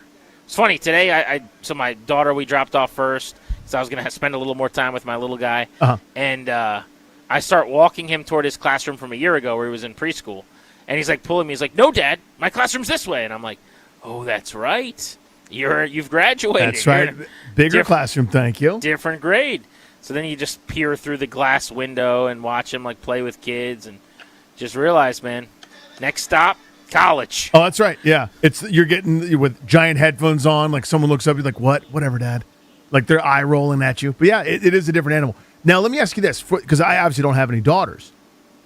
I got it, went through this, of course, years ago with my oldest and all my kids really going through it. But like, I drop them off, make a big production where it's like, first day at school, buddy, be strong for Dad, like go through this whole thing. Right. And he's like, "All right, bye, Dad." Like, didn't care at all. I'm emotional. I'm getting photos and taking pictures in front of the classroom and this and that. And he's like, "All right, see you, Dad." Is it different for girls? Was she like sweet and kind and emotional, or like was it like the dudes who were like, "All right, deuces"? She certainly was a couple years ago when she started going to school, but today she acted like it was day 43 of the school year, honestly. Same with my son. Like, neither of them were nervous, which is a good thing, I guess. Yeah, but there weren't nice. really anxieties. I mean, they're in a little school where most of the kids in their class were in their class last year. Typically, there's like a class per grade, basically. And so, like, they knew a lot of their friends were going to be in the room when they walked in or whatever. There was also, and I think this was probably really smart, there was like this back-to-school event yesterday where my wife took them awesome, to, yeah. where they like go to the classroom and they meet the teacher, and that I think helps quell any kind of nerves too. But to answer your question, I mean, I wanted it to feel like a big deal because I think it is. And so I'm up early today, out of the shower, dressed, and I'm going to start like being loud and singing and being Dad or whatever. And they're just like ready to go. And I tried to do the sign thing. They were kind of too cool for school, but they took a few pictures where, my son says he wants to be a hockey player and my daughter's sign says she wants to be a concert girl. But yeah, I take them in and they just were good. Like, I thought there would be this, he's clinging to me. He doesn't. Nope, not at all. Sat down with his buddy, I forget the kid's name, and they just start playing with like, blocks or whatever. And I was like, "I'm leaving now." And he's like, "Okay." And I just kept standing there like he was going to give me a hug, and I'm like, he's like, "What?" And I'm like, "Do you want to say bye?" And he's like, "Bye." Okay, bye. Yeah, whatever, So Dad. that was pretty much it. Yeah, there's Lego blocks here. This is way more fun than hanging out with you. Yeah, I'm with you, dude. It's that I'm looking for I don't know what I'm looking for because I don't want him to like cry and hold on to my leg or something crazy. I've seen those meltdowns. It's just I'm going like, this is freaking me out so much that this little peanut, this little baby that I held in my arms and changed so many diapers is now like a walking, talking, functioning kid who's like, "All right, Dad, I don't need you here. Like, go away, do something else." Oh man, that is very relatable. Have you seen this? I'm sure you have because they're everywhere. These social media clips where the gist is what people see, what I see, and then so the equivalent would be like it's you on the radio right now, like talking into the microphone, and it's like what a guy on YouTube sees, and it's just like Danny Rouillet, and then it's like what your dad sees, and it looks like you as a 4-year-old on the microphone. Do you know what I'm saying? Have you seen no those idea clips? what you're talking about. Really? Yeah. So I will be honest, it's not based on guys like you that are almost 50 years old typically, but you could do one for the Nats, okay? I think about this now all the time as a dad who has a kid that likes playing Little League Baseball. But like you think of Jackson Kent made his Major League debut at 23 years old last week for the Nats pitching. And it's like what Nats fans see. And it's just like Jackson Kent out there throwing. And then it's like what his parents see. And it's like AI of him as a youth, like a little leaguer, like walking out onto the Nats Park field pitching. It's just kind of a neat. social. It's like a social media trend. It's like a bit. But I think about that all the time with my parents now, where it's like how I feel about my kids, my 7, my 5, my 3, my 1-year-old. Like, we have so many kids, by the way, 4 of them. There's a lot of them. Irresponsible, large amount. Mm. But how I feel about them now doesn't really change as they get older, I don't think. So, like, my mom, who's always checking in and asking me how this is going, that's going, like, what? Hey, I think you should be calling the Monday night game on ESPN. What don't they know about you? Like, that kind of thing. Have you tried to do that? Yeah, like, have you thought about calling ESPN and saying they shouldn't give Pat McAfee that job, they should give it to you? Like, my mom still sees me as Truman. I'm still the 5-year-old. Uh-huh. You see what I'm saying? Yes, I do. And TikTok, which I'm not on, but, like, Instagram has taught me that. Like, I will always see my son as that little guy walking into that classroom. Yeah, it will. You'll go through a phase where it's not exactly like that when the tude comes. I'm telling you, that preteen, 11, 12 years old, on device. I'm like, what happened to my sweet little guy? But it'll come back. The nostalgia will come back, certainly, when there are nice moments. Let me sneak in the quickest double play of all time. Little League World Series is underway, GP, and I love it. It's one of my favorite sporting events of the year. Just kind of casually tune in. You sort of figure out who's who pretty quick. I've told and then, you before, yeah. you should take your boys. I can't believe you guys have never gone to that. Well, they're not baseball guys. They don't care. They don't love baseball. But you would care. Like, people take their kids to Disney, and they enjoy it. Like, you should do that. Well, again, that's a tough sell if we're going to use some of our time and energy to do something my kids are not interested in. But I will try. I'll continue to beat that drum. But here's the story I wanted to bring up. Corey Rasmus and his brother, Colby Rasmus. Corey has a daughter. Colby has a niece. It's the same person. Kinley Rasmus pitches for Phoenixville, Alabama. I say she. That's a girl, and she's nasty. No way. Oh, yeah. She threw a complete game shutout against Tennessee to win the regional, the Southeast Regional. And I'm telling you, straight up filth. We have a Monet Davis situation developing. She throws gas and has a filthy, tight breaking ball that they can't hit. Nobody's hitting her. It's awesome. I love stuff like that. Hey, my pretty famous dad. Oh, you mean the guy that played the major leagues, and then your uncle also played the major leagues? At one point was a hot prospect. Their daughters from, they live in, whatever it is, middle of nowhere, Alabama, and they are here at the Little World Series. Whose kid is it, Colby or Corey? It's Corey's kid. Okay. Well, Toby sleeps on Colby Rasmus. And, by the way, so does everyone in studio with you right now. You remember how he was the bee's knees at one. He was the 28th pick in the 05 draft when he came up. As a prospect, people could not keep it in their pantaloons. Yeah, 22 years old. He had some 20-homer seasons. He had hair, though. So wouldn't that mean you'd hate him? Well, he didn't have long, stringy, nubby, awful hair his entire life. I mean, he had flow out of the back of his hat. He did. Perfectly reasonable, kind of well put together mostly. Yeah, it was not like stringy, awful Thor hair. What's that guy's name? Noah Syndergaard? Some donk like that? It was not but like it's a that. lot of hair, though. I mean, not really. I don't know if he could have played for Skipper Paulson. I'm just telling him. He absolutely could have. Colby, you guys are misremembering. There's like a Google image picture you must be looking at where he had a lot of hair. That was not what Colby Rasmus had for much of his career. I just remember mostly his career where there was hair out of the back of his hat, and I know that would make you upset. I feel like. No. I mean, hair out of the hat happens. But, as long as it's not like long and stringy and gross, which it mostly wasn't. But we're bearing the lead here. That's pretty sick. Yeah. She's just punching out like 14, throwing complete game shutties. Yeah, she is through 3, and I think there's been one base runner, and it was on a fielding error. Oh, I love that. Just nasty.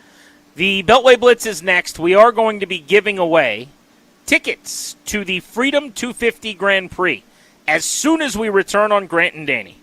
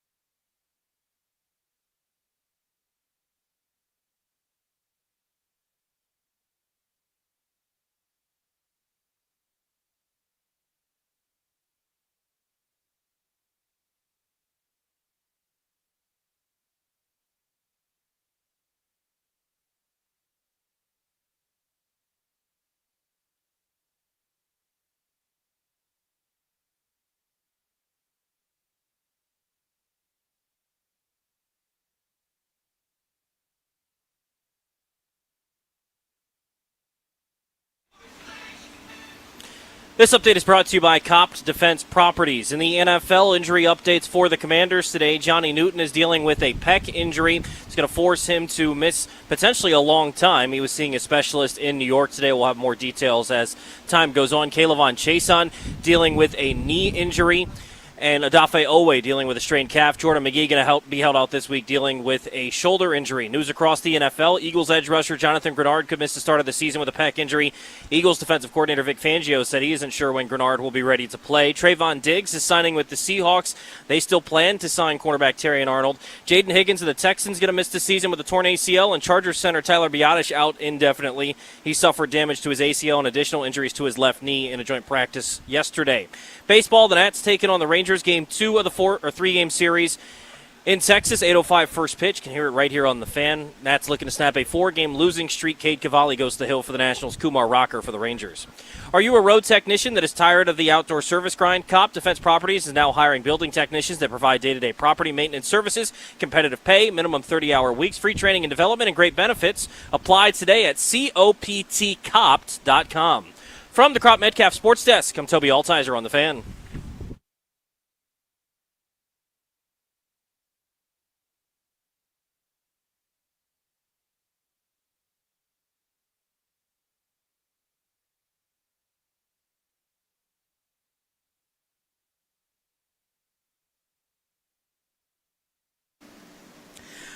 Beltway Blitz time in a moment on the Nats, the NFL, and the Commanders. Welcome back, Grant and Danny on the Fan.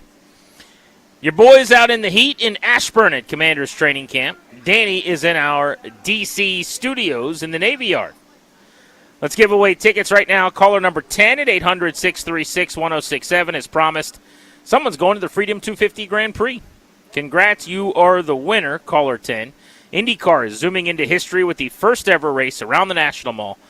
This weekend, August 22nd and 23rd, get race ready with all the information you need to know. All the details at freedom250gp.com. It is time for our Blitz. Let's start you off on the diamond. Dave Jagler gets things going, Nationals Radio Network. Jags, what did you make of the news that the Nationals will be playing C.J. Abrams at second base down the stretch this season? Yeah, I mean, I made that it was kind of a tough decision as far as doing this mid-season. I mean, I don't think, and I think there's been a lot of debate about this and written about it. When is the right time to do that? I don't have a great answer for it, so I think they're looking at this as something they can look at with him playing second base the last 6 weeks of the season. I hope it doesn't impact his offensive game. It seemed to maybe for a few days. Last night he was much better, had a couple of hits as the DH. I mean, I'm sitting here waiting for the lineup to come out. The clubhouse isn't open yet. Curious to see if tonight is the night. It might be leaning that way. Blake Butera indicated it might be that way. We saw Abrams take ground balls there yesterday, and then as a DH day, maybe that's just a precursor to this happening tonight. But again, we're not sure until the lineup is posted, which hasn't happened yet.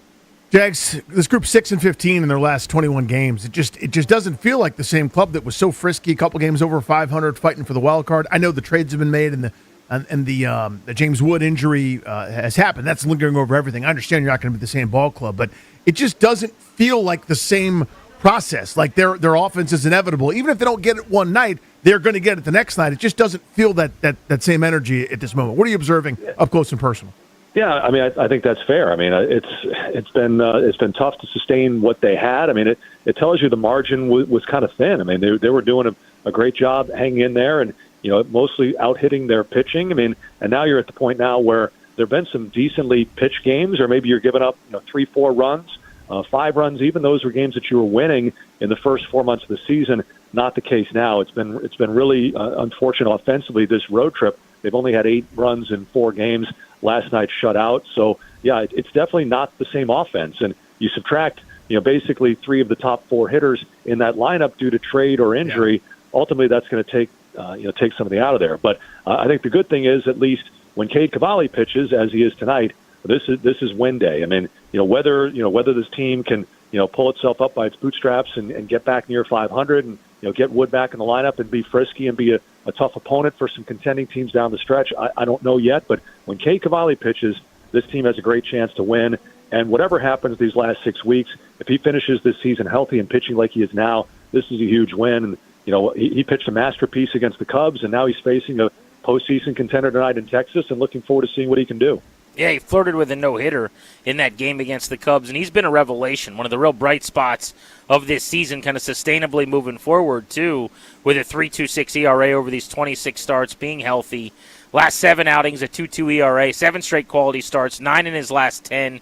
You compare him to last year, K rate up from 7.5 per 9 to 9.5 per 9.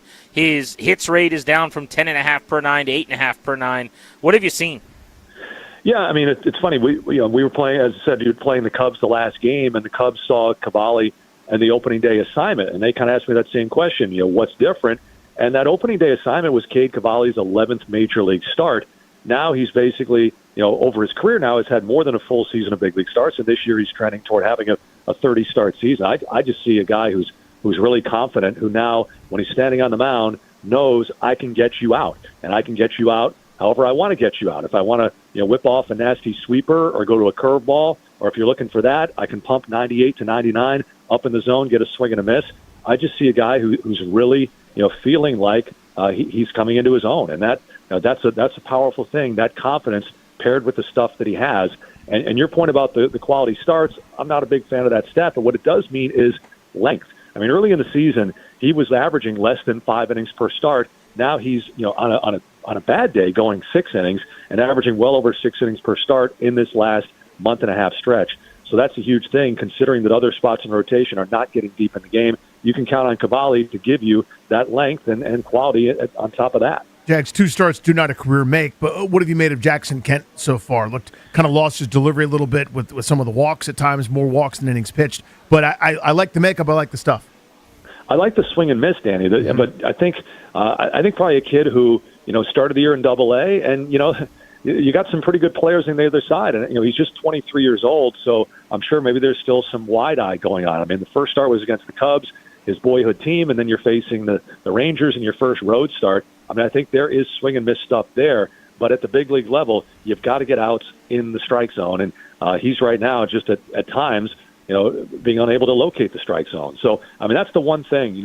I think the team took a huge turn in direction after the trade deadline, parting ways with Zach Littell and Miles Michaelis, and those guys didn't always give you quality innings, but they often gave you innings. And right now, it's not necessarily what replaces them is going to be better than them. And while you look at Kent having some struggles, he's not getting deep in the game. That kind of game, Michaelis could have had the same game, might have given you 6 innings. So, it's only 2 starts in. Hopefully maybe just take a deep breath. Maybe the pulse rate goes down a little bit in that third start.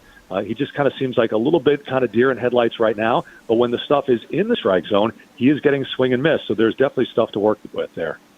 8:05 first pitch locally tonight for the Nationals Radio Network. Charlie Slows and Dave Jagler right here on The Fan. Thank you, Jags. Okay, guys. Good to talk to you. We'll be listening to you then. Let's talk football. Charles Robinson, who is out at training camp today. Saw him out here at the facility covering the Commanders. NFL Blue Book Substack joins us on our Beltway Blitz.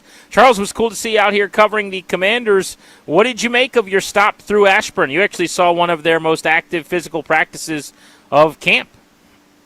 Yeah, I wish everybody was healthy. I feel like I come through it everywhere I've been. Every stop, there's guys banged up and up and down, and I never know if I'm getting to see an accurate representation of things. But it was interesting. Obviously, you come in, and the big question for me is just what's going to happen at the left tackle spot. How's that going to change?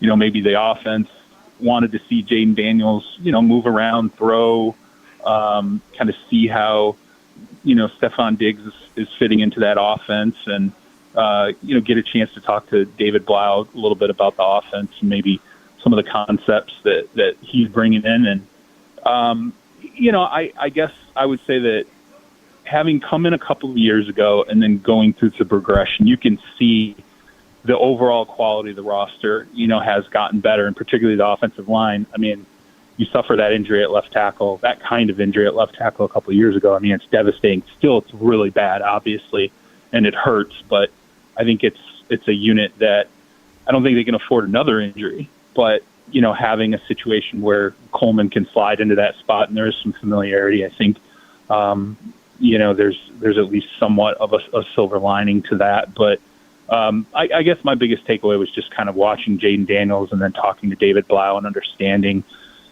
some of the things that he's going to want to bring to the table from obviously coaches he's been exposed to between, Ben Johnson, Kevin O'Connell, having worked with Cliff and just how that offense will I think be a little more creative and a little more active, pre-snap.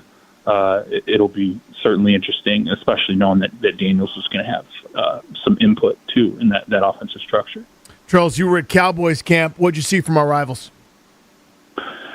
I will say this, I'm telling you, and I ended up writing about the defense, that I was surprised how much better the defense looks. I mean, just they're switching from the 4-3 to the 3-4, but, it's going to be multiple, so it's not just going to be a straight 3-4 look. There's a lot of, obviously, talent addition that's happened there.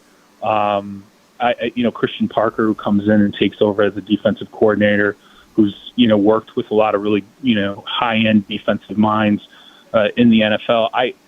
I walked away thinking, okay, well, the defense I came in thinking it's going to look better, and instead I walked out thinking, okay, there's a chance that conceptually, if things come together for Parker, this could be a really, really good defense. And I think they're hoping for middle of the pack, considering, they were last in the league in points allowed last year. I think they'd love to get into that 15-16 range. I think the ceiling could potentially be higher than the 15-16 range for them. And, the offense is absolutely loaded. I think the Cowboys could have a monster season. Obviously, though, a lot of it's going to depend on, what Parker is implementing and if some of the pieces on that defense can really step into the roles that, Caleb Downs, the rookie, they want to do a lot with him. Let's see if he can actually fill all the sort of post-snap responsibilities he's going to have in that defense. They bring in Von Miller. That's great. But Von Miller's going to be on a pitch count, guys. He's going to be like a 15 to 20 snap guy all season, I think. But the quality is certainly much better, and the communication, which was horrible last year. You had guys confusing each other, with some of the adjustments they were making on the field. I think a lot of that's been washed out.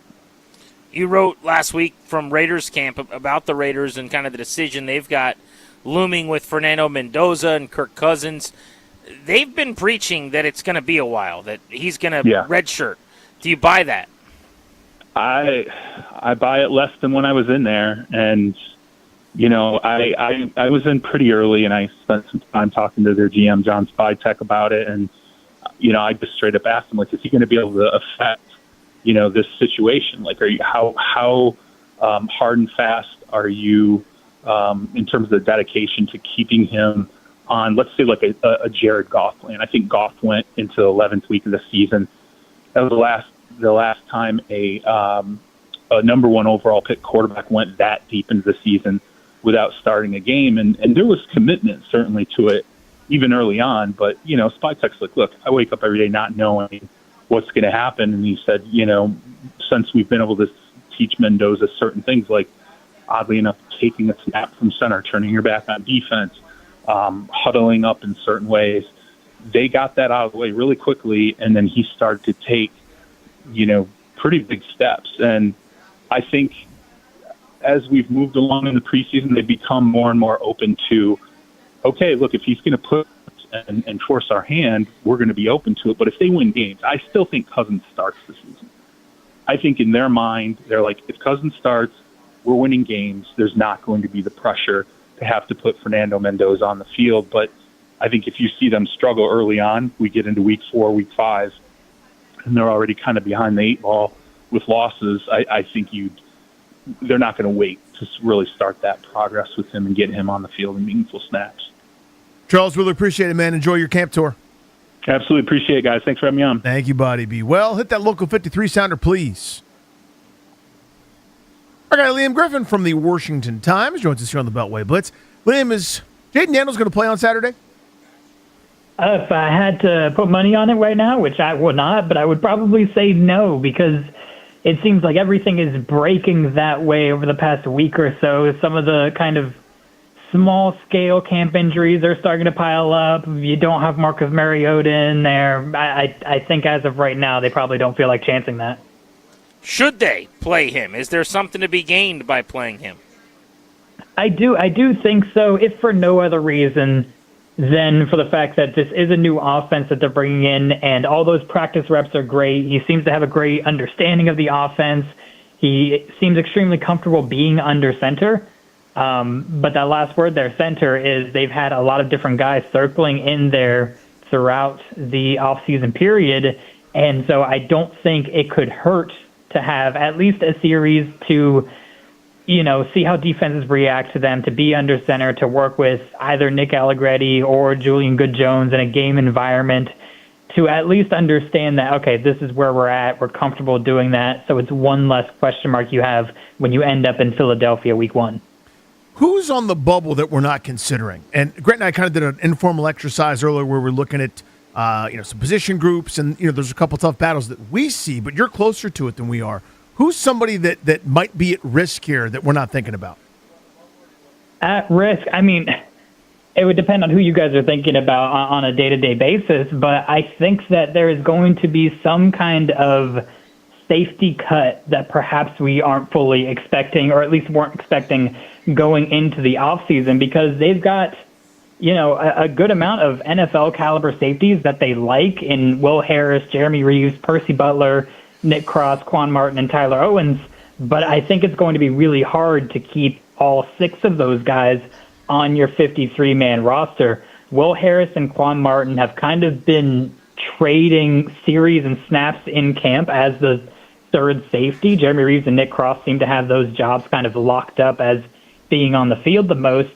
And Percy Butler and Tyler Owens are special teams stalwarts, which is kind of essential given that Jeremy Reeves is taking more of a role on defense, and Nick Bellore, who was kind of the special teams ace the past couple of years, retired this offseason. So I think their jobs are kind of safe. But right now, I would not be surprised if either Will Harris or Quan Martin become either trade capital late in training camp or among the final cuts. What's your gut feel on this team right now, and how does that compare to how you felt when you showed up at camp originally? I think this team could break a lot of ways, and, to use a Dan Quinn-ism, we're all kind of riding the roller coaster right now, because every week at camp it seems like there's a different kind of ebb and flow in pessimism or optimism. So you come in and you look at the receiver group and you're like, well, that's not too inspiring. And then Stephon Diggs shows up and he looks fantastic, seems to pick up the offense immediately, looks smooth, does not look, like an older receiver like he is. And you can say, all right, new offense, Jaden Daniels, Stephon Diggs, Terry McLaurin, like this looks good. And then Laramie Tunsil gets injured and sucks a lot of the wind out of the sails there. And then you don't have the same kind of optimism throughout that offensive line because you've also had injuries to Nick Allegretti. You don't really know who's going to be starting at center. And while the defense has looked promising, you do kind of have some concerns there where you need things to break right when you're looking at cornerback, not having Trey Amos on the field all the time. So you're relying on Amik Robertson and Mikey Sainristil, who are solid NFL players, but aren't, they don't have the same star power to really make you feel confident in that group, even though Durante Jones is bringing in this exotic new scheme. So I came into this training camp thinking like they could be they'll be in the hunt graphics in late December. Whether or not that turns into a playoff berth kind of depends on the last few weeks of the season. And I still kind of feel that way, but those injuries are really starting to weigh a little bit more. Liam, thank you as always, buddy. Talk soon. No problem. Thanks for having me. That is your Beltway Blitz on Grant and Danny here on The Fan. Paul Taboni was on with the Junkies talking about the future of C.J. Abrams. Want to get to that as we continue on The Fan today. You're listening to Grant and Danny. I'm out here in Ashburn. Danny is in D.C. It's G&D.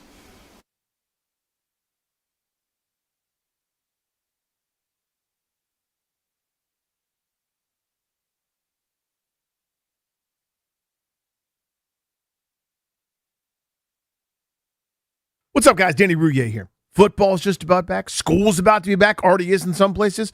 Pretty much means the unofficial notice that your summer's over. Sorry about it. But the summer sales event is still going on, down to its final days at Ted Britt Ford. Right now, my guys over at Ted Britt Ford softening the blow with 0% APR for 36 months on a slew of new Fords. $1,000 towards your down payment and an extra $500 in final days bonus cash. That's $1,500 before we even get to the actual deal. And I say that'll play. How about a 2026 F-150? Over $8,000 off the MSRP or 0% APR for 36 months. 0 payments for 90 days. Football season, tailgate season, F-150 style. Don't overthink it. This one is for you. How about a 2026 Mustang EcoBoost? Over $5,500 off the MSRP or 0% APR for 36 months. Again, with 0 payments for 90 days. I got a bunch of other deals, but I don't have time. I don't have the time to tell you about all of them. You got to go see my guys at Ted Britt Ford and Fairfax and Chantilly and let them tell you they're the best, and tell them Danny sent you.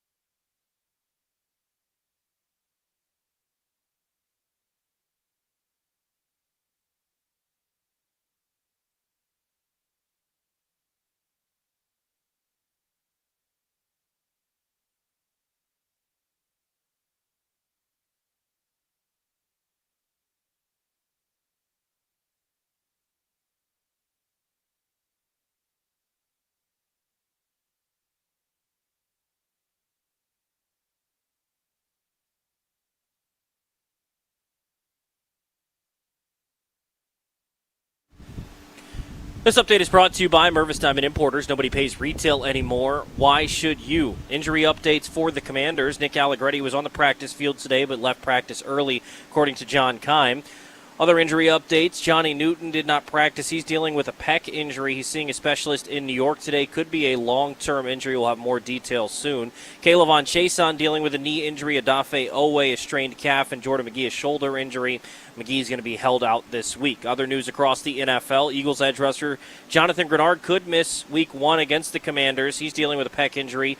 Eagles defensive coordinator Vic Fangio said he's not sure when he'll return. Trayvon Diggs is signing with the Seahawks. Jaden Higgins of the Texans, second-year receiver, he's going to be out for the season with a torn ACL. Baseball, Nats taking on the Rangers, looking to snap a 4-game losing streak. Cade Cavalli goes to the hill for the Nats.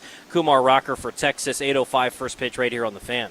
Celebrating her birthday, discover the stunning collection of Tacori fine jewelry at Mervis Diamond Importers. From engagement rings and anniversary bands to necklaces and bracelets, at Mervis, you'll find the largest selection of fine quality diamonds and Tacori jewelry in D.C. Go to MervisDiamond.com.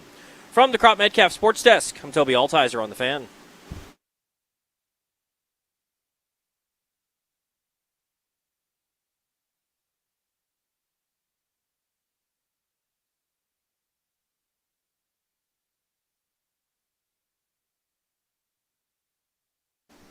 G&D on the Fan, welcome back, and thank you for making the show part of your day. I want to talk C.J. Abrams in a minute. Paul Taboni was on the station today talking about Abrams' infield future.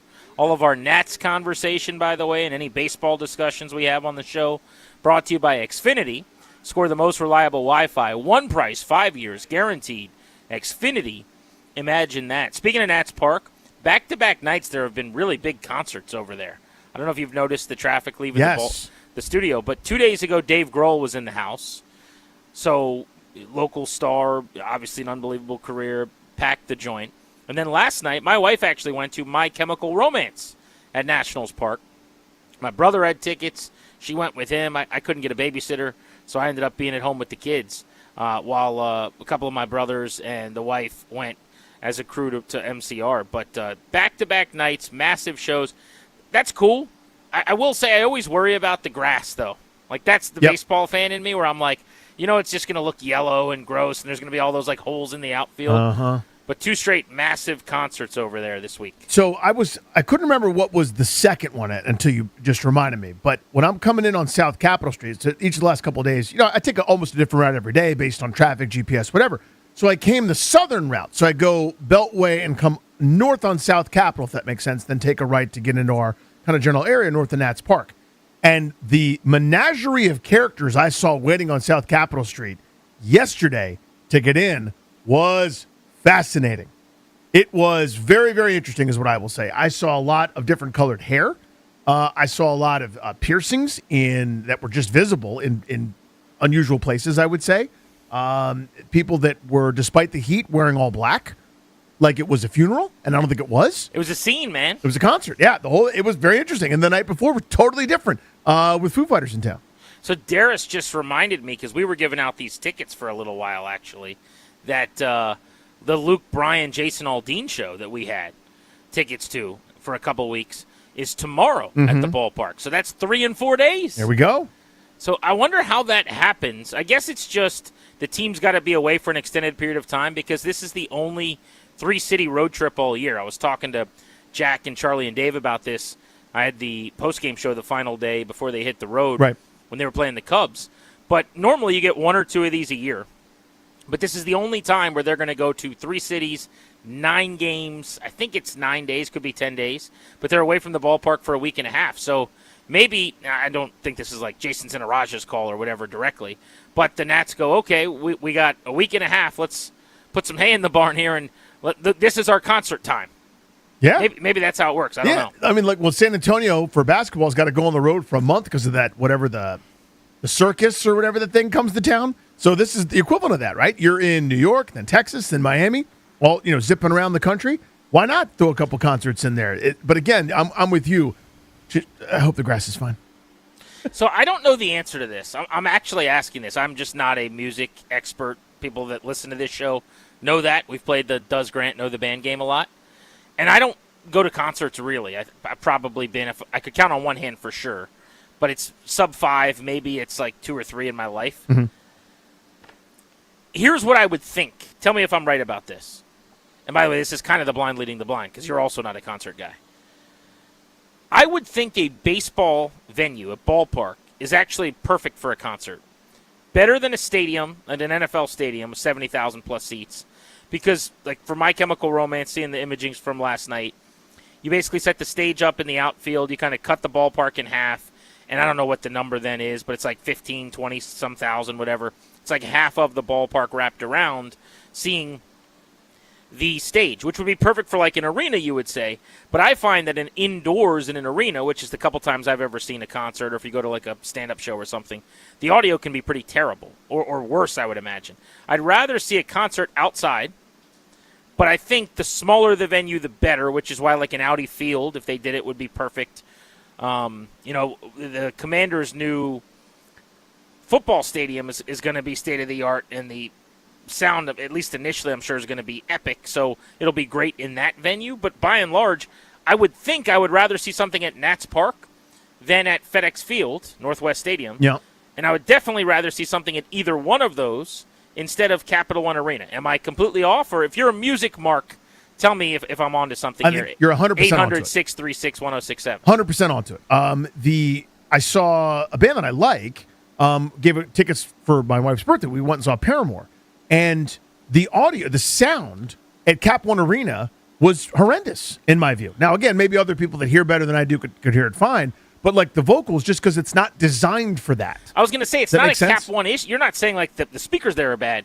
It's just, it's a venue that it's supposed to be Wes Johnson going, Capitals goal, scored by number 8, Alex Ovechkin. Yeah, someone who knows the technology could speak to it. Like, whatever the EQ and this bass and that thing would just often, that's what it sounded like when this small girl, Hayley Williams, was singing. And I'm going, that's not what it's supposed to sound like. This is bad.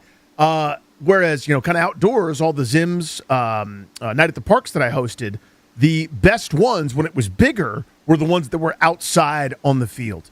For whatever reason, it just kind of, it just feels better. It feels like a concert venue. It feels like going to Meriwether Post Pavilion or, one of the cool outside venues that are there. But like places that are designed for concerts, like the Black Cat in DC or 930 Club or the Anthem, like those places are designed with audio stuff in mind. So those rule. Like those are the best places to see a show indoors, and then outdoors, to your point, like the baseball stadium is probably the best. So I was thinking about this too. Like I saw Kanye back when I was a big Kanye West guy. This would have been, I would say, in the 2012-13 time frame at Capital One Arena. And I also feel like when you're talking about the Zims concert or whatever, it depends on who performs. Mm-hmm. But if you're just a dude with an acoustic guitar singing, I would bet it sounds way better than like some of the, like grew up, I'm a big rap fan. Some of the extra whatever's there. I don't know if that's, it's not it's not instruments. Do you know what I'm saying? Like it's not a guitar and a guy singing, or Taylor Swift just sitting there with an acoustic guitar or something. I would imagine if it's just drums and a couple of guitars, Mm-hmm. it might sound better than all of the fake music that's being pumped in. And I don't know. Again, I'm way outside of my depth here, but I think that's part of it too, probably. I smell what you're cooking there. Yeah, I mean, a venue, and this is what I feel about stand-up shows. And again, God bless those guys that can sell out arenas, or Shane Gillis is doing stadiums doing 80,000, 90,000, 100,000 people at various places. It's amazing. Good for him. I don't begrudge it. It's not something I'd be interested in going to see. There's no the comedy should even like normal theaters where I performed at Lincoln Theater and a couple others. That's awesome. It's cool to do that, but it's not what it's supposed to be. I don't know how to say it other than that. Like if you do a show at the DC Improv, the audience is right there. I mean, they're right there. So you tell a good joke, everybody likes it, you know about it instantly. I saw Kevin Hart at Capital One Arena. Yeah. I know exactly what you're talking right. about. So at Lincoln Theater, for example, when I opened for Lisa Lampanelli, I told a joke, and I'm going, oh my God, it's crickets. I am bathing in sadness. And then the wave of laughter and the noise finally got to me. And there's a delay that's unnatural in a bigger venue like that. I don't know how to describe it other than that. And anybody that's performed knows that feeling, right? Where you just go, this theater is different. You have to give more room. You have to give more pause. You have to allow kind of the whatever joke you tell to breathe. And that's not naturally how I do it. I'm pretty manic and fast paced, and I go a million miles an hour. And, in the hopes that you don't notice the material's not that great. But you know what I mean? Like, that's kind of my MO. And it's just a different style. You have to really pace yourself and do it that way. Well, I can't even imagine that times 10 or 20 or 30 or 40 at one of these 80,000 person type venues. And that instant connection with the audience isn't there. And it just isn't designed for comedy. But again, These guys do it, and I don't begrudge it. It's just not something I'd enjoy. Yeah. I'd like to, like, in my next life, I want to be a concert guy. I want to enjoy going to concerts. I love stand-up comedy. I think it's the most fun thing. Like, in a world where I didn't have 4 kids and we never went anywhere, we'd go to a stand-up show every weekend. I'd find one at DC Improv, or you would know all the places. Like, I would be able to go and just like, oh, so-and-so's at the Arlington Draft House, so let's go there. I love stand-up comedy. It doesn't even have to be a guy I know or a girl I know. $5, I used to go to the thing that, you would host or whatever you did years and years ago. And I would sit there and it'd be like 12 people over the course of the night for $5, and it was a blast. To me, that's a good time. The concert thing is much tougher. Also, I just can't fathom, like, the opener plays for an extended period of time, and then they leave the stage and normally nothing happens for a while. That just seems like it ruins all the momentum. You would think that the opener would come on, play for a while, and then they go, and now your main event. Yeah. It's Danny Rouillet. Like, in comedy where you pass the mic, it's not that at all. It's just band plays for a while, now nothing happens, and they play music over the speakers, and after a little while someone walks out. And there's no real rhyme or reason for when that starts. I don't know. It's just strange to me. It has always driven me nuts about music because I'm, as you said, coming from the comedy world where one person introduces the next person. There's a mic passing, so to speak, where the idea that there'd be downtime is insane. But it is kind of the way the venues work, and there's a bunch of techs have to do tweaking for the different bands and all the different type sound stuff, and maybe a roadie's got to come on and put a guitar in a certain spot, or who knows what it is. But there's always these delays. And it drives me crazy about shows like that, where, again, at a comedy club, very rare, most comedy clubs that are run well, if the show starts at 8, you bet your sweet the show starts at 8.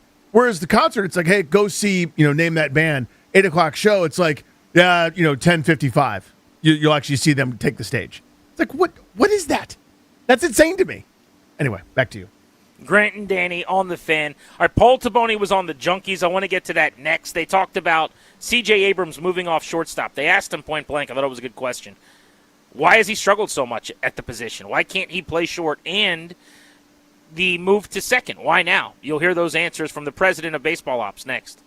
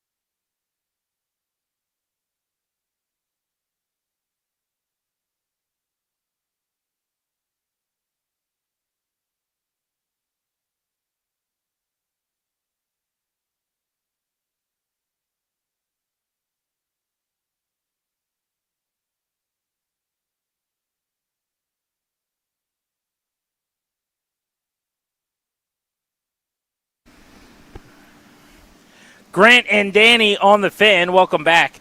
Toby and I were throwing the football during the breakout here in Ashburn, and I said to him, there were just 8,000 gnats like flying around my face where we're at. Why was C.J. Abrams there?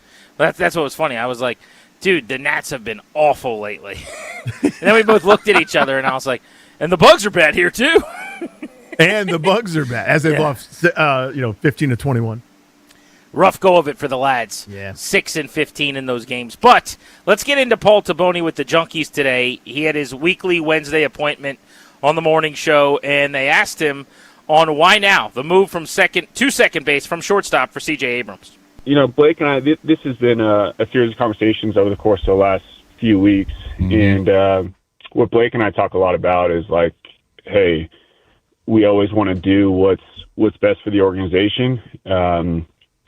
But, I said it yesterday, like we also don't want to be one of these organizations that does it without care and empathy for the player. Mm-hmm. And, listen, the bottom line is like CJ's been a shortstop his whole life. It's a huge part of, his identity as a baseball player. And so, while, hey, like we think it makes us a better team right now, that doesn't mean we just decide to roll with it and shove it down his throat. We obviously want to have conversations about it over time. And I'll say it, like, CJ has been freaking awesome. Like when we had those meetings, he's been great. He's asked great questions. He's, I think he's understood everything. But yeah, like, man, there's a part of this that, hey, when this move is made, it upsets you a little bit, because it's a huge part of who he is. Right. But what I will say is like how he's handled, being upset has been great. Like he's said it to us. He's like, yeah, man, I'm not thrilled about this, but at the same time, like, listen, I get it. It's about the team. It's about the Nationals. And, so let's go.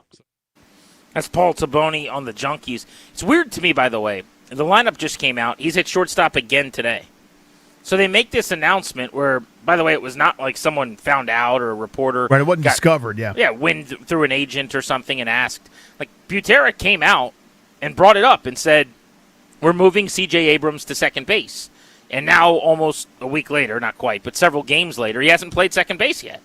And the thought was after he took more ground balls there into the weekend and then he DH'd yesterday, today was going to be the day where he got his first call at second. But he's still at short. I have to wonder if that's just a continuation of it not going well in the negotiation with him to move to second. I mean, there's not a whole lot he can do about it. They'll just write his name on the lineup card. But you heard Taboni there, Danny. They don't want to make it you're moving to second base. Sorry about your luck. That they're trying to do this in a way that works for him, that he can be okay with. So maybe there's still some talking him into it happening. I'm not sure. I don't know either. And again, they always, it's a different lineup for everybody, a righty, a lefty, a guy that throws sinkers, a guy that throws sliders, a guy that throws splits and changes and screwballs. But the guy and that whatever. would be playing short's a switch hitter. I know. It's not like it should matter who's right or lefty on the mound as to whether or not he moves over. Right, doesn't matter to me. But again, maybe that's because I'm just making this up, but because they want 10 in the lineup, that means that, a certain cascading effect happens and Abrams ends up at shortstop more. I don't know the answer. Because, again, we're not finding out. It's like, if this had gone, like, swimmingly, so to speak, would he already be at second base? Or is it still hey, he's probably needs a couple more days to take some ground balls over there and turn some double plays and work on positioning and getting off the ball and, in terms of jumps, because it's a mirror image of what you've been used to your entire life. You can do it, but it's not natural for a little while. It takes a second. To build some of those instincts. So if the point was, he probably needs a week of taking ground balls there and getting some situations in pregame work, very reasonable to me. But I'm with you. It's odd that announcement made, still hasn't played second. I don't know. I feel like you make that announcement when, like, that night he's going to be playing second base. Me too. That's the weird disconnect. And, again, that's just my own read on it. Maybe they don't care to have it that way, and there's nothing to see here. But it feels to me like you have the conversation with him, and then at the last possible moment, you shine the light on it, let everyone know about it, because otherwise people would just show up to the ballpark and see him listed at second, and it's a major story. So you get out ahead of it a little bit, and at your 2:30, 3 o'clock press conference or whatever, and you say, hey, just so you guys know, CJ's going to be playing some second. We're playing him there today. Here's why.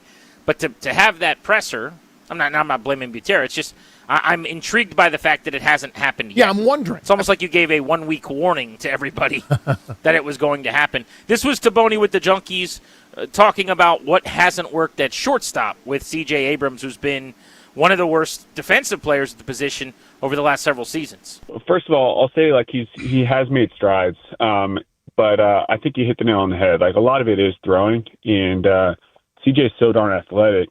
He gets to balls out the outer edges of his range. It's just about syncing up his top and bottom half and delivering throws on target. And so, we think that playing second base will ease that burden for him.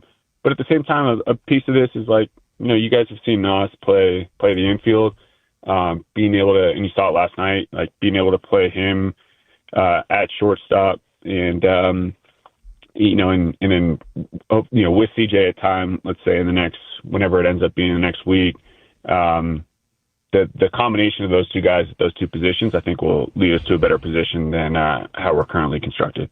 Yeah, they're a better team with Nasim Nunez playing short, gobbling everything up, making a bunch more plays, and Abrams playing second, there's no doubt. I just come back to the timing of doing this. The games were more important a month ago, way more important. So it would have helped you to do that a month ago, but it wasn't on the table. And I guess the last thing I want is someone to listen to this who's a Nats fan and think that I'm anti-moving C.J. Abrams. I've been wanting to move C.J. Abrams off shortstop since the offseason. Like, I was here for it at any point. I am just really curious about the timing. It is not really – it's just strange to me. I haven't heard a good reason as to why not 2 months ago, why not this offseason, why now. But every day was the right way to do it as far as I'm concerned, because it's a position that he's just we now know. We have enough data. Like, it's not going to work there. Yep. And I think you said it very well. To me, the baseball decision was correct to do this every day, this entire process, if we did it out of spring training, right? So, like, we didn't have a definitive as to why it wasn't happening. In this case, like, why is he staying at short? And it was up to conjecture. Right now, they're not going to come out and say, yep, we're trying to build his trade value to ship him out of here. That's certainly not what the plan was. Maybe the plan was, hey, we need to see if he can play short. I think these guys are too smart, quite frankly, to have been under the illusion or delusion, rather, that this was an everyday shortstop at the highest levels of Major League Baseball. I think they knew already, but for whatever reason, they said, okay, let's give him a chance. Let's not rock the apple cart to let him hit, and he certainly has. I mean, he's been among the best offensive players in the sport. That's not just among shortstops; it's among anybody. And you don't want to disrupt it while that's happening. Now that the games are less meaningful, maybe we can flip this switch. But yeah, from a baseball perspective, this has been the right call for a long, long time. Just that, as you said, the timing of it is curious, and we're kind of left to wonder. And Taboni, I think, has done a really good job of, sort of answering the question without answering it, and pumping up CJ and making it seem like, no, he's not pouting, he's not pissed off any more than you should be when you're, what do you want to call it, demoted or changed or told that, the thing that you do and have always identified as isn't good enough for this baseball team right now. That's hard to hear, I think, for anybody, any competitor, any alpha that has gotten to this point, thinking your bleep don't stink, because that's what you have to do to get to the major leagues. You have to believe that you are, even though you're 0 for 15, you're going to be 1 for 16 the next time you come to the plate. It's the only way you could survive in this cutthroat, miserable failure sport. And he's done that. And now that's kind of part of that's been taken away. That's an adjustment. Why now is the question I don't know how much money I'd pay, but I'd pay some. A lot of these shows become football heavy during training camp. Understandably, I'm sitting out here at Ashburn's facility, and the team's getting ready for preseason game 2. But I want to give a little runway here for Nats fans. We can open up the phones, 800-636-1067, 800-636-1067. I guess first, do you like the idea to move C.J. Abrams off shortstop, move him to second, play Nasim Nunez at short, who's the better defender, for the foreseeable future, and hopefully get Seaver King to the show, who's been killing the ball here over the last couple weeks, sooner rather than later? And then the other question would be, are you surprised that it hasn't happened yet? Like, to me, when you make this kind of move, this is not just hey, we're putting you at second today. He's got to sign off on it a little bit. I don't mean moving over. That already happens in this meeting. But he's got to tell you I'm ready. He's got to say, put me at second base, write me down. I got the work I need. I feel good about it. And maybe that hasn't happened yet. But does that not happen because he wants more ground balls to feel comfortable? Or does that not happen because he doesn't want to play the position, and maybe that just lingers for 2 more weeks? You make this announcement, and then he's not at second base yet. I mean, it just seems odd that each day we're waiting for the lineup to come out to see 2B next to him, and he continues to play short. But we'll get some thoughts from listeners on that. 800-636-1067. G&D on the Fan.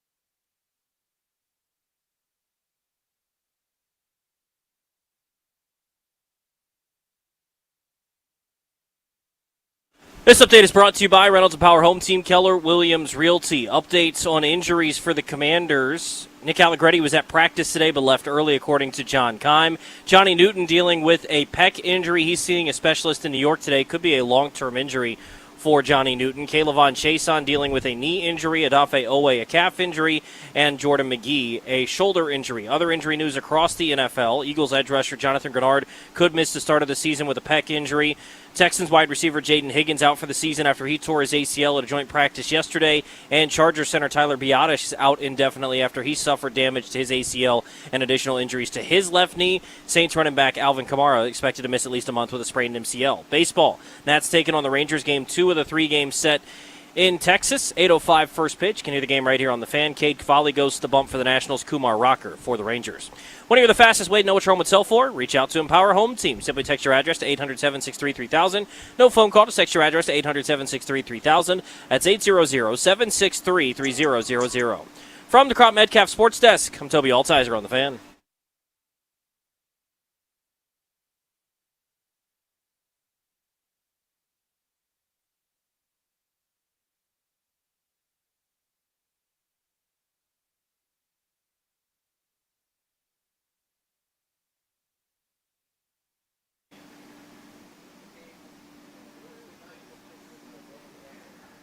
So, Danny, it was just brought to my attention that you didn't just interview Kurt Busch today. Oh, no. You also interviewed a guy named Stingray Robb. I was going to keep that reveal for later, but yes, Darius handed me the sheet of paper, and I said, okay, this is clearly – like, remember, you weren't here, but the DC Defenders, after they won the championship a couple years ago, whenever that was, came into studio, and they did, like, some sort of weird social media prank thing where they, like, had to mention weird stuff, and, like, everyone's like, oh, Danny, you got. I'm like, I don't know that I did exactly, but whatever, it's fine.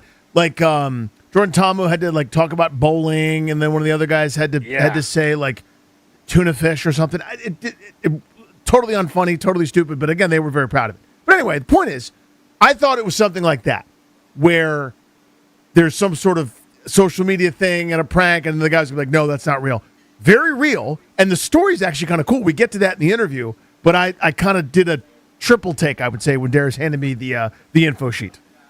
I couldn't believe that. So some of the names in NASCAR, as you'd imagine, are wild. It's not quite like 1920s baseball reference, but it's pretty close. Yeah. Like there is a pit crew chief who's very successful named Booty Baker. Okay. And it's just like, everyone just calls him Booty, and they're like, Booty Baker did a great job today. Coming off 4, he made the decision to go get tires. And, like, Larry McReynolds is the America's crew chief, and he's just constantly talking about Booty Baker. And there's so many guys. They're all named Booty Baker. They're all named Booty. Like, not all of them, literally, but there's a guy named Booty Baker who's silly, and he's like a crew chief. Anyway, I'm not saying I'm shocked that there's a guy named, what was his name? Not Broccoli Rob. Stingray Robb. Stingray Robb.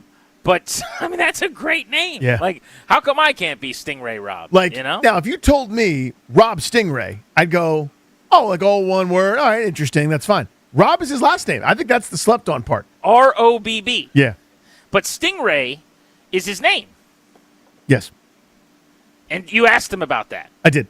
Okay. Now, I felt like because again, they're on media tours. They're doing, like, their sit-downs with different outlets and different things, and they got a lot of these to do. So I learned this kind of by watching, like, our guy Kevin McCarthy, his videos, right, where he would interview these dudes in these press junkets, and they're doing 77,000 of them to promote whatever movie or whatever it is, and Kevin does a great job of trying to, like, stand out and ask them different questions than everybody else does for the local news or whatever.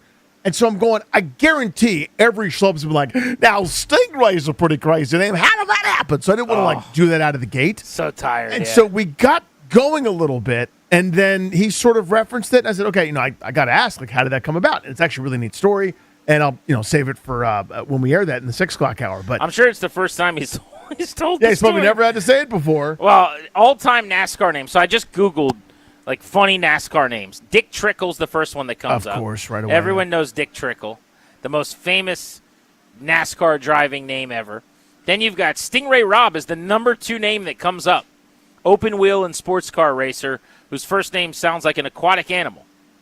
Yep, I would say that it sounds a lot like an aquatic animal, as it is one. Qualifies. Yep. Then there's a guy named Fireball Roberts. I've heard of him. icon in the 50s and 60s. You remember Seriously. Fireball? I do not. But there's just guys like that. Like, everyone's Bubba and Booty, and I don't know, man. But anyway, I can't wait to hear the interview. Coming up at 6 o'clock right here on The Fan. And if you missed Antonio Williams, the Commanders wide receiver, the rookie from Clemson, you'll hear that before we get out of here at the end of the show as well. But right now we're talking C.J. Abrams. Paul Taboni was on with the Junkies today discussing the move from shortstop to second base. So he didn't necessarily comment on why now. He just said it's been a couple-week process. Why do you think they did it right now? What does your gut tell you? So I think it's hey, we're out of it. And if this means that Abrams isn't, as locked in and isn't as prolific as he's been offensively for a little bit, we still have enough deposits in the bank this year because he's sustained it for long enough, being one of the best offensive players in the sport. Even if his numbers over the last month and change aren't as good, he's still had this unbelievable offensive season. We're going to get a king's ransom when we trade him this winter. And we don't care about making him happy anymore. That's my view. It's a good answer. It's as good an answer as I've heard. So you're saying as soon as they were eliminated, this was always the plan? I don't know about always, but so in other words, if they're going, what triggers have to be hit for us to be in the trading C.J. Abrams business? Okay, this coming off season, he has a great offensive season. Check. We're out of it, or whatever. Like or let me kind of back up there. Like if we are, 10 games over 500, leading the wild card at this point, and I don't think the trade deadline would have gone the way that it did. But once they've kind of crossed no matter what happens the last month, he's had a great year. We're not in the business of giving out long-term contracts to anybody, let alone with this lockout looming, etc. We are, operating the dollar store, even that on a budget. He's going to be traded. We're going to get a king's ransom back. And we now don't have to worry about our standing in the standings. Once that happens, we're fine. And we don't care if we make him a little bit mad, because if you're 5 games over, if you're playing great, and then you make the switch during meaningful baseball time, you risk, I don't say losing him, but having him go through a spell or a swoon, and you can't afford that if you're trying to stack every W. Now that you don't feel the need to do that, I think they're able to pull the trigger. Yeah, I'll say this: I really do appreciate the stones of this front office to do the right thing right now. It's hard to do. I mean, he's having an incredible year. They're talking about him every couple days on MLB Network as the new superstar. The numbers from the shortstop position don't happen in this era, really. He's going to end up close to 40 home runs, with maybe the major league total as the leader in runs batted in. And he's going to steal 30 bases in the process. Like, it's a 35 homer, 30 steal season where he's going to hit, maybe, he's hitting 280, but let's say around 280 with an OPS close to 900. I mean, it's a monster season. This, you can make the case, as one of the better years ever turned in by a middle infielder for the Nationals. Probably the best season, I guess, if you're just making a shortstop, second base, middle infield. Best year ever turned in. But for a Nats infielder, you've had Ryan Zimmerman, you've had Anthony Rendon, you've had some massive campaigns. This is probably the best that you've gotten. And it's from a 25-year-old coming into his own who's put it all together. And here you are with 6 weeks left in the season going, hey, CJ, come to my office. And he's thinking, it's another high five about how great he is. I won player of this month or this week. Yeah. How was the All-Star performance? Or what'd you think of being in Philly and representing the Nationals and getting to start in the game was a pretty cool accomplishment. And, you go through all the different things. Nah, man, we're moving you to second base. And he's like, I'm sorry, what? It's the right baseball move. Yeah. But in the same way that when they sent Dylan Cruz down, you go, wow, that took some balls. Yes. You've known this guy for 3 hours, and you're sending him to the minors? Okay, no problem. Go for it. Yeah. I mean, with C.J. Abrams, same thing. It's like, in this season, the way he's putting it together offensively, in the middle of August and kind of a stretch run now where nothing matters, you're going to move him to second? I dig it. But that takes some stones from this group. They've shown it. I mean, they've made these kinds of. I mean, Cruz and this one I think are the two biggest, certainly. And then keeping down Cruz unceremoniously until you accrue an extra year of service time on the back end. Again, that you guys notice those sorts of things. They notice every time they call up a reliever to go multiple innings and get his what kicked in, and then send him back down right away. Wearing out those frequent flyer miles up to Rochester. Players don't love that, but somehow, some way, they've kept the train on the tracks when it comes to those things. And landing the plane on that, I think, is actually a real credit to this organization as to how good they've been in that regard, that they've been able to do that. This is the big, I would say what am I looking for here? This is sort of the biggest pill to swallow for players, I think, probably. But I think everybody in that clubhouse knows probably, whether you like it or not, yes, he's a leader. Yes, he's having this incredible season. But everybody knows that Nunez is the better shortstop. And anybody that's been around baseball for 17 seconds could tell you the wonderkind, who is an unbelievable glove, is the best shortstop right now on their major league roster. So him playing shortstop's not crazy. Nunez is an elite defender, period. Like, he's not just the best shortstop on their roster. He's one of the better shortstops defensively, probably in the sport. He's a 70 defender and a 70 runner. That's the thing. When everyone's kind of beating up on him because he's one of the statistically worst offensive players in baseball in terms of OPS, it's very Jacob Young from the last couple of years, where you rank like 200-some ranked qualifying big league hitters, and Jacob Young was like second to last at OPS while being this platinum glove center fielder, and you go, can you justify this? It's the same conversation now with Nasim Nunez. Young got to a point where he's going to hit 12 to 13 home runs this year, and he's a major league average offensive player in terms of OPS and stuff. Nasim Nunez is now the new Jacob Young, where it's like, man, it's really hard to play this guy every day when he's got an OPS that starts with a 5. But it's at such a premium defensive position. If you want to be an excellent defensive ball club, which, if we're being honest, is the opposite of what the Nationals have been, not just this year, but for several years, like, you can't be a really good defensive team and have C.J. Abrams at shortstop. Can't happen. You can be a really good defensive team and possibly have him at second, because he's going to be fine at second. It's an easier position to play. It's an easier throw to make. You heard Paul Taboni say he thinks the throw is the issue. In fact, play that clip, Darius. I found that interesting. I want you to react to this too, Danny. Because, I mean, you think of a C.J. Abrams era, there's plenty of throws in there of the 19 that you can choose from this year. There's also a lot of just routine ground balls that he boots. But it seems like Taboni's staff feels better about the range and the ability to get to balls, which he has that in spades. But the fielding part, less problematic to them than the arm. First of all, I'll say, like, he has made strides, but I think you hit the nail on the head. Like, a lot of it is throwing, and CJ's so darn athletic. He gets to balls out the like outer edges of his range. It's just about syncing up his top and bottom half and delivering throws on target. And so, we think that playing second base will ease that burden for him.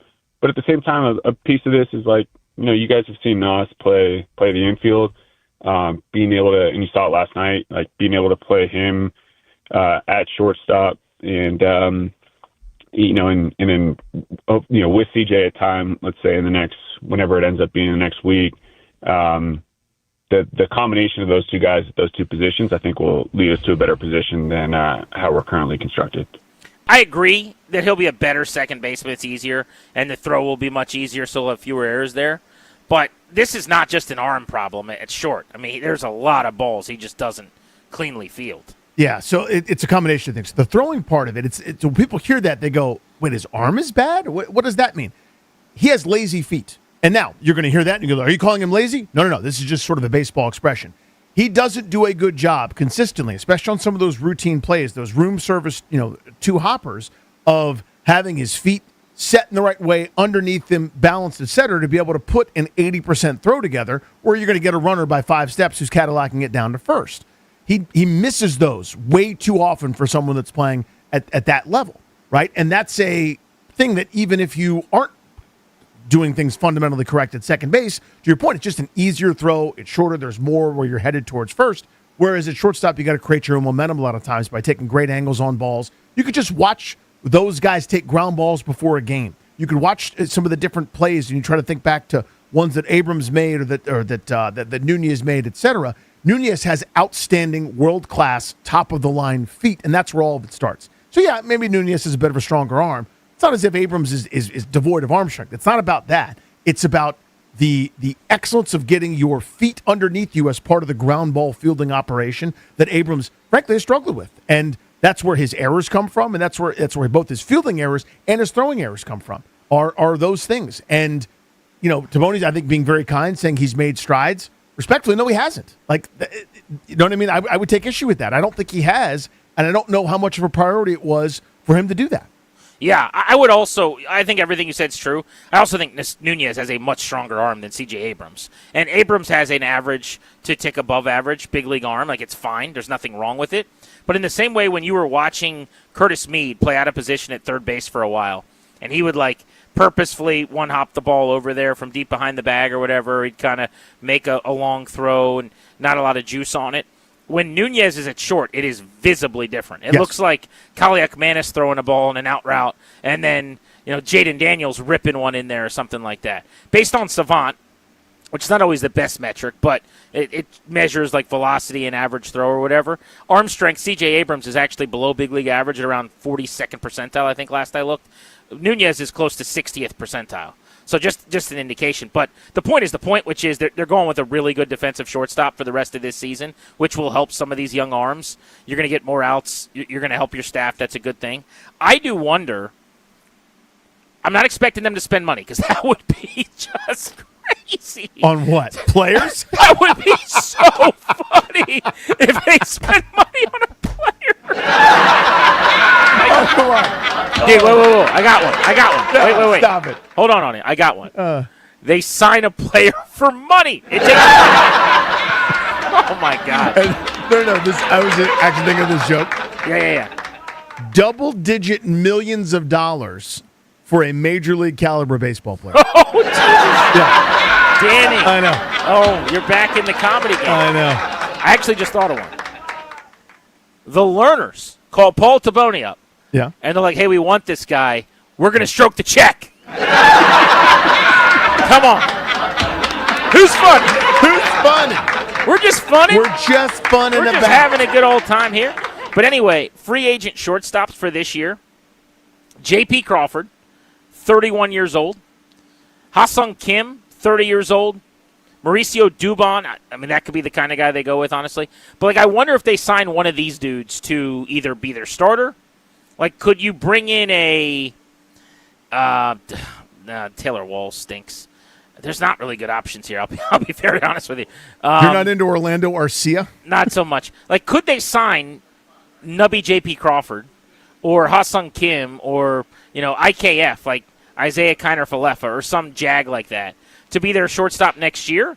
Or do you are you really going to roll Nasim Nunez out there in the middle infield as your shortstop, your captain, so to speak, for $157 after he posts a 585 OPS? That's a tough sell. Yeah, maybe. It's a lot easier to do that at second. You can talk me into it. And I love defense and I love Nas more than most people. Give me elite glove and 50 steals, and that's a baseball player that'll have a spot on my team. But you could talk me into a 590 OPS at second. It's a lot harder to do that at short. And maybe they'd say, well, what's the difference? If CJ's at second, you got the same thing. CJ might not be at second. Maybe that's what happens. Maybe you get your shortstop who's in AA or AAA, who's a little closer, and that player takes over by the end of next year. Because the long-term solution here is Eli Willett's last year's number one pick. But he's not going to be in the big leagues next season. He's 2 years away. Yes, it's Seaver King's job after a September call-up, and maybe he shows, and he competes in spring training with one of these veterans for $11. Maybe that's maybe the plan. The combination of Seaver King and Nasim Nunez is kind of the play there. Some variation there. If I had to guess, or the player haul they get when they trade C.J. Abrams, because I think that's coming. I think that's the second phase of this. Yeah, which we talked a little bit about yesterday. We'll certainly get back into in the days ahead. Grant and Danny on the Fan. The Commanders have a dress rehearsal Saturday against the Detroit Lions. But are they going to have anybody act in their dress rehearsal? Or will the curtains just open and we're going to be sitting there looking at a stage that's empty? That's next on the Fan.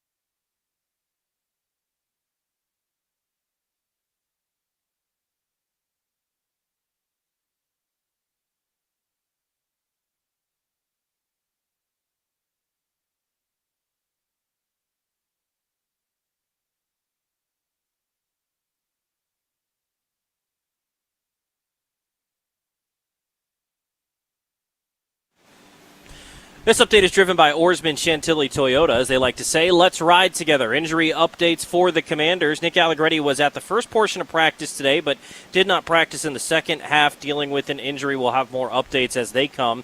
Other injuries for the Commanders. Johnny Newton dealing with a pec injury. He's seeing a specialist in New York today. Could be a long-term injury for Newton. Kaylavon Chason didn't practice with a knee injury. Adafe Owe dealing with a strained calf. Jordan McGee dealing with a shoulder injury. News across the NFL. Eagles edge rusher Jonathan Grenard could miss the start of the season, which means he could miss the season opener against the Commanders, dealing with a pectoral injury. Eagles defensive coordinator Vic Fangio said he's not sure when he'll return. Texans wide receiver Jaden Higgins out for the season after he tore his ACL at practice yesterday, and Trayvon Diggs is signing with the Seahawks. Baseball, the Nationals take on the Rangers for Game 2 of the 3-game series in Texas. 8:05 first pitch. Nats looking to snap a 4-game losing streak. They send their ace to the hill, Cade Cavalli. He'll take on Kumar Rocker. Oarsman Chantilly Toyota keeps their customers happy by offering great deals on the area's best selection of new Toyotas, each backed by the Oarsman Lifetime Edge, featuring up to $1,500 in extras. As they like to say at Oarsman Chantilly Toyota, let's ride together. From the Crop Metcalf Sports Desk, I'm Toby Altizer on The Fan.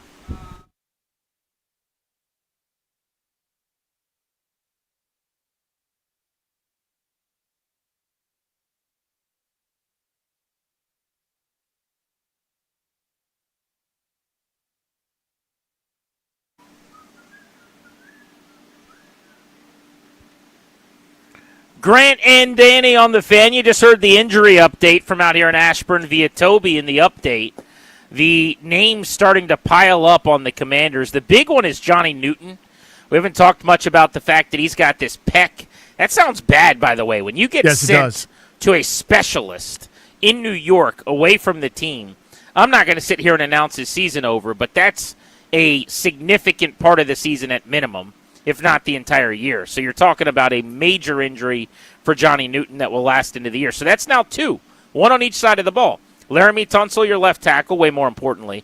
And then Johnny Newton, who's a depth defensive tackle, but a guy that was a second-round pick in what was going to be a really critical, got-to-have-it, like make or break, where are you, third season in the NFL.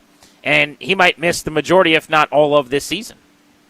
That is a bummer. Now, that's nowhere near as costly, respectfully, to him, and I'm not trying to knock it, as Tunsil. That's the number one dark cloud hanging over the organization right now, to be honest with you, even still to this day. And listen, there's somebody that played at a good enough level that's going to take that spot in Coleman, but still, it ain't Tunsil. It ain't the guy that you gave up everything for. That's got the highest AAV at the position in the sport, one that is now among the 2 or 3 most premium positions in football, that left tackle spot or the blindside protector spot. Quarterback 1, guys that rush the passer, 2, catch the passes, 3 and 3A is that left tackle spot. And he's the highest paid among those because he's excellent. Newton to me was going to be part of a rotation, kind of the occasional, NASCAR sub package or part of the undersized group that was going to try to get after you on 3rd and 7.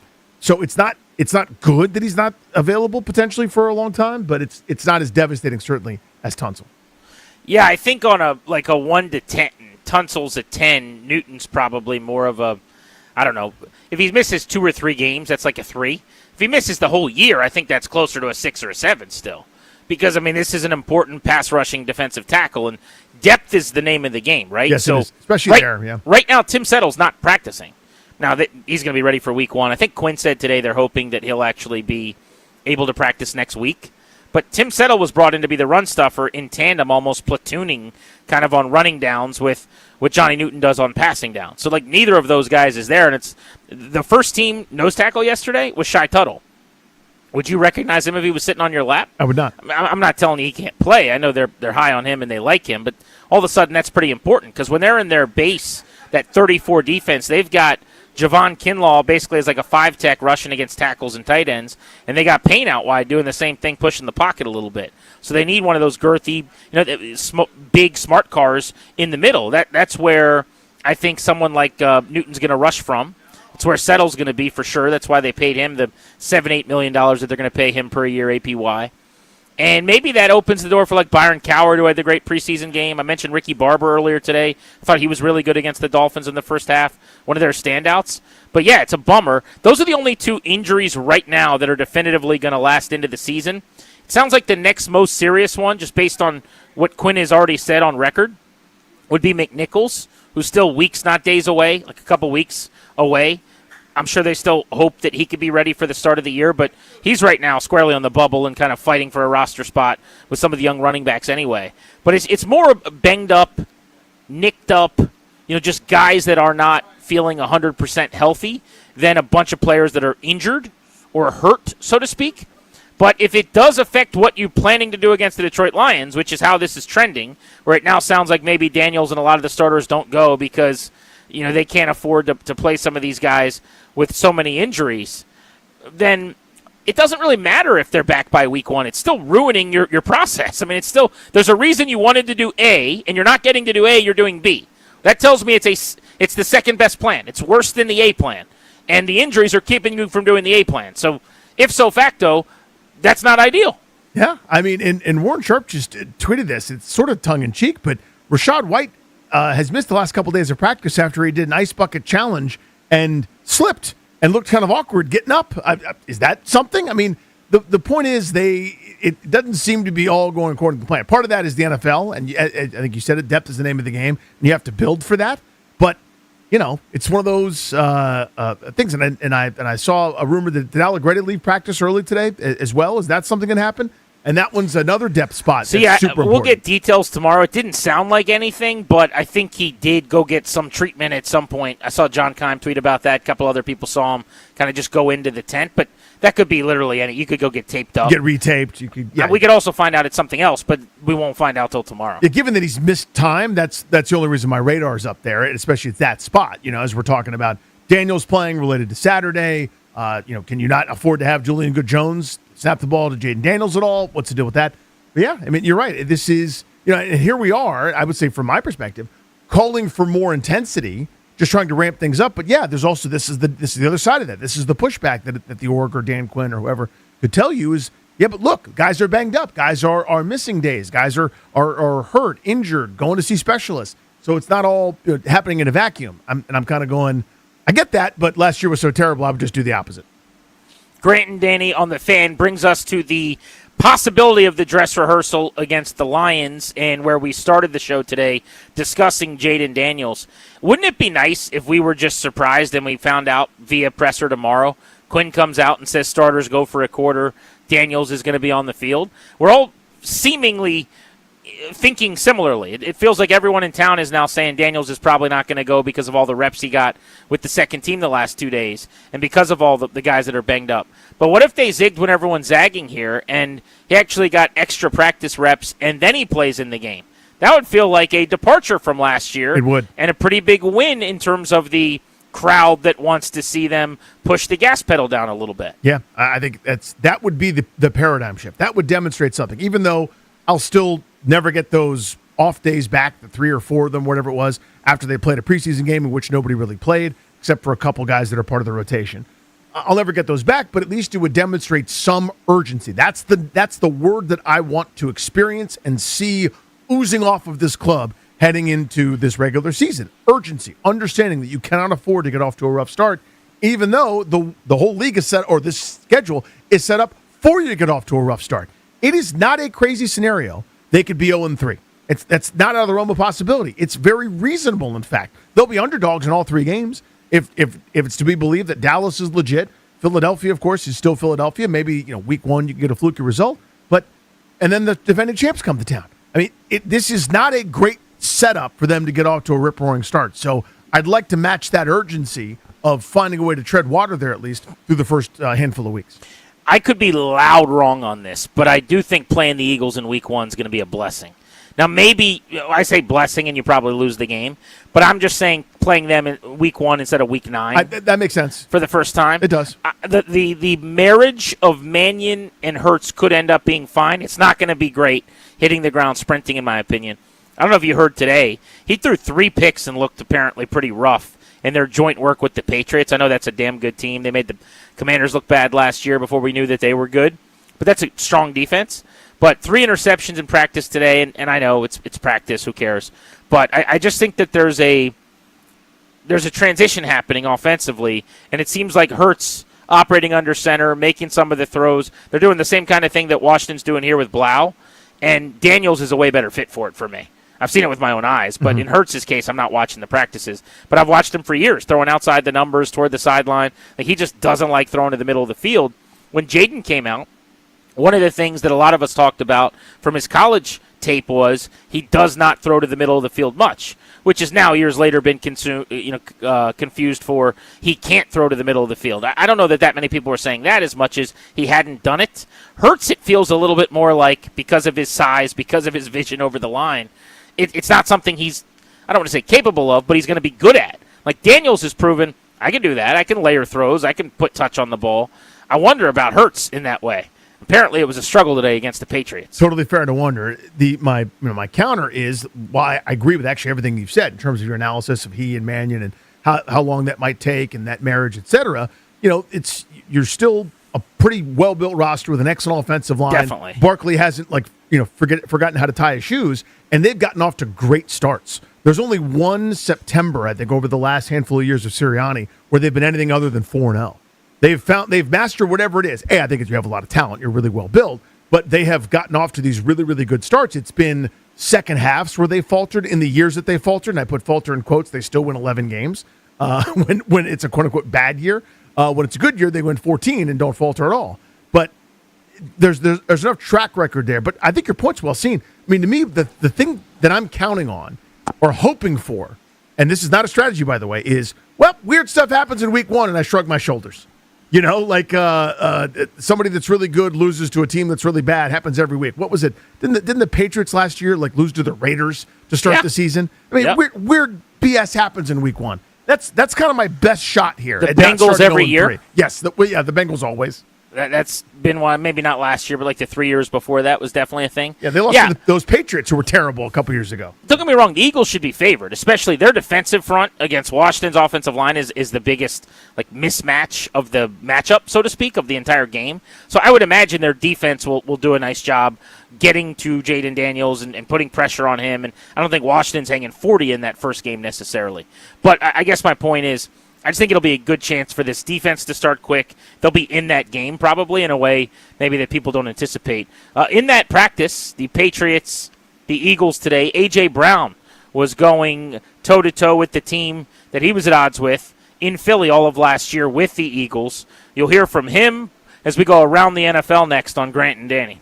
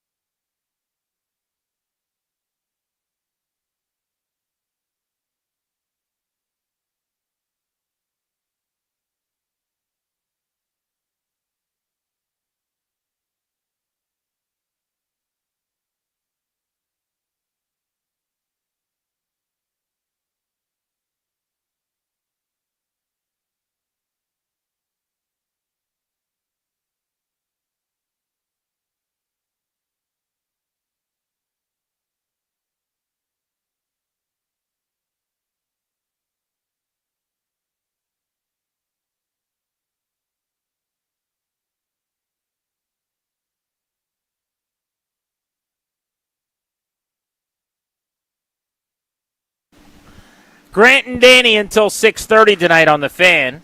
Coming up at the top of the hour, you'll hear a conversation with Kurt Busch, who's going to be taking part in the festivities surrounding the Grand Prix 250 in D.C., Indy Racing coming to the DMV for the first time ever on the streets of D.C. Also, if you missed our interview with rookie wide receiver Antonio Williams earlier today, you'll get that as well before we get out of here. Toby's coming up with overtime at 6:30, and then the Nats at 8:05 tonight right here on The Fan. I saw a story we had to get to. This is from a football coach named Ross Garner. This is one of the funniest tweets I've ever read, actually. He says, our linemen have started making PB&Js with a honey bun in the middle. This morning, they made me one, which is a sign of respect and admiration in their culture. It is electric. So the picture is a half-eaten PB&J sandwich, bread on either side, peanut butter, jelly in the middle, and a smashed-in honey bun, like the kind you would get at a gas station in a little plastic and heat up for 10 seconds or in a vending machine. But it's the bread is like pushed down a little bit so that you crunch the honey bun almost thin. Mm-hmm. What an amazing idea. Can you imagine how good that must be with the richness and the sweetness of that honey bun with the PB&J and the bread? Matt, I didn't invent it. I mean, what that's a win. Incredible. So the honey bun was a staple at old Sam's Bar at the St. Elman School for Boys, Northwest Washington, D.C., because when you didn't eat lunch until 1:30 p.m. on most academic school days, you're sitting there starving as like a teenager by like 9:15, right? So whatever free period, you go down to like the snack bar or whatever, and the best value on the board was the honey bun for 75 cents. So if you had $1.25 total, or $1.50, you got a honey bun and a Coca-Cola Classic, and you were out of there, without any real change. Now, of course, times have changed, and that's more sugar than a human being should eat in a month. But even still, that was the play. I have consumed millions and millions of honey buns. I mean, when you're a kid, you can eat those and drink the soda, and nothing happens and nothing matters. Uh-huh. It's just, what's the difference? I'm paying for it now, but at the time, Exactly. silly metabolism. My mother-in-law hates those honey buns, hates them. Hates? And finds it repulsive that I would ever want one or have eaten one or that I think they're delicious or, I don't think